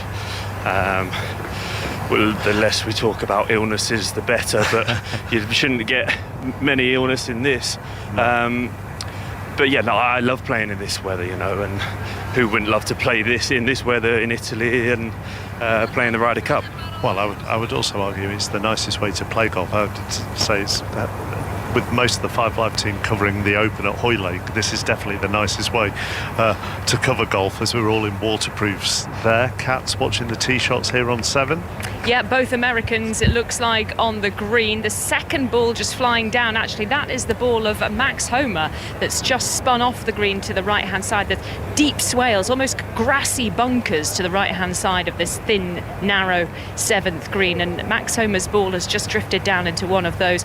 Brian Harman, though, safely on the green. And now the tee shots for the Europeans. And it looks like Nicolai Højgaard first up on the tee in the distance. There's a grandstand behind where the seats are about 20 rows high. Blue t-shirts, the predominant colour in there, as the European fans have thronged into that one to try and will these two along. They're 3 down at the moment, Højgaard and Fleetwood against Homa and Harman, and the ball has gone the same way as Max Homa's, slightly to the right of the green, bouncing down pin high now, but just off the green. And then we'll have the tee shot coming of Tommy Fleetwood, the long brown hair protruding from the back of his blue baseball cap, umbrella pines up on the crest of the hill, casting shade over this little par 3, the 7th. It's a real bowl, a crucible of pressure, this. Hundreds of thousands of fans. I'd say probably about, 2,500 of them down here in this one little part of the golf course alone. They're 10-20 thick in places around the green. And now Tommy Fleetwood about to launch the ball down between the corridors of spectators either side of the fairway and down towards this green, which is kind of guitar shaped. It's wide at the bottom, then it has a little neck at the top, and the pin is cut in that neck of the guitar. Up into the clear blue sun-bleached sky goes the ball of Tommy Fleetwood, and this one's going right as well, and oh my goodness, it's gone well right. The crowd to the right-hand side of the green have to take evasive action, covering their heads, and Tommy Fleetwood's ball plummets into about the 5th row of people standing at the rope mark. So at the moment, it's only Brian Harman's ball in the centre of the green. Max Homa, by the way, 4 under through 6 holes that he has played today already. The United States, 3 up in the first match, 3 up in the second match, 1 up in the third match, but they are 1 down in the 4th. Ian? Well, the highlights on BBC Two at 8:30 need to be watched, if for nothing more than the tee shot we've just witnessed from Rory McIlroy at the par 4 5th. An imperious shot. just an extraordinary trajectory, and the ball landing 4 feet beyond the hole, hopping another foot 18 inches further. He's got 6 feet for eagle. It is one of the greatest golf shots I've ever seen, I think. It was just as a pure golf shot, and it left Paul Waring just literally open mouthed. I was just about to say, Ian, you turned to me and I was literally stood there just face amazed. Don't get me wrong, I get to play this game, very fortunate I get to play this game for a living. What I've just witnessed there is off the planet. What a golf shot, to have the confidence to hit this high towering 3-wood in the way he did, to take on the flag. Breathtaking golf shot, absolutely breathtaking. Also to note though, Matt Fitzpride's hit a lovely drive. I think it was a little driver or a 3-wood. Again, a bit of a flatter trajectory. Online again, run through into the fringe, so it gave McIlroy the confidence to hit the shot he did. 2 fantastic shots from the Europeans into this 5th hole. And Mark, they're walking side by side, Fitzpatrick and McIlroy, chests pumped, and it's a real march up to the green to receive the applause of the crowd, who were utterly thrilled by that shot. Wyndham Clark is also on the green. He's got a lengthy putt for eagle, but a real chance for McIlroy, you would sense, to take this pair 2 up in the bottom match. Well, we talk about body language, Ian. I think every time I've seen Zach Johnson so far over the last 48 hours or so, when he's been on a buggy, he's been being driven and fairly slumped on the buggy, and it's been going quite slowly. Well, he's got his jumper off, he's in his t-shirt now, he's driven that buggy himself here on the 7th. It has flown down from the tee at lightning speed, and he has parked it just off the green and got out with purpose and walked across to the far side of the green to watch his 2 players here. He Ian, looks like he's got more energy all of a sudden. Yeah, he does. I just saw him on the 4th, and I saw him beckoning in a very animated way, and I thought, goodness me, what's going on here? He's reading the riot act to someone. It was actually his son who he got on board the buggy, and off he went. Of course, he's going to be pepped by a scoreboard that has Burns and Morikawa 3 up, Homer and Harman 3 up, Thomas and Spieth 1 up, and that's what makes now this match at the bottom so significant from Luke Donald's point of view, because if Europe can make the eagle here and go 2 up in this match, then that offers a bit of a comfort blanket, as does, of course, 9.5 versus 2.5, the overall score. And following that theme of scoring, Villa are 3 up at half-time. Juliet Ferrington. Yeah, and credit to Aston Villa as well, because as things stand, they are heading into the top 4 for a few hours at least, because they have had Brighton on the ropes in this first half. 3 up inside half an hour. Ollie Watkins got the first 2 goals. It was followed by a Brighton own goal after Diaby fired in the shot for the 3rd. But they have this brilliant record at home in the Premier League, Aston Villa. It looks like they're going to get their 10 wins in a row here, and Brighton, Karen Bardsley, can have very few complaints, because they have been absolutely all over the place, and Aston Villa have torn them to shreds. They really have, and that's putting it nicely, Juliet. I mean, my goodness, they've been phenomenal, Aston Villa, here tonight, or this afternoon, moving the ball so quickly, being really front-footed, aggressive, forcing turnovers, and really sloppy play from Brighton that we've not seen, and capitalising where they needed it most. And just very quickly on Jason Steele, we saw right at the start of this match, as Villa were pressing, he looked nervous, and then we saw at the end as well that indecision that could cost Brighton further. Absolutely, and I think that just goes. Aston Villa need the credit here. They have such an organised and coordinated press. They're timing every single movement so quickly, and Jason Steele is constantly looking for that spare player, but it just isn't immediately available. And so I think Brighton are really going to have to go in at halftime and figure out where that spare player is going to come from, finding the overloads and maybe dropping a bit more into midfield to get on the ball, because playing in front isn't working, so they might have to go a bit longer and look for the out behind the midfield. Not sure Mark Brighton are going to come back from this. Villa leading 3-0 rather comfortably on that first half performance at half-time.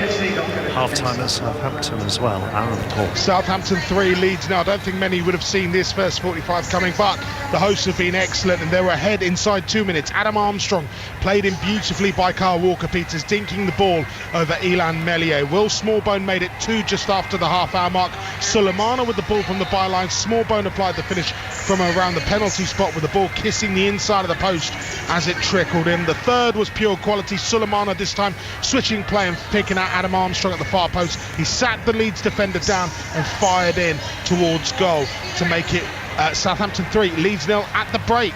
And it's half-time at Celtic as well. Gavin Wallace. Motherwell 0, Celtic 0. I think Celtic may have been listening to far too much of yesterday's Ryder Cup coverage, chappers. It seemed as if the performance of the United States rubbed off on them.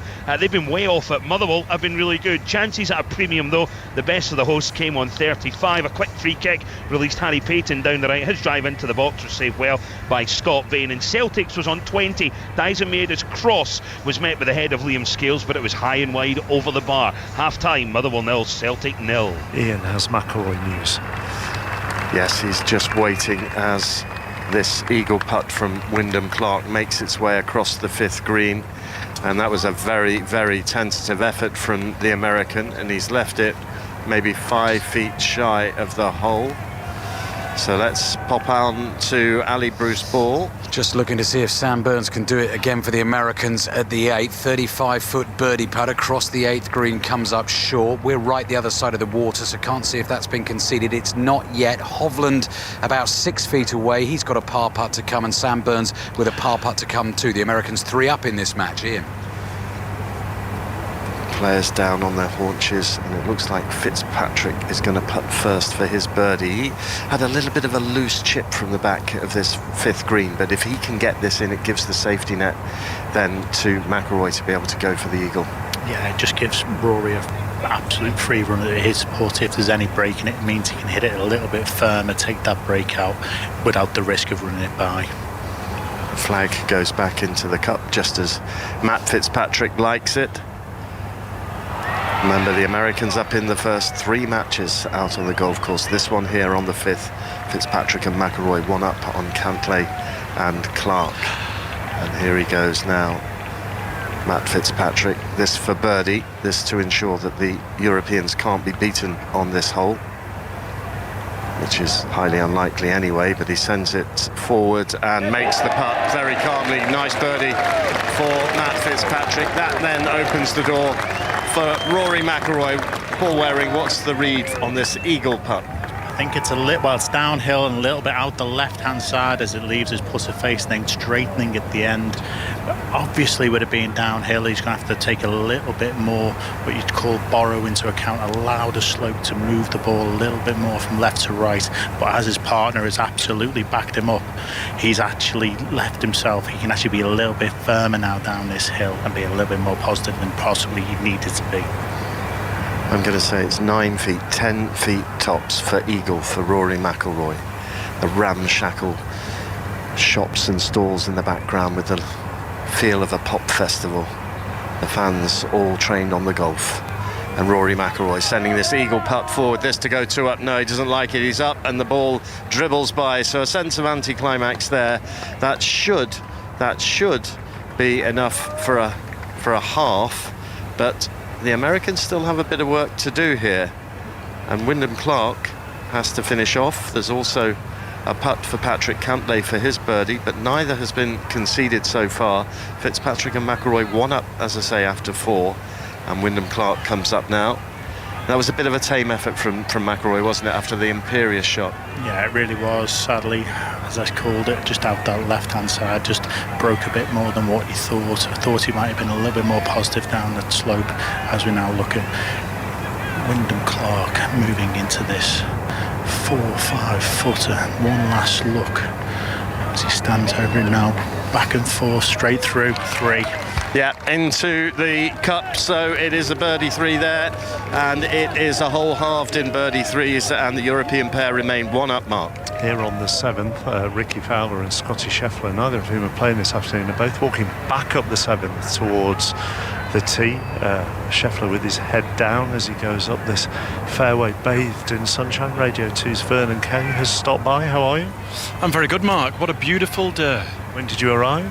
This morning. Has it taken your breath away? It really has, mainly because it's quite a hilly golf course, and then the vista takes your breath away.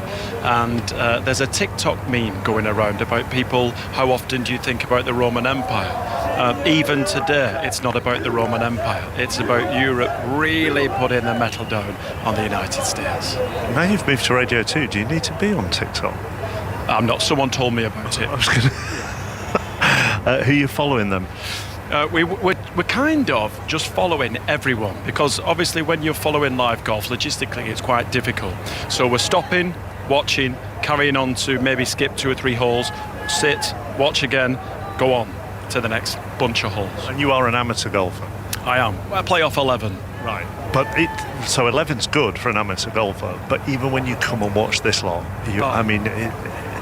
what always takes my breath away, I think, depending on what the shot is, but particularly if you are near a tee when they drive, is the noise. Yeah, it's pure. We were just watching Colin Morikawa coming up the hill, and the sweet spot on his 3-wood was so pure. It was exactly the same diameter as his golf ball if it were to hit the face of the golf club. It was pure. I will let you catch up. Are you DJing tonight, eh? I am, yeah. I think we're just going to put Gala Free From Desire on loop. That seems to be the most popular tune of the whole event. Honestly, they'll love you if you do that. And then maybe Sweet Caroline every 4 loops. Oh, I've got that, but I have banned myself from playing that. Yeah, but they love it here. Oh no, I'll play it. And ole, ole, ole, ole. I've got that on 12-inch. Have you? We started the show with Renee and Renata. Do you want that? Beautiful. And a little bit of When the Moon Hits Your Eyes. It's, all that, all the cliches. Have a good day. That's Cheers. Amore. Thanks, Vernon. Where am I going? John, appropriately. Americans have got to match that. Otherwise, this match goes all square.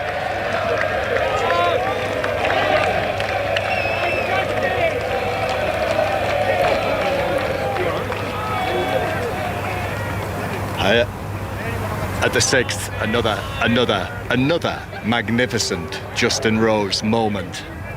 And he's walking down the slope here. He is walking down the slope like he is Justinius Maximus Rosimus.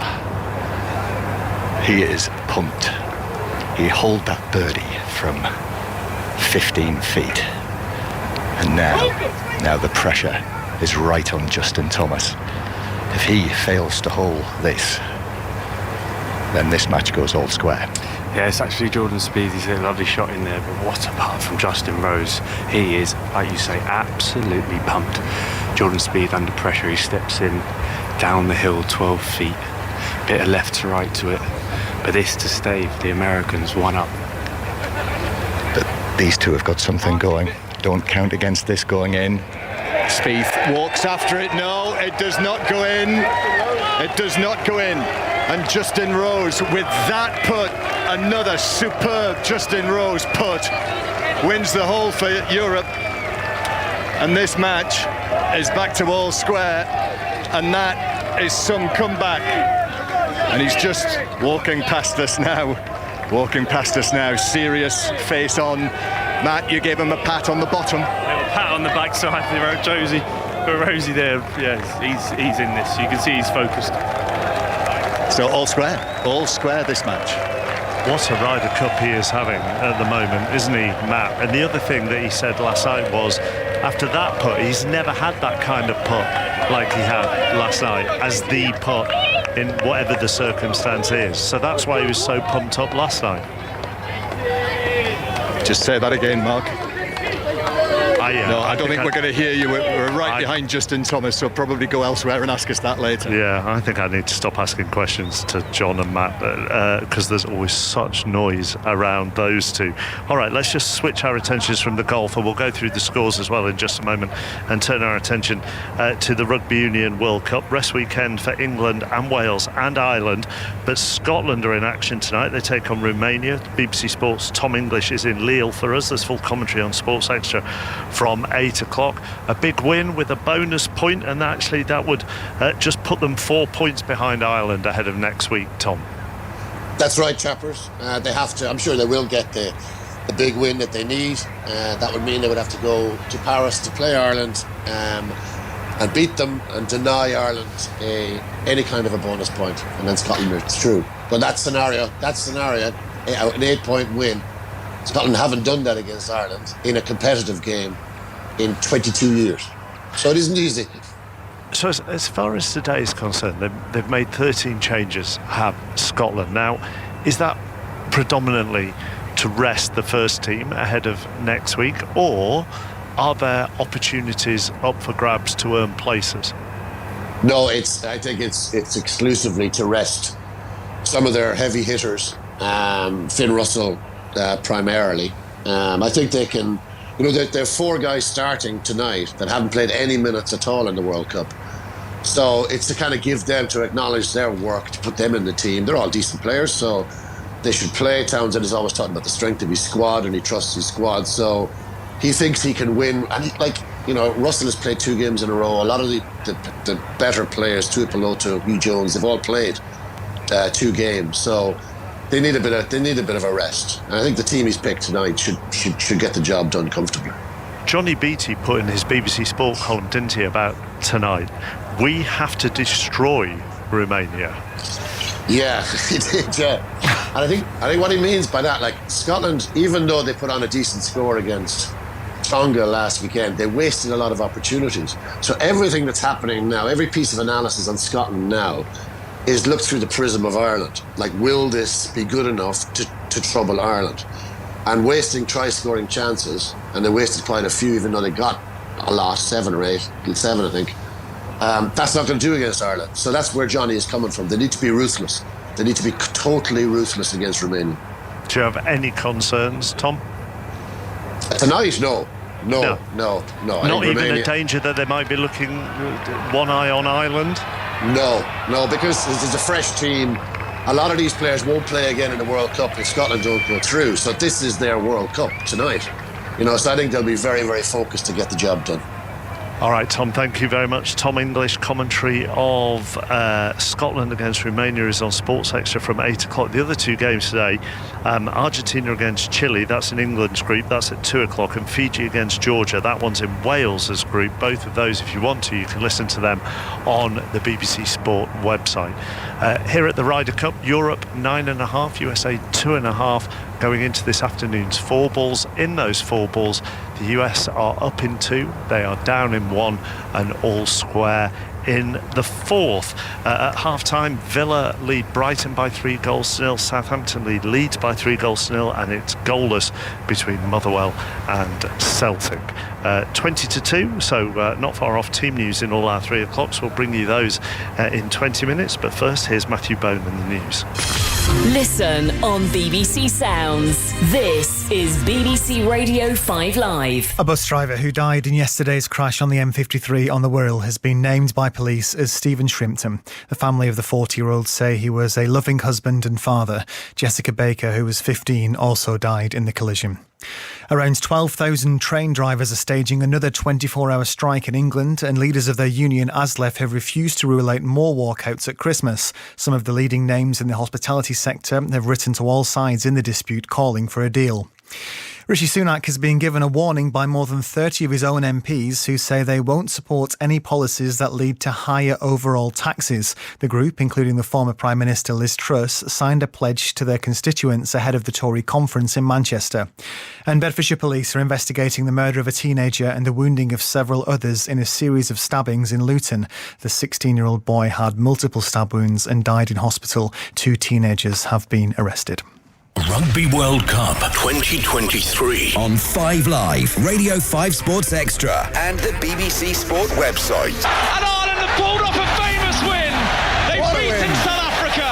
It's going to be a huge score here for England. Fantastic nails away, and Scotland have the final try. Might be it, that is it. Wales have won. They have blown Australia away. Rugby World Cup 2023. The William Webb Ellis Trophy. Get the Rugby Union Daily. Download and subscribe now. Listen on BBC Sounds. The Ryder Cup 2023. Live from Rome with Mark Chapman. Combining the golf with all the other sport that's going on this Saturday afternoon here on 5 Live. Our base from 3 o'clock is Old Trafford. Manchester United against Crystal Palace with Ian Dennis. All the goals as they go in, all the news from here as well. The golf will be uninterrupted on Sports Extra from 3 o'clock. Another goal at Villa. Jules. Well, we're just waiting to see if this goal stands, because it's Aston Villa 3, Brighton 1. It's the Brighton goal that's being checked right at the start of the second half. Brighton made 3 substitutions for the second half after that first half performance that Villa led 3-0. They are still waiting to find out. It's a possible offside they are checking. It is so tight, but what actually happened was Pedro got the cutback and then Fati scored the goal. That was 2 of the 3 changes made at the second half, but it's been a couple of minutes now. Karen Bardsley alongside me. VAR are checking it. Have they given it? I believe so, Jules. I think they were checking to see if Emi Martinez was keeping, was it Fati onside? Fati onside, yeah. And obviously, that took a few minutes. It wasn't offsides, but no, it was a great combination from Matoma and an overlap from João Pedro, making an instant impact when he came on. Yeah, 2 of those 3 substitutions that Brighton made, and this goal now makes it very, very interesting, Mark, because it's given Brighton a lifeline here at Villa Park. It's Aston Villa 3, Brighton 1. Okay, it's a Super League elimination round today. Last night, Hull KR beat Leeds, so that took revenge for their Challenge Cup final defeat. Today at half-time, St Helens 8, Warrington 0, and that is on Sports Extra if you want to listen to that. Where should we go next? Here in Rome. Oh, we won't go in Rome. We'll go to John Hunt and the day's racing. And you're at Newmarket, John, aren't you? Absolutely, Mark. Yes, stunning day's racing here. The Cambridge Handicap, but the focus really around 3 top-quality races for 2-year-olds. They're going to post for the Royal Lodge Stakes over a mile, and that's in a minute or 2. Then later on, the Cheveley Park Stakes not featuring Relief Rally. She's an important non-runner. And the Middle Park Stakes, arguably the race of the day. Van Dijk and River Tiber clash again. They were first and second in the Prix-Morny in France earlier this year. Already, Mark, a big result from France though, and it's a great bit of news for British racing. Trushan, trained by Alan King, has just won the big staying race of the weekend there, the Prix de Cadran, under Holly Doyle. That's Trushan's usual rider. Fabulous result for Trushan, one of the most popular horses in training. Thank you, John. So we'll keep you up to date with all the day's racing as well. Alistair Bruce-Ball, where are you? Yes, I'm standing at the back of the 9th green, the par 5, out with the first 4 balls match out this afternoon, which has America going really well. Colin Morikawa and Sam Burns, particularly thanks to the golfer Sam Burns, 3 up on the European pairing of Hovland and Aubert as they come up the par 5 9th. I also find myself standing next to a former American Ryder Cup player and Ryder Cup captain, no less, in Tom Kite. Tom, this has been some response from the Americans this afternoon. It was needed, but they've come out and they've come out firing, haven't they? Have you been impressed? Well, it's about time. There's no question. This has been kind of a bloodletting the first 3 matches, and you know, finally it looks like for the first time the American players are starting to hole a few putts and get a few breaks and get some good results. But Europe has been amazing. I mean, they have played really, really well. I don't think the Americans have played as well as they had hoped, but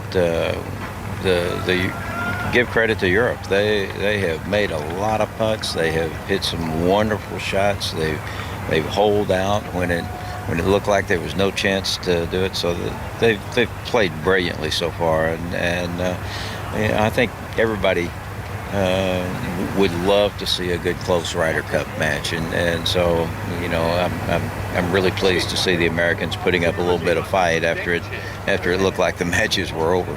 Tom, you've been involved in plenty of these matches before. Up to this point, in terms of the first 3 sets of matches, what would you put the Americans' poor form down to? Do you think they came in a little undercooked in terms of not having played enough competitive golf coming into the Ryder Cup? I mean, that's speculative.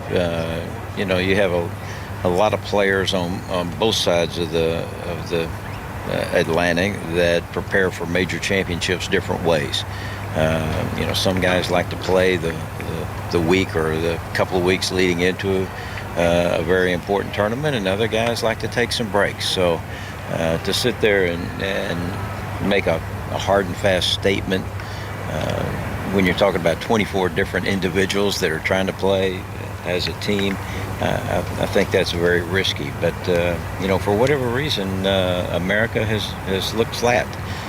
They haven't played nearly as well as you would expect them, and I mean, the guys on the U.S. team are brilliant putters. I mean, they are phenomenal putters, and until this afternoon, they have not holed many putts. So, you kind of hope that at some point in time some good stuff is going to happen and for the U.S. and if that's the case, then maybe we can turn this into a fun afternoon tomorrow.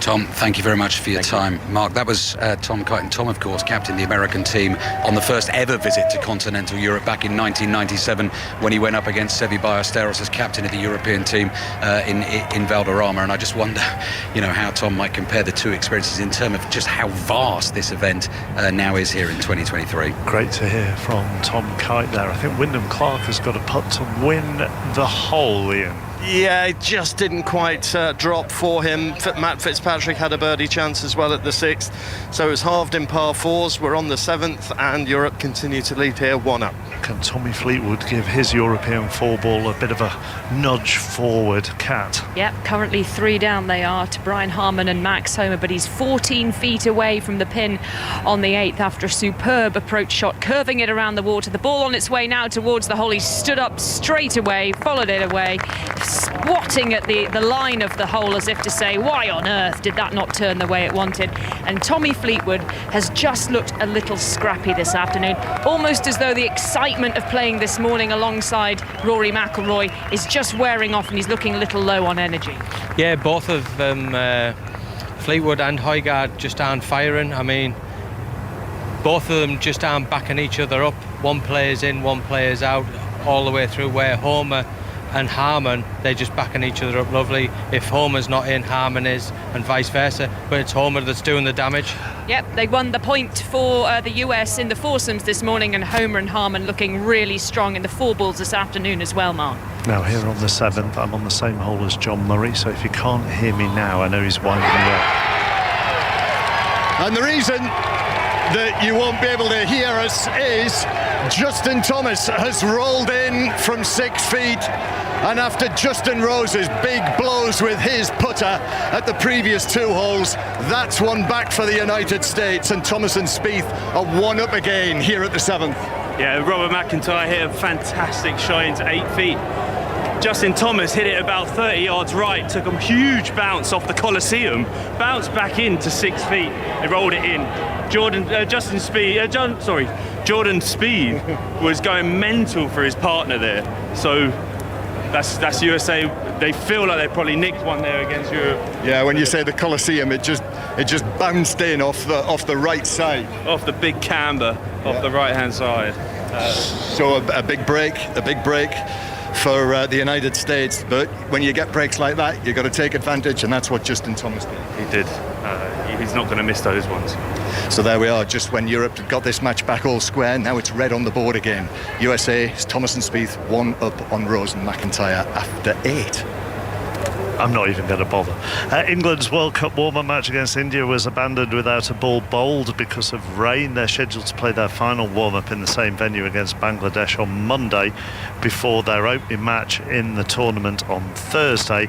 Commentary of every game in the World Cup is live on the BBC, starting with the first game against New Zealand on Thursday from 8:30 a.m.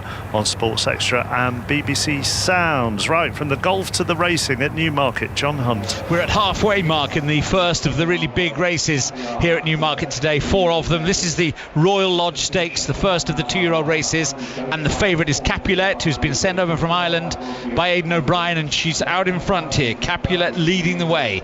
In second position, racing hard, is Caviar Heights. Son, one of the outsiders on the outside, running well. Al Musak as well. Defiance is trying to pick up. Capulet now looking under pressure as the second favourite. Ghost Writer begins a move, and so too Macduff up the near side rail. Capulet's beaten, favourite out of this completely, and now as they race close home, Ghost Writer, a narrow leader from Al Musak in the middle of the track. Ghost Writer from Al Musak. Son's back in behind him in third. Capulet running on, but it's too late because Ghost Writer is the winner of the Royal Lodge Stakes, and Capulet's forced to photograph for second place. He looks as though he needs further, but that is 3 out of 3 now for this young horse. Ghost Writer, trained by Clive Cox, who's nearing 1,000 winners in his career, and Richard Kingscote, the first big race winner of the day. Thank you, John. Back with John later. It's been a hectic half hour, 40 minutes. Thank you for being with us, Andy Dunn. It's a real interesting atmosphere around here, actually, this afternoon. It is. The European fans just thinking, uh-oh, what's going on? But you know what's interesting, Mark? We spoke about the new era and the new young players. But you're looking at that board now, and the guy stood on the tee about 50 yards behind us, Rory McIlroy. You look at Justin Rose, who's just come through. It's these guys who've got the experience now. That's who need to stand up. If Rose and McIlroy and their partners can get something out of those bottom 2 games, then Europe still odds on. And Tommy with Højgaard as well. Yes, and Tommy with Højgaard. But I'm talking about McIlroy said after Western Straits, listen, I owe it to these guys now. I want to make amends. I can't wait to make amends to my teammates. Well, he's won 3 out of 3. Probably hasn't played his best, but now he can stand up, bring this game home, get his blue point tomorrow, and that'll get Europe almost there. And 10.5, 5.5, you would think should be fine. If it was 10-6, I wonder whether we sit there this evening, a bit like when a football club starts the season and they fly out after 10 games and they're 4th, and the end of the season they finish 15th, and all the pressure's on the manager. But you go, well, if you'd started 15th and finished 15th, you'd have a very different feeling. So Europe would, if you just said on Monday 10-6 at the end of the first 2 days, they'd have bitten your hand off. Well, they'd take 10-6 all day long. But we talk about this thing, it's almost a cliche about momentum. The Americans would say tonight. We filled hours of time talking about that. So, exactly. So we need to talk about it. Momentum special you had on, but it'll be lifted. The Americans will be lifted. And we also know that it's not about parents tomorrow, it's about one-on-one. And we know the head-to-head, America stack up, on paper, very well against Europe. Thank you, Andy. Enjoy the rest of the afternoon. Andy Dunn, Chief Sports Writer at The Mirror, with us on 5 Live Sport as this final 4 balls start to come down the 7th, which is McIlroy and Fitzpatrick, of course, and the noise as they come past here will be deafening. The first match is with Alistair Bruce Ball. Back at the 9th green, I'm standing alongside former PGA Tour professional, multiple winner on that tour, Andrew McGee. Andrew, Colin Morikawa, 4-footer, having hit a wonderful second shot into this par 5. This for a birdie, this to go 4 up at the turn. Yeah, quite something. It's mostly been Sam Burns doing the heavy lifting. We'll see if Colin Morikawa can knock this little 4-footer in here. It's not a gimme. He's got to steal. He hasn't made really anything today. Let's see if this can go in and get him going for the backside. Colin Morikawa for a birdie, close range on the 9th to put the USA 4 up in the top match, right in the middle of the hole. And Colin Morikawa quite rightly celebrates, turns towards Sam Burns and hollers out some more shouts of jubilation for the American team. Saturday afternoon belongs to them so far. We're heading to the 10th tee. Burns and Morikawa now 4 up on Hovland and Aubert with 9 to play. Goodness me. Andrew McGee, what are you making of that? Well, I'm making that this has been a good start for the Americans on the front 9. We've got some momentum. Let's keep the red on the board. You know, I think we'd maybe have a chance tomorrow if we can pick up 3 or 4, 4-0 today. Wouldn't that be something for the USA? Keep playing away. Plug away, boys. The USA are up in 3 out on the course. They are down in 1, which is the match that we are watching currently on the 7th, which is McIlroy and Fitzpatrick. How are their tee shots looking, Ian? Yes, we've had the tee shots. Rory McIlroy's threatened the flag and it just skipped through to the back of the green just in a fluffy line. Same thing happened to Patrick Cantlay. The other best placed ball is that of Matt Fitzpatrick, pin high on the green. It's going to be Wyndham Clark who's going to be chipping first, having missed the green by quite some distance to the right. So tentative advantage, I would say, to Europe after the tee shots on the par 3 7th. We'll be back for the putts, but there's been another goal at Villa. Juliet Farrington. Has been, and just as we thought, Brighton were back into this one with a lifeline at the start of the second half. Ollie Watkins has got his hat-trick, and he's just produced a shot and a half from the edge of the area after brilliant work by John McGinn. So the 3-goal advantage that Villa had has been restored, and they lead Brighton. Ollie Watkins on a hat-trick by 4 goals to 1. And another goal at Southampton. Aaron. Leeds want to have one back. Mark Pascal striking the 6-yard box, bringing the ball down out the air, loads around him. He turned on a sixpence and stabbed the ball into the corner of the net. Southampton 3, Leeds United 1. We're just a couple of minutes away from the team news in all our 2 o'clock games. Ian Carter, though. Yes, and Wyndham Clark chipping from way off the right of the green, didn't control the chip, and it's run all the way through and actually gone into a fluffy lie off the green in the rough. So I always think the biggest sin in golf is you should only ever use a wedge once on any hole. You'd have to use it twice now. Yeah, the worrying thing is, and this is probably why I'm not playing in this Ryder Cup, is I've done that many times myself. Right, so looks like it's going to be Cantlay next to play his second shot on this par 3, and the ball scuttled through. We were right next to it actually when it landed, and it just tiptoed through, and it almost sat up like a coconut on this fluffy rough grass. European captain Luke Donald, arms folded, watches as Cantlay stabs this into the air and lets the ball release down, and that's pretty good, it looks like, for Patrick Cantlay. We're in a very disadvantaged position here at the moment because of the pin location. The normal spot that we use to see what's happening on this 7th green is just too close to the action. So we're having to guess a little bit, but we've just seen Cantlay mark his ball, and it's just a couple of feet away from the hole, but it's not been given that. Rory McIlroy, wide open face. You could put a wine glass on that and it wouldn't spill. And now, with his wedge, tiny, delicate chip, tiniest chip you could imagine this. Pops it up into the air, hopes that it will release down the slope, but it doesn't quite. And so it's going to be, I think, over to you, Matt Fitzpatrick, on this one. Yeah, players missing the target into this green. It's actually onto a walk-off area, so all the grass is flattened down against him. It makes striking a chip incredibly difficult. Fitzpatrick next to putt here, what are we saying, 22, 23 feet? Yeah, but just across this green, a little bit out to the right-hand side. It was a great shot, and he's used the banking on the right-hand side to bring the ball back onto the putting surface. He hasn't threatened the hole as he did yesterday. I think he's definitely owed one. I've got a little feeling about this one, Ian. A feeling? You got a little feeling? Just have, yeah. From a strokes gain point of view, I don't want to talk too much about stats, but yesterday gained 3 apparently in the afternoon putting, so gained 3 shots better than the field with the putter in those first few holes. Showed the level of his putting yesterday, and like I say, that just doesn't disappear. He's definitely owed one at some points, as Billy Foster even gets involved in this one. Yeah, Billy Foster is caddy having a look. We're just talking to Mike Walker, the coach of Matt Fitzpatrick. Said, oh, by the way, Leeds are in trouble at Southampton. He said, oh, don't tell Billy. Billy, a big Leeds United fan. And there's the chat. One of the most experienced caddies in the game. Final instructions have been given. And Matt Fitzpatrick doesn't mess about now. He crouches down low, pops the ball down. There's a whole phalanx of spectators, photographers I should say. Not only that, the 2 American players standing chatting here. This is a putt to put the Europeans 2 up in the bottom match after 7. It's Matt Fitzpatrick now from 20 feet at the back of the 7th green, sends it on its way. He watches, he hopes, and then he's frustrated as that one fails to drop for him. It had a chance, it really did, and he fancied it.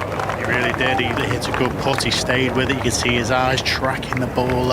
He just didn't quite do what he thought it would at the end of the putt, sadly, and it just dribbled past that left-hand side. The Americans still with a tiny little bit of work to do. First up, Wyndham Clark with his second chip of this hole. He will just bunt this forward again, a tiny, delicate little chip, but there is a good par chance to come for Cantlay, so he has insurance as he bumps that up onto the surface, and then frustratedly wafts it at the grass. Now, Cantlay's putt is no more than 2.5, 3 feet here, but Europe keen to turn the screw. just going to try and keep the pressure on Cantley here, make him hole out, make him carry on. They don't want to give holes away. They don't want to just walk on to the next. There's a bit of slow play in front, so I think they don't mind sort of just waiting to see the outcome of these things. They're not trying to play themselves into a rhythm. Jordan Spieth and Justin Thomas in front are taking their time. So here he goes, Cantley for the half and knocks it in. Very comfortably indeed. It is a par 3 for the Americans. Really tight match this, but Europe are edging it. They're one up, and that's courtesy of McIlroy's birdie, which came at the par 3 fourth. They are one up in the other 3 matches, though. The United States are leading. Harman and Homer are 3 up. Burns and Morikawa are 4 up. And the Justin Rose, Rob McIntyre group against Thomas and Spieth. Well, Thomas and Spieth are 1 up in that game. Right, let's go round all our 3 o'clock Premier League games and get the team news. We'll start with our base, which is Old Trafford, Manchester United against Crystal Palace. Ian Dennis.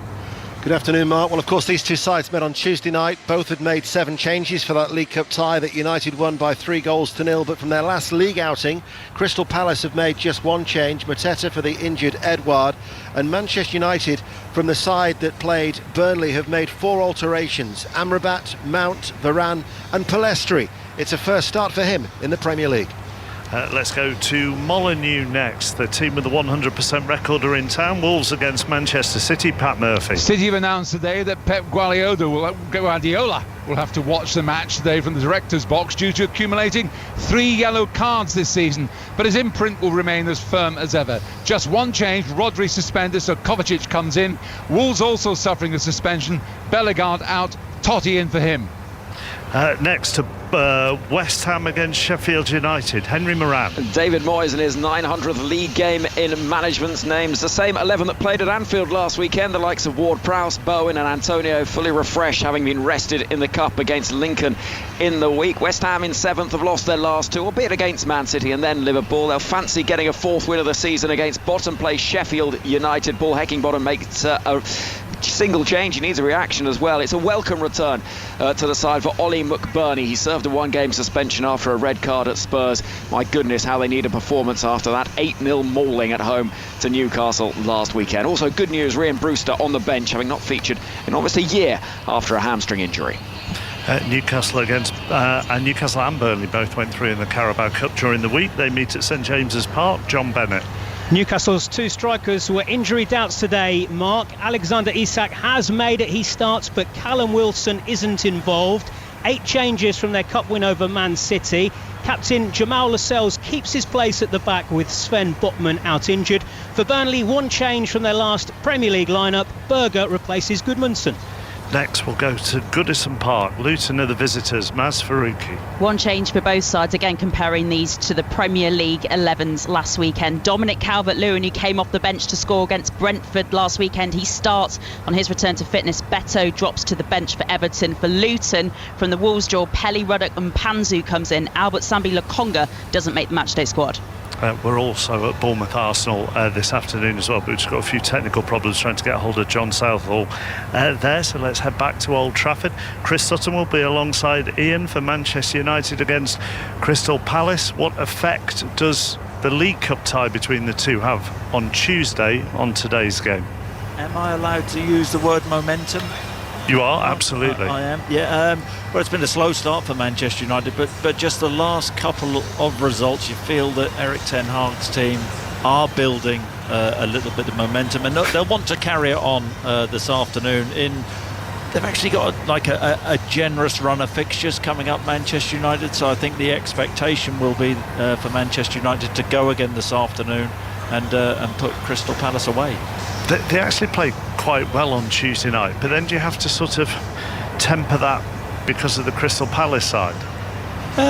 Yeah, I think you do, but in terms of Manchester United performances this season, that was a performance of real control and dominance, something which that just simply hasn't been there this season. So I think Erik ten Hag will take great heart from that, but of course this is a totally different Crystal Palace team to the one on Tuesday night, and it will be a tougher test, but you feel that Manchester United are building, are getting better, but you're never far away from a crisis at Manchester United.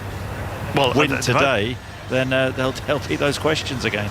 Well, they do have one crisis at the moment. Eric Ten Hag would tell you that they have an injury crisis. Lisandro Martinez thought to be out until the end of the year now with a foot problem. Ten Hag has said every time the schedule is expanding, the load on the players is too much.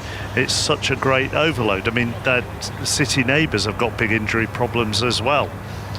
Yeah, look, I think there is a debate about the number of games the top players play. I don't know where I am on this debate. I mean, years ago, the likes of Nottingham Forest and Liverpool, their players would play 50, 60 games a season and not whinge about it. What do we know? Manchester United have a bit of strength in depth, depending on which way you look at it. In that, do you think that's centre half. Do you think they're whinging? Because the PFA would say that they're not whinging. The PFA would say players play too many games. Look, I understand that argument. It's a pity the PFA weren't so strong on sort of head injuries, as well. But in that respect, I think that is an argument. It may lead to injuries. It probably does. I'm not a medical expert. But I think, with regards to Premier League squads, that's what they're there for. Manchester United can't whinge too much. They're in a position where they have decent strength in depth in all areas. But their issue is they're trying to compete with the very best, and that's Manchester City, and they're still lagging behind. All right, just to be fair to the PFA you're talking about was under a different regime, wasn't it? It was. I still think that they could do more in terms of, I've spoken many times about the head injury protocol within the game. I mean, there's still not a big push to get the temporary concussion subs in, which there should be, because that's the most sensible option. I have your little friend waiting to talk to you. Hey, Chris. Oh. Hi, Bruce. You're right. Yeah, I'm good. You did that.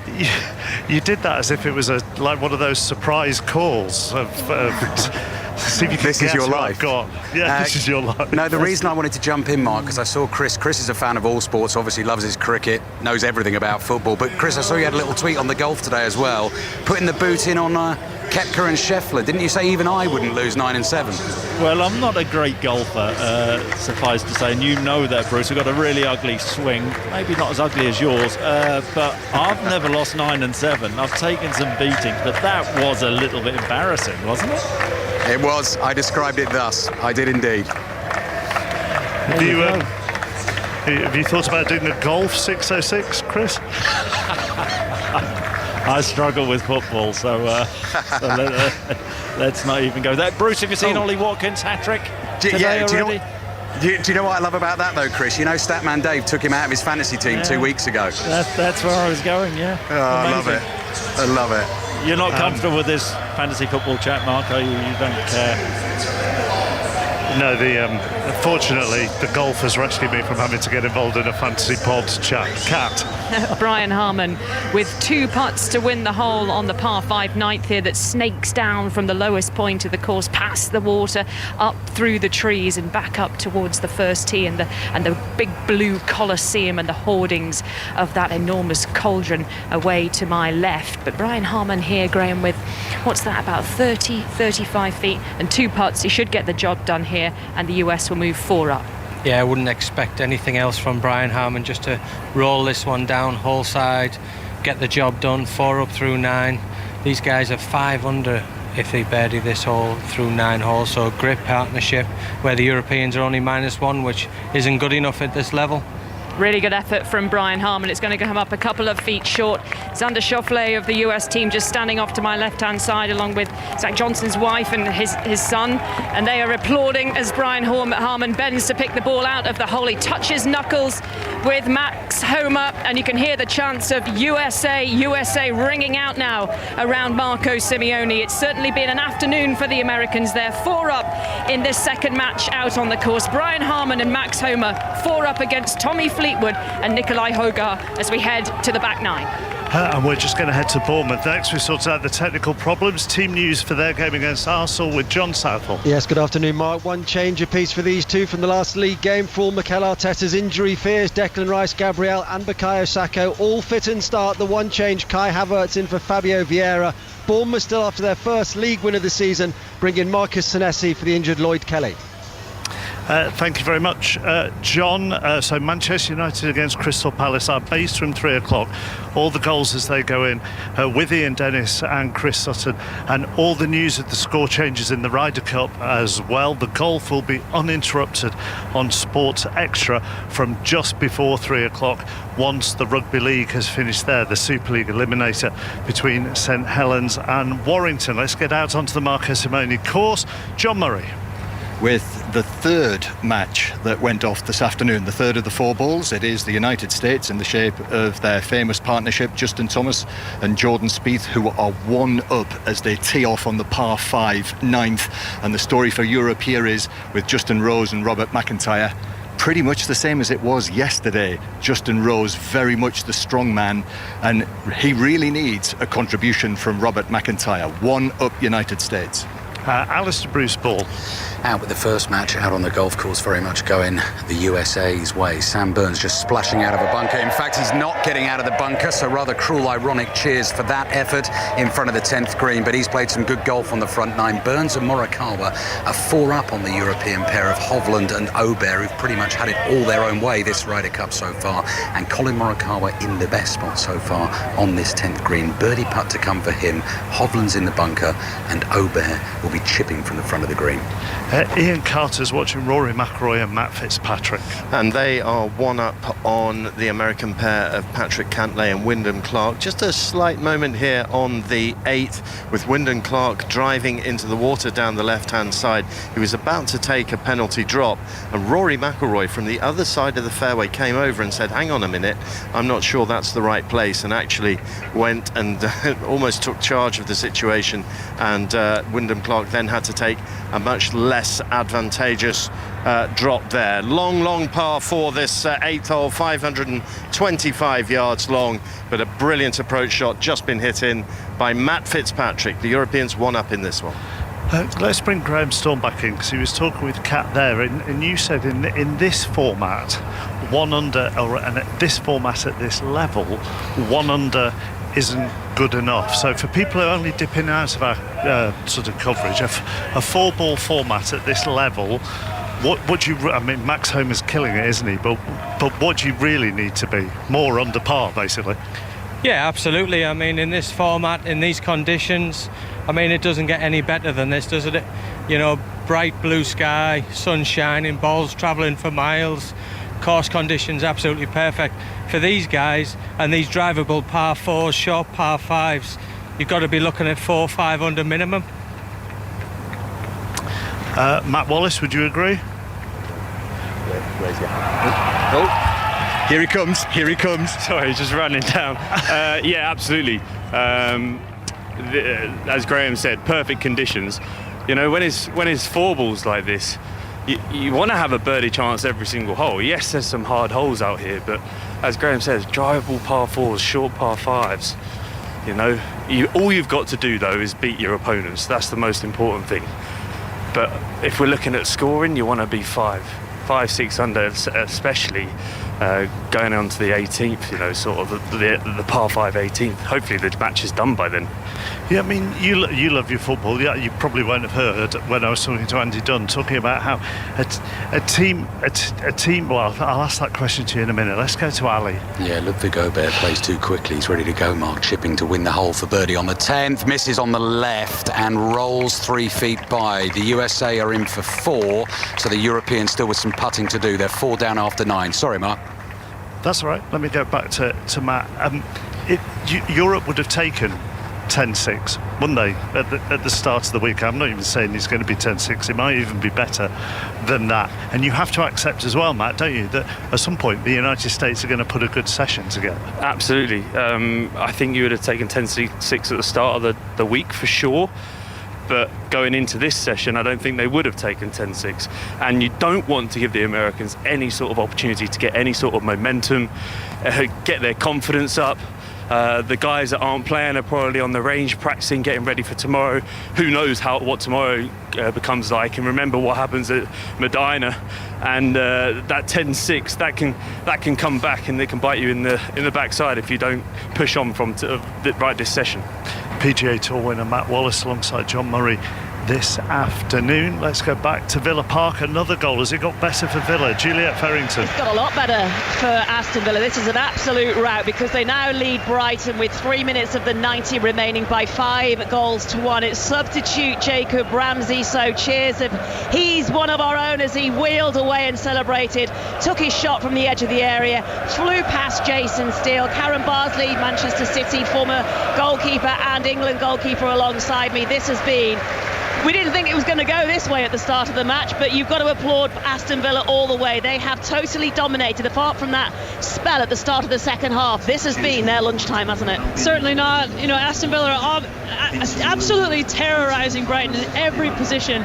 But, I mean, what a beautiful curling effort from Jacob Ramsey around Jason Steele in the Brighton goal. But the build-up was fantastic. But it all started with, again, sloppy play from Brighton and dispossession from Pedro in the midfield. And the one thing you pointed out earlier, when they had another attacking option, Aston Villa, is the fact that the fullbacks for Brighton, you said, just have disappeared completely. They've just been terrorised. I think like Lamptey, when he's come on, he's a bit, I don't know, from what I've seen so far, a better 1v1 defender.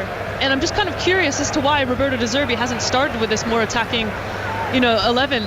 The substitutes have clearly made a difference, for about 20 minutes, but obviously Villa have been able to get back on top. They've been absolutely outstanding this afternoon, Villa. Only 2 minutes of the 90 remaining for Brighton to get through this remainder of the match because they are 4 down here. Aston Villa leading by 5 goals to 1.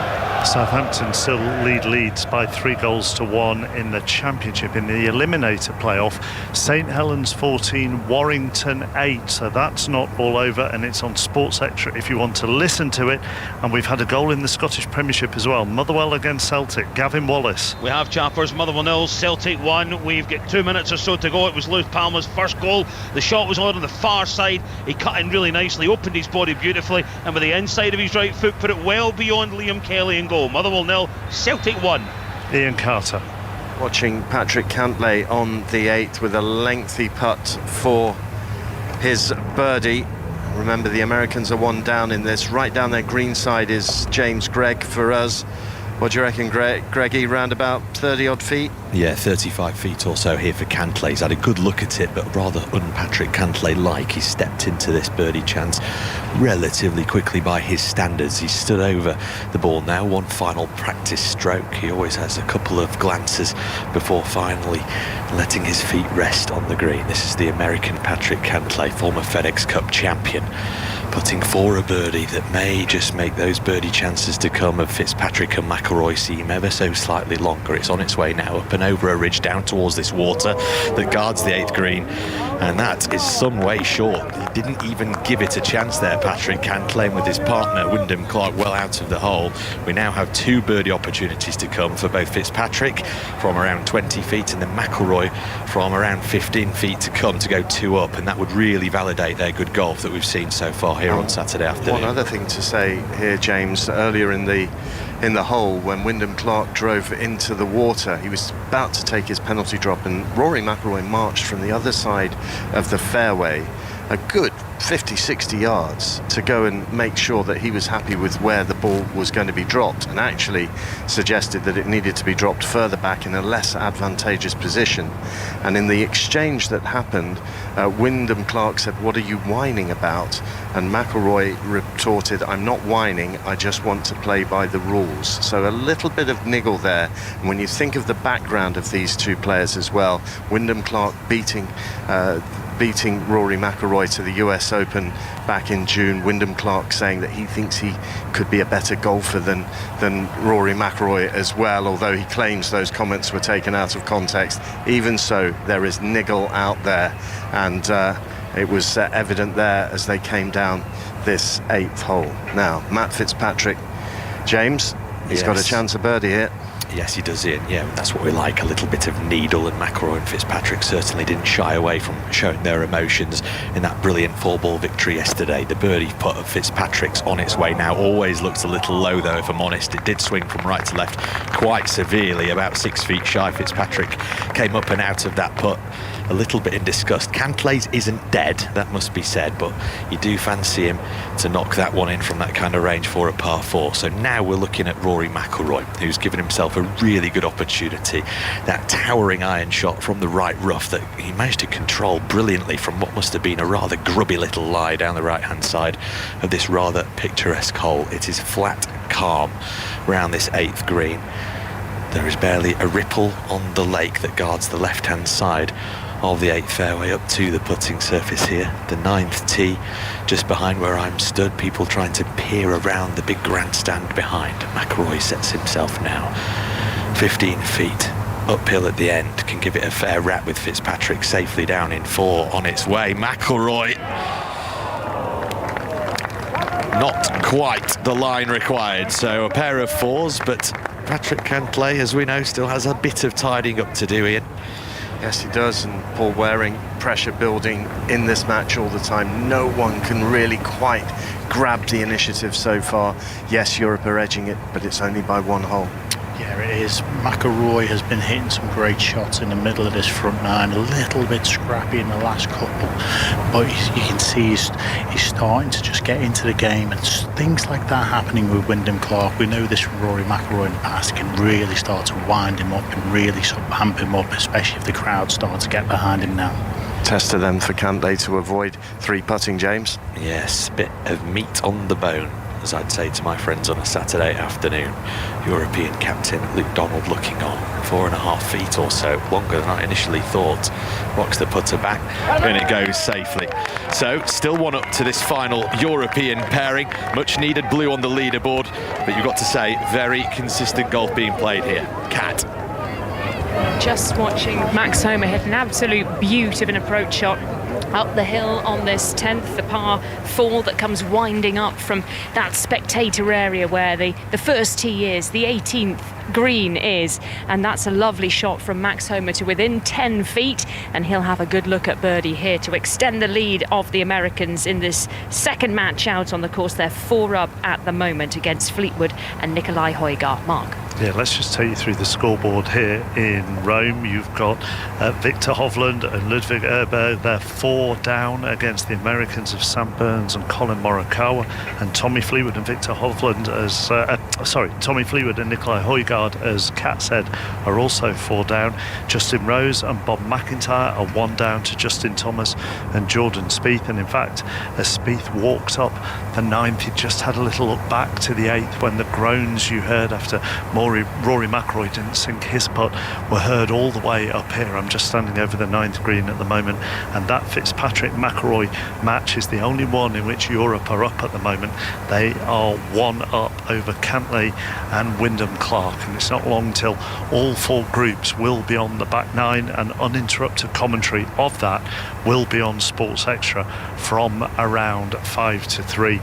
Our base from 3 o'clock is Old Trafford. Ian Dennis and Chris Sutton for Manchester United against Crystal Palace. All the goals as they go in elsewhere. The football's reaching its closing stages in the Premier League. Aston Villa lead Brighton by 5 goals to 1. In the Championship, Southampton, who haven't been on a great run, lead Leeds by 3 goals to 1. So Leeds' unbeaten 6-match run is going to come to an end at St Mary's, and Celtic have grabbed a late goal at Motherwell. So it is Motherwell 0, Celtic 1. And when the final whistles go, we will head back to you. Let's just look at these putts that are taking place on the 9th. John Murray and Matt Wallace. So this is the match where the United States, Thomas and Spieth, are 1 up on Rose and McIntyre. And it is Justin Thomas who is, as we look at it from behind the green, way over to the left. And he's chipping out of the longer grass, and it rolls up the apron onto the green and then past the hole, and actually pulls up fully 15 feet past the hole. So Justin Thomas is there in 3, Matt Wallace, and elsewhere Jordan Spieth's in the bunker, which is at the front of the green, and the 2 Europeans are just off the green to the right. So they both have little, I think actually Justin Rose has got his putter in his hand, so we'll have eagle attempts to come, Mark. I'll come back to you, John. Going to go to Motherwell. There's been another late goal. Gavin. Indeed, Mark. This time it's for the Hawks. Blair Spittle, right place at the right time. He found himself deep inside the box on the spin, turned and slammed it well beyond Scott Bain into the bottom left-hand corner. We've got about 30 seconds of injury time left. Motherwell 1, Celtic 1. Okay, next I was going to go to you, John, there, but let's go racing. Cheveley Park Stakes, John Hunt. For the sprinters this time, we've already seen, Mark, today a win for Ghostwriter in the 1 mile Raw Lodge Stakes. He's going to be aimed at the Derby next year by trainer Clive Cox. Cox has an outsider in this race called Symbology, who's racing 5th or 6th at the moment behind Cherry Blossom as they blaze down to the final 2 furlongs. Cherry Blossom leads the field from Sacred Angel to the far side, and Porta Fortuna, who was a Royal Ascot winner this year, she comes next. Ridden along is Persian Dreamer. Down the near side, little group of just 3 of them there, where She's Quality is the overall leader, together with Soprano, who's trying to come home hard now under jockey William Buick. But it's a wide open race here as they dash to the line. Porta Fortuna now just forging on. Oh, she's found a nice turn of gear here. Porta Fortuna quickly puts this to bed, asserts and wins well from Pearls and Rubies in second place with Sacred Angel. They were in a photo for that position, but she won at Royal Ascot. She's won here the Group 1 Cheveley Park Stakes for trainer Donica O'Brien and jockey Oisin Murphy. Straight back to Motherwell because the home side weren't on level terms for long. Gavin Wallace. No, they weren't, Mark. Matt O'Reilly steps up. He jumped into the air and with the inside of his right foot from across deep into the Motherwell box, slotted home to make it Motherwell 1, Celtic 2. We're just about to get to full time. Another goal at Villa Park, Juliet. There are no words, Mark. Aston Villa 6, Brighton 1. Ollie Watkins thought he'd got his 4th of the afternoon. Jason Steele managed to save that one with his feet, but straight into the path of Douglas Luiz, who made no mistake, celebrating in front of the Holt end. It has been tortuous for Brighton, but what a Saturday lunchtime it has been for Aston Villa, Karen Bardsley. Yeah, it's been an absolute blast, and I'm so happy to have been able to share it with you, Jules. Sorry, chappers, you missed a good one. But no, it was a fantastic effort from Ollie Watkins, but an equally amazing save from Jason Steele. He spread himself massively, and obviously the rebound fell to Douglas Luiz, but I'll hand it back over to you, Jules, as the final whistle's just gone. Yeah, full time, Aston Villa 6, Brighton 1. Ollie Watkins with a hat-trick. There was a Brighton own goal as well. Jacob Ramsey scored just before the 90, and Luiz with that deep into added time here at Aston Villa. Brighton can have very few complaints. They have been torn to shreds, more so in the first half, because Aston Villa were 3-0 up inside half an hour. Brighton made their substitutions at the start of the second half, and at that point they didn't change the formation, they changed the personnel, and they looked good. They made that instant impact. They got that goal back within minutes of the second half, and they looked so much better for it. They were working their way back in the game, but another defensive lapse allowed Ollie Watkins to take the ball home with him this afternoon. He walloped it into the net after McGinn picked him out. Then right at the very end, before the 90, Jacob Ramsey got in on the act to finish. We thought the torture then for Brighton and their travelling fans, because quite a lot of them have stayed for the remainder of that. A few left, but the majority stayed. He curled home from the edge of the area, and then that Douglas Luiz we've just seen right at the very end to give Aston Villa their 6th goal of the afternoon, and they move into the top 4 places for a few hours at least, and I think on goal difference as well. They might well have gone ahead of Brighton, but to be honest, it's all academic, because Aston Villa have beaten Brighton comfortably by 6 goals to 1. See all the goals on the match of the day later tonight in the Super League elimination game. St Helens 16, Warrington 8, and that is on Sports Extra. It's all over at Southampton, I think, in the Championship. Aaron Paul. It is, Mark. Southampton 3, Leeds 1. First strikes from Adam Armstrong either side of a Will Smallbone strike. Clinch a huge 3 points for the Saints, who end a wretched winless run. Pascal Struijk grabbed a second half goal back for Leeds, who looked out of sorts throughout, lacking their usual verve. This is a big win for Russell Martin, who just punches the air in delight in front of a big crowd here at St Mary's. Southampton have beaten Leeds by 3 goals to 1. Back to John Murray on the 9th here in Rome. Justin Thomas has to hold this for birdie at the par 5 9th, and he hasn't. It has pulled up short, and Justin Rose or indeed Robert McIntyre, both have puts here for the birdie that would win the hole for Europe and take this match all square. Yeah, Bobby Mack's got a 12-footer to win the hole, but Justin Rose is in quite tight at 3 feet. They haven't given Justin Rose his putt, but I'm sure it'll be for the win. But Bobby Mack, this would be good for his confidence, you know. So the thinking here, Justin Rose, even though he's got the short putt, to say to Robert McIntyre, you know, let's see you get this and win the hole. Let's get going. I know Rosie will be putting his arm around Bobby Mack's shoulders today. Like we were speaking before, Bobby Mack can turn this Ryder Cup into something really strong. He's over his putt now. Here it goes. Oh, and it's missed on the left-hand side. He wasn't able to hold that. So Justin Rose still has a short putt here, which would win the hole. But first, where are you, Kat? Listen to the chants for Tommy Fleetwood. He had a 12-footer on the 10th green to win one of the holes back for the Europeans. He's marching off the tee now. He's got his arm around Nikolai Højgaard. I can see Højgaard saying, come on, this is it. Maybe they say this is the time that the tide turns for the Europeans. They're 3 down now as we head to the 11th. And Tommy Fleetwood, I'm walking up the pathway now between the fans just behind him, high-fiving everyone on his way. And we head back to the 11th tee. John, back to you. Yes, here on the 9th, Justin Thomas actually will hole out for his par 5. Just over that now. Then it will be Justin Rose, and in it goes for the United States. So now it falls to Justin Rose to hole out with this short putt. This really is only 3 feet, and this would win the hole for Europe. Yeah. Just looking at Bobby Mack, he's looking, you know, that little bit dejected. He hasn't really been there today. He's hit some good shots, but not capitalised on those good shots. What do you think he needs? What do you think he needs? He needs, I don't know, he needs something. He's hitting some decent shots. Maybe, you know, push those shoulders back. Think about it. Think about winning the Ryder Cup or winning point. Let's get going now. So Rosie now from 3 feet to win the hole. Justin Rose doing it again. Yes, there it is. In for Europe at the 9th, and that once again brings this match back all square.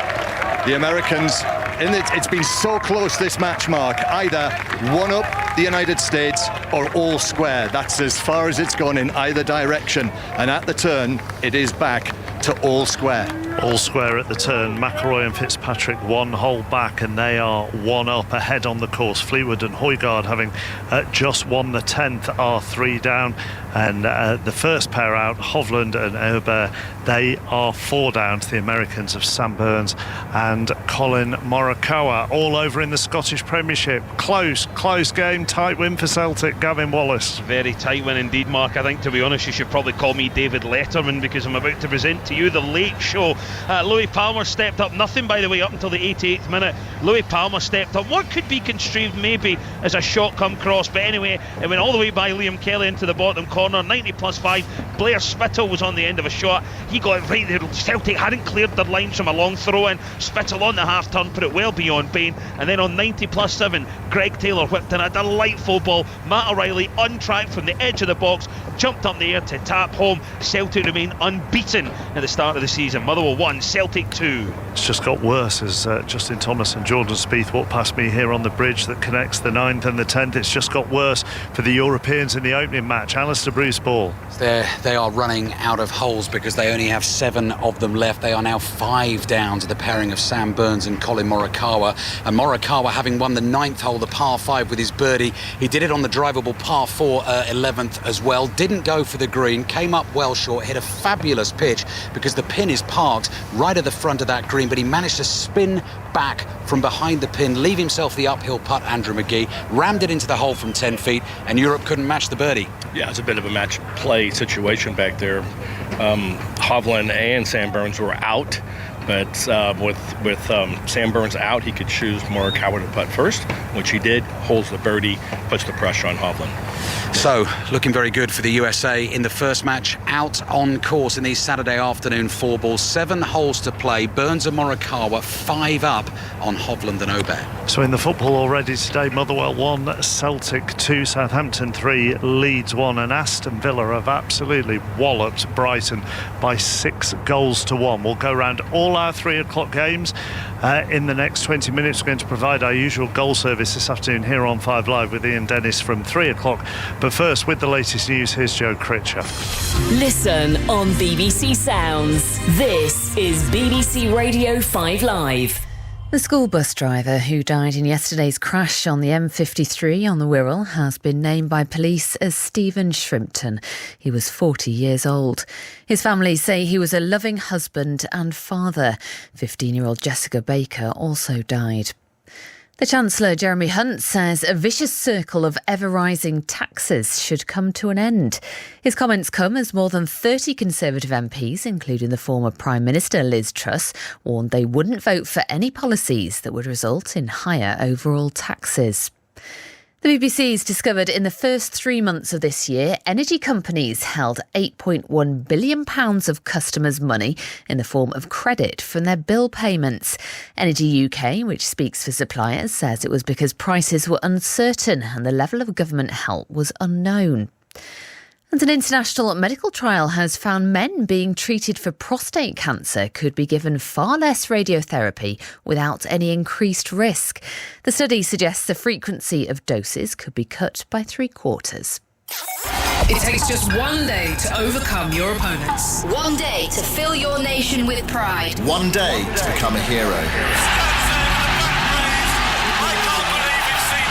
The ICC Men's Cricket World Cup 2023. Hear every ball, every boundary and every wicket. Live on the BBC. And on Thursday morning at 9:30, England face New Zealand in the tournament opener on 5 Sports Extra. Plus, get the TMS podcast every day throughout the tournament. Download and subscribe now. Listen on BBC Sounds.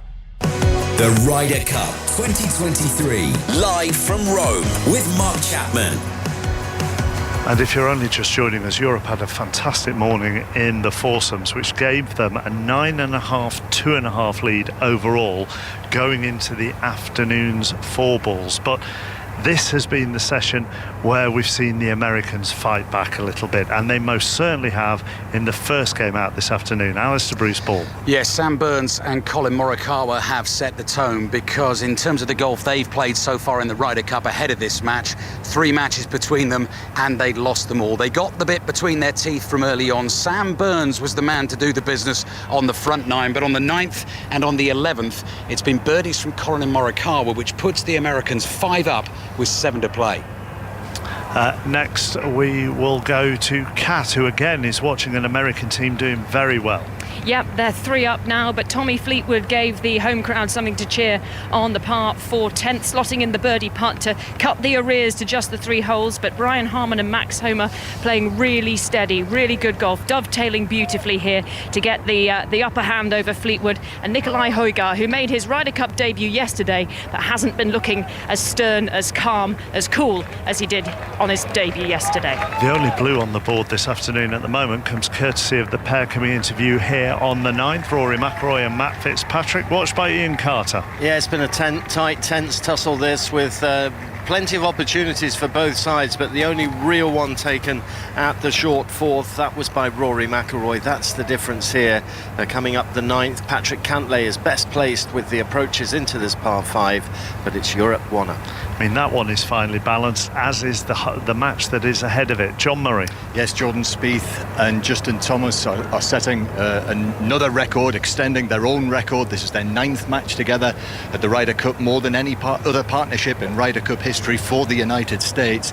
And this match is all square. They've been pegged back by Europe, with Justin Rose leading the way, really, partnered by Robert McIntyre. But Rose needs McIntyre to help him out. All square, heading into the back 9. And the Europeans have hit their tee shots at the 10th, and they're both in the fairway. So I'll keep you up to date with all that's going on at the golf. We'll bring you all the goals as they go in from Old Trafford from 3 o'clock. Full commentary from 5:30 of the big Premier League game today, which is Tottenham against Liverpool. Let's go round all our featured games though in the EFL. We'll start in the Championship. League leaders Leicester play tomorrow afternoon, so we're going to start with the team that is in second, and that is Ipswich. They've won 7 of their last 8.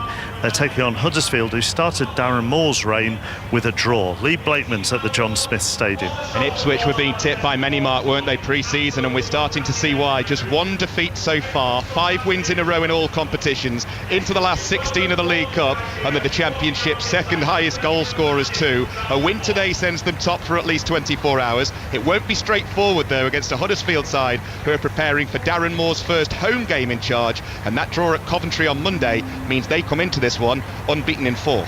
Preston are the only side still unbeaten in the Championship. They have scored in every game so far as well. They're taking on West Brom, who will be hoping to put an end to their run of draws. Katie Smith. Yeah, and here at home they are yet to drop points this season, so they'll be hoping returning to Deepdale today will help them get back on track after drawing with struggling Rotherham last week, ended their 6-match winning streak. They could also return to the top of the table tonight, depending on what's happening at that game at Huddersfield, and they'll have more than half an eye on back-to-back upcoming games against Leicester and Ipswich, who sit above them. So West Brom have drawn their past 3 in a row. You have to go back to August the 26th for their last win, yet to pick up a point on the road either. They need some momentum if their season's going to shift into anything of note. Carlos Corberán makes 5 changes from their goalless draw with Millwall. Jed Wallace starts for Preston, just the 1 change. Canadian Liam Miller coming in, Will Keane returning as a sub. Hull scored 3 last weekend. Plymouth doubled that and scored 6, so Niall McCorn could have a goal fest this afternoon. Well, I hope so, Mark, but for Plymouth it's very much been a case of home park is where the heart is this season. They're averaging well over 3 goals on their own patch, but less than a goal a game on the road. Hull, meanwhile, are unbeaten in 7 and up to 5th in the Championship. But in contrast to Argyle, it's here at the MKM Stadium where the Tigers have found it harder to win lately. Their only home victory this term came against rock-bottom Sheffield Wednesday, and the last 3 matches at this ground have all been draws. As you said, there should be goals today as these two meet at this level for the first time since 2008.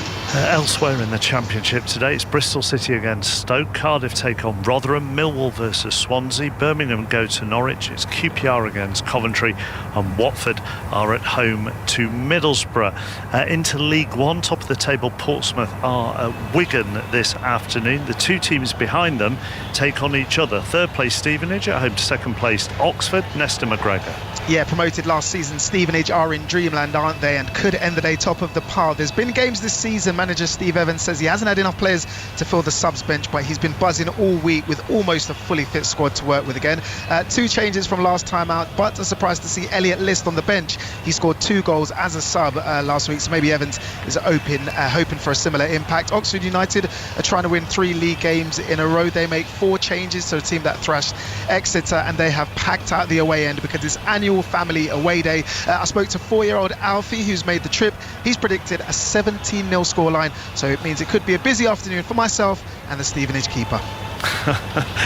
Maybe he was getting inspiration from some of the earlier foursomes and 4-balls in the Ryder Cup with that kind of scoreline. Right, 2nd and 3rd also meet in League 2. Gillingham against Mansfield. Chris Coles. Yes, those lofty positions are the reason both managers are united in their belief today's game will represent a good indicator of how strong their promotion credentials are. 2nd place Gillingham, very strong at home, just 1 defeat in their last 6 at Priestfield. Mansfield buoyed this week by reaching the 4th round of the League Cup for the first time in 48 years. Nigel Clough loves a cup run. His team still unbeaten this season, making this a really intriguing matchup between 2 of the early pace setters in League 2. That's 2nd and 3rd. As far as the leaders are concerned, Notts County, they are at Colchester. Celtic left it late at lunchtime to beat Motherwell 2-1. Rangers and Aberdeen in action this afternoon. They both had League Cup success earlier this week, but in the league they both have very different form. Connie McLaughlin. They do, and 2 of them have also been very busy, Mark, as well, because in the league, the cup, and of course in Europe, they've had games thick and fast. There's been a bit of a freshen up to both sides. Cyril Desser's in for the injured Kemar Ruth for Rangers, and there are 3 changes for Aberdeen. Johnny Hayes, Conor Barron and Duke all dropped to the bench, replaced by Jack McKenzie, Dante Palvaro and Leighton Clarkston. Now the Dons' record at Ibrox against Rangers is actually better than it is at Pittodrie, so they want to take advantage of that. And the Rangers fans already inside Ibrox are looking for a little bit of a pick-me-up. Most of them were listening to that match at Fir Park, so they want something just to ease their day and make that just a little bit better. The 9th hole is done and dusted for McIlroy and Fitzpatrick. Ian Carter. Yeah, there were some vain attempts at eagles. There was a brilliant chip from Matt Fitzpatrick. There was a very good putt from Rory McIlroy and a desperately close putt from Patrick Cantlay. But in the end, they had to settle for a half in birdies.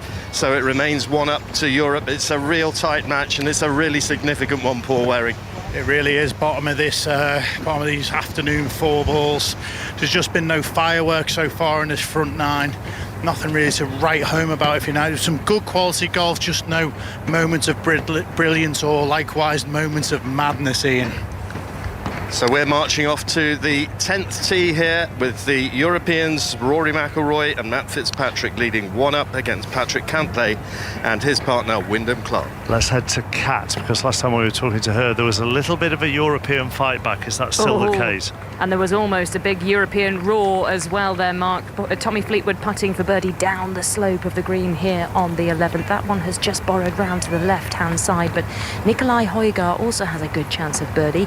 He's inside 10 feet, but so are both the Americans, Brian Harman and Max Homa, with trick shots, really. Absolutely stunning control on both their balls, spinning back to within 10 feet. And Brian Harman's going to have the first go at the birdie here to get one in the bank and to pile the pressure on Højgaard. Højgaard and Fleetwood 3 down against Brian Harman and Max Homa at the moment as we stand in the baking hot sunshine on the 11th green, Mark. The Americans will be looking to close out that first match. What news, Alistair Bruce Ball? Centre victory in their nostrils. Par 4 12th. Colin Morikawa in pole position. 10-foot birdie putt to come. Ludwig Åberg has chipped down to a couple of feet. He's got that for par. Victor Hovland found the bunker off the tee. He's only on the green in 3. Looking good for the USA. Andrew McGee in the top match. They played well. The Europeans have only made 1 birdie in 4 balls so far. I'm going to use them up this morning, okay? Of course, they won quite a few of those holes with pars. And the American team, Sam Burns, behind the hole. Bit of a flyer lie coming into the screen. About 35, 40 feet coming down the hill. Does it have enough? Does it have enough? No, it's just going to come up a little short. Safe for a par. Colin Morikawa has this birdie opportunity to go 6 up for the USA. Yeah, a couple of minutes away, Mark, from Colin Morikawa, looking to make it 6 up with 6 to play. I'm pretty certain in the next 10, 15, 20 minutes or so, there is going to be another point for the USA on the board. Had a contrasting day, haven't they? With handy scandies or whatever you're calling them. Yeah, they've well, I just said it, didn't I, Mark? They've just not made enough birdies. We'll ask them about it after the match.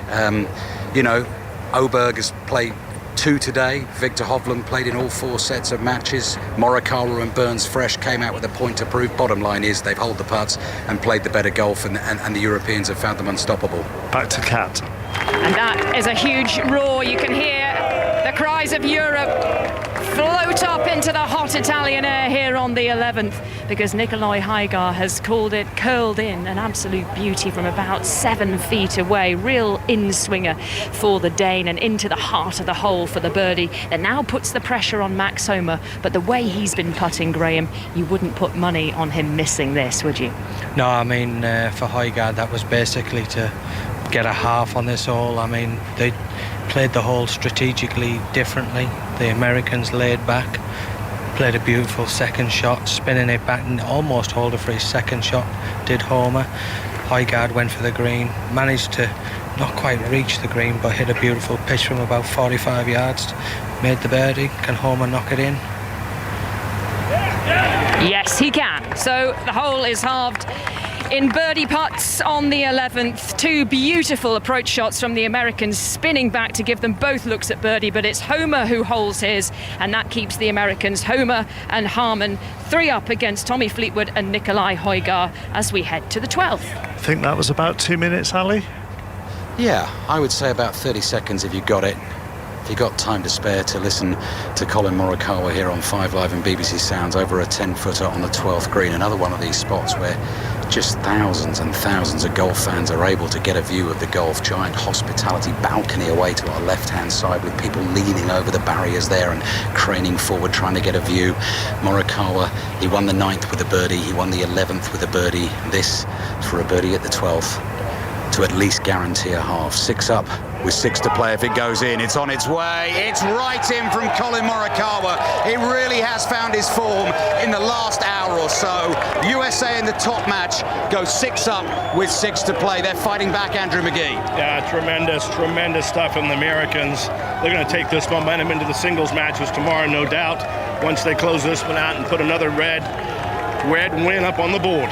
Yeah, point on the way. They just need a half in the last 6 holes. Burns and Morikawa to get it done. Andrew McGee is pumped, as you can hear.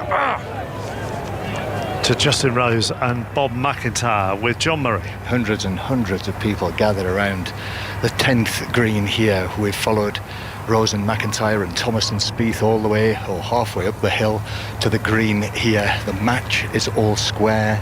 We have European ball on the green, we have American ball on the green, but we have Justin Thomas pitching up to the front of the green and it rolling back down into the bunker. That's the reaction that you can hear there. But I have a feeling that in this match it could be pivotal this afternoon, and also I have a feeling that the best of this match is yet to come. So that is all square. The Americans are up in 2 and Europe are up in 1. And remember the score going into this afternoon, 9.5, 2.5. Right, let's go around our Premier League games. We'll go to Old Trafford shortly. That will be our base. There are 5 other ones, though, kicking off at 3 o'clock. Let's start with the leaders, Manchester City. They're looking to make it 7 wins from 7 in the league. Of course, they went out to the League Cup during the week. They are at Wolves, who've only managed 1 win this season. Pat Murphy. And there's a free hit, really, for Wolves today. They owe their fans a lot after that embarrassing defeat at Ipswich in the League Cup. Keep City at bay early on, hope to capitalise on an error, and you never know. Totti for the suspended Bellegarde that only changed from the draw at Luton. Guardiola's got to sit in the director's box, suspended for 1 game after picking up 3 yellow cards, but the players will still feel his hot breath on their necks. Kovacic in for the suspended Rodri. So Mateus starts just a month after downing tools at Wolves to force a move to City. No sign of any welcome back banners here. It could be in for an interesting reaction, couldn't he, throughout the course of the afternoon. Right, Arsenal are unbeaten this season. They're at Bournemouth, who are still looking for their first league win. John Southall. They are. It has been contrasting fortunes for these two. A challenging opening 6 games for Bournemouth, having already played Liverpool, Tottenham, Chelsea and now Arsenal. 3 points to their name so far. 1 change today. Marcus Senesi replaces the injured Lloyd Kelly from the last league game. Arsenal have made a solid but not spectacular start, and Mikel Arteta's tale of injury woe hasn't come to pass. Saka, Rice and Gabriel all fit and they start. Just 1 change from the North London derby. The divisive Kai Havertz is back in for Fabio Vieira. Now West Ham are looking to bounce back from 2 defeats in a row, although they'll probably find that easier to bounce back from than Sheffield United will after that 8-0 defeat last weekend. Henry Moran. Sheffield United's record league defeat will still be stinging. Those that have made the trip from Yorkshire need to see much more from their side. The visitors have seen 52 shots on target against them so far this season, a Premier League record. But it's up top where they make a solitary change. Ollie McBurney, always up for the battle, returns after suspension. West Ham's start to the season, meanwhile, has been good, barring those defeats against City and Liverpool. They'll be confident of 3 points today to get back in form. The same side that played at Anfield plays today. In fact, it's the entire same matchday squad. Can the Hammers exploit the brittleness of those from the Steel City? We'll find out shortly. So Newcastle hit 8 against Sheffield United last weekend. They then knocked Manchester City out in the League Cup. Will their good week continue against Burnley? John Bennett. Yes, what a time to be a Newcastle fan. The prospect of making it 3 Premier League wins in a row today to rubber stamp their return to form. Then Mbappe and Paris Saint-Germain in town on Wednesday as the Champions League comes back to this wonderful stadium.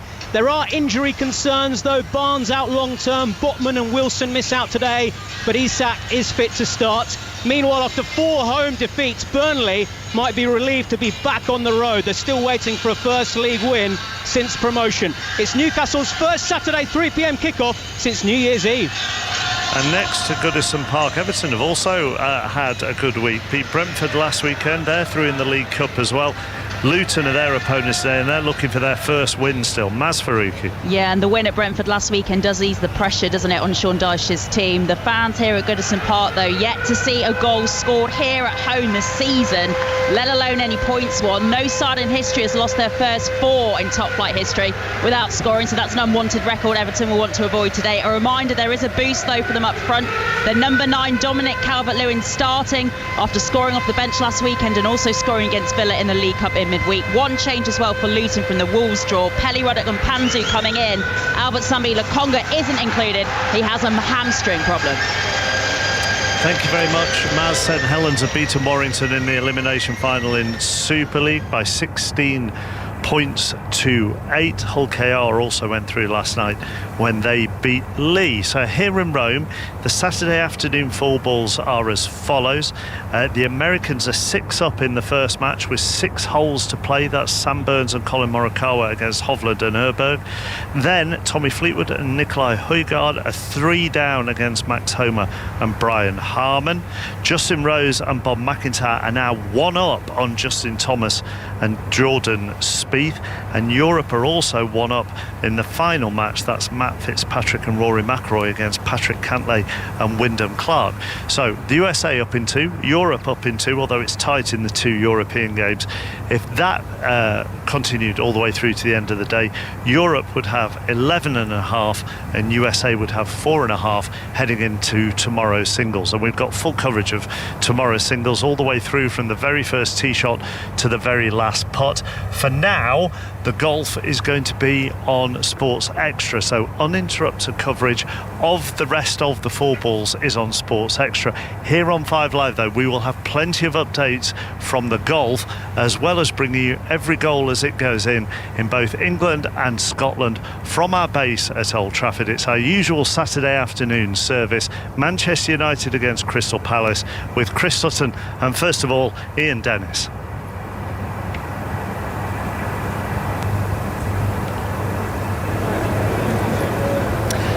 But here on Sports Extra, the golf continues.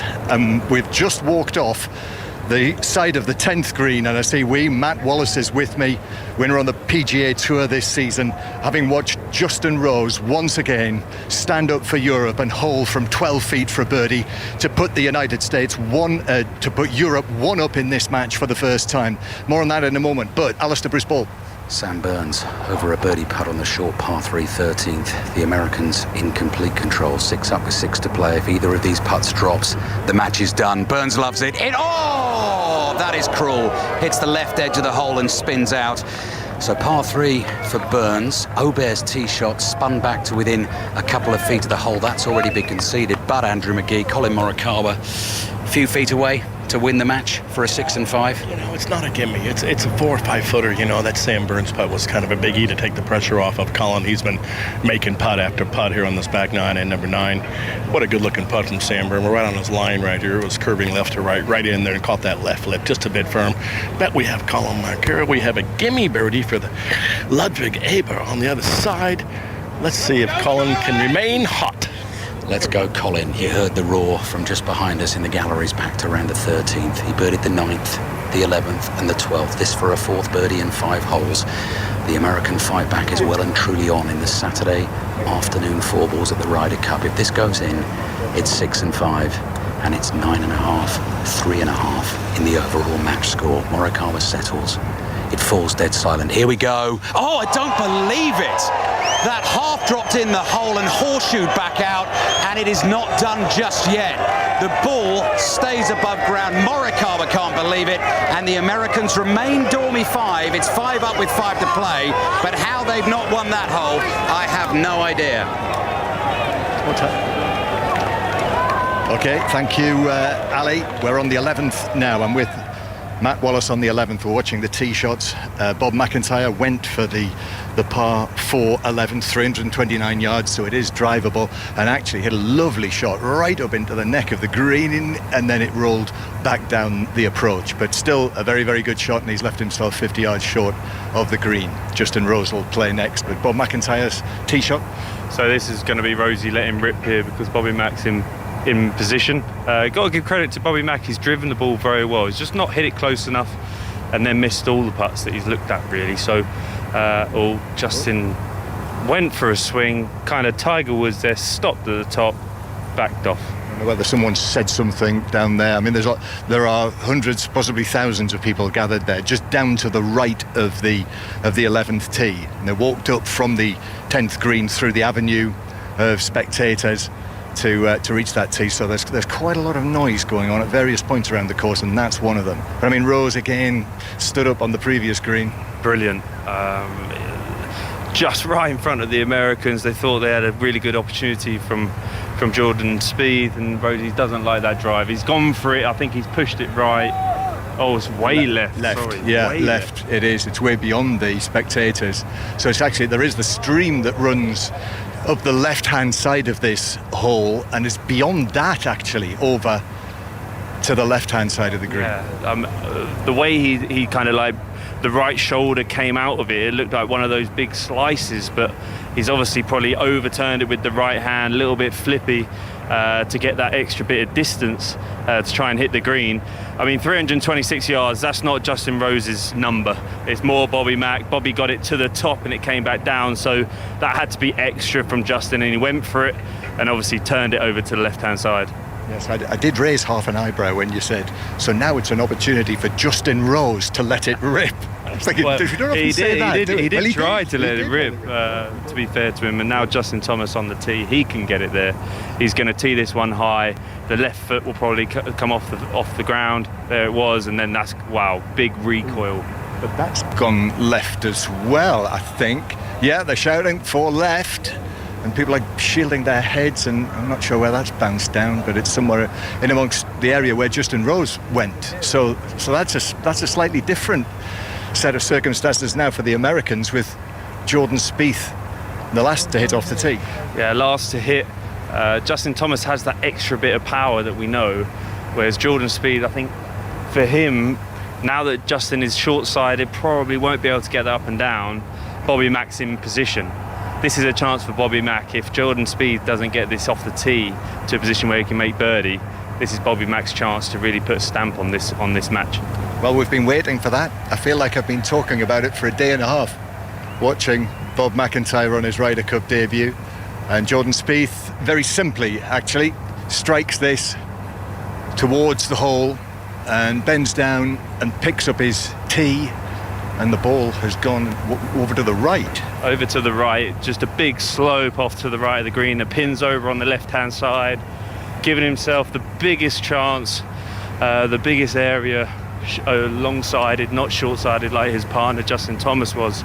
But it looks like it's rolled off into the rough over by where the fans are standing on that right-hand side. So there we are, those are the tee shots on the par 4, 11th right at the top of the course. So Bob McIntyre in the best position of the four, and we'll take you further down the course to Cat. Yes, on the 12th, where Nikolai Højgaard hit an absolute giant of a drive, didn't he, Graham Storm? What was your measurement? Something enormous? 340 yards, huge tee shot, but unfortunately he's at a relatively poor second, and Max Homa has just hit an absolute weldy. I mean, he did it this morning, knocked it to 6 inches.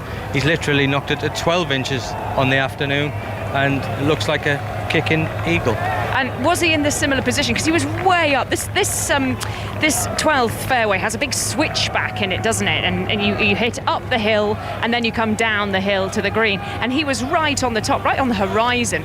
That must be his magic number in terms of coming into this 12th, because that's 2 in a row where he's put himself a foot away. Yeah, he's hit the same club twice. Obviously the pin location's changed for the afternoon, but obviously likes that number, likes that club, hit a beautiful shot, towering high shot from right to left, and ran it into 12 inches like we're saying. You know, obviously Tommy's got a lot of work to do from around about 45 feet to match him. We've been witnessing as well of evolution in motion. The spectators along the side of the 12th here have taken the picnic tables and the parasols from around the food stands, and they've dragged them up to the ropes to get a better view. So there's a whole village of umbrellas and parasols along the side of the ropes there and the picnic tables, and they're all climbing on top of the picnic tables, standing high to get a better view of the players coming down this 12th hole, with the Americans 3 up at the moment on Fleetwood and Højgaard. Where are you, James Gregg? back of the 10th green where we're just watching Wyndham Clark standing over a birdie chance now. This is to give Matt Fitzpatrick a real difficult task to try and half the hole. Fitzpatrick himself has about 20 feet down the hill for birdie. Clark's putt is on its way.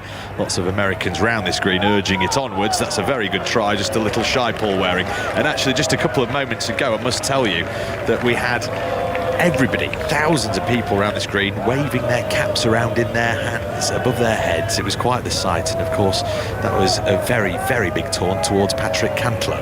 Yeah, I've never actually seen that done at a golfing event, something you'd see at a football game, in total honesty, almost barracking the players. It was very different from what I've ever seen at a golf event. It just shows the level of the crowds here and the need to have a European win. I think that it's fair to say that news has spread about those reports. Of course, just to remind listeners and those who are listening here on 5 Sports Extra, that Patrick Cantlay is rumoured, or certainly reported by the BBC earlier on, that well, he was having negotiations about signing the contract in terms of playing for the Ryder Cup. He was making demands to do with pay, saying that some of the US teams should be receiving money for playing. Of course, they do receive expenses already, and obviously everything is paid for in terms of hotels, flights, accommodation for family members and such like. So that's certainly a talking point, but we're going to get back to the golf right now, because Matt Fitzpatrick, who has played nicely so far, I think it's fair to say, Paul, but he's yet to really get his teeth stuck into it in the way that McIlroy has. Yeah, I made this point walking from the 9th green over to the 10th tee across that massive, great big bridge where all the players' names are displayed, the Europeans facing the 9th and the American players facing back to the 1st, that there's just been no fireworks, if you like. There's been no real drama. It's been steady away from both sides, both sizing each other up. So I kind of hope that we're going to have...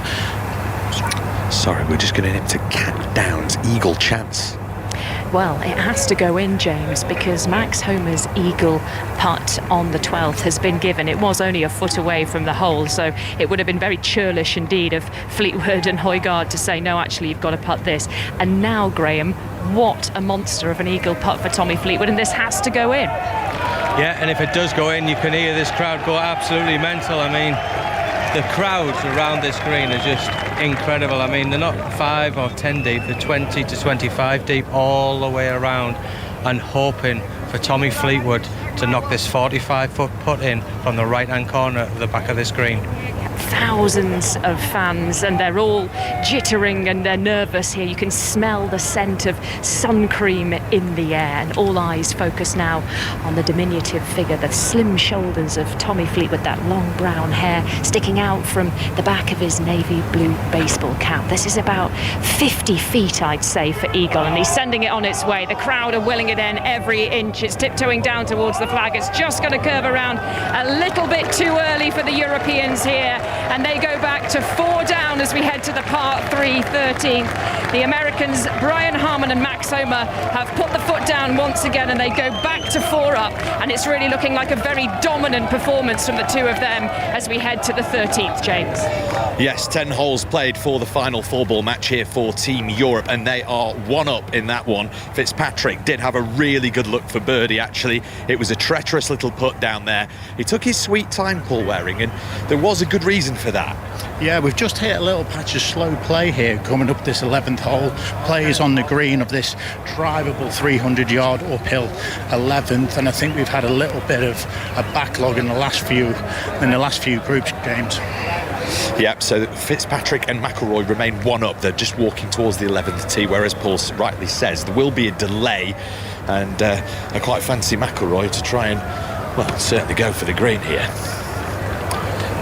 Kat, what's happening with you where you are? Got to the 13th, and this is this super picturesque par 3 with that crumbling Roman villa on the horizon, dark, empty windows, the shutters just tumbling off the walls as I plonk myself down amongst the pine straw underneath this big umbrella pine on the hill to the right-hand side of the green. And we've seen some spectacular tee shots here over the last couple of days here at Marco Simone. And looking back to my left, I can see Brian Harman on the tee, the diminutive figure. He must be probably shorter than me. I'm 5'7".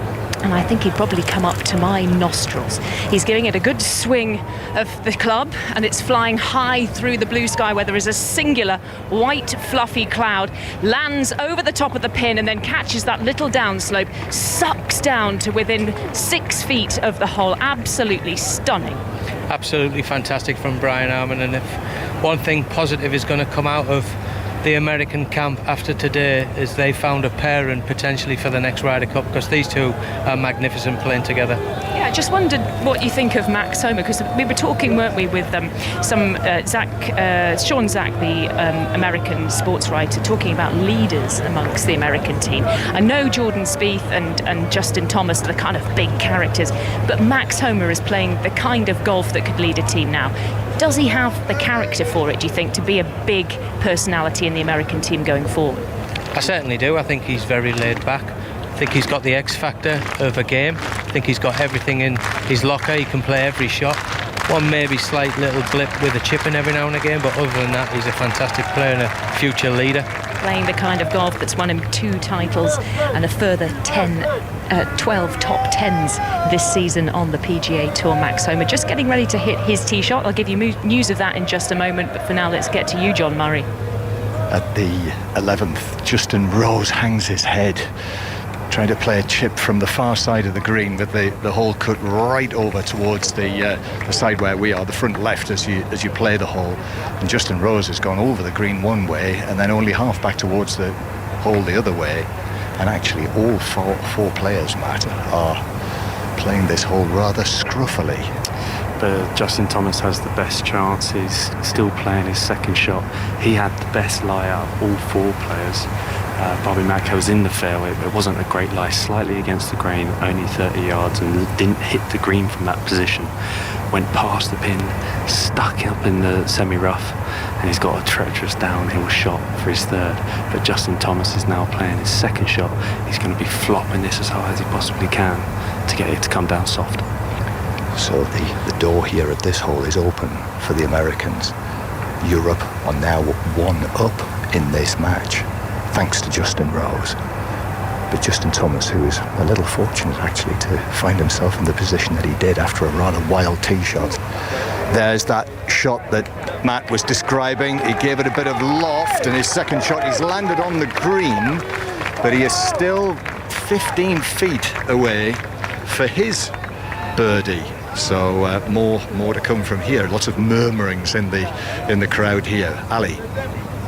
Colin Morikawa had it again for the Americans in the top match out on course. He had a putt of no more than 3 feet on the par 3 13th about 10 minutes or so ago, which looked like it had disappeared into the bottom of the hole and this would all be over by now.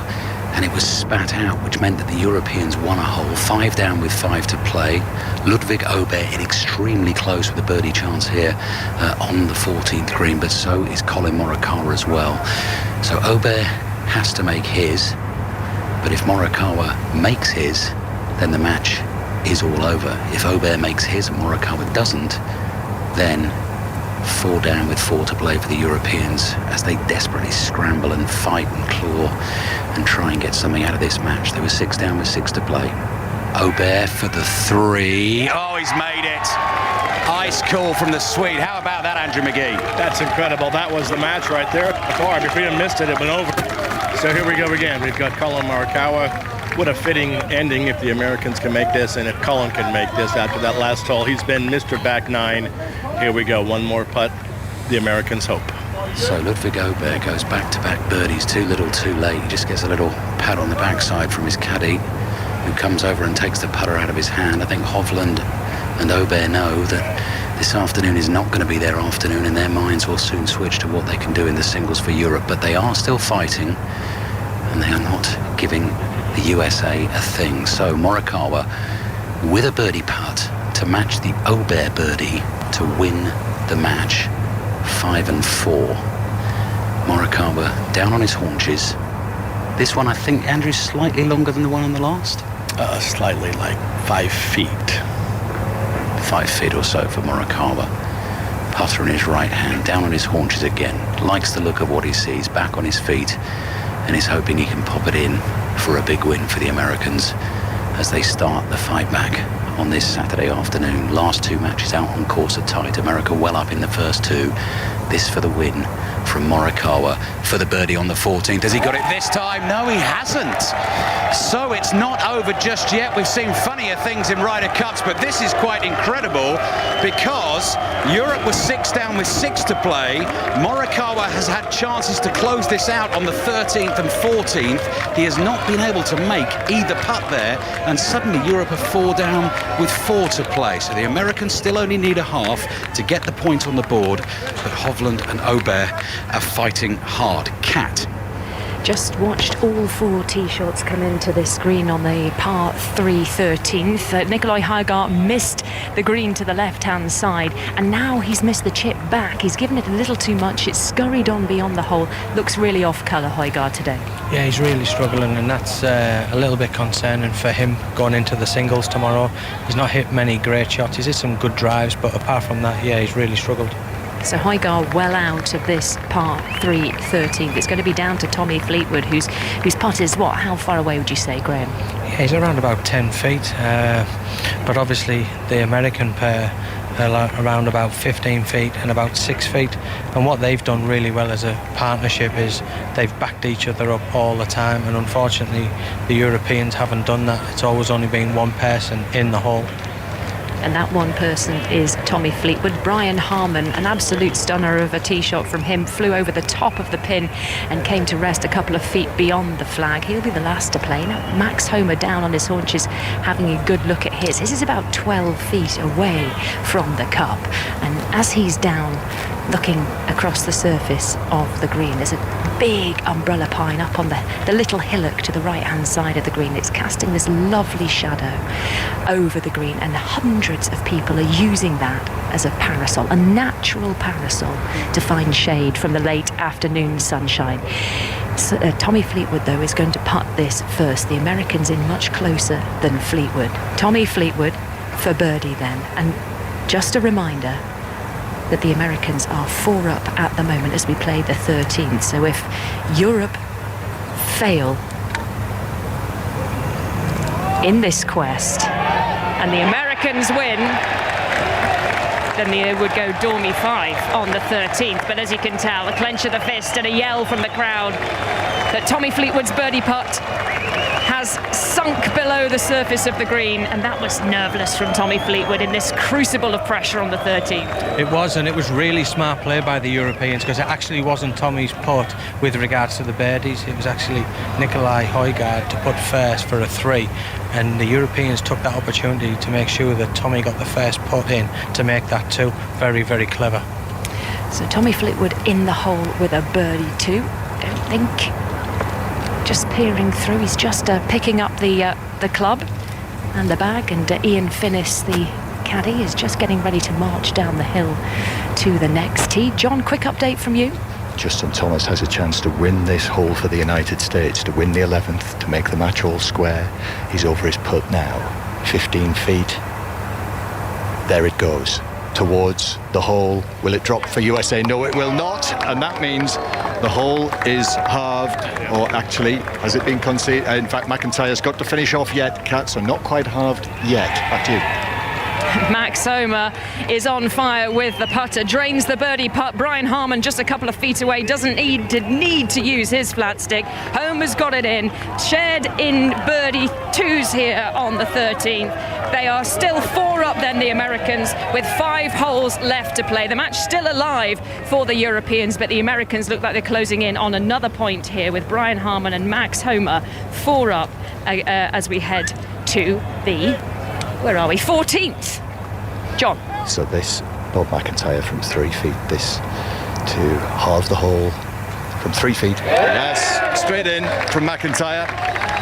The Americans quite right to ask him to put out there, but that means Europe remain 1 up in this match after 11, and I think, Matt Wallace, the less said about that hole, the better.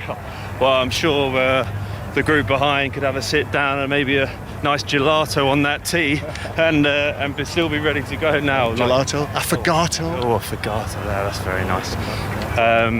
It's interesting, isn't it? That's a drivable hole. Everyone goes for the green, trying to drive the green, and you end up with it being halved with par fours. Anyway, we're off down the 12th now. Europe 1 up in this match. James, you are following... Yes, Matt Fitzpatrick, Rory McIlroy, and it is the Englishman who's teed off this 11th hole first. Paul, I was just debating the fact that this seems an awfully long way up the hill today to me, but you think there is a mitigating factor helping them? Yeah, there is a little bit of a helping wind. I'd say sort of like a 5% help up this uphill 329-yard par 4s. We watch Rory McIlroy now standing over his tee shot. Can he get it anywhere near this green? Well, Fitzpatrick's ball did come up a little shy. I think that wasn't a full-blooded driver swing. I think it was more for positioning and allowing McIlroy to give it a full rip. This one is left, though. Shouts of 4, big ducks from the crowd. Long left of the green is where that golf ball has wound up, and where that pin is cut today, in the back left-hand corner, everything's sloping away back down towards the tee box. That is going to be a nigh on impossible chip shot that Rory's facing. Yeah, it's all going to be very lie dependent. He's in the middle of the crowd. There were some great shouts of 4, thankfully. I don't think anyone's hurt. It's just, like I say, going to depend on the lie where all the crowds have been trampling all the grass down in that area. A bare lie. Not much green to work with, all sloping away. I'm not quite sure I fancy that one, Paul Waring, but we're going to see Wyndham Clark going for the jugular himself here too. This one is also headed left. I was going to say Wyndham Clark was turning away in disgust there, a bit of a swish with the 3-wood that he had in his hand as that ball does career similar line to Rory McIlroy's. We'll try and bring you exactly where that is in a couple of moments' time when Paul and I scuttle across the fairway. And then next to play is Patrick Cantlay, who wants a game. Perhaps I was being a little unkind to him earlier on when we were on BBC Radio 5 Live when he was down the 8th, and I was saying that actually he was speeding up rather un-Cantlay-like, but he stood over his tee shot now here on this 11th, this par 4 up the hill to the highest point on the golf course here at Marco Simone. They are 1 down, this American pairing, against the formidable duo of McIlroy and Fitzpatrick, and that's a very fine tee shot actually from Patrick Cantlay.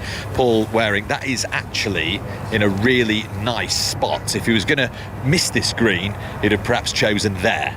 Yeah, absolutely. I think Cantlay's in the best position. The pin on this 11th hole is cut tight over this left-hand bunker, so anything short of the green is going to produce a really difficult shot in front of the player. Patrick Cantlay's actually been able to get this pin high, so he should have not a simple chip, but the easier of the chips coming back across this green. Tell you what, if there is some wind, Paul, it's not cooling us down up here. It is mighty, mighty hot. It is beating down on us, this sunshine.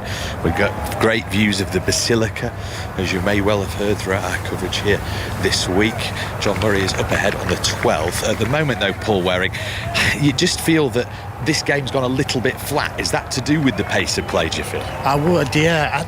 We've been stood up on this 11th green for a little while now, obviously listening to John Murray's commentary as well. I think it just got a bit scrappy. We were obviously talking amongst ourselves that how long Spieth and Justin Thomas were taking their time over their putts, and like I say, the scrappy element we saw.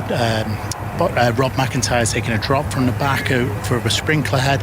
It's just all slowed down. I feel like there's a bit of agitation in the crowd now from this slow play in this area. Blue on the board in this final match, but red on the board where Alistair Bruce Ball is. Yeah, very much so for the American team. Burns and Morikawa. I mean, a win is never won until it's won. I know that's not a particularly brilliant phrase, and it's a fairly obvious thing to say, but the point I'm making is that 6 up with 6 to play has become 4 up with 4 to play, and Ludwig Aubert, having birdied the last 2 holes to win them both for Europe, has now knocked one in on the par 4 15th to within 10 feet to put more pressure on, just to make the Americans think again. Sam Burns' second shot on its way into the heart of the green, but Andrew McGee, that is going to be a tricky putt, 25 feet or so across the slope, and Europe are doing exactly the right thing, keeping the Americans out here, asking the questions, just seeing if they can make them wobble. Yeah, finishing off any match is difficult, but Ober's in just terrific shape below the hole, 8 feet straight uphill. Americans have 1 birdie putt so far, 30-footer left to right, very difficult to make that. 2 more shots coming in. Sam Burns needs to show some mettle right here and hit it tight. Sorry, Morikawa's shot it was into that 15th green. So Sam Burns is next to play, just going through the practice routine, back down on the left-hand side of the 15th fairway. I'm keeping an eye on the big screen just short of this 15th green as well, because Burns is slightly hidden from view.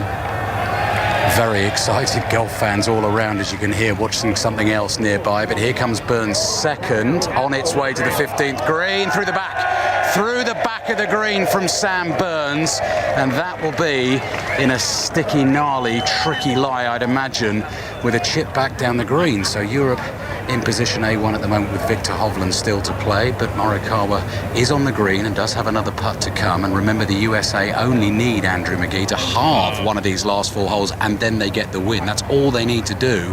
But at the moment, they're just creaking. They're just creaking. It's all about Ludwig Aberg. If he can make that one to keep it going, because I'm sure that's going to be a 2-putt from the middle of the green. So let's see what Victor Hovland can do. Can he get a nice little 8-footer also? Where is he out there? There he is. Middle of the fairway. By the way, you've never heard of affogato, have you? No, sir. Affogato that John Murray was just talking about. Can you give me that in your very best? You know, like your avocado, give me an affogato.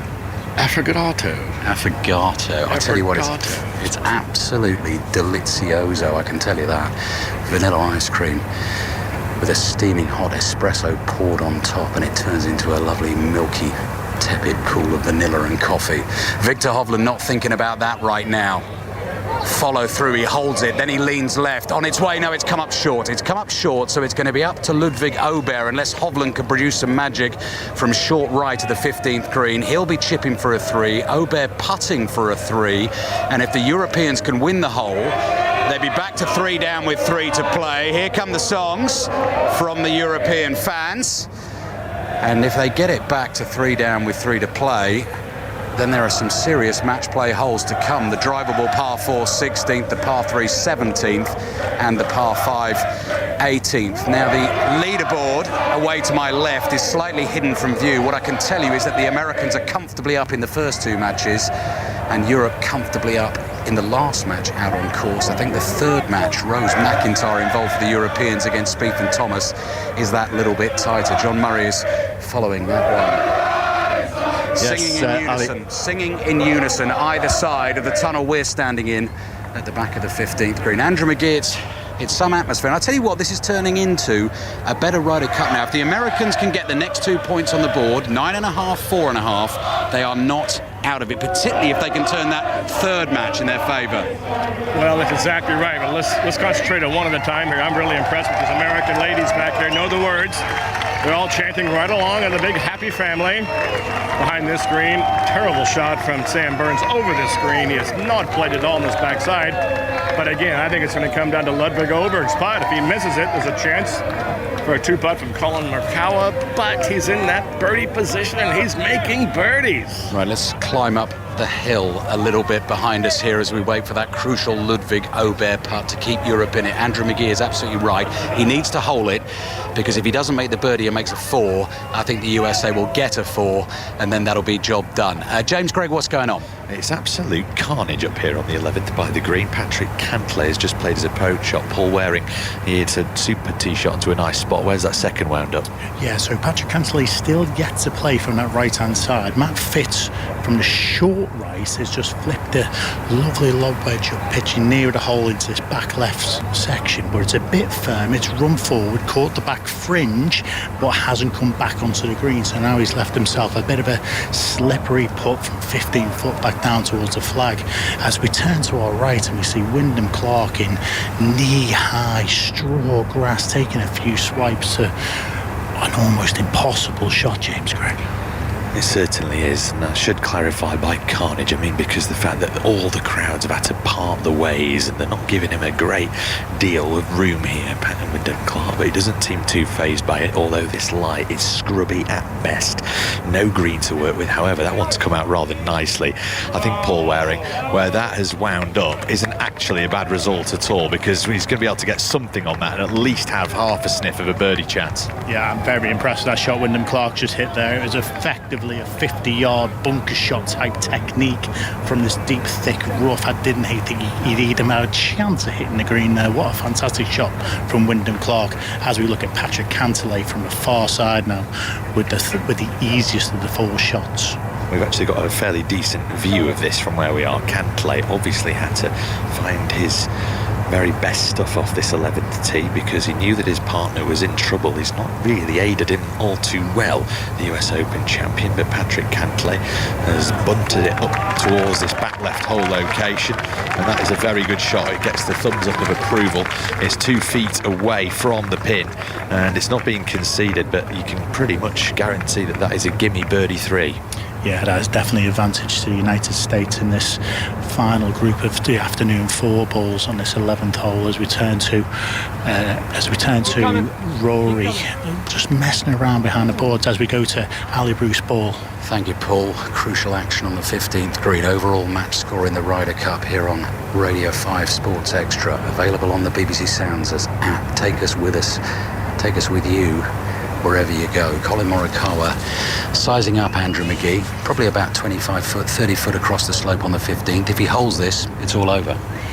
Well, I think he's more or less thinking about, I need this dead close, and if I don't hold it, I don't need to have a 4-footer, because I am not real sure about my 4-footers right now, although Sam Burns has it dead for par, so this should be a good run at it.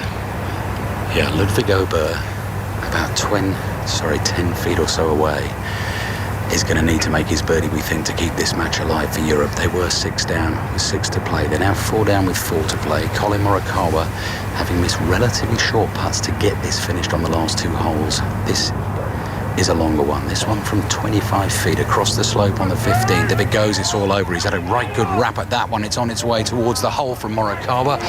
And no, pulls up to the left-hand side. Close enough, I think, to be conceded or not. He comes across and takes the marker from his pocket. So no, not just yet, but I'm pretty sure he's not going to miss that one. Victor Hovland then, from the bunker, still has a chance to do something magical for Europe, because if this goes in for a 3, then Europe will win the hole, but the better chance is for the 23-year-old Ryder Cup rookie Ludwig Ober, who stands leaning on his putter. Hovland settles in the bunker. Camera's getting the close-ups on his face. Out the ball comes towards the hole. Will it go? Oh, that nearly went. That so nearly dropped in the hole, and we would have been heading towards the next tee. Shaves the left edge. Europe in for their 4. I don't think 4's going to be enough. That's the Ryder Cup again. Wow, that's tremendous. There's no give up in Victor Hovland whatsoever. Trying to hold everything once he gets near the green. It's an amazing stuff. He chips in earlier, takes the pressure off. Ludwig, this putt. He has to make it to extend the match. Ludwig looking for a masterpiece, looking for a 3rd birdie in a row on the 15th, having won the 13th and the 14th with birdies. This for a 3 on the 15th to win a 3rd hole in a row and take Europe onto the 16th. They'd be 3 down with 3 to play, and again it would ask serious questions of these 2 Americans, Burns and Morikawa, who seemingly had this match in the bag for a while. Can't actually see the hole from where we're standing, but you won't need to if it goes in from Oberg. No, it doesn't. He doesn't make the 3. So let's see what Sam Burns and Colin Morikawa do. The door is wide open for them now. Both are very close indeed, Andrew Magee. I think that is going to be that. Well, they're going to have to putt, because there hasn't been anything really give and take either side for quite a few holes. Here we go then. Sam Burns first up. This is 3 feet. Morikawa's closer than this. They've had their chances on the last couple of holes. They do deserve this win for the way they've played, and Sam Burns, as a Ryder Cup rookie looking for his first ever Ryder Cup point, is going to absolutely love this moment. if the ball drops in the bottom of the hole. 3 feet for the half and the win from Sam Burns, and it goes, and the Americans do put a point on the board. The fight back is on. They beat the pairing of Hovland and Aubert 4-3 in the end. 6 up with 6 to play. It did get a little bit nervy for them, but the point is won. Overall match score 9.5, 3.5, and let's see what inspiration the American team can take from that. Kat. And a door open as well, an opportunity for the Americans to close out the match here on the 14th as well. Brian Harman and Max Homer 4 up at the moment with 5 holes left to complete against Fleetwood and Højgaard. And it's going to be Højgaard, the Dane, to putt first. Once again, the less accurate of the Europeans on approach, Graham. Yeah, after a monstrous tee shot, but he's rolled this one down. It's looking good. Is it going to go in? Oh my goodness me, it is!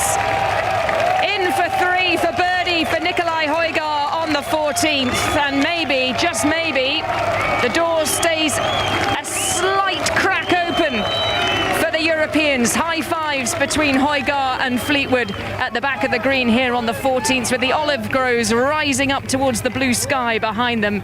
And Tommy Fleetwood will not have to sink his putt. Now the pressure on Max Homer and Brian Harman, both of who hit beautifully controlled shots once again into this 14th green, stopping the ball dead after a couple of bounces. Max Homer next to putt. Just run us through the Max Homer scorecard, Graham, because you were talking me through what he's done over the last few holes. It's been so impressive from him. Yeah, it has. It's been extremely impressive. 4 under through the front 9, 4 under in the last 3 holes. Quite amazing golf from Max Homer. He's been absolutely incredible. He's the one that's done all the damage between these pairs. So Max Homer with this birdie putt on the 14th. This to match the birdie that's already in the hole from Nicolai Højgaard to prevent the Europeans from winning this hole. Brian Harman will also have a chance at birdie. It's a long putt across the green from Homer. That one goes missing. Let's get out to James Gregg for news on Rory McIlroy before we see what Brian Harman does. Rory McIlroy and Matt Fitzpatrick both down in 4 here. Remember, they're 1 up, but here we have Patrick Cantlay from 2.5 feet from right to left down the hill here on the 11th to square this match, and he does so. He does so. Europe had a nice 1-up advantage all the way since the 3rd hole right until this point, but now this match all square. Cantlay really settling into this match. Matt Fitzpatrick, Rory McIlroy find themselves pegged back as Paul Waring and I march down this 12th fairway back towards all the action, and that much needed blue on the leaderboard from this afternoon's session has just disappeared off the leaderboards around, momentarily anyway, to Kat. Shouts of "come on Brian" from just behind me as Brian Harman slides the face of his enormous putter head behind the ball here. This birdie putt of about 20 feet needs to drop for the Open champion, and he's already walking after it. Not going to be for Brian Harman. So Nicolai Højgaard and Tommy Fleetwood still alive in this second match out on the course, and they have a hole back. They're 3 down now against Brian Harman and Max Homer, and that could have been an opportunity for the Americans to close the match out here, but didn't get the job done. They are 3 up now as we head to the 15th tee. John.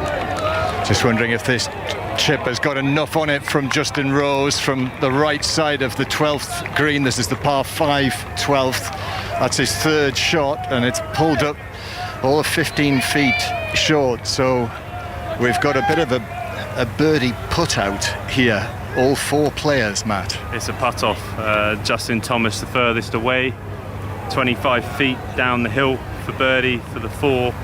I'd say the Europeans are inside, the Americans here, so it's going to be who gets the ball in the hole first. And we wanted the Europeans to get one stiff there to apply the pressure, because then they would have to make it. Now, if the Americans get the ball in the hole first, the pressure's on Europe. Yeah, all similar sort of ranges.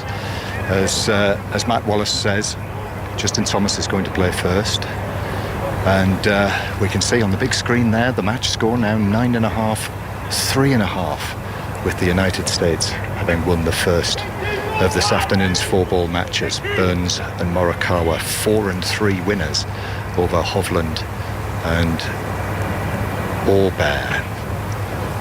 Not sure many fancied Burns and Morikawa to be the partnership, but they've proved us wrong. They proved us wrong. They obviously had this morning to rest and they came out far, and now Justin Thomas with that 25-footer down the hill. So this the first of 4 attempts for birdie on this large 12th green. People sitting all around. The fairways lined as far back as I can see. And Justin Thomas in those 3-tone shoes of his, the red, white and blue. Just that familiar little wiggle of his hips. And then the ball rolling down from 25 feet towards the hole. And it just rolls by on the right-hand side. But that is conceded, so that is a guaranteed par 5 here. And next up, it looks like Justin Rose. Yeah, I was wrong. Justin Rose just outside of Jordan Spieth. It's probably going to give him a line because he's very close to his marker.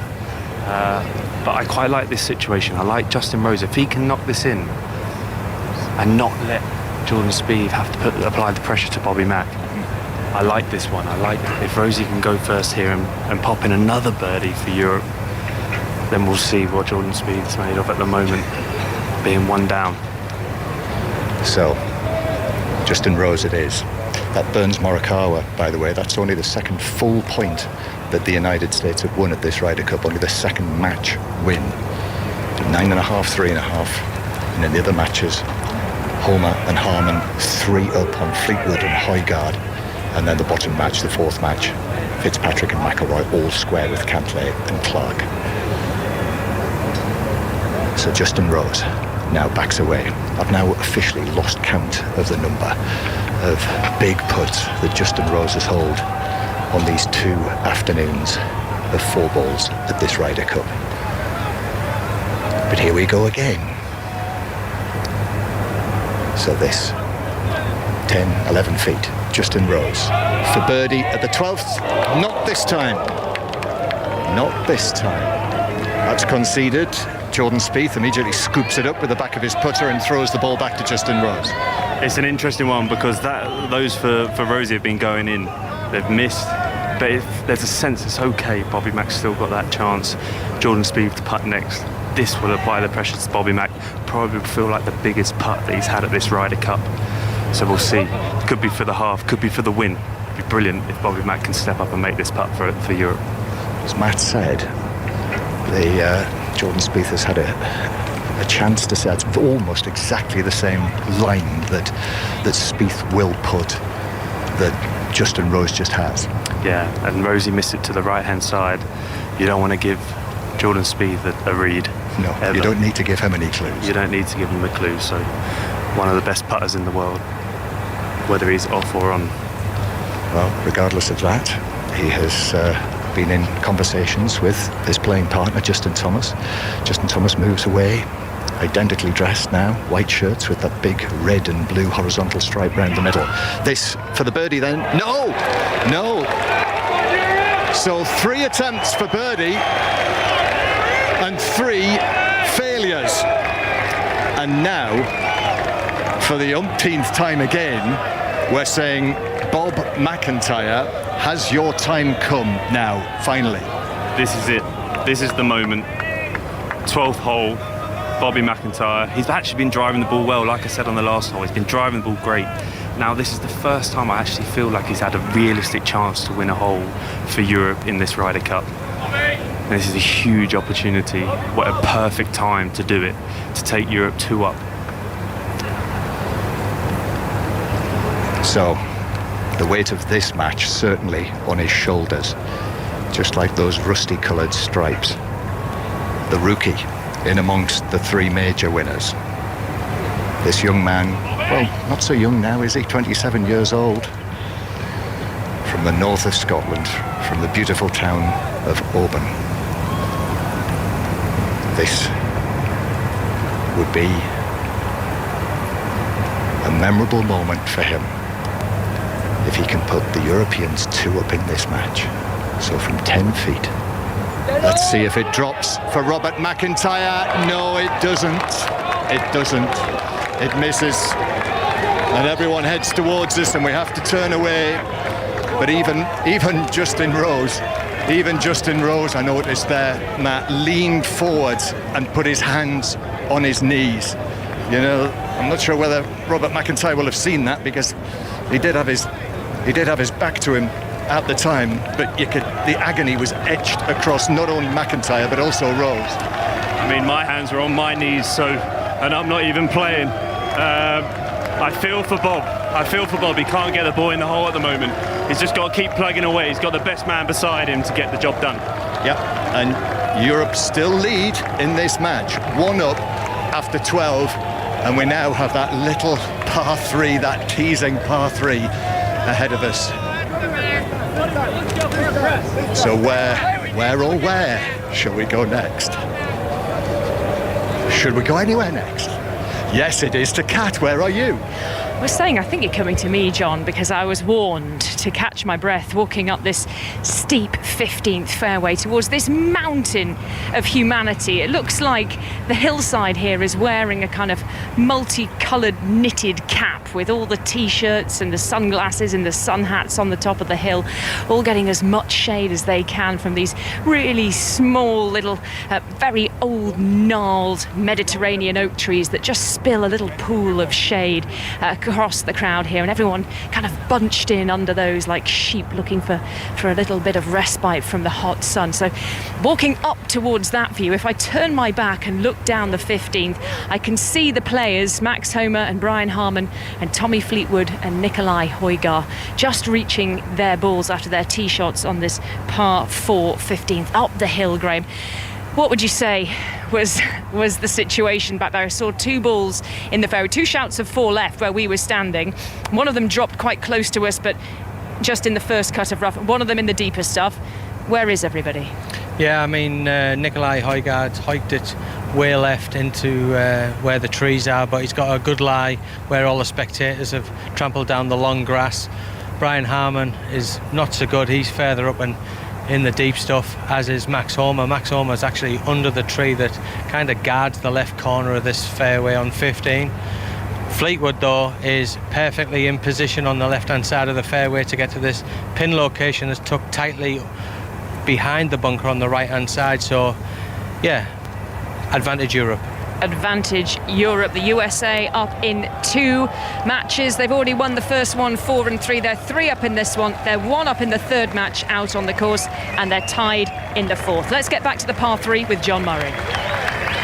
Bob McIntyre has bounced back brilliantly at the par 3. His tee shot, this tiny little par 3, his tee shot landed over the flag on the slope and has rolled back down to 4-5 feet.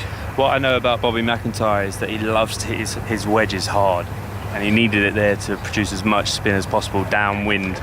It's a short hole, 136 yards to the pin today, and there's this slope about 10 yards over past the flag where he got it all the way up there and managed to spin it back down the hill, leaving himself a decent chance. Can he redeem himself from the last hole as well? Well, that was a great reaction. He must have been really hurt by that on those events on the previous green, but you wouldn't know it looking at that. I think he actually said to his caddy Greg, after he hit that shot, I think he gave it a come on. That's what I want to see from Bobby. I want to see him fired up. Justin Rose now. His tee shot right at it as well, lands short of the hole and bounces forward and then spins back, and that is 7 feet. Yeah, 2 great opportunities. Rosie's on it this year. He wants this so badly, and he's been put with Bobby Mack for a reason, and this is the reason why. He can deal with any situation. Justin Rose is the man in this team. What a great spot this is that we've found. I'm not surprised Mark Chapman and Ian Carter at the moment have come to this very spot to sit. We're under a tree, one of those umbrella pines. If we look that way, we're heading over towards the city of Rome. Head to the other way, it's the Italian countryside and the peak of Monte Rotondo in the distance. And over on the tee to our left, the Americans now. Justin Thomas, Jordan Spieth strikes this. Let's see where this lands. It lands pin high, but to the right of the green, and then just rolls back right to the edge of the green. So that is 15 feet away. Yeah, if that would have gone a couple inches to the right, that would have rolled all the way down off the green. Surprised. I think they've changed the order on the tee there. Not sure why, because Justin Thomas has been playing first. Why would you do that? Honestly, I don't know why on this hole, but maybe because Jordan had a perfect number that he could really attack and didn't want to shy away from it, and now Justin Thomas can try and hold this shot. We know how good Justin Thomas's wedges are, and this is setting up perfect for him. His partner's there, he's got a 18 foot putt. Now he can attack. And even then, Jordan Spieth comes across, and there's another little conversation between the two of them. The match score now, if you've just switched across from 5 Live to Sports Extra here, 9.5, 3.5 after the convincing win for Burns and Morikawa for the United States, the first of the 4 balls matches this afternoon to have ended. So now, Thomas with his tee shot, aiming to the middle of the green, and it's landed on the front portion but bounced out to the left.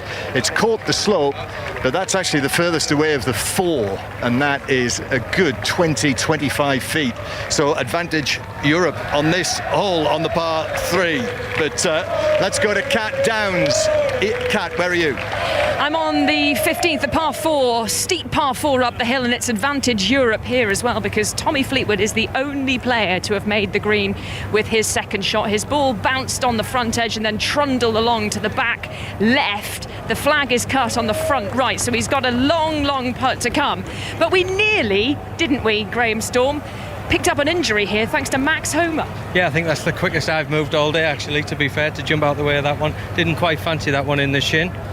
Max Homa with a fizzing shot that came out scudding along the ground, bounced off into the crowd. He's down the right-hand side here on 15. Brian Harman is short of the green. Nikolai Hygar also short of the green, but Tommy Fleetwood on the dance floor and ready to putt for birdie. James Gregg, eagle opportunities coming up for you. There are. Patrick Cantlay had an outside look at one, and Paul Waring, I have not seen taunts like this to a golfer on a golf course before, and in fairness to Patrick Cantlay, he's taking it very well indeed. It really is. It does show how steely character he is. He's not flummoxed by it. I know that's a bit of a funny word to use, but he just doesn't look flustered in any kind of way. Just going about his business, that steely look now as we watch Rory McIlroy hang up this eagle putt on a par 5 12th. We must say that Patrick Cantlay has played a chip shot that's within 3 or 4 feet of the hole. That was his eagle attempt. Now McIlroy putting diagonally across this green towards the big scoreboard that illustrates that this game is indeed all square, tied through 11 holes. It's a nice looking speed really from Rory McIlroy, just rolls on perhaps a little longer than he would have liked, Paul Waring. Yeah, the good thing about this, Matt Fitzpatrick is on a slightly different line, very similar. He would have given a good idea of at least the pace. He would have given a good read to his partner here as we watch Matt Fitzpatrick now surveying this eagle putt to try and stamp some authority on this final foursomes match. Fitzpatrick just the 1 birdie on the day so far, up until the 9th where both he and McIlroy did birdie it to halve the hole. They aren't used to being all square. Fitzpatrick, though, hit an absolutely beautiful tee shot down this brilliant par 5 hole that just swoops down to the left from the highest point on this Mark Simone golf course. The young Englishman, US Open champion last year, wants to apply some pressure to his successor in Wyndham Clark, who's got an eagle putt of his own to come. Fitzpatrick sends the ball on its way now. He's up and out of it, but not in a bad way. This is tracking. It just needs a little bit more pace on it, and I think that one should be good enough to confirm the birdie for Team Europe. Yeah, that was again a little bit tentative. As we now look at Wyndham Clark putting up this hill, as we actually go to John Murray on a hole Justin Thomas putting for birdie from 25 feet. Good length just to the right of the hole, but it doesn't drop. 3 more to come. James. Wyndham Clark then eyeing up an opportunity to take the lead in this match. He and Patrick Cantlay have just niggled away here at this European 4-ball pairing. Clark now a long grip on a normal length putter, it looks a little strange in his hands, but the man from North Carolina sends the ball up and over the hill now. This looks on a good line. It just shaves the left edge, Paul Waring, and that will... Well, I thought it was going to be conceded. Fitzpatrick and McIlroy are very, very tight indeed with giving some of these, but that was a fine effort. I can see a situation of all 4 players looking around going, should we just move on to the next tee, boy? They're just deciding now who's furthest away. I think Patrick Cantlay's chip, in total honesty, would be the first player to put. I'm very surprised to see everyone still holding out. Wyndham Clark can be no more than 2 feet away here.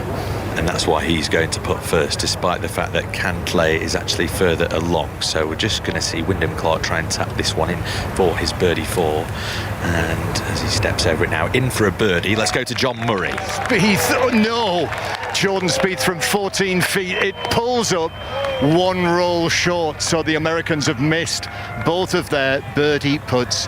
And the Europeans have a glorious chance here to go 2 up. James. 2 opportunities then for this European pairing. McIlroy for his birdie 4. It's a fairly easy one actually, this one, Paul. You'd fancy this from right to left?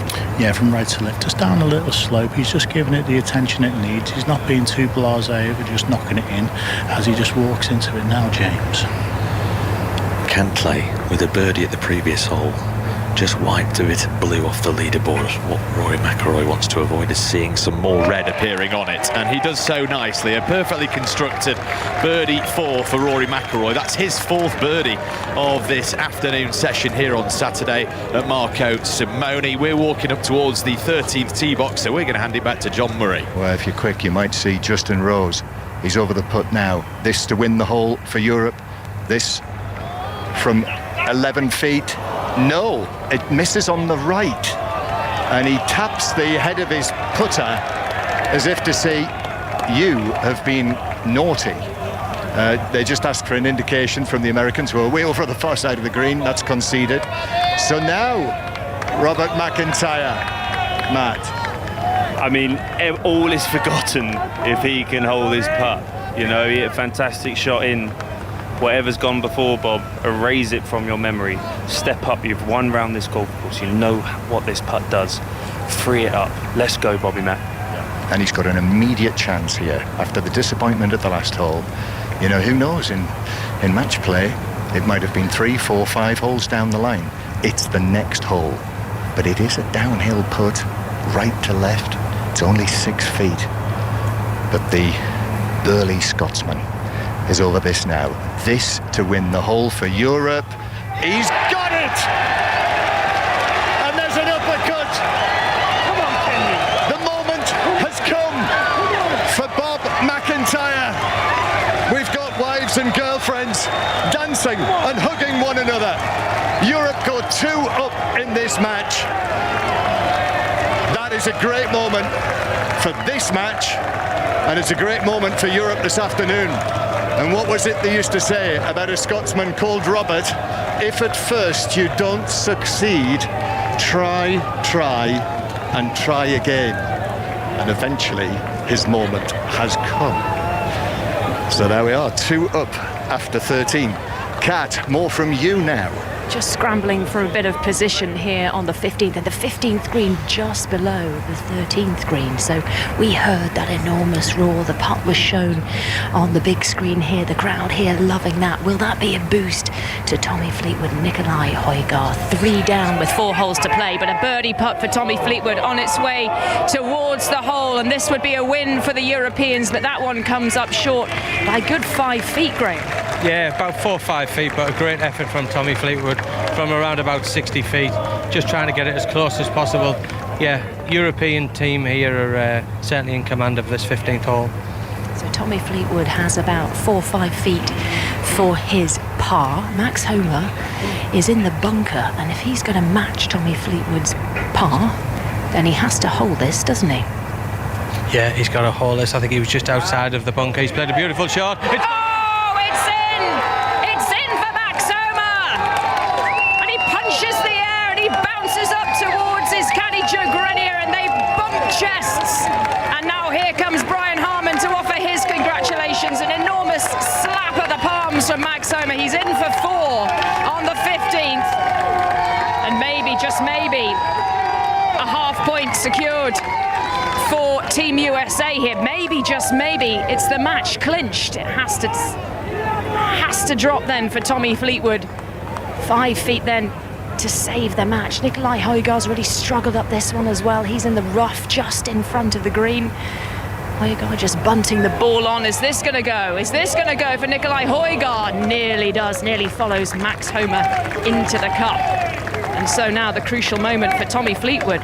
Yeah, he thought he had this putt to potentially win the hole, but that just shows you the glorious Ryder Cup, the match play situation that you can get yourself into. You're not in the hole, all of a sudden you haul it from off the green to make a par and potentially win the game.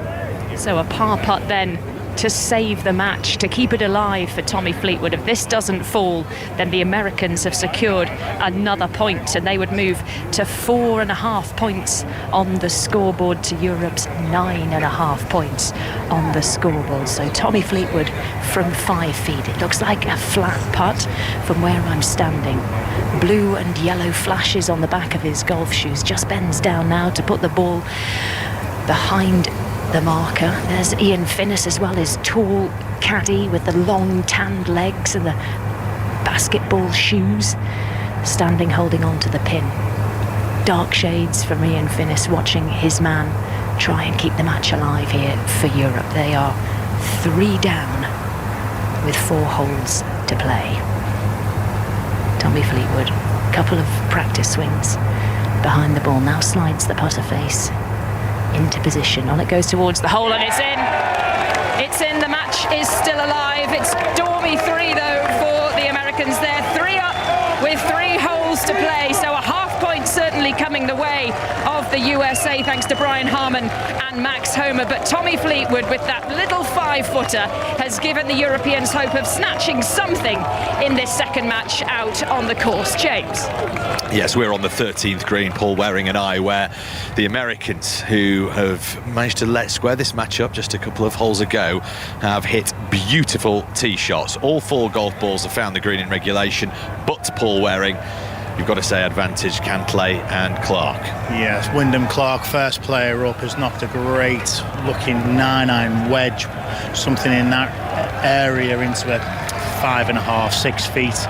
Cantlay up the right-hand side of the flag, thought he'd lost it right. The wind is actually out this right-hand side, held it up nicely. It's come back down the slope into 7-8 feet.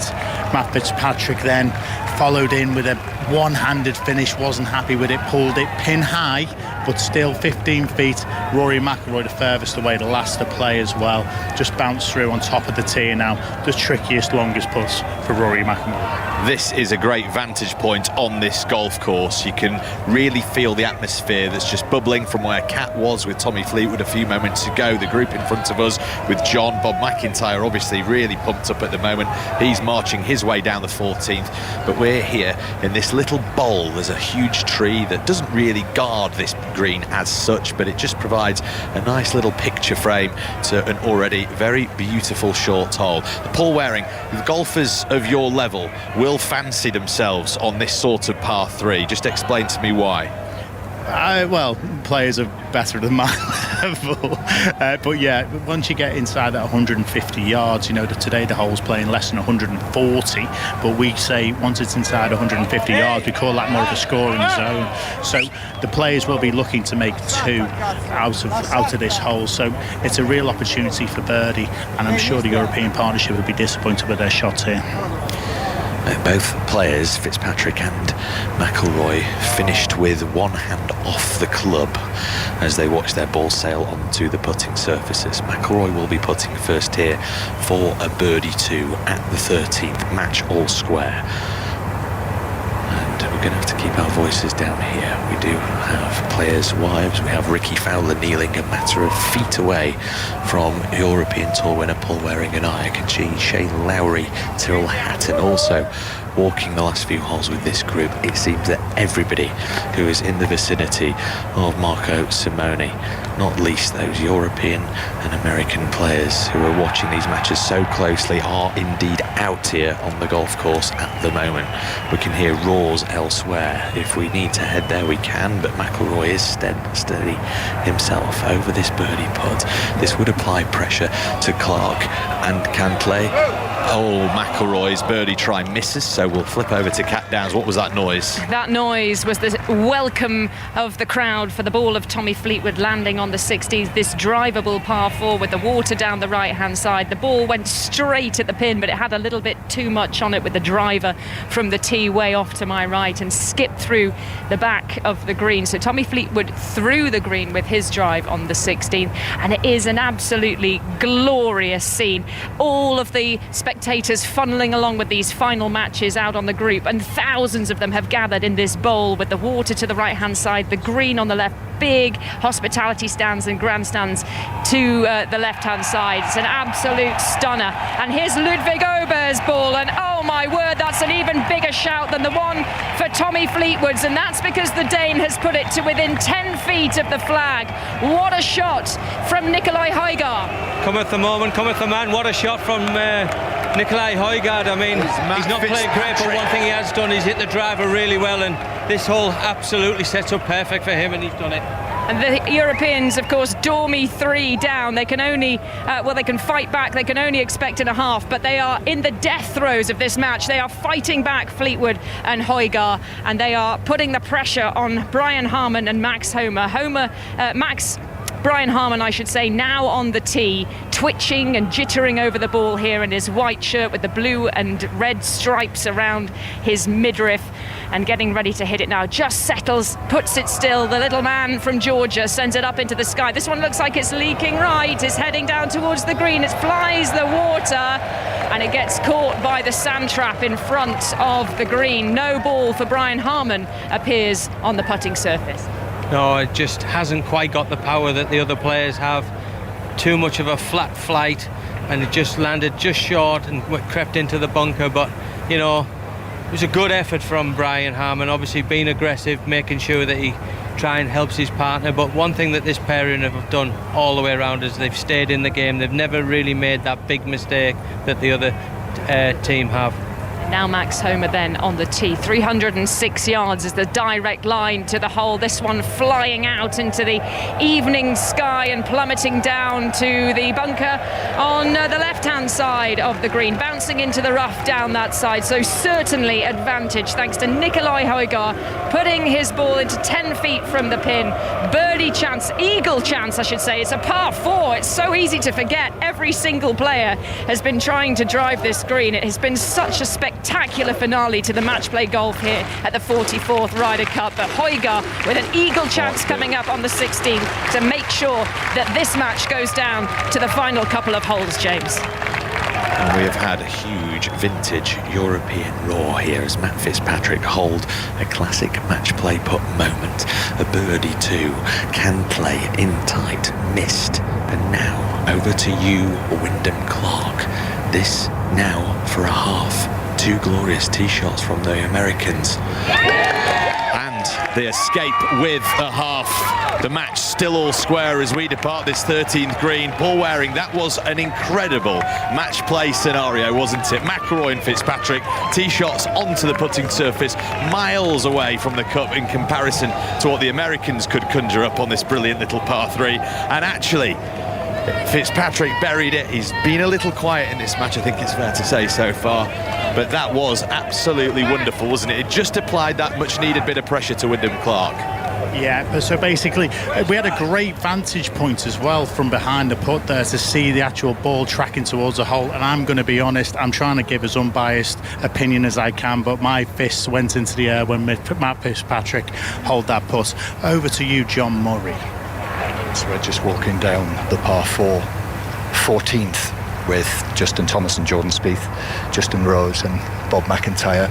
The Europeans now 2 up in this match, and I don't know about you, Matt Wallace, just the energy that there was around that previous green. I don't know, I'm still feeling it. Goodness knows what McIntyre's feeling. And the whole of the European team that aren't out here playing were around that green, fist pumping Bobby Mack.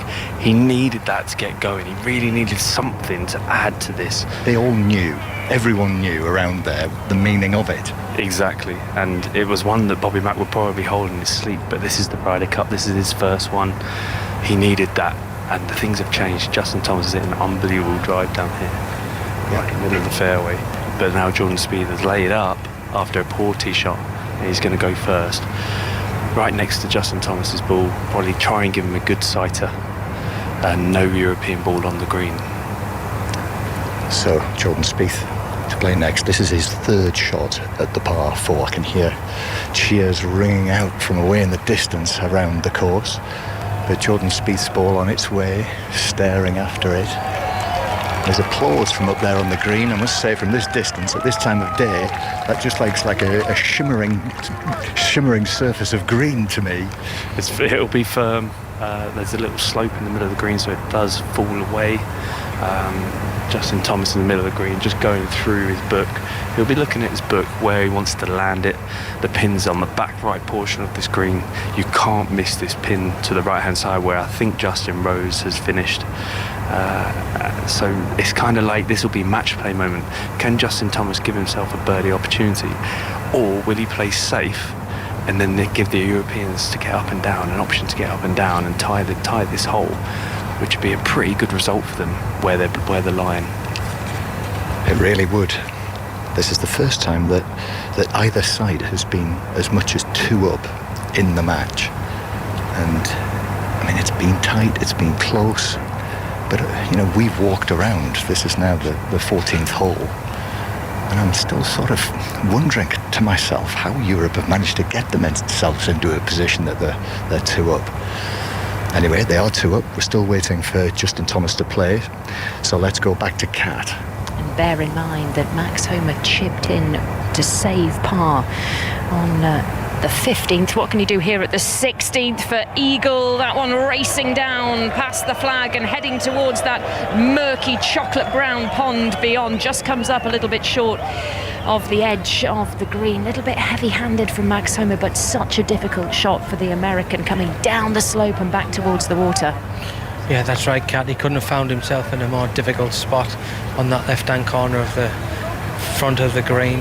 Just had to hope for the best and land it over the slope, and hopefully it wouldn't kick on, but it has done. It's gone to around about 20-25 feet, so he's relying on his partner Brian Harman. And a reminder for this match, the second out on the course, Homa and Harman 3 up for the Americans against Tommy Fleetwood and Nikolai Højgaard, but Højgaard has put it in to within 10 feet for an eagle chance here at the par 4 16th, and that would win the hole for the Europeans unless Brian Harman can chip in here from the rough, just above the water, the ripples of that murky brown surface moving from left to right behind him. Little touch of the ball, and he swishes at that thick, lush rough in anger and frustration, the man from Georgia, because it didn't bounce out the way he wanted to, didn't get the connection he wanted.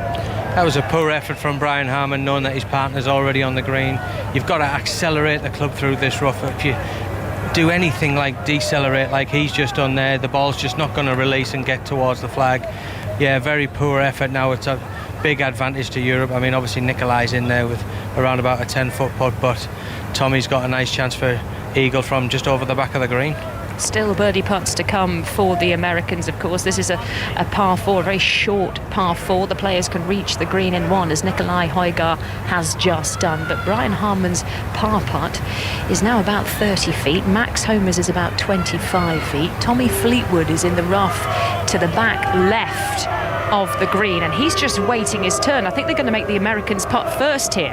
Yeah, it's the Americans' turn. Obviously, in match play, you've got to make sure that it's your turn at the right time, and the Americans are further away than Tommy is. That's how good a tee shot it was, although it's just gone over the back into the rough beyond the flag. But yeah, the Americans are going to have to putt first, so they need to make one of these putts, otherwise we're going down 17.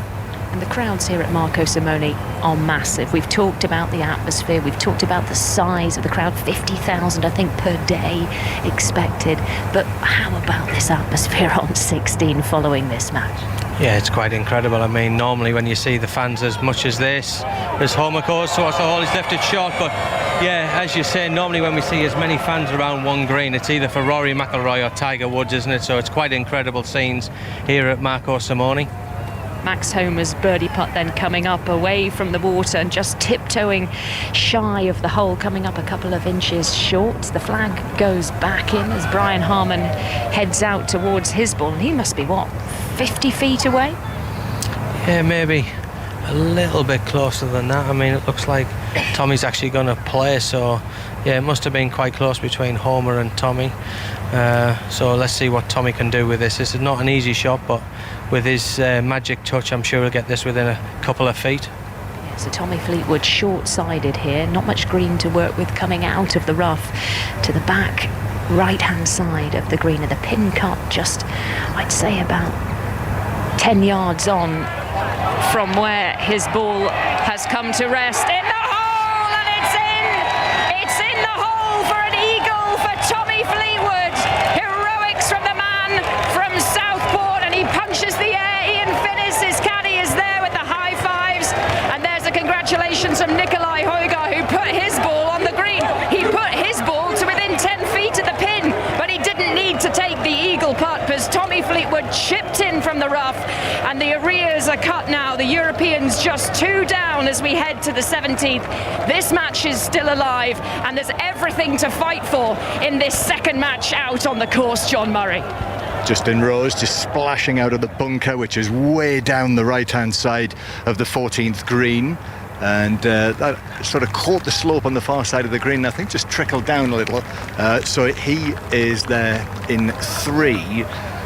Bob McIntyre as well played a lovely approach shot, a little pitch from maybe 40 yards short of the green, rolled it up beyond the hole, and he is there within 6-7 feet of the hole. But the Americans to play next here. Is that back to you, Kat? Well, we're heading down the 17th now, Mark, to trying to get a little bit of a lead on the players. They've just been completing their celebrations on the 16th, and you've got to get ahead on these par 3s because you need to be able to see where the tee shots come in, because the way that these players are hitting the ball at the moment, Graham, you wouldn't put past someone putting it really close here on the 17th. The pin cut really invitingly on the front edge. It certainly is, but just to go back to that chip in from Tommy Fleetwood at the 16th, almost looked like he duffed it, but played it that way on purpose. Had to just basically glide the club underneath the ball in this thick rough. Managed to get it absolutely perfect, land it in the perfect spot, and it just trickled all the way down to the hole. And that was a magic piece of golf from Tommy Fleetwood. And obviously with the one that Homer chipped in on 15, he's done it on 16. I mean, it just doesn't get any better than this. Would you say that's the best shot we've seen all day? Tommy Fleetwood's chip in on 16? I think at this moment in time, possibly. You know, it's one of those things, you know, the Ryder Cup brings up these magical moments, doesn't it? You're just not too sure when they're going to happen, but we've just witnessed one there right at 16. And all to fight for, all to play for in this match. They are 2 up, the Americans, with 2 holes left to play. How important would it be for Tommy Fleetwood and for Nikolai Højgaard to fight back and take the half in this? What would that do to the momentum in this Ryder Cup match at this late stage on the second day? I mean, it would switch the momentum hugely towards Europe, wouldn't it? I mean, obviously, they've had the momentum for 3 sessions now. This is the 4th session. They're struggling a little bit, but, you know, if they were able to drag this out all the way to 18 and get a tie, then that would be incredible. I mean, I would have thought that these 2 and the vice-captains around them will have said, you know, just drag this game out as far as you can take it. If you can take it all the way to the end, then you just never know what might happen. Because the US already have a point on the board. They are 3.5 points to Europe's 9.5 points. They won the top match out on the course a little bit earlier on this afternoon. They're up in the second match out on the course. That's the one that we're watching. Europe up in match number 3, and the bottom match is tied at the moment. So they'll be hearing the roars from Tommy Fleetwood's heroics on the 16th, rippling down the course. But Tommy Fleetwood has let go of the club with his tee shot on the 17th. It flies into the rough. off pin high and bounces down. Not sure if that's managed to come out of the rough and onto the putting surface, but a bit of a miscue from Tommy, maybe the adrenaline pumping through those veins. Yeah, he was just a little bit quick in that swing, not the usual Tommy Fleetwood rhythm, just push it out to the right, but got a nice kick into the left-hand side, but you know, I think he's okay there. It's down to Nicolai now to knock one in close. Quick update with you though, John, before that. Yeah, Justin Rose is holding another one, this 12-13 feet. Again, another clench of the fist. I mean, the number of putts like that he's rolled in, it's now becoming a matter of course. So the Europeans sure of their par 4 here at 14, 2 up in this match, and the pressure's now on the Americans, Kat.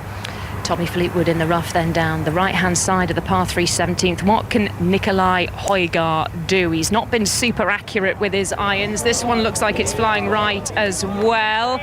Needs to get going. Oh my goodness, it plummets down into that gaping white sand bunker just in front of the green, and another missed iron shot. The ball striking from Højgaard hasn't been good, and it might not be a good lie in there for him either. Yeah, his iron play's been relatively poor. You know, he's been really good with the driver, but another poor iron shot come up way short. Looked like he was trying to get as much as he possibly could out of the club he was using. He's got a fried egg in the bunker short of the green.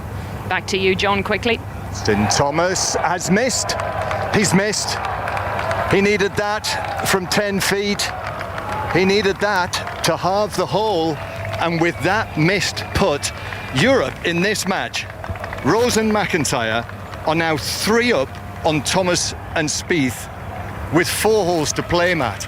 Unbelievable. I thought that hole was going to be halved in 4s, especially with Justin Thomas's tee shot, but he just flared out to the right, to that right side where you couldn't do it, and it was a very hard up and down. Justin Rose actually hold his putt first, again, to put him under pressure. More on this in a moment, because I think it bears further discussion. 3 up now in this match 3. But Kat, more news from you. Yeah, a bit of a reprieve for the Europeans, neither of who have made the green on the 17th. Brian Harman, the Open champion, missing to the left-hand side, and that ball funneling down the steep slope and into the little runoff area down there, well below the surface of this elevated green. But now here's their star man, Max Homa. He's been absolutely solid. He's hit some absolute beauties for the Americans. He's won all the holes for them. It's been the Max Homa show between these two, and down it comes onto the surface of the green and just running up towards that little tier at the back. But the only player on the green is Max Homa, and he'll have the best look at birdie from about 20-25 feet. Not the best of shows from all 4 of them here, but it's advantage America on the 17th, with the Americans 2 up with 2 to play, John. With 2 to play in that match, European fight back, and here in this match, Rose and McIntyre have just stepped on the gas, Matt. You know, they've gone 2 up, 3 up the last 2 holes. Yeah, Justin Rose, he's like the super glue of this. I think probably of this team, you compare him with anyone, and he's going to help out. He's going to help the team. He's going to help the person he plays with. Tomorrow he's going to be great, as we hear another huge roar from the group behind. We've got Bobby Mack. Bobby Mack's been driving it well today, like I said. If he can get another one in the fairway here, it's going to put USA are going to have to birdie. Yeah.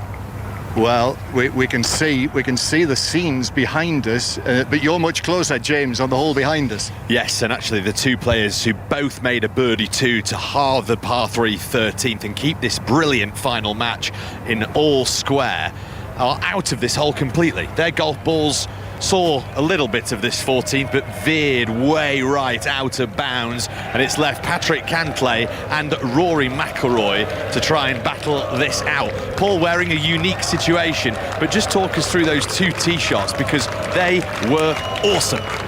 Absolutely. Patrick Cantlay striping one right down the middle of this 14th fairway, and then up steps Rory McIlroy with 320 yards of fairway bunker to carry down the left-hand side. Rips one over the very top, leaves himself not more than a wedge. 372 yards he's just hit it off this 14th tee. Both players in nice and tight on this 14th. James Gregg. Yes, and actually what is quite nice about being in this final group is that you get a bit of a tease from the likes of John and Kat and earlier Ali, who were just pre-warning Paul and I about the brilliant scenes, some of the grass banks that are absolutely engulfed in spectators, all jostling to try and push those ropes and get a bit of a feel for what's going on. We've got a big green screen to our right hand side that's going to just show us a tee shot of Justin Rose in a few moments time, but we're all focusing on Patrick Cantlay and Rory McIlroy in this final group.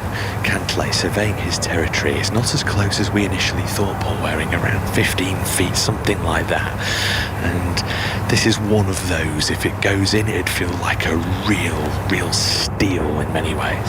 Absolutely. From after seeing his partner Wyndham Clark hit it out of bounds just before him, before hitting that crushing tee shot down here from Patrick Cantlay, he's now hit another fantastic iron shot in here, all over the flag. The wind just puffed up as he was addressing his ball, and it's just stalled it a little bit, but it's still a fantastic shot as he just steps over it now, James.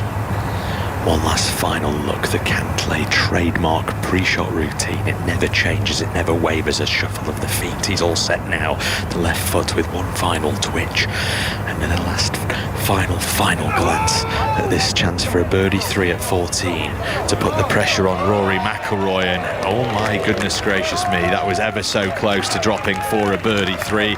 There were some European fans who are, well, applauding that one, but their hearts were almost certainly in their mouths prior to that. McIlroy though, 5 feet, Paul Waring, this is in tight and it doesn't move a great deal to this back right hole location. No, and he would have got a great read there of Patrick Cantlay, who's on a very similar line. He just saw it, just didn't move back from the left-hand side, so give him a good idea of what's about to come as he just walks around it now, and the crowd just begins to hush.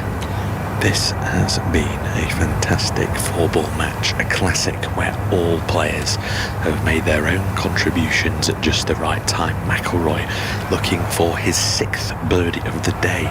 It's been a stroll in the park for him. It's barely been noticeable. If you'd have asked me how many birdies he's had without looking at my scorecard, I certainly wouldn't have said that many. This for a 7th, and more crucially, to send he and Matt Fitzpatrick one up after 14 holes. The grass bank does my job for me. That is a statement birdie, not just the putt, but the excellent wedge shot and the tee shot to set the whole thing up.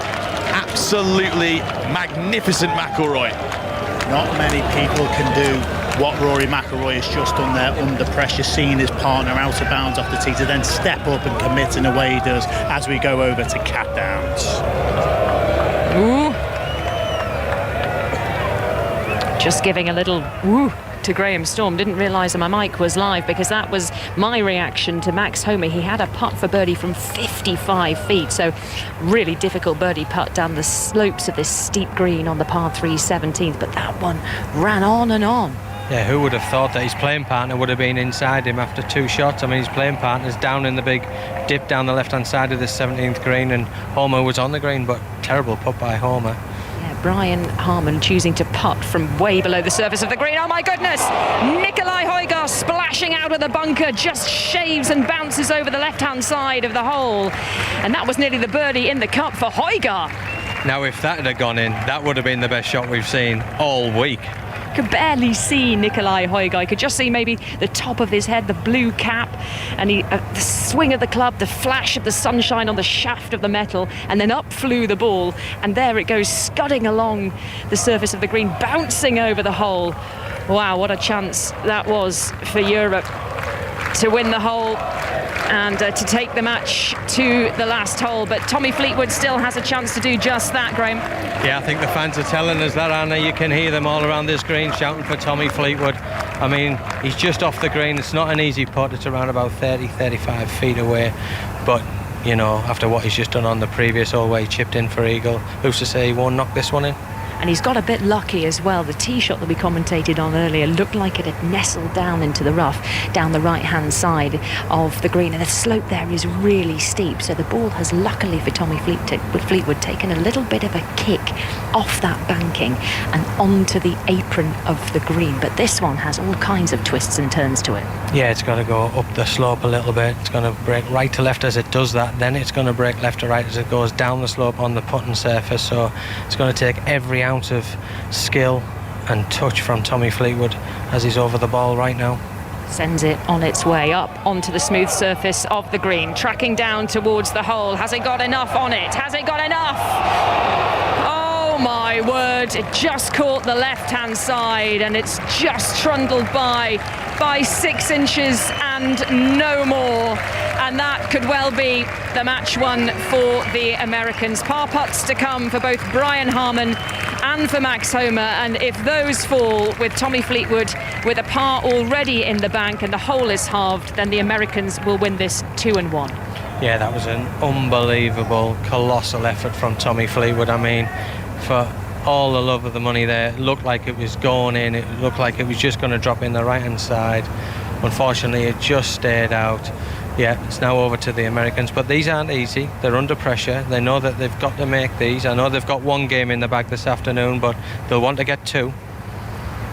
Yeah, already with the point in the bag for the US side earlier on today, with Brian Harman and Max Homa clinching the foursomes this morning. The first win for the US at this Ryder Cup.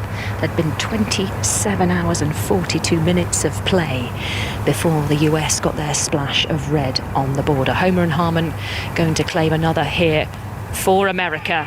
Yes, they are. Max Homa clenches his fist. He has been the star man for Zach Johnson out here on the fairways of Marco Simone on this hot Saturday afternoon. He embraces Brian Harman.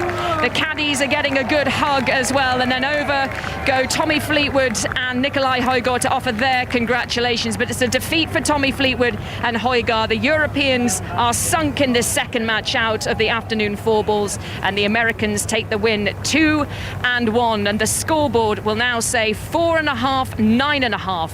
The Europe still lead, but the Americans are closing the gap ever so slightly. Yeah, they are, and it's been a great game to watch. That one obviously hasn't gone in favour of the Europeans, but I mean, I think we've just watched a superstar in the making in Max Homa. I mean, he's just been colossal. He's done everything, and it just had to be that he hold the winning putt for the Team America. Expect him to lead out on the singles tomorrow for Zach Johnson?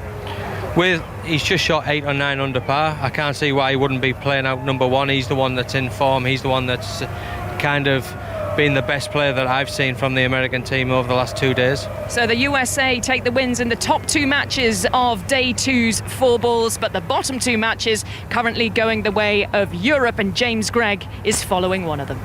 Yes, and you know what was interesting at the start of the week when Rory McIlroy was being asked about this golf course at Marco Simone, and he described the front 9 as being like a couple of chapters in a really good book, just to ease you in gently, and then the back 9 is where it keeps you hooked. All the drama happens, and actually this 4-ball match is writing its own story in fine dramatic fashion, Paul, because actually we're just going to keep our voices down because the group in front, which are being mighty slow, we're going to come on to that in just a moment actually, but there's been drama actually on every single hole. If you look back on this back 9, there was obviously 11 balls all over the place, 12 of eagle chances for pretty much all the 4 players, 13 in tight classic match play situation, and then that 14th won with a brilliantly constructed McIlroy birdie. So this has been a great last few holes, and the Europeans must be feeling pretty glad that they've come out 1 up. Absolutely, but like, you couldn't have made the point better there, James. This has been classic 4-ball golf, even to you turning around and saying about McIlroy having 6 birdies today, but you forget he's hit par 4s in 1, par 5s in 2. He's given himself eagle chances, so we're watching these putts miss and forgetting that they're actually for birdie as well. So the level of golf in this match has been absolutely fantastic. But we're just going to touch on to a quick point that you mentioned there about slow play. The game in front must be now nearly 2 holes behind, and I don't think it's the fault of John Murray. I think it's more the case of Jordan Spieth and Justin Thomas. Now, I've just had a little scarper over to one of the referees that I actually know quite well, just to find out why this group isn't on the clock for slow play, and I found out something very interesting. Because this game's 3 up with 3 to play, if this game can be decided, the match can be decided on a hole, the slow play policy doesn't apply. Now, I never knew that.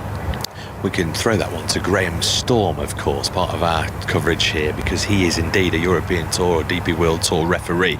So we'll try and find out a bit more about that. It is very, very slow indeed, and because of that, walking with this very slow group is John Murray.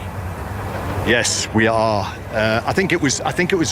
There's been a couple of occasions, Matt, where it's really been slowed down, notably at the 11th, but there've been other occasions as well. Yeah, and on this whole, 2 wayward shots by Justin Rose and Jordan Spieth, where they've had to lay up and they're playing their shots before the second shots of their playing partners. So taking a long time here. We've got Justin Rose playing his 3rd shot into this green from a good 100 and something yards, just over 100 yards. Hit a tree off the tee, didn't he? Hit the tree up the left-hand side off the tee. And Bobby Mack's in the bunker, and Justin Thomas is on the green, but from a mile away from the pin. So it's another one of those scruffy holes that this match has thrown up from time to time in amongst the various dramas and excitement. Now Justin Rose again has just walked away from this. I'm not sure whether there's movement or whether it's indecision. I think Justin Rose, he won't play a shot. From what I know, Justin, he won't play a shot if he's not 100% fully ready and committed. So he's cleaning the club there. Maybe it wasn't clean. Maybe Fuchs didn't clean that club last time he used it, but he just wanted to make sure. I can't believe that. Yeah, that's doubtful. But he wouldn't play that shot if he's not totally ready. And this is still an opportunity to make a par from here, and Bobby Mack's not in the right position. So Justin will take his full time here, get committed, and if he can make a 4, that should see Europe at least definitely not lose the hole, and may win it for them.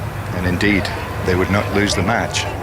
Rose, now this is trying to reach the green, which it does. It's reached the right level as well, the right portion, and even though it spun backwards, it didn't spin far enough to catch the slope, which would have taken it onto the left side, the lower portion of the green. So that is a very, very good shot, and Rose is there in 3, so a long putt for par of 22 feet. Yeah, it's going to give him and Bobby, they're probably going to have putts for par. We've got Jordan Spieth a long way away. I'm not even sure if he's there in 2 or 3. Probably going to be playing his 3rd shot, but he is short-sided. He's going to need some special hands like Jordan Spieth has to get this up and down. Okay, let's go back down the course to Paul and James with Rory McIlroy and co. And after leaning on their golf clubs and looking a little bit ratty and impatient, because this match has just really burst into life, of course, with that Rory McIlroy birdie to send he and Matt Fitzpatrick one up at the 14th just a few moments ago.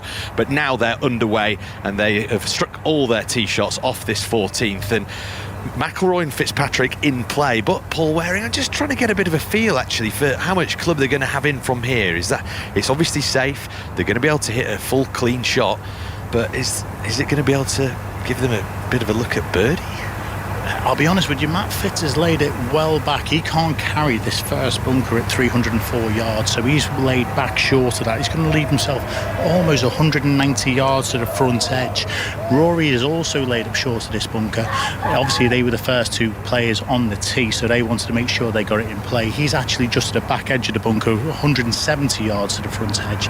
Wyndham Clark, though, whipped one right over the top, almost going to leave himself 130 yards to the front edge. So you can see there's almost 60 yards between both teams here, and Patrick Cantlay's just found a rough just on the collar of the right-hand bunkers. It's quite a difference, and you can see why Wyndham Clark did go aggressive off this tee. Up ahead though, on the green here at number 15, John Murray.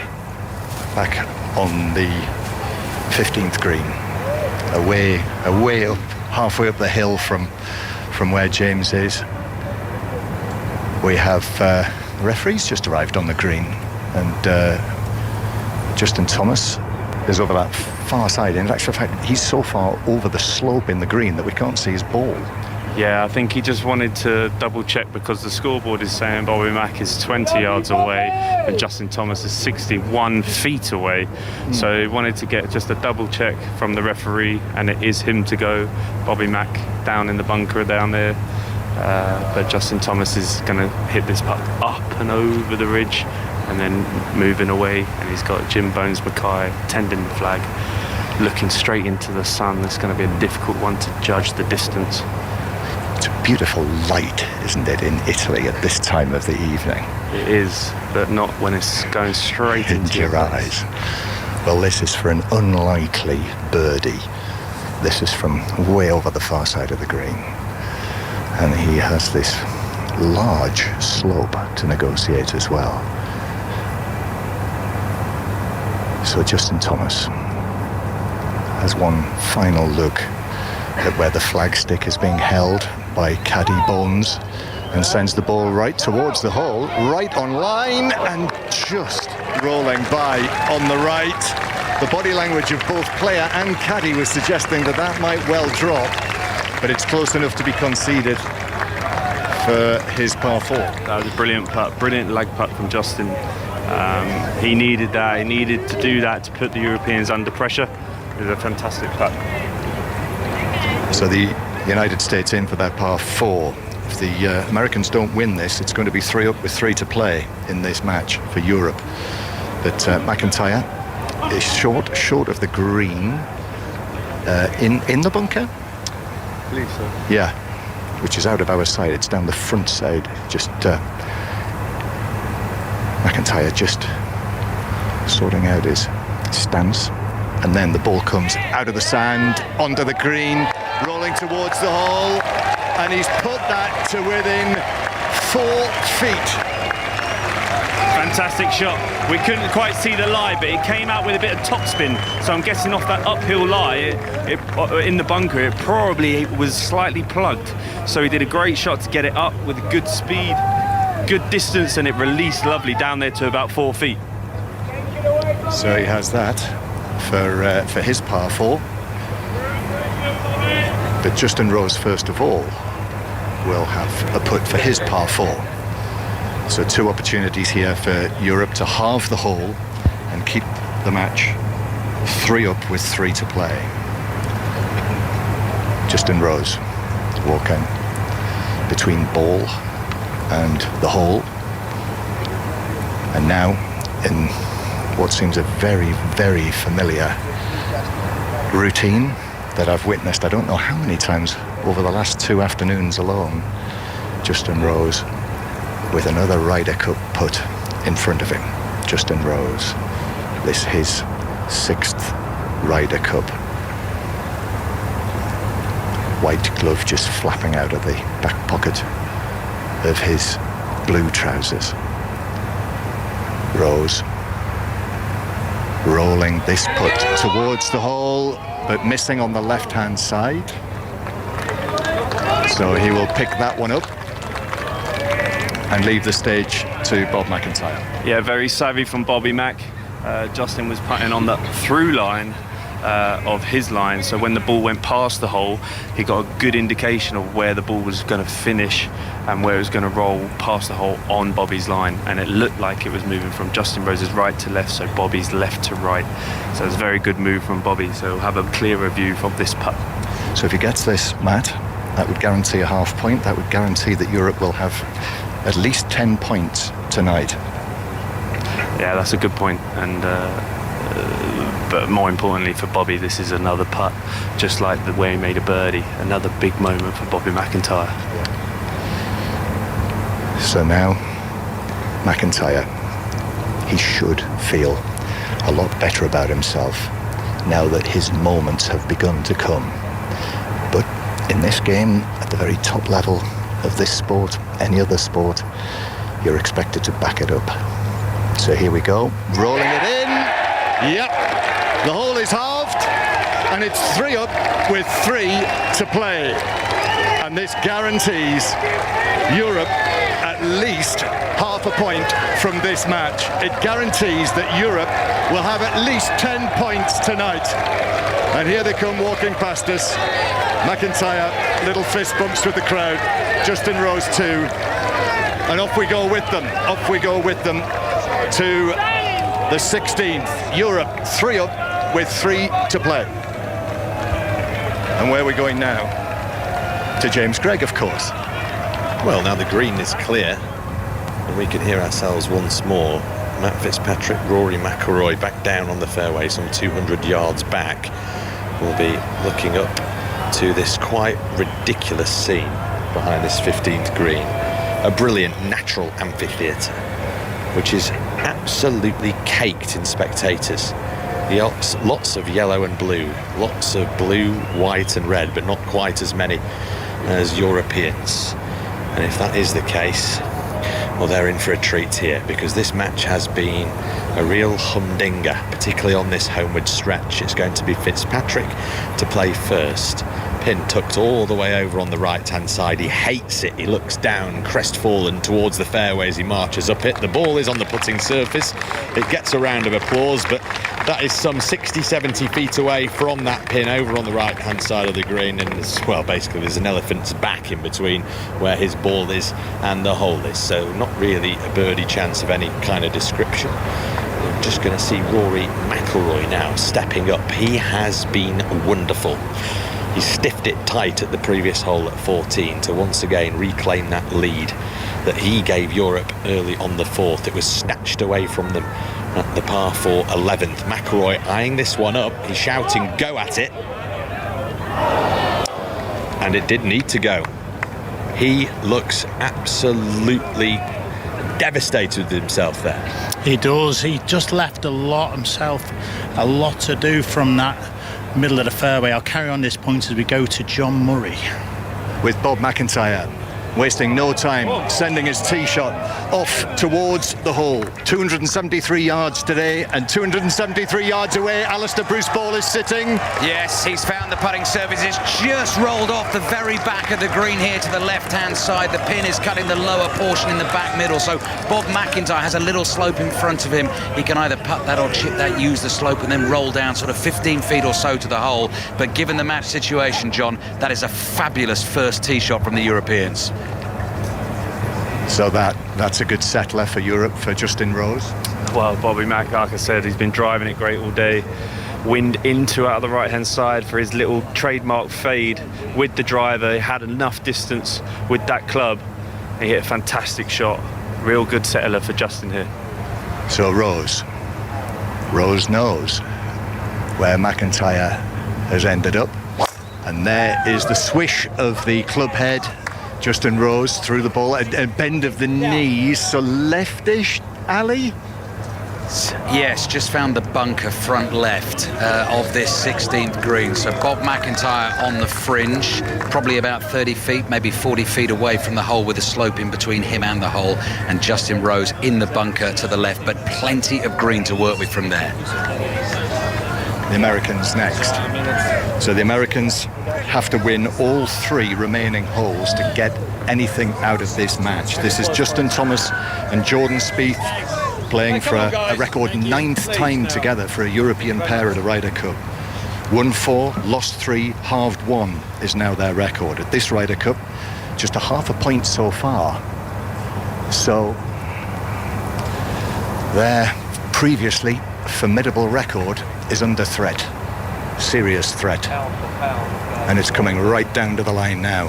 Justin Thomas, first of all, over the ball, just a sort of swing through the ball. It goes. He leans back, and he's saying, slow down to it. He's slow down. Ali. Rough left-hand side of the green. It's come down and stopped very, very quickly. Andrew McGee, just sitting on my left-hand side, has just said dead. So slope in front of him, very difficult chip from there. Not too far away from being excellent, but that's trouble for Justin Thomas. Trouble for Justin Thomas. Yeah, trouble. That's that rough position there. We've seen Max Homer play from that over there and can't keep it within 20 feet. So long left to that flag today is no bueno. No, that's not Italian, is it? Oh yeah. That was my. I'll stick to golf. Yeah, sure. That's probably best.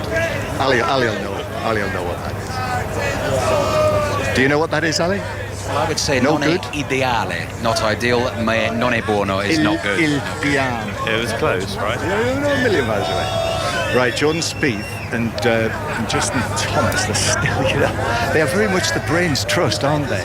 And they're all animation, isn't it? It's all body language altogether. It's all very close. It's all little discussions. Yeah, and they've changed from the driver for Jordan Spieth to 3-wood.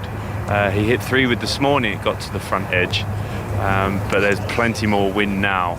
I'm not sure if this club can actually reach to the green, but I'm guessing short of this pin, and this definitely short of this pin is better, but I'm not sure if this can reach the green. So it's 10-6 on that big expensive clock face on the tee behind Jordan Spieth. 10-6 here in Italy, and Spieth is now ready. Here it goes. Here it goes down towards where Ali and Andrew are sitting next to the green. Oh, it's hit the bank and it's down and in the water. Jordan Spieth has found the water. I watched him do that yesterday as well. He's gone with the 3-wood. He's not helping Justin Thomas there. And Europe now in a very strong position, John, on this hole. Bob McIntyre on the fringe to the left of the green. Justin Rose, his playing partner, with the bunker shot. Justin Thomas in the rough to the left of the green with a really, really difficult chip from there. But who knows? We've seen all kinds of stuff hold from ridiculous positions in this Ryder Cup so far. Jordan Spieth has found the water. And let me remind you that the United States have to win this hole to extend the match. The match total at the moment, 9.5 to Europe, 4.5 to the United States, but at least another half point is certain for Europe. And the only other match out on the course is being watched by James Craig behind us. And a very raucous 15th it is too. We've just seen Rory McIlroy, who missed the green with his approach shot into the bunker that guards the front right portion of the green. Paul Waring, you fancied McIlroy to hold it, or at least said, hey, I've seen him hold those before. He didn't, but a very, very solid par 4 that does help Matt Fitzpatrick out. Yeah, absolutely fantastic bunker shot from Rory. I did actually say to you, James, I could see him holding this. The lie was lovely. It just could see it suited his eye. Great bunker shot out to 2.5 foot. That was actually then conceded by the Americans. As we move over now, we're just watching Matt Fitzpatrick down on his haunches, starting to line up his putt now on this treacherous, sloping, undulating 15th green. And it is a very outside birdie chance. What I must also point out is that Patrick Cantlay went straight at this pin, cut over on the right hand side of this 15th green. He just didn't quite get the control that he was after. It just scampered through onto the little backdrop that just falls away here off the back of this 15th green. Wyndham Clark also on the green in regulation. You wouldn't call any of these genuine birdie chances. You have seen them hold though, just to remind you, this match is 1-up in favour of Fitzpatrick and McIlroy. Now here is a shot for you. The ball on the green here with Matt Fitzpatrick's after the approach shot was a big tug left. He is electing to chip it. Close your eyes, greenkeepers. Left hand below right grip. And that was a nice aggressive try. Actually ended up nowhere near the hole, but I saw what he was trying to do there. Yeah, he was always going to try and hold it, but he thought he had a better chance of holding it with the chip. Taking out that, as you rightfully said, that big elephant that was in the middle of the green. But yeah, just didn't strike it properly, ran through the green. I like that he actually had a proper go at that though. With McIlroy safely in the hole for 4, it was a bit of a shot to nothing really there from Fitzpatrick. He was just walking past us now, grimacing as the sun actually is dipping below the peak of his cap. Now it is going to be Cantlay chipping for a birdie here. He and Clark desperately need something to happen.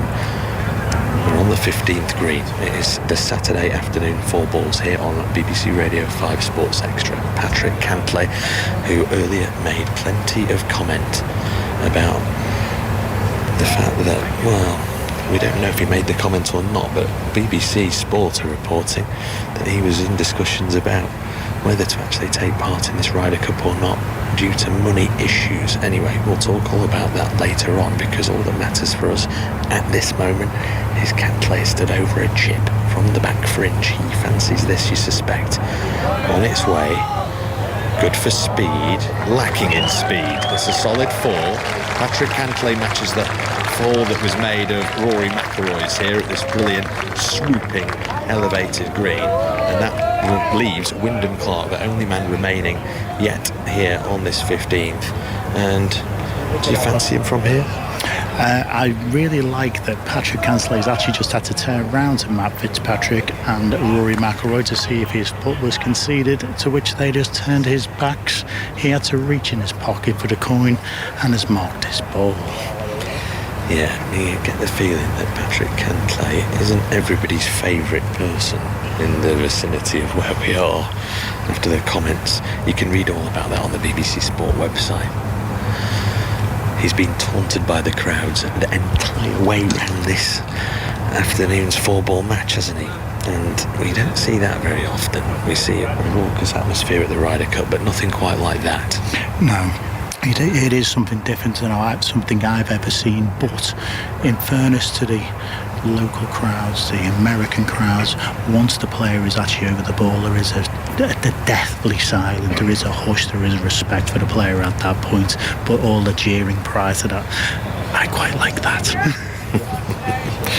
Now, Patrick Cantlay and Wyndham Clark, US Open champion this year. He also got his breakthrough PGA Tour victory just a couple of months prior to that US Open win at LA Country Club, where he got the better of McIlroy, who was a runner-up there at the US Open. Let's just go up to John Murray, because that match can be decided. Wyndham Clark is standing over his birdie putt, so we will remain here for just a very short moment. I'll bring you news of this and then straight over to John Murray up at the brilliant 16th, up and over the ridge. This to try and get it back all square. It doesn't. So John Murray, what news from you? Okay, here at the 16th. Remember, Jordan Spieth went in the water. He's taken a drop, played his third shot, and actually played it very well. He's played it to within 4 feet, probably.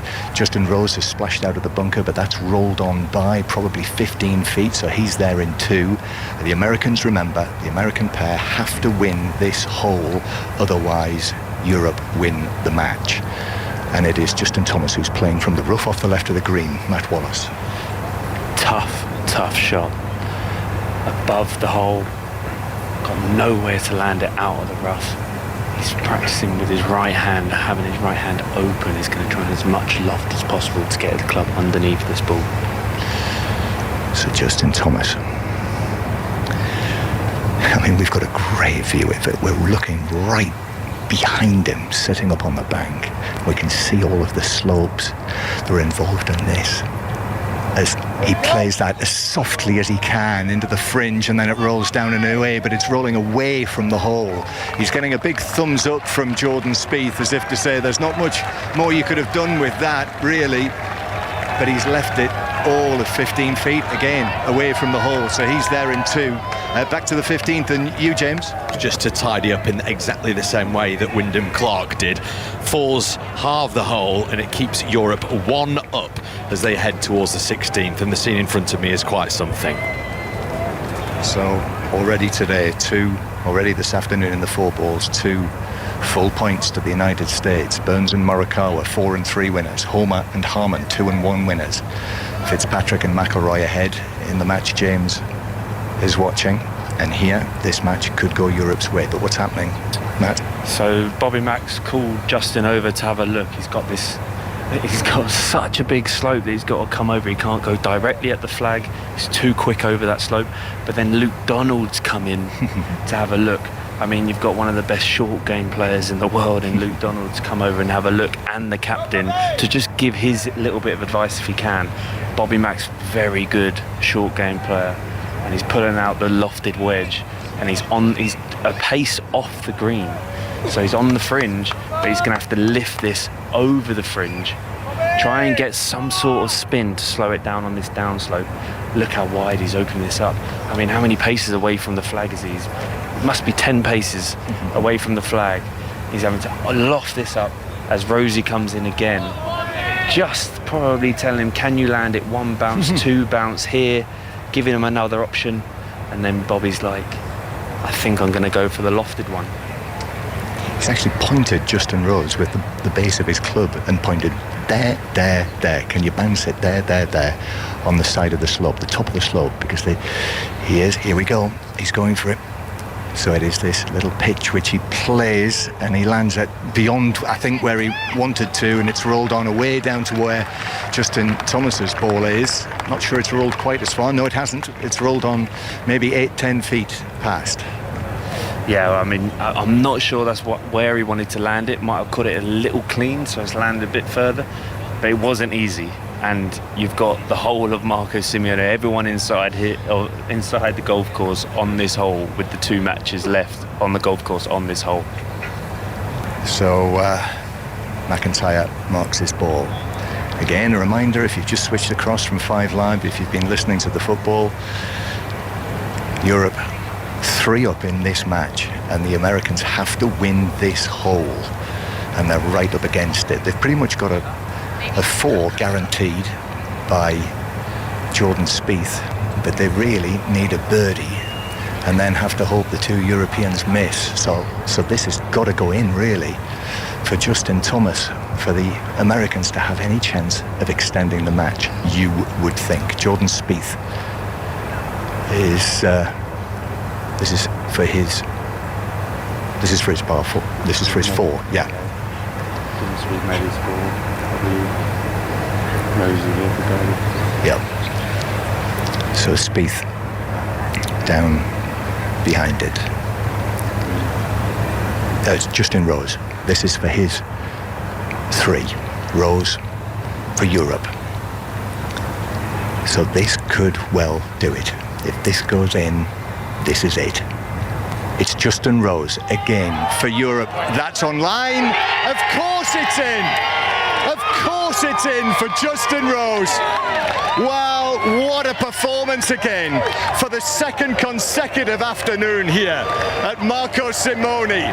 Off comes Justin Rose's hat, the handshakes, and then a punch of the air from him. What a victory that is. What a victory. 3-2, and Europe smashed through the 10-point mark. 10.5 points Europe have, at least 10.5 points tonight. And Justin Rose and Bob McIntyre have done it again. And Luke Donald turns to Justin Rose. Justin Rose, who is the oldest man on this team, the only 40-something on this team. Justin Rose, who was one of Luke Donald's captain's picks, well, he has backed up that faith from Luke Donald there. He has been absolutely fantastic these last 2 days. Surprised he didn't play this morning after his heroics last night, but that was the right decision in the end, because he's come up trumps today. He's played fantastic. I called him the glue to this team, especially for this pair, and he's helped Bob McIntyre so much today. What a fantastic performance from Justin Rose. Great win for Rose and McIntyre to win against Thomas and Spieth. You know, this record-breaking American pair who've played 3 times here now together and have taken just half a point from the 3 matches, but they've just come up against some very, very good opposition. Very much so. They had the bit between their teeth today. This afternoon, after watching them this morning, they weren't quite on it. Jordan Spieth really wanted to get a full point and get the team going, but it didn't happen. Right, I'm going to go and move in and see if I can speak to them. So I'll just get to our feet here on the side of 16. So on my feet, there's an absolute bun fight down there, but still action out on the course with the final match out on the course. James Gregg. Once again, this final group waiting for the penultimate group to clear the green. Matt Fitzpatrick ready, driver in hand now. A couple of final waggles. He doesn't waste any time, does the Englishman, the man from Sheffield. The ball in the air, on its way. Alistair Bruce ball down there with eyes on it. Yes, I think the European fans will let you know it's missed left and it's in the bunker. And now I'm just trying to get a view exactly where it is in the bunker. There are so many people inside the ropes here, sitting on these grassy banks. Loads of the American players and their partners and wives who've been watching the denouement of that 3rd match out on course. But Matt Fitzpatrick's ball in the bunker where Justin Rose was a while ago. Tricky shot from there. green to work with on the plus side of that. McIlroy now, I think, just going through a little bit of a discussion with Harry Diamond, the caddy, as to whether it is indeed driver or whether it's a full-blooded 3-wood to try and get it the 275 yards. That's what it's playing anyway, towards that front edge, and let it scoot round. It needs a low penetrating ball flight here from McIlroy to do that. There is breeze into the face. Paul Waring alongside me has felt that. And he's also given me the advantage of telling me just how far McIlroy needs to carry this shot. The sound of the club will tell us what he has selected. It is the 3-wood indeed. The ball on its way over towards you once again, ABB. Oh, I can see McIlroy is bending the knee and he's slightly concerned, and it's down on the green. He didn't need to be concerned. He's hit the heart of the green. It's a lengthy putt to come, but he's found the putting surface. He's on the right-hand side. He's going to avoid a lot of that big slope away to the left of the green. I'd say he's got about 40 feet, 45 feet for eagle for McIlroy in the 16th. Pumped up poetry in motion, though, from Rory McIlroy. He drove the 5th, the par 4 earlier on to set up an eagle chance. He didn't manage to make it that time. Could this be the time that he makes a big bird? This is real pressure now then on this American pairing, who are one down, remember, stood on this 16th tee. US Open champion Wyndham Clark will be trying his very best to try and match or even better that particular tee shot that we've just seen from Rory McIlroy. This has started a long way left, and the big shouts of 4. It's headed towards the big corporate pavilion over on the left-hand side. We don't have eyes on that yet, do we, Alistair Bruce Ball? Spectators ducking and diving behind me away to the left-hand side. Wyndham Clark has missed that by a long, long way. Rory McIlroy's drive really put the pressure on. That is real trouble because you've got to come over the bunker. There is green to work with. There's that very difficult slope on the left-hand side. So that really does put the pressure on Patrick Cantlay. We have seen him, though, it must be stressed, step up several times when Clark has been out of position or indeed out of play, and he has earned himself on the PGA Tour the nickname the Iceman. That's not what he's being called too much by these European supporters today. That has to be said. This is driver from Cantlay. It's into the Italian sunshine that is setting. Eyes on that one. Bunker. He's in the bunker with Matt Fitzpatrick. It landed full flush into the bunker and pitched hard. I'm just going to try and move down and see if I can see those 2 balls in the bunker. Fitzpatrick and Cantlay are both in there. Just going to try and get myself a view of that as I come racing through all the legs of everyone sitting down and trying to get the absolute best view they can of the action.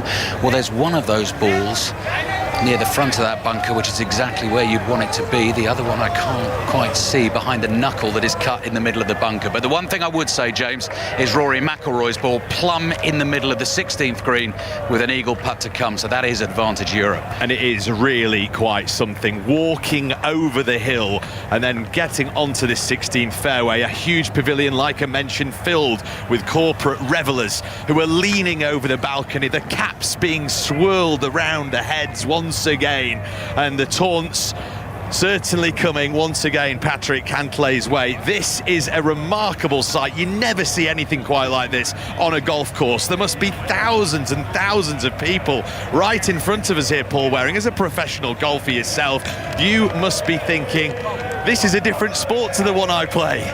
This must be what waste management is like over in Phoenix. It's the only way I can compare it, but if this is just on steroids. I'm looking up to my left-hand side. There's 3 stories of corporate hospitality to my left. There's 3 stories of corporate hospitality behind the green.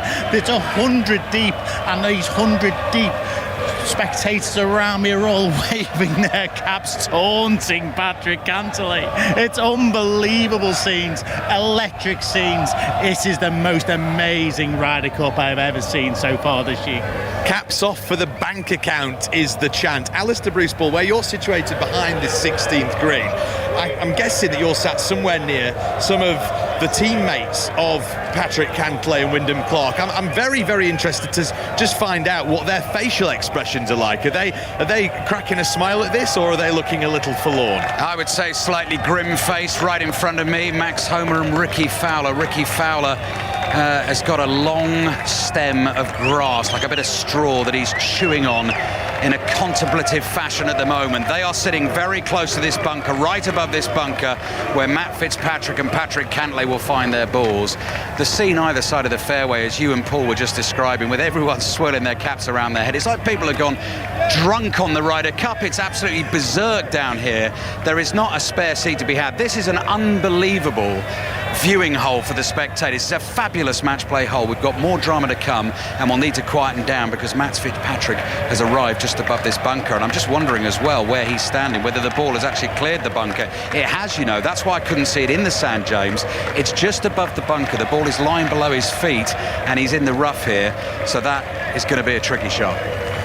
This is honestly incredible. I'm sure that if you are listening to us wherever you are, whether it be in the car, at home, or in a set of headphones, you'll be getting a real sense of the just crackling, fizzling atmosphere here at Marco Simone Golf Club. This is the Saturday afternoon four balls. Paul Waring with this final match of this Saturday afternoon session. And what have you noticed for us, Paul? No, it's just I've got a feeling this crowd are starting to get involved and seeing that leaderboard at the moment.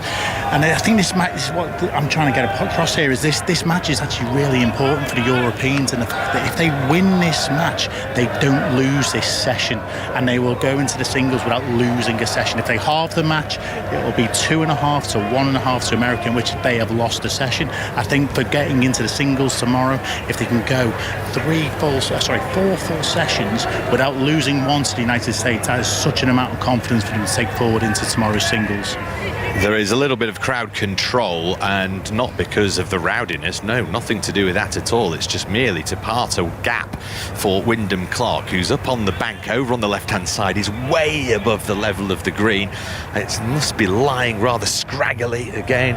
Some of that rough that is almost straw-like anyway, rather similar to the straw that I'm sure that was just hanging out of the mouth of Ricky Fowler near where Ali's sitting a few moments ago. Maybe that's where he picked it up from, but this is not going to be an easy shot that US Open champion Wyndham Clark is facing. I should just remind listeners, if you are just joining us, it's 10.5, 4.5 to Team Europe. We are the only match left out on the golf course here during the Saturday afternoon four balls. Europe yet to lose a session, and if this match remains the way it is, that is a record that will go into the Sunday singles. If you are an American listener, well, I'm sorry, but this is quite the scene for a European golf fan. A little bit of hush now. A little bit of hush after I've just heard the chant, can we play you every week? Something you would usually hear at a football match. Alistair Bruce Ball, John Murray, very familiar with that sort of chant week in, week out. But here on 5 Sports Extra, no, the decibel levels are not that of indeed Old Trafford, Anfield, or anywhere else. Not for the moment anyway. We're here at Marco Simone Golf Club, not too far out the city centre of Rome. The Italian sunshine is swathing this magnificently manicured golf course in glorious golden sunshine. Patrick Cantlay, the man that these thousands of people have been taunting, stood watching his playing partner Wyndham Clark over his second shot now. It's a really dicey shot, but it's played wonderfully from Clark. He finds the putting surface. He had a little look over the edge of the hole as it motored on by, but we've probably left himself around 20 feet or so for a birdie 3. But as we know, McIlroy driving this green, a 3-wood in hand. It was solidly struck, and how beautifully has he struck the golf ball today? He's been absolutely fantastic off the tee, James. It's just been a typical Rory show in that regard. There's been a couple of loose iron shots to the right, which is what I'd say is his bad shot today, but he haven't cost him too many penal shots. He's always got it up and down, as we saw on the last on 15 with a fantastic bunker shot. Fitzpatrick, his playing partner, has a bit of a free hit here. The ball sat in the rough, ball well below his feet here, long of the green.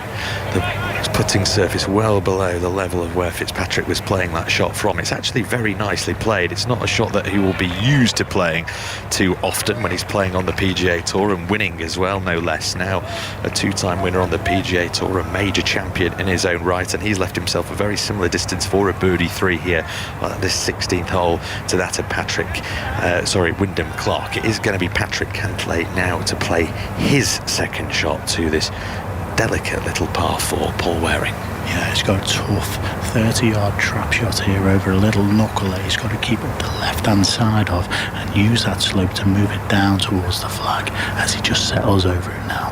Lovely strike. Has he carried it far enough? No, he hasn't. It's just come up over that ridge down the right-hand side, leaving himself 15 feet. And how many times have we said these two words over the last couple of days?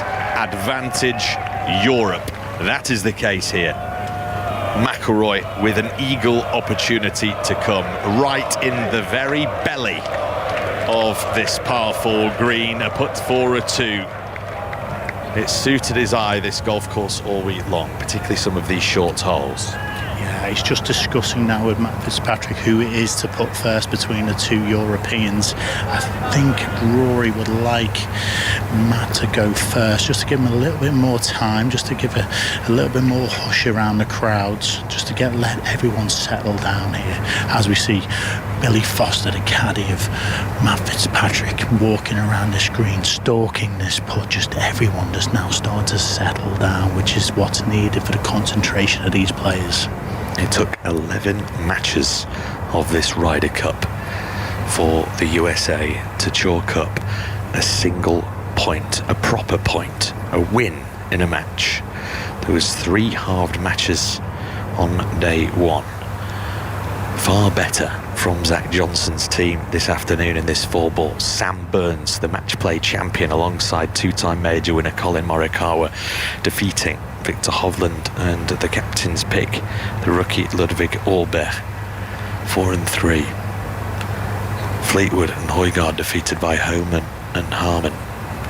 Let's see if Fitzpatrick can knock this one in for a 3 just to help McIlroy with his eagle opportunity. No, he can't. It should be good enough for a par 4, but that isn't really going to butter many parsnips in this scenario. Justin Rose and Bob McIntyre with a brilliant 3-2 victory over Justin Thomas and Jordan Spieth, an out-of-sorts duo who've struggled today big time. And then this final match out here with so many eyeballs on it, and Rory McIlroy stalking this putt for an eagle 2. Yeah, his ball is set into the shade. The hole is set into the shade in this lowering sun behind the partner pavilion, which flanks the right-hand side of the first hole, in the TV tower with 16 emblazed on it, and a silhouette of the Ryder Cup below it on a blue background as now Rory steps over his putt, James. McIlroy not thinking about anything that you've just mentioned here, Paul. He's got eyes for the cup. He delivers in the big moments. This certainly is one for an eagle across the slope. It'd have been a different noise entirely had that one disappeared below ground level. Rory McIlroy, though, sees his ball picked up. It's scooped up with the back of the putter of Patrick Cantlay. It's thrown over to him, straight into his pocket. He's got a little bit of a wry smile on his face. He's tapped on the back by Matt Fitzpatrick's caddy, the great Billy Foster, caddying in his 15th Ryder Cup. He knows that was the easiest birdie 3, and what a time to do it. Absolutely. This is now down to the Americans to hold one of these. I know you just said about there was a lack of noise there. We could tell that Rory missed this putt. I guarantee you, if both of these Americans miss these putts and Europe win this hole to go 2 up with 2 holes to play, we're going to know about it. Wyndham Clark will be going first, the only one of this pairing who is wearing a cap. Of course, we know all about the controversy. It seems that word has spread about Patrick Cantlay's rumoured reticence to play in the Ryder Cup without some kind of a paycheck involved. But this is all about pride and passion. This is an important moment. This is to keep the USA pair here just 1 down with 2 holes to go. The birdie try of Wyndham Clark en route to the cup, and that must have been millimetres from seeing darkness and seeing this huge circus surrounding this 16th green march up towards that 17th tee. As the hat was removed from Wyndham Clark to match his playing partner, both hatless in disgust of missing that putt. Well, Cantlay now has to regroup a little. He is covered in shadow where we're stood, and most others are sat all around this 16th fairway up into the huge corporate hospitality where people are dangling over the balconies to try and get a glimpse here of Cantlay. They're all bathed in sunshine, but Patty Ice, Patrick Cantlay, can he deliver? Can he prevent huge roars? He can, is the answer. That is quite the moment to step up from Patrick Cantlay, it has to be said. Because, Paul Waring, that was, well, he was under the pump right from the second that ball left Rory McIlroy's club face on the tee. Yeah, he was right under pressure, especially with Wyndham Clark starting up and missing a big high left on the way off the 17th, I'll say 16th tee, sorry, as we bustle our way through this crowd. Sorry, I'm just losing. There is an awful lot of people. I know. I think that, you know, with my diminutive height, I could quite easily get lost amongst all these spectators, media, the supporters. We've got several members of the US Ryder Cup team as well, who are trying to just get a bit of a glimpse of this final match out there on the golf course. We are going to throw it over to Kat Downs. Kat, you're probably going to get a better view of this 17th hole than Paul and I for a little moment, so why don't you take it over? Yep, we've stuck on 17 grain, Storm and I, after watching Tommy Fleetwood and Nikolai Højgaard being defeated 3-2 by Max Homa and Brian Harman. And the scene now, the flood of spectators coming up from that bowl in which the 16th green sits. It's like a human tidal wave coming up the hill. There's even dust rising from the dry ground where those hundreds of feet are pounding the turf. And all the caps are off once again around the green here on the 17th. The sun is just dipping down below the level of the banking away to my left as I look back down this little par 3 towards the tee where I can see the players are just coming through, and they're casting the shadows of their waving caps all across the surface of the green. So the shadows of the people like jagged black teeth on the surface of the green, and then all these flickering silhouetted hats across the surface of this undulating green here on the 17th. What an atmosphere, Graham Storm. Little bit spicy for the welcome of Patrick Cantlay. It's absolutely fantastic, Kat, isn't it? I mean, we've got the best seats in the house, sat right behind the 17th green, watching all the action unfold in front of us. All the people starting to walk down both sides of the green, and everybody's in position, ready to see what happens. Looks like the players are ready to take these tee shots. Back to you, James. I'm stood right behind Matt Fitzpatrick, who's just talking through the final bit of yardage here on the tee. Incredible atmosphere on this par 3. We are going to hand it over to you for the tee shots, because Matt Fitzpatrick is going to be able to hear me telling you all about it if I'm not careful.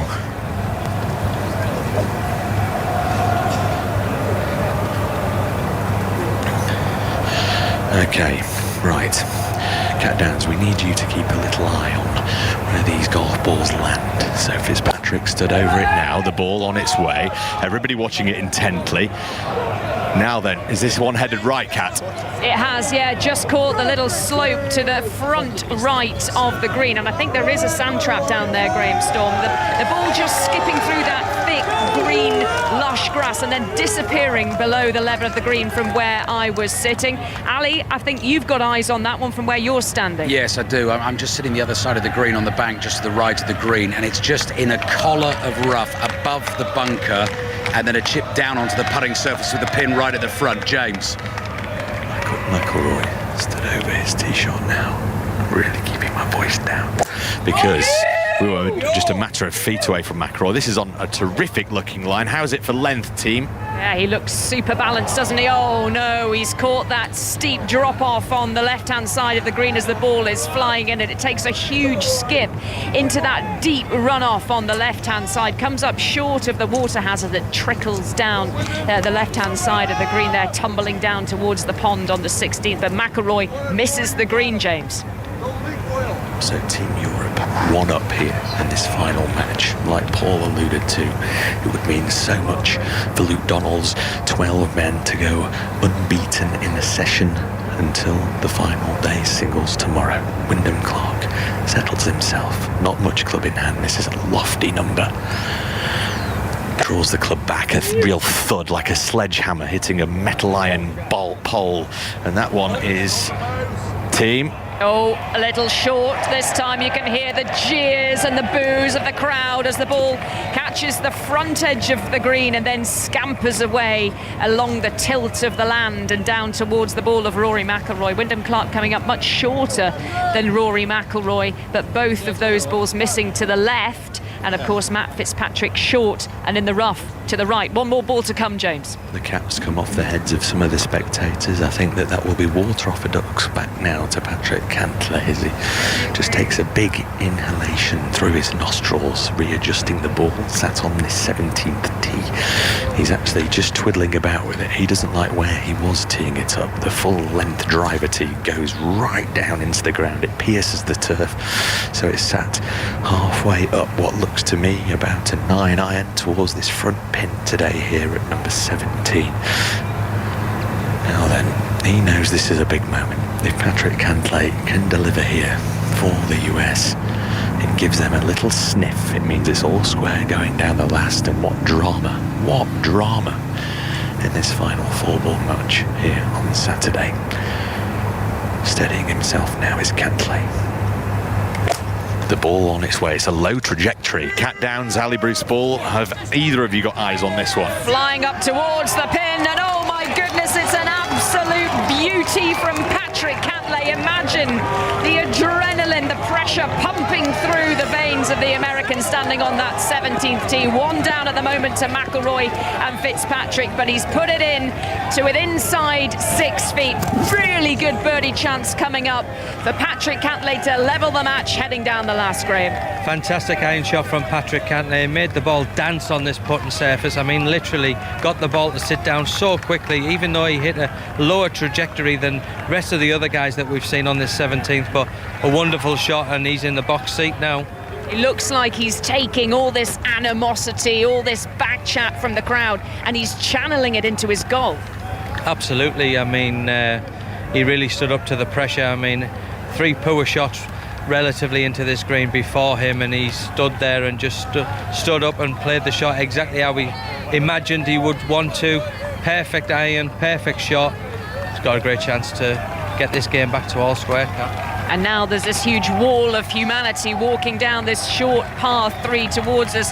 The Europeans leading the way, Rory McIlroy and Matt Fitzpatrick walking along side by side. Now they have to split because Rory McIlroy's ball is down in the left-hand dip in front of the green. Matt Fitzpatrick's in the rough to the right. So off they go their separate ways towards the ball. Patrick Cantlay, no cap on his head, as we've previously mentioned, walking up to the green. And the European team now gather to my right-hand side. Sepp Straka, John Rahm, Victor Hovland and Ian Finnis, the caddy of Tommy Fleetwood, all sitting just a few feet away and absorbing this atmosphere. They've got smiles on their faces. They're gazing out into the evening sunshine, squinting back down this fairway towards the pin where Patrick Cantlay and where Wyndham Clark are polishing off the surface of the green and taking out any of the imperfections there. But Team Europe looking very relaxed, smiling into the Saturday sunshine. And work to do here for Patrick Cantlay if this match is to go down the last. Rory McIlroy, though, and Matt Fitzpatrick have missed the green, and it's definitely advantage America here, James. This is a brilliant scene once again. I feel like a broken record, Paul Waring. Yeah, I'm very fortunate there to actually catch you up there, James, coming through the melee.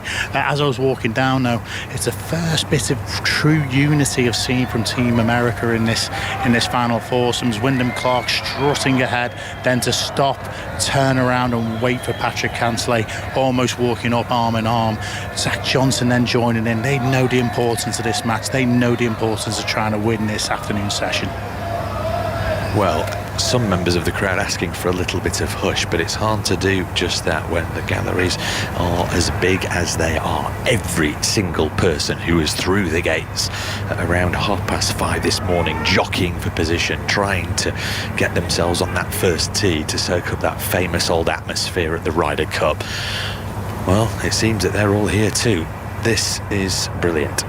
Wyndham Clark with putter in hand from the swale down over on the left-hand side of this par 3 17th green. Steadies himself now. The pin cut in the front portion of the surface, and he's got a huge slope to come up. This is a weird play, and actually it's not really bore much fruit for Wyndham Clark there, because he smoked it through absolutely everything. It travelled very slippery past the hole, and I mean, what's that, 20 feet past, left for his par, so you can pretty much count Wyndham Clark out of this hole. Yeah, a very weird play there for putter. I think there was just a little bit of nerves trying to guarantee the strike. I know he must be nervous in this cauldron of people right now. Everyone cheering, everyone shouting. It must have been, a nerve-wracking experience trying to chip it from such a tight lie. As we look now onto Rory McIlroy, who addresses his golf ball, slight downslope, club face pointing up towards the sky,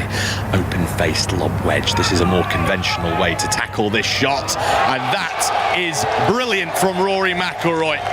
All day long he showcased his majestic long game skills. He glares across in the direction of the US captain Zach Johnson. That though was short game wizardry from Rory McIlroy. It may not be good enough to win the hole, it may not be good enough to even halve this hole, but it certainly got the crowd going. That's a difference right there. Wyndham Clark pulls putter out of a little bit of nerves or insecurity or not happy with his shot.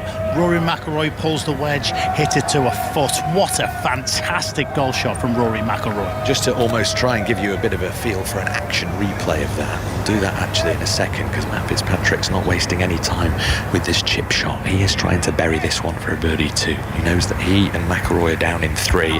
This on its way. Oh, the bend of the knees. It was a nicely firm, struckly chip shot, and actually just skirted on past the right lip there. But look, over to you, Patrick Cantlay, once again. He now has to knock this one in for a birdie 2 to square this match, to take it down the 18th hole. Every single time he's been asked a question, Patrick Cantlay has stepped up. He has been absolutely breathtaking in this back 9 when his playing partner hasn't been backing him up, when his playing partner's been out of the hole, the things he's been coming up with, the shots he's been required to play, the putts he's been required to hold. Every time he has delivered, it's been an absolute display so far in this back 9 from Patrick Cantlay. McIlroy's chip shot was just so beautifully played. It was well below the level of the 17th green. His golf ball, it caught that big swale down towards the big ditch right in front of, yet again, big massive corporate hospitality tent. It was on a tight lie, ball slightly below his feet, downhill lie as well. The ball just fizzed up into the air and checked up just a matter of a couple of feet from the cup.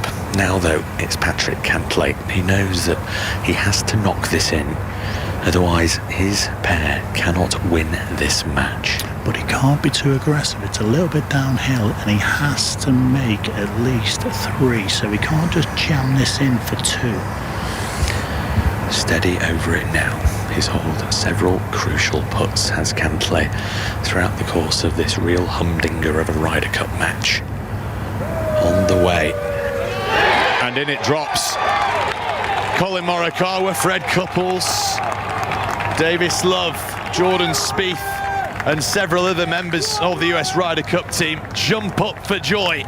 They know that this match is headed down the 18th. They know that Patrick Cantlay has delivered once again when it matters in Ryder Cup pairings. And, well, it's got to be said, Paul Waring, that we've seen this match the entire of its way round, and he has carried US Open champion Wyndham Clark, hasn't he? He really has. It just hasn't been in the game today. Wyndham Clark hasn't really contributed at all. It's all been Patrick Cantlay. It's just everything that he's had to do. The weight of the Ryder Cup, if you like, is on his shoulders now as he walks this 18th tee. Kat, obviously you've been following your own match this afternoon. That's your first glimpse of Patrick Cantlay, Graham Storm alongside you. What did you make of how steely that was? Because that was crucial, wasn't it? We've not seen the real metal shown like that from the US side at all. I think you've just summed it up absolutely perfectly, James.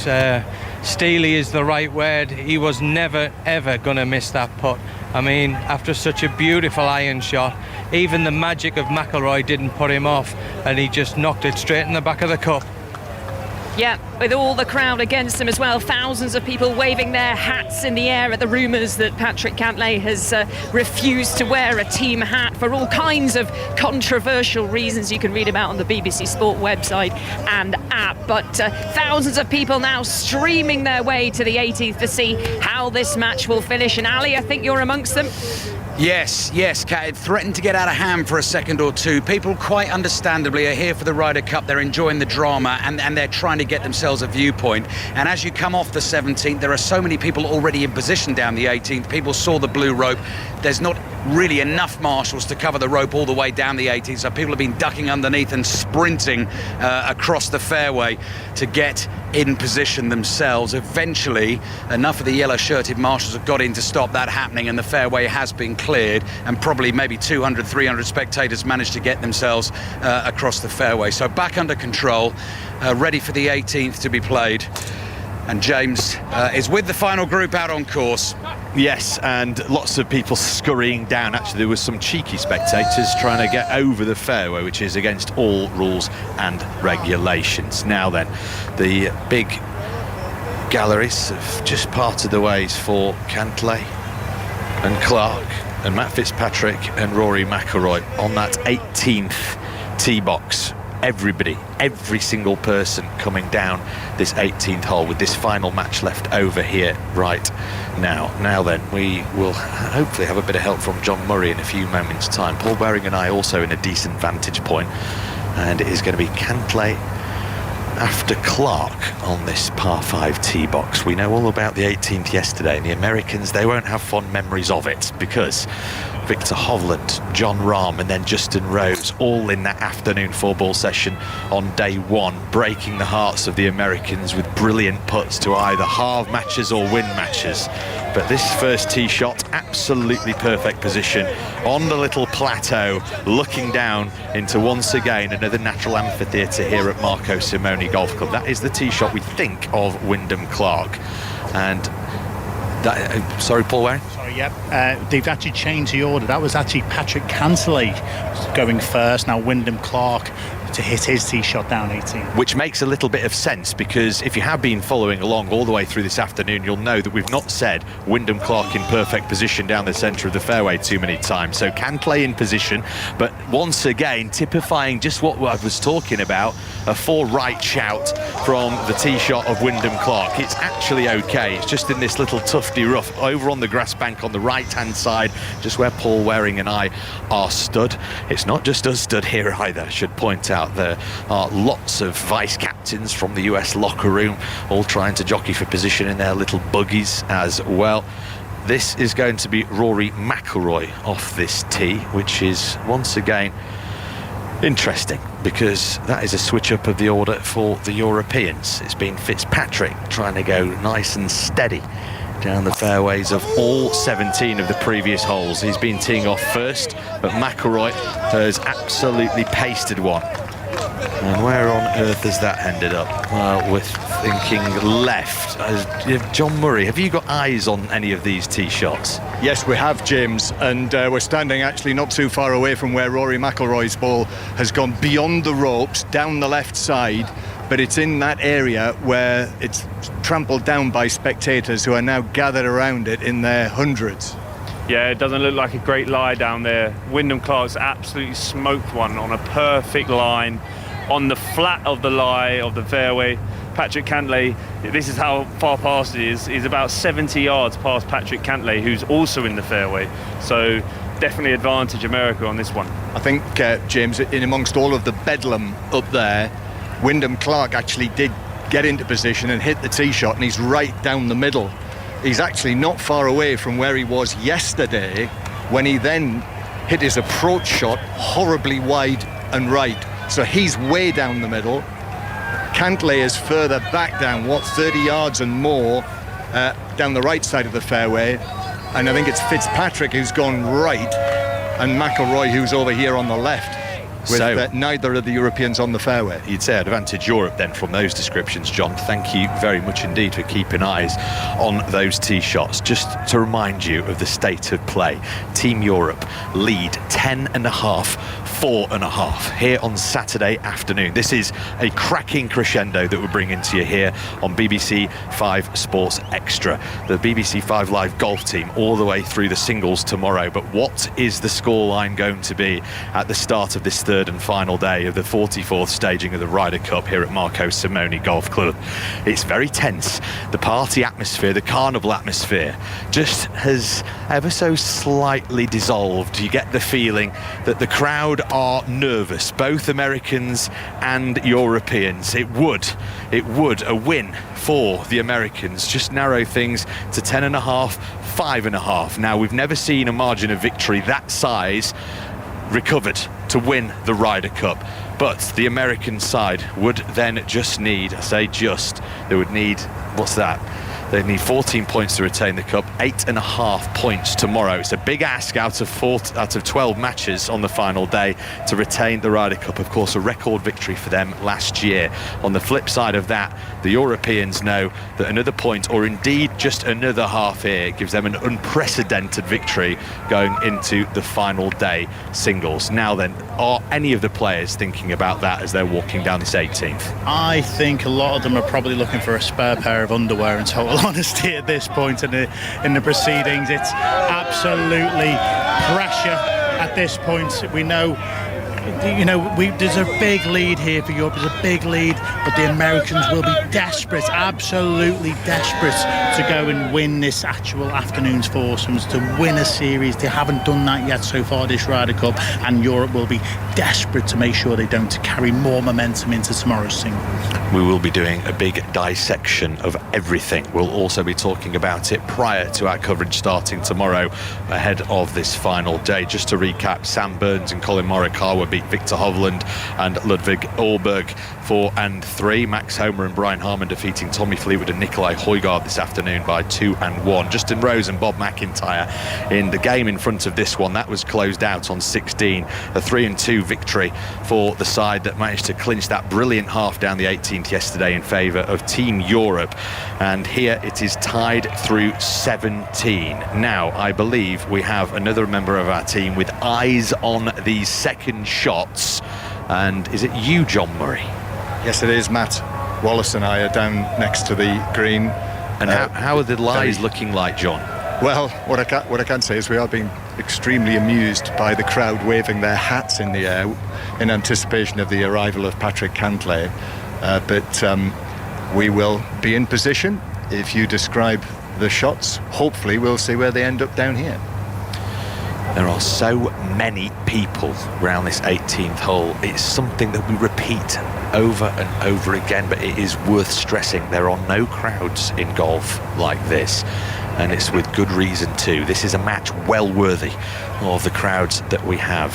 Over on the right-hand side, a long way back up this par 5 18th hole, it looks like Billy Foster, a veteran of Ryder Cups, a caddy for Sergio Garcia in this particular competition, a caddy for the great Seve Ballesteros as well in 2 Ryder Cups, as well as the likes of Darren Clark and Lee Westwood. He knows a thing or two about pressure cooker situations. He's experienced the nip and tuck of the Ryder Cup before. The drama. And here, his newest boss, Matt Fitzpatrick, has been advised to hit an iron from the rough over on the right-hand side down this 18th fairway. And that is in fine fettle, actually, right on the centre stripe of the fairway, leaving himself a pitch shot into this pin that today is cut in the back right corner. Fitzpatrick, though, will have to make his birdie the regulation way. He will. He's going to have to try and lean on the wedges now. It's going to be incredibly difficult, even for the players in the middle of these fairways now, as the Americans, as this setting sun is almost blinding as you look down this hole. Stood over the second shot now is Patrick Cantlay. We can tell that because there's no cap on his head. Iron in hand into this par 5 18th green. A swish, but lots of arms pointing out over to the right-hand side. Where has that wound up, one wonders? Well, large cheers. Where are you, John Murray? Have you got eyes on that? I think it's in the rough beyond the bunker down the right. just inside the bunker on the right hand side, just past the fringe, landed on the fringe, ended up in the rough. Tricky chip shot. Voice of PGA Tour winner Matt Wallace with us here for his debut commentating on this Ryder Cup. Now then, you were absolutely correct in your assessment of the tee shot of Wyndham Clark, John Murray, because it is a very long way down this 18th hole. He's been wayward, balls have disappeared out of bounds. This one has been struck over 350 yards from the tee. It's not a great deal of club in. Remember, it's an elevated second shot right down into this basin-like green, water guarding everything all the way up the left-hand side from around 50 feet short of this green, all the way past it. Now then, John Murray, eyes on this one, expectant gasps. Oh, it's okay, it's landed. Everyone was shielding their heads, thinking of where he went yesterday up amongst the crowds, but it's actually landed short and right, and I can just see it. It's rolled up into the second cut there, about 15 yards short of the green. Gazing across now at Rory McIlroy, who is in the rough over on the left-hand side. We haven't got eyes on the rough or the lie that his ball is currently situated in. Lots of arms up to signify quiet, please.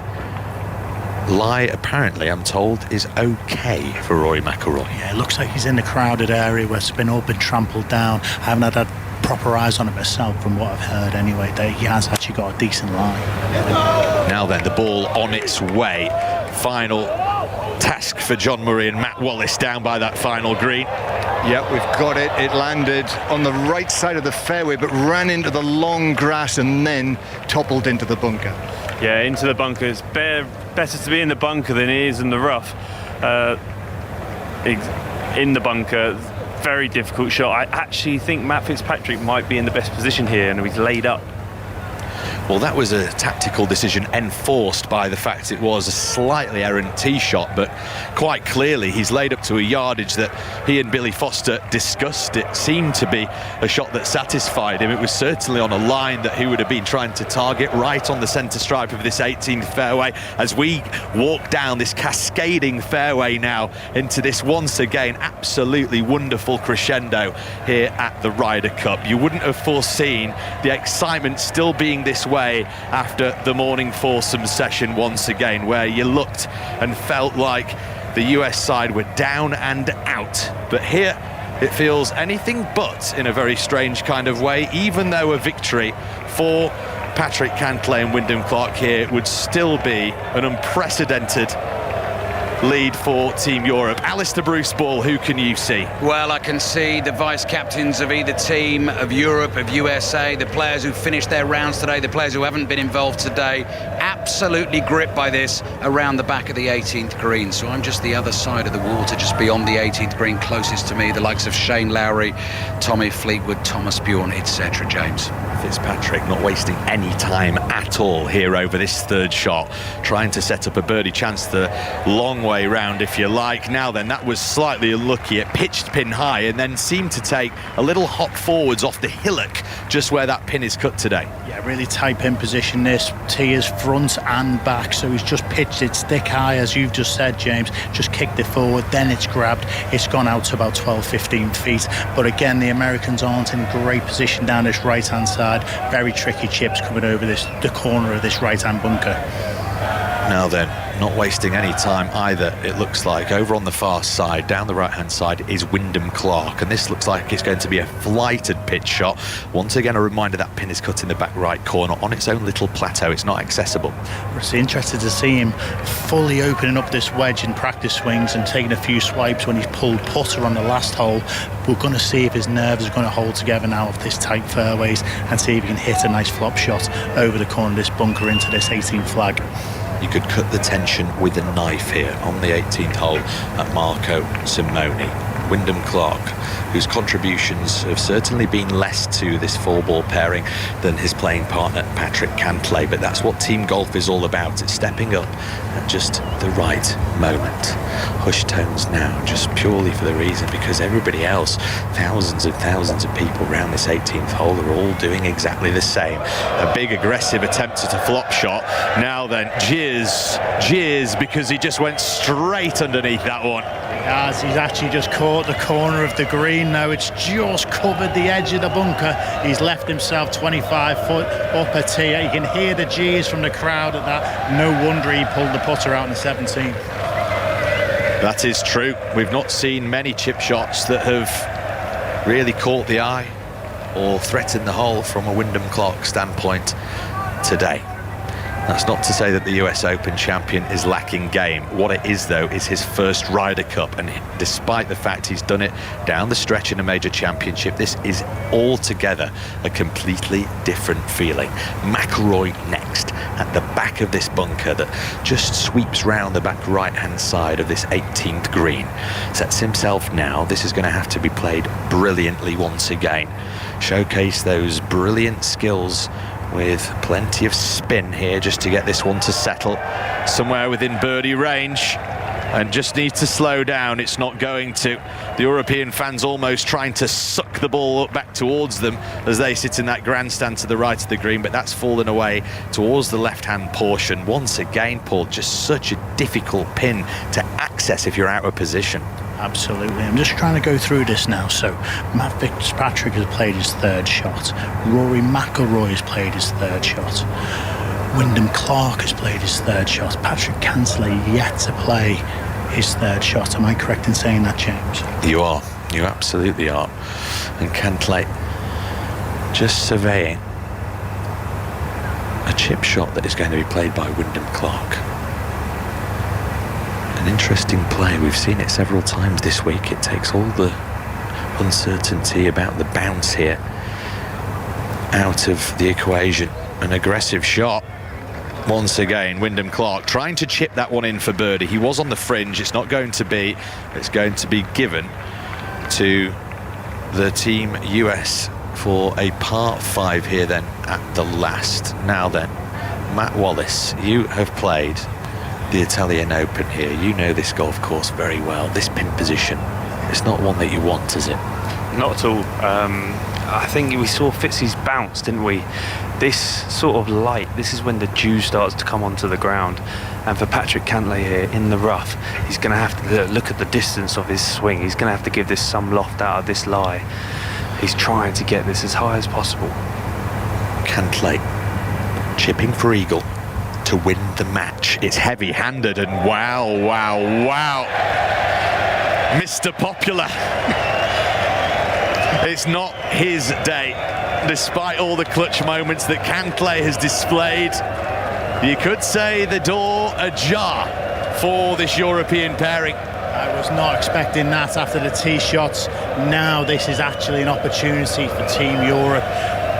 Patrick Cantlay 40, 45, 50 feet away from the flag here.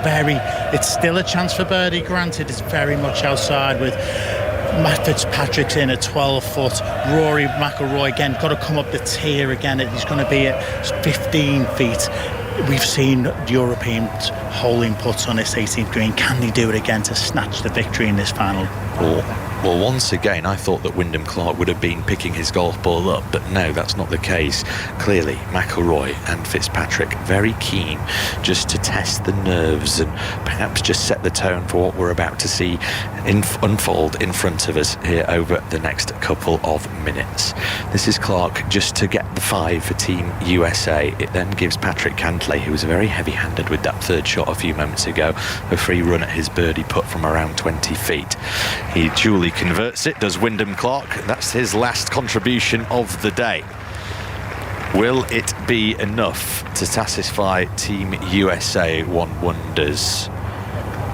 I'm just going to look up this 18th hole once again, and as I turn round the fairway behind me, I was very surprised there. I thought, what on earth is happening here? And actually it turns out what they do this very, very rarely, Paul. In majors, when there's a big moment about to happen, they let all the spectators flood down somewhere near the green, and it's just a brilliant scene. There are now all corners of this 18th hole covered with spectators. It's quite the sight. Cantlay just lining this up, but this is very, very special. It really is. I wasn't expecting to let the customers, the patrons come down this 18th hole actually like the way they have it. They're expecting this tomorrow afternoon, but not on a Saturday evening in this lowering sun now. The light is starting to get really dark over this putt now for Patrick Cantlay.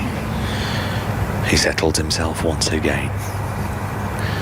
And that trademark Cantlay feet shuffle, the left foot just getting comfortable for the final time. Another look at the hole. The pin still in, deathly quiet around this final hole. This for a birdie for Patrick Cantlay. Up it comes. It would apply pressure. He does apply pressure. Cometh the hour, cometh the man. Patrick Cantlay, who has not exactly been the toast of the crowd all the way round. He's been taunted and taunted. He's kept his thoughts to himself. But now, a show of emotion that we've yet to see all day long from Patrick Cantlay. We've got the USA team members waving their caps, just like the European fans have been doing to them, back in response. Wow. Jordan Spieth stood on the top of one of the vice-captain's buggies, giving it the full hog, doing the motion that's been taunting them all day. Boos ring around this 18th green now. There's been a bit of an exchange between Cantlay's caddy and Joe LaCava and Rory McIlroy.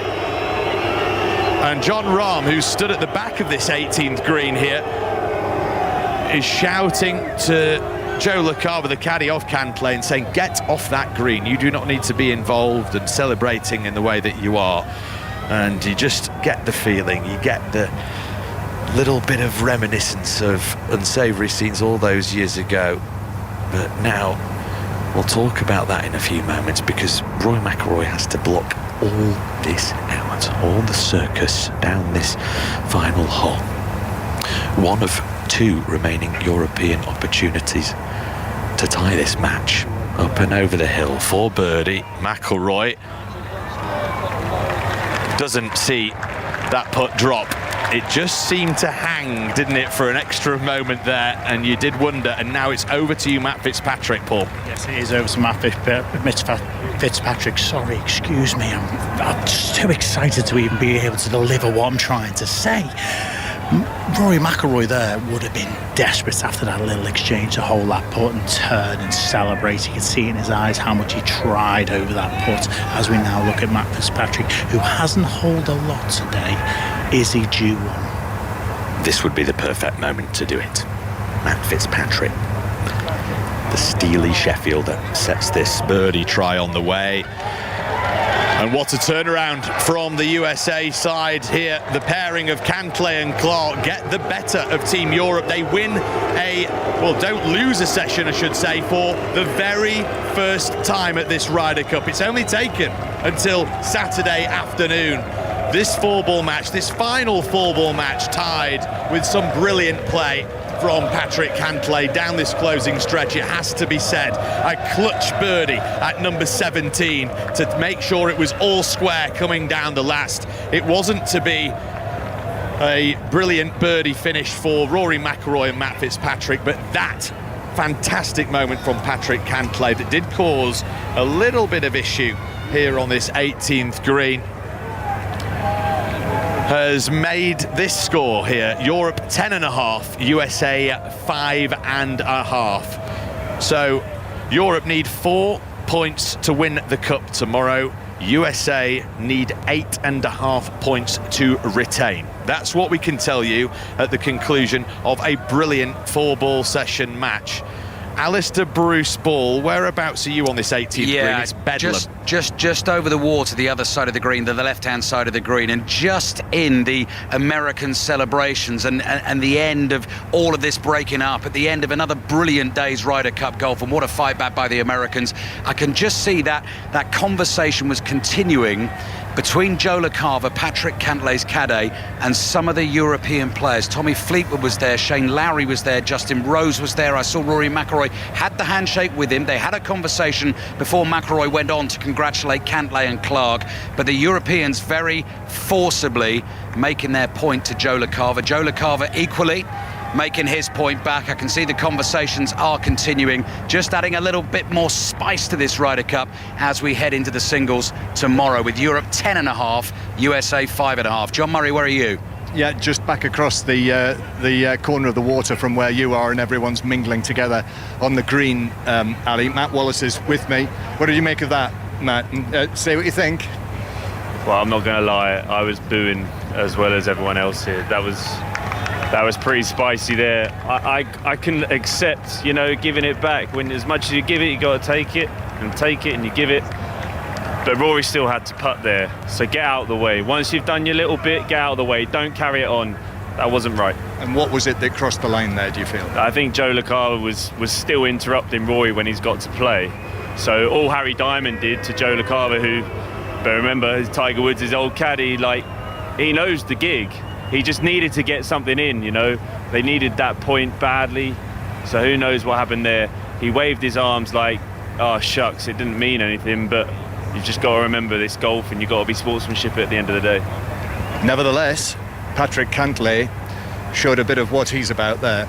Honestly, that a little bit of Ian Poulter-esque in that, Patrick Cantlay finished that unbelievably well there. 3 birdies on the last 3 holes, fantastic golf. Yep. So that means the Americans win the session, the first session that they've won at this Ryder Cup. They won it by 3 points to 1, and the match scored 10.5, 5.5. So that means Europe tomorrow need 4 points from the 12 singles to win back the Ryder Cup. It's not done, but I feel strongly about the European team. They're gonna, that last little exchange there is exactly what I think Europe needed. They could have rested on their laurels on today. They did lose this session, but that was going into take it into tomorrow. I bet all of those guys in that locker room are going to want to take it out tomorrow. Yeah. Paul Waring, you've heard what Matt had to say there. You were watching it from right next to the side of the green.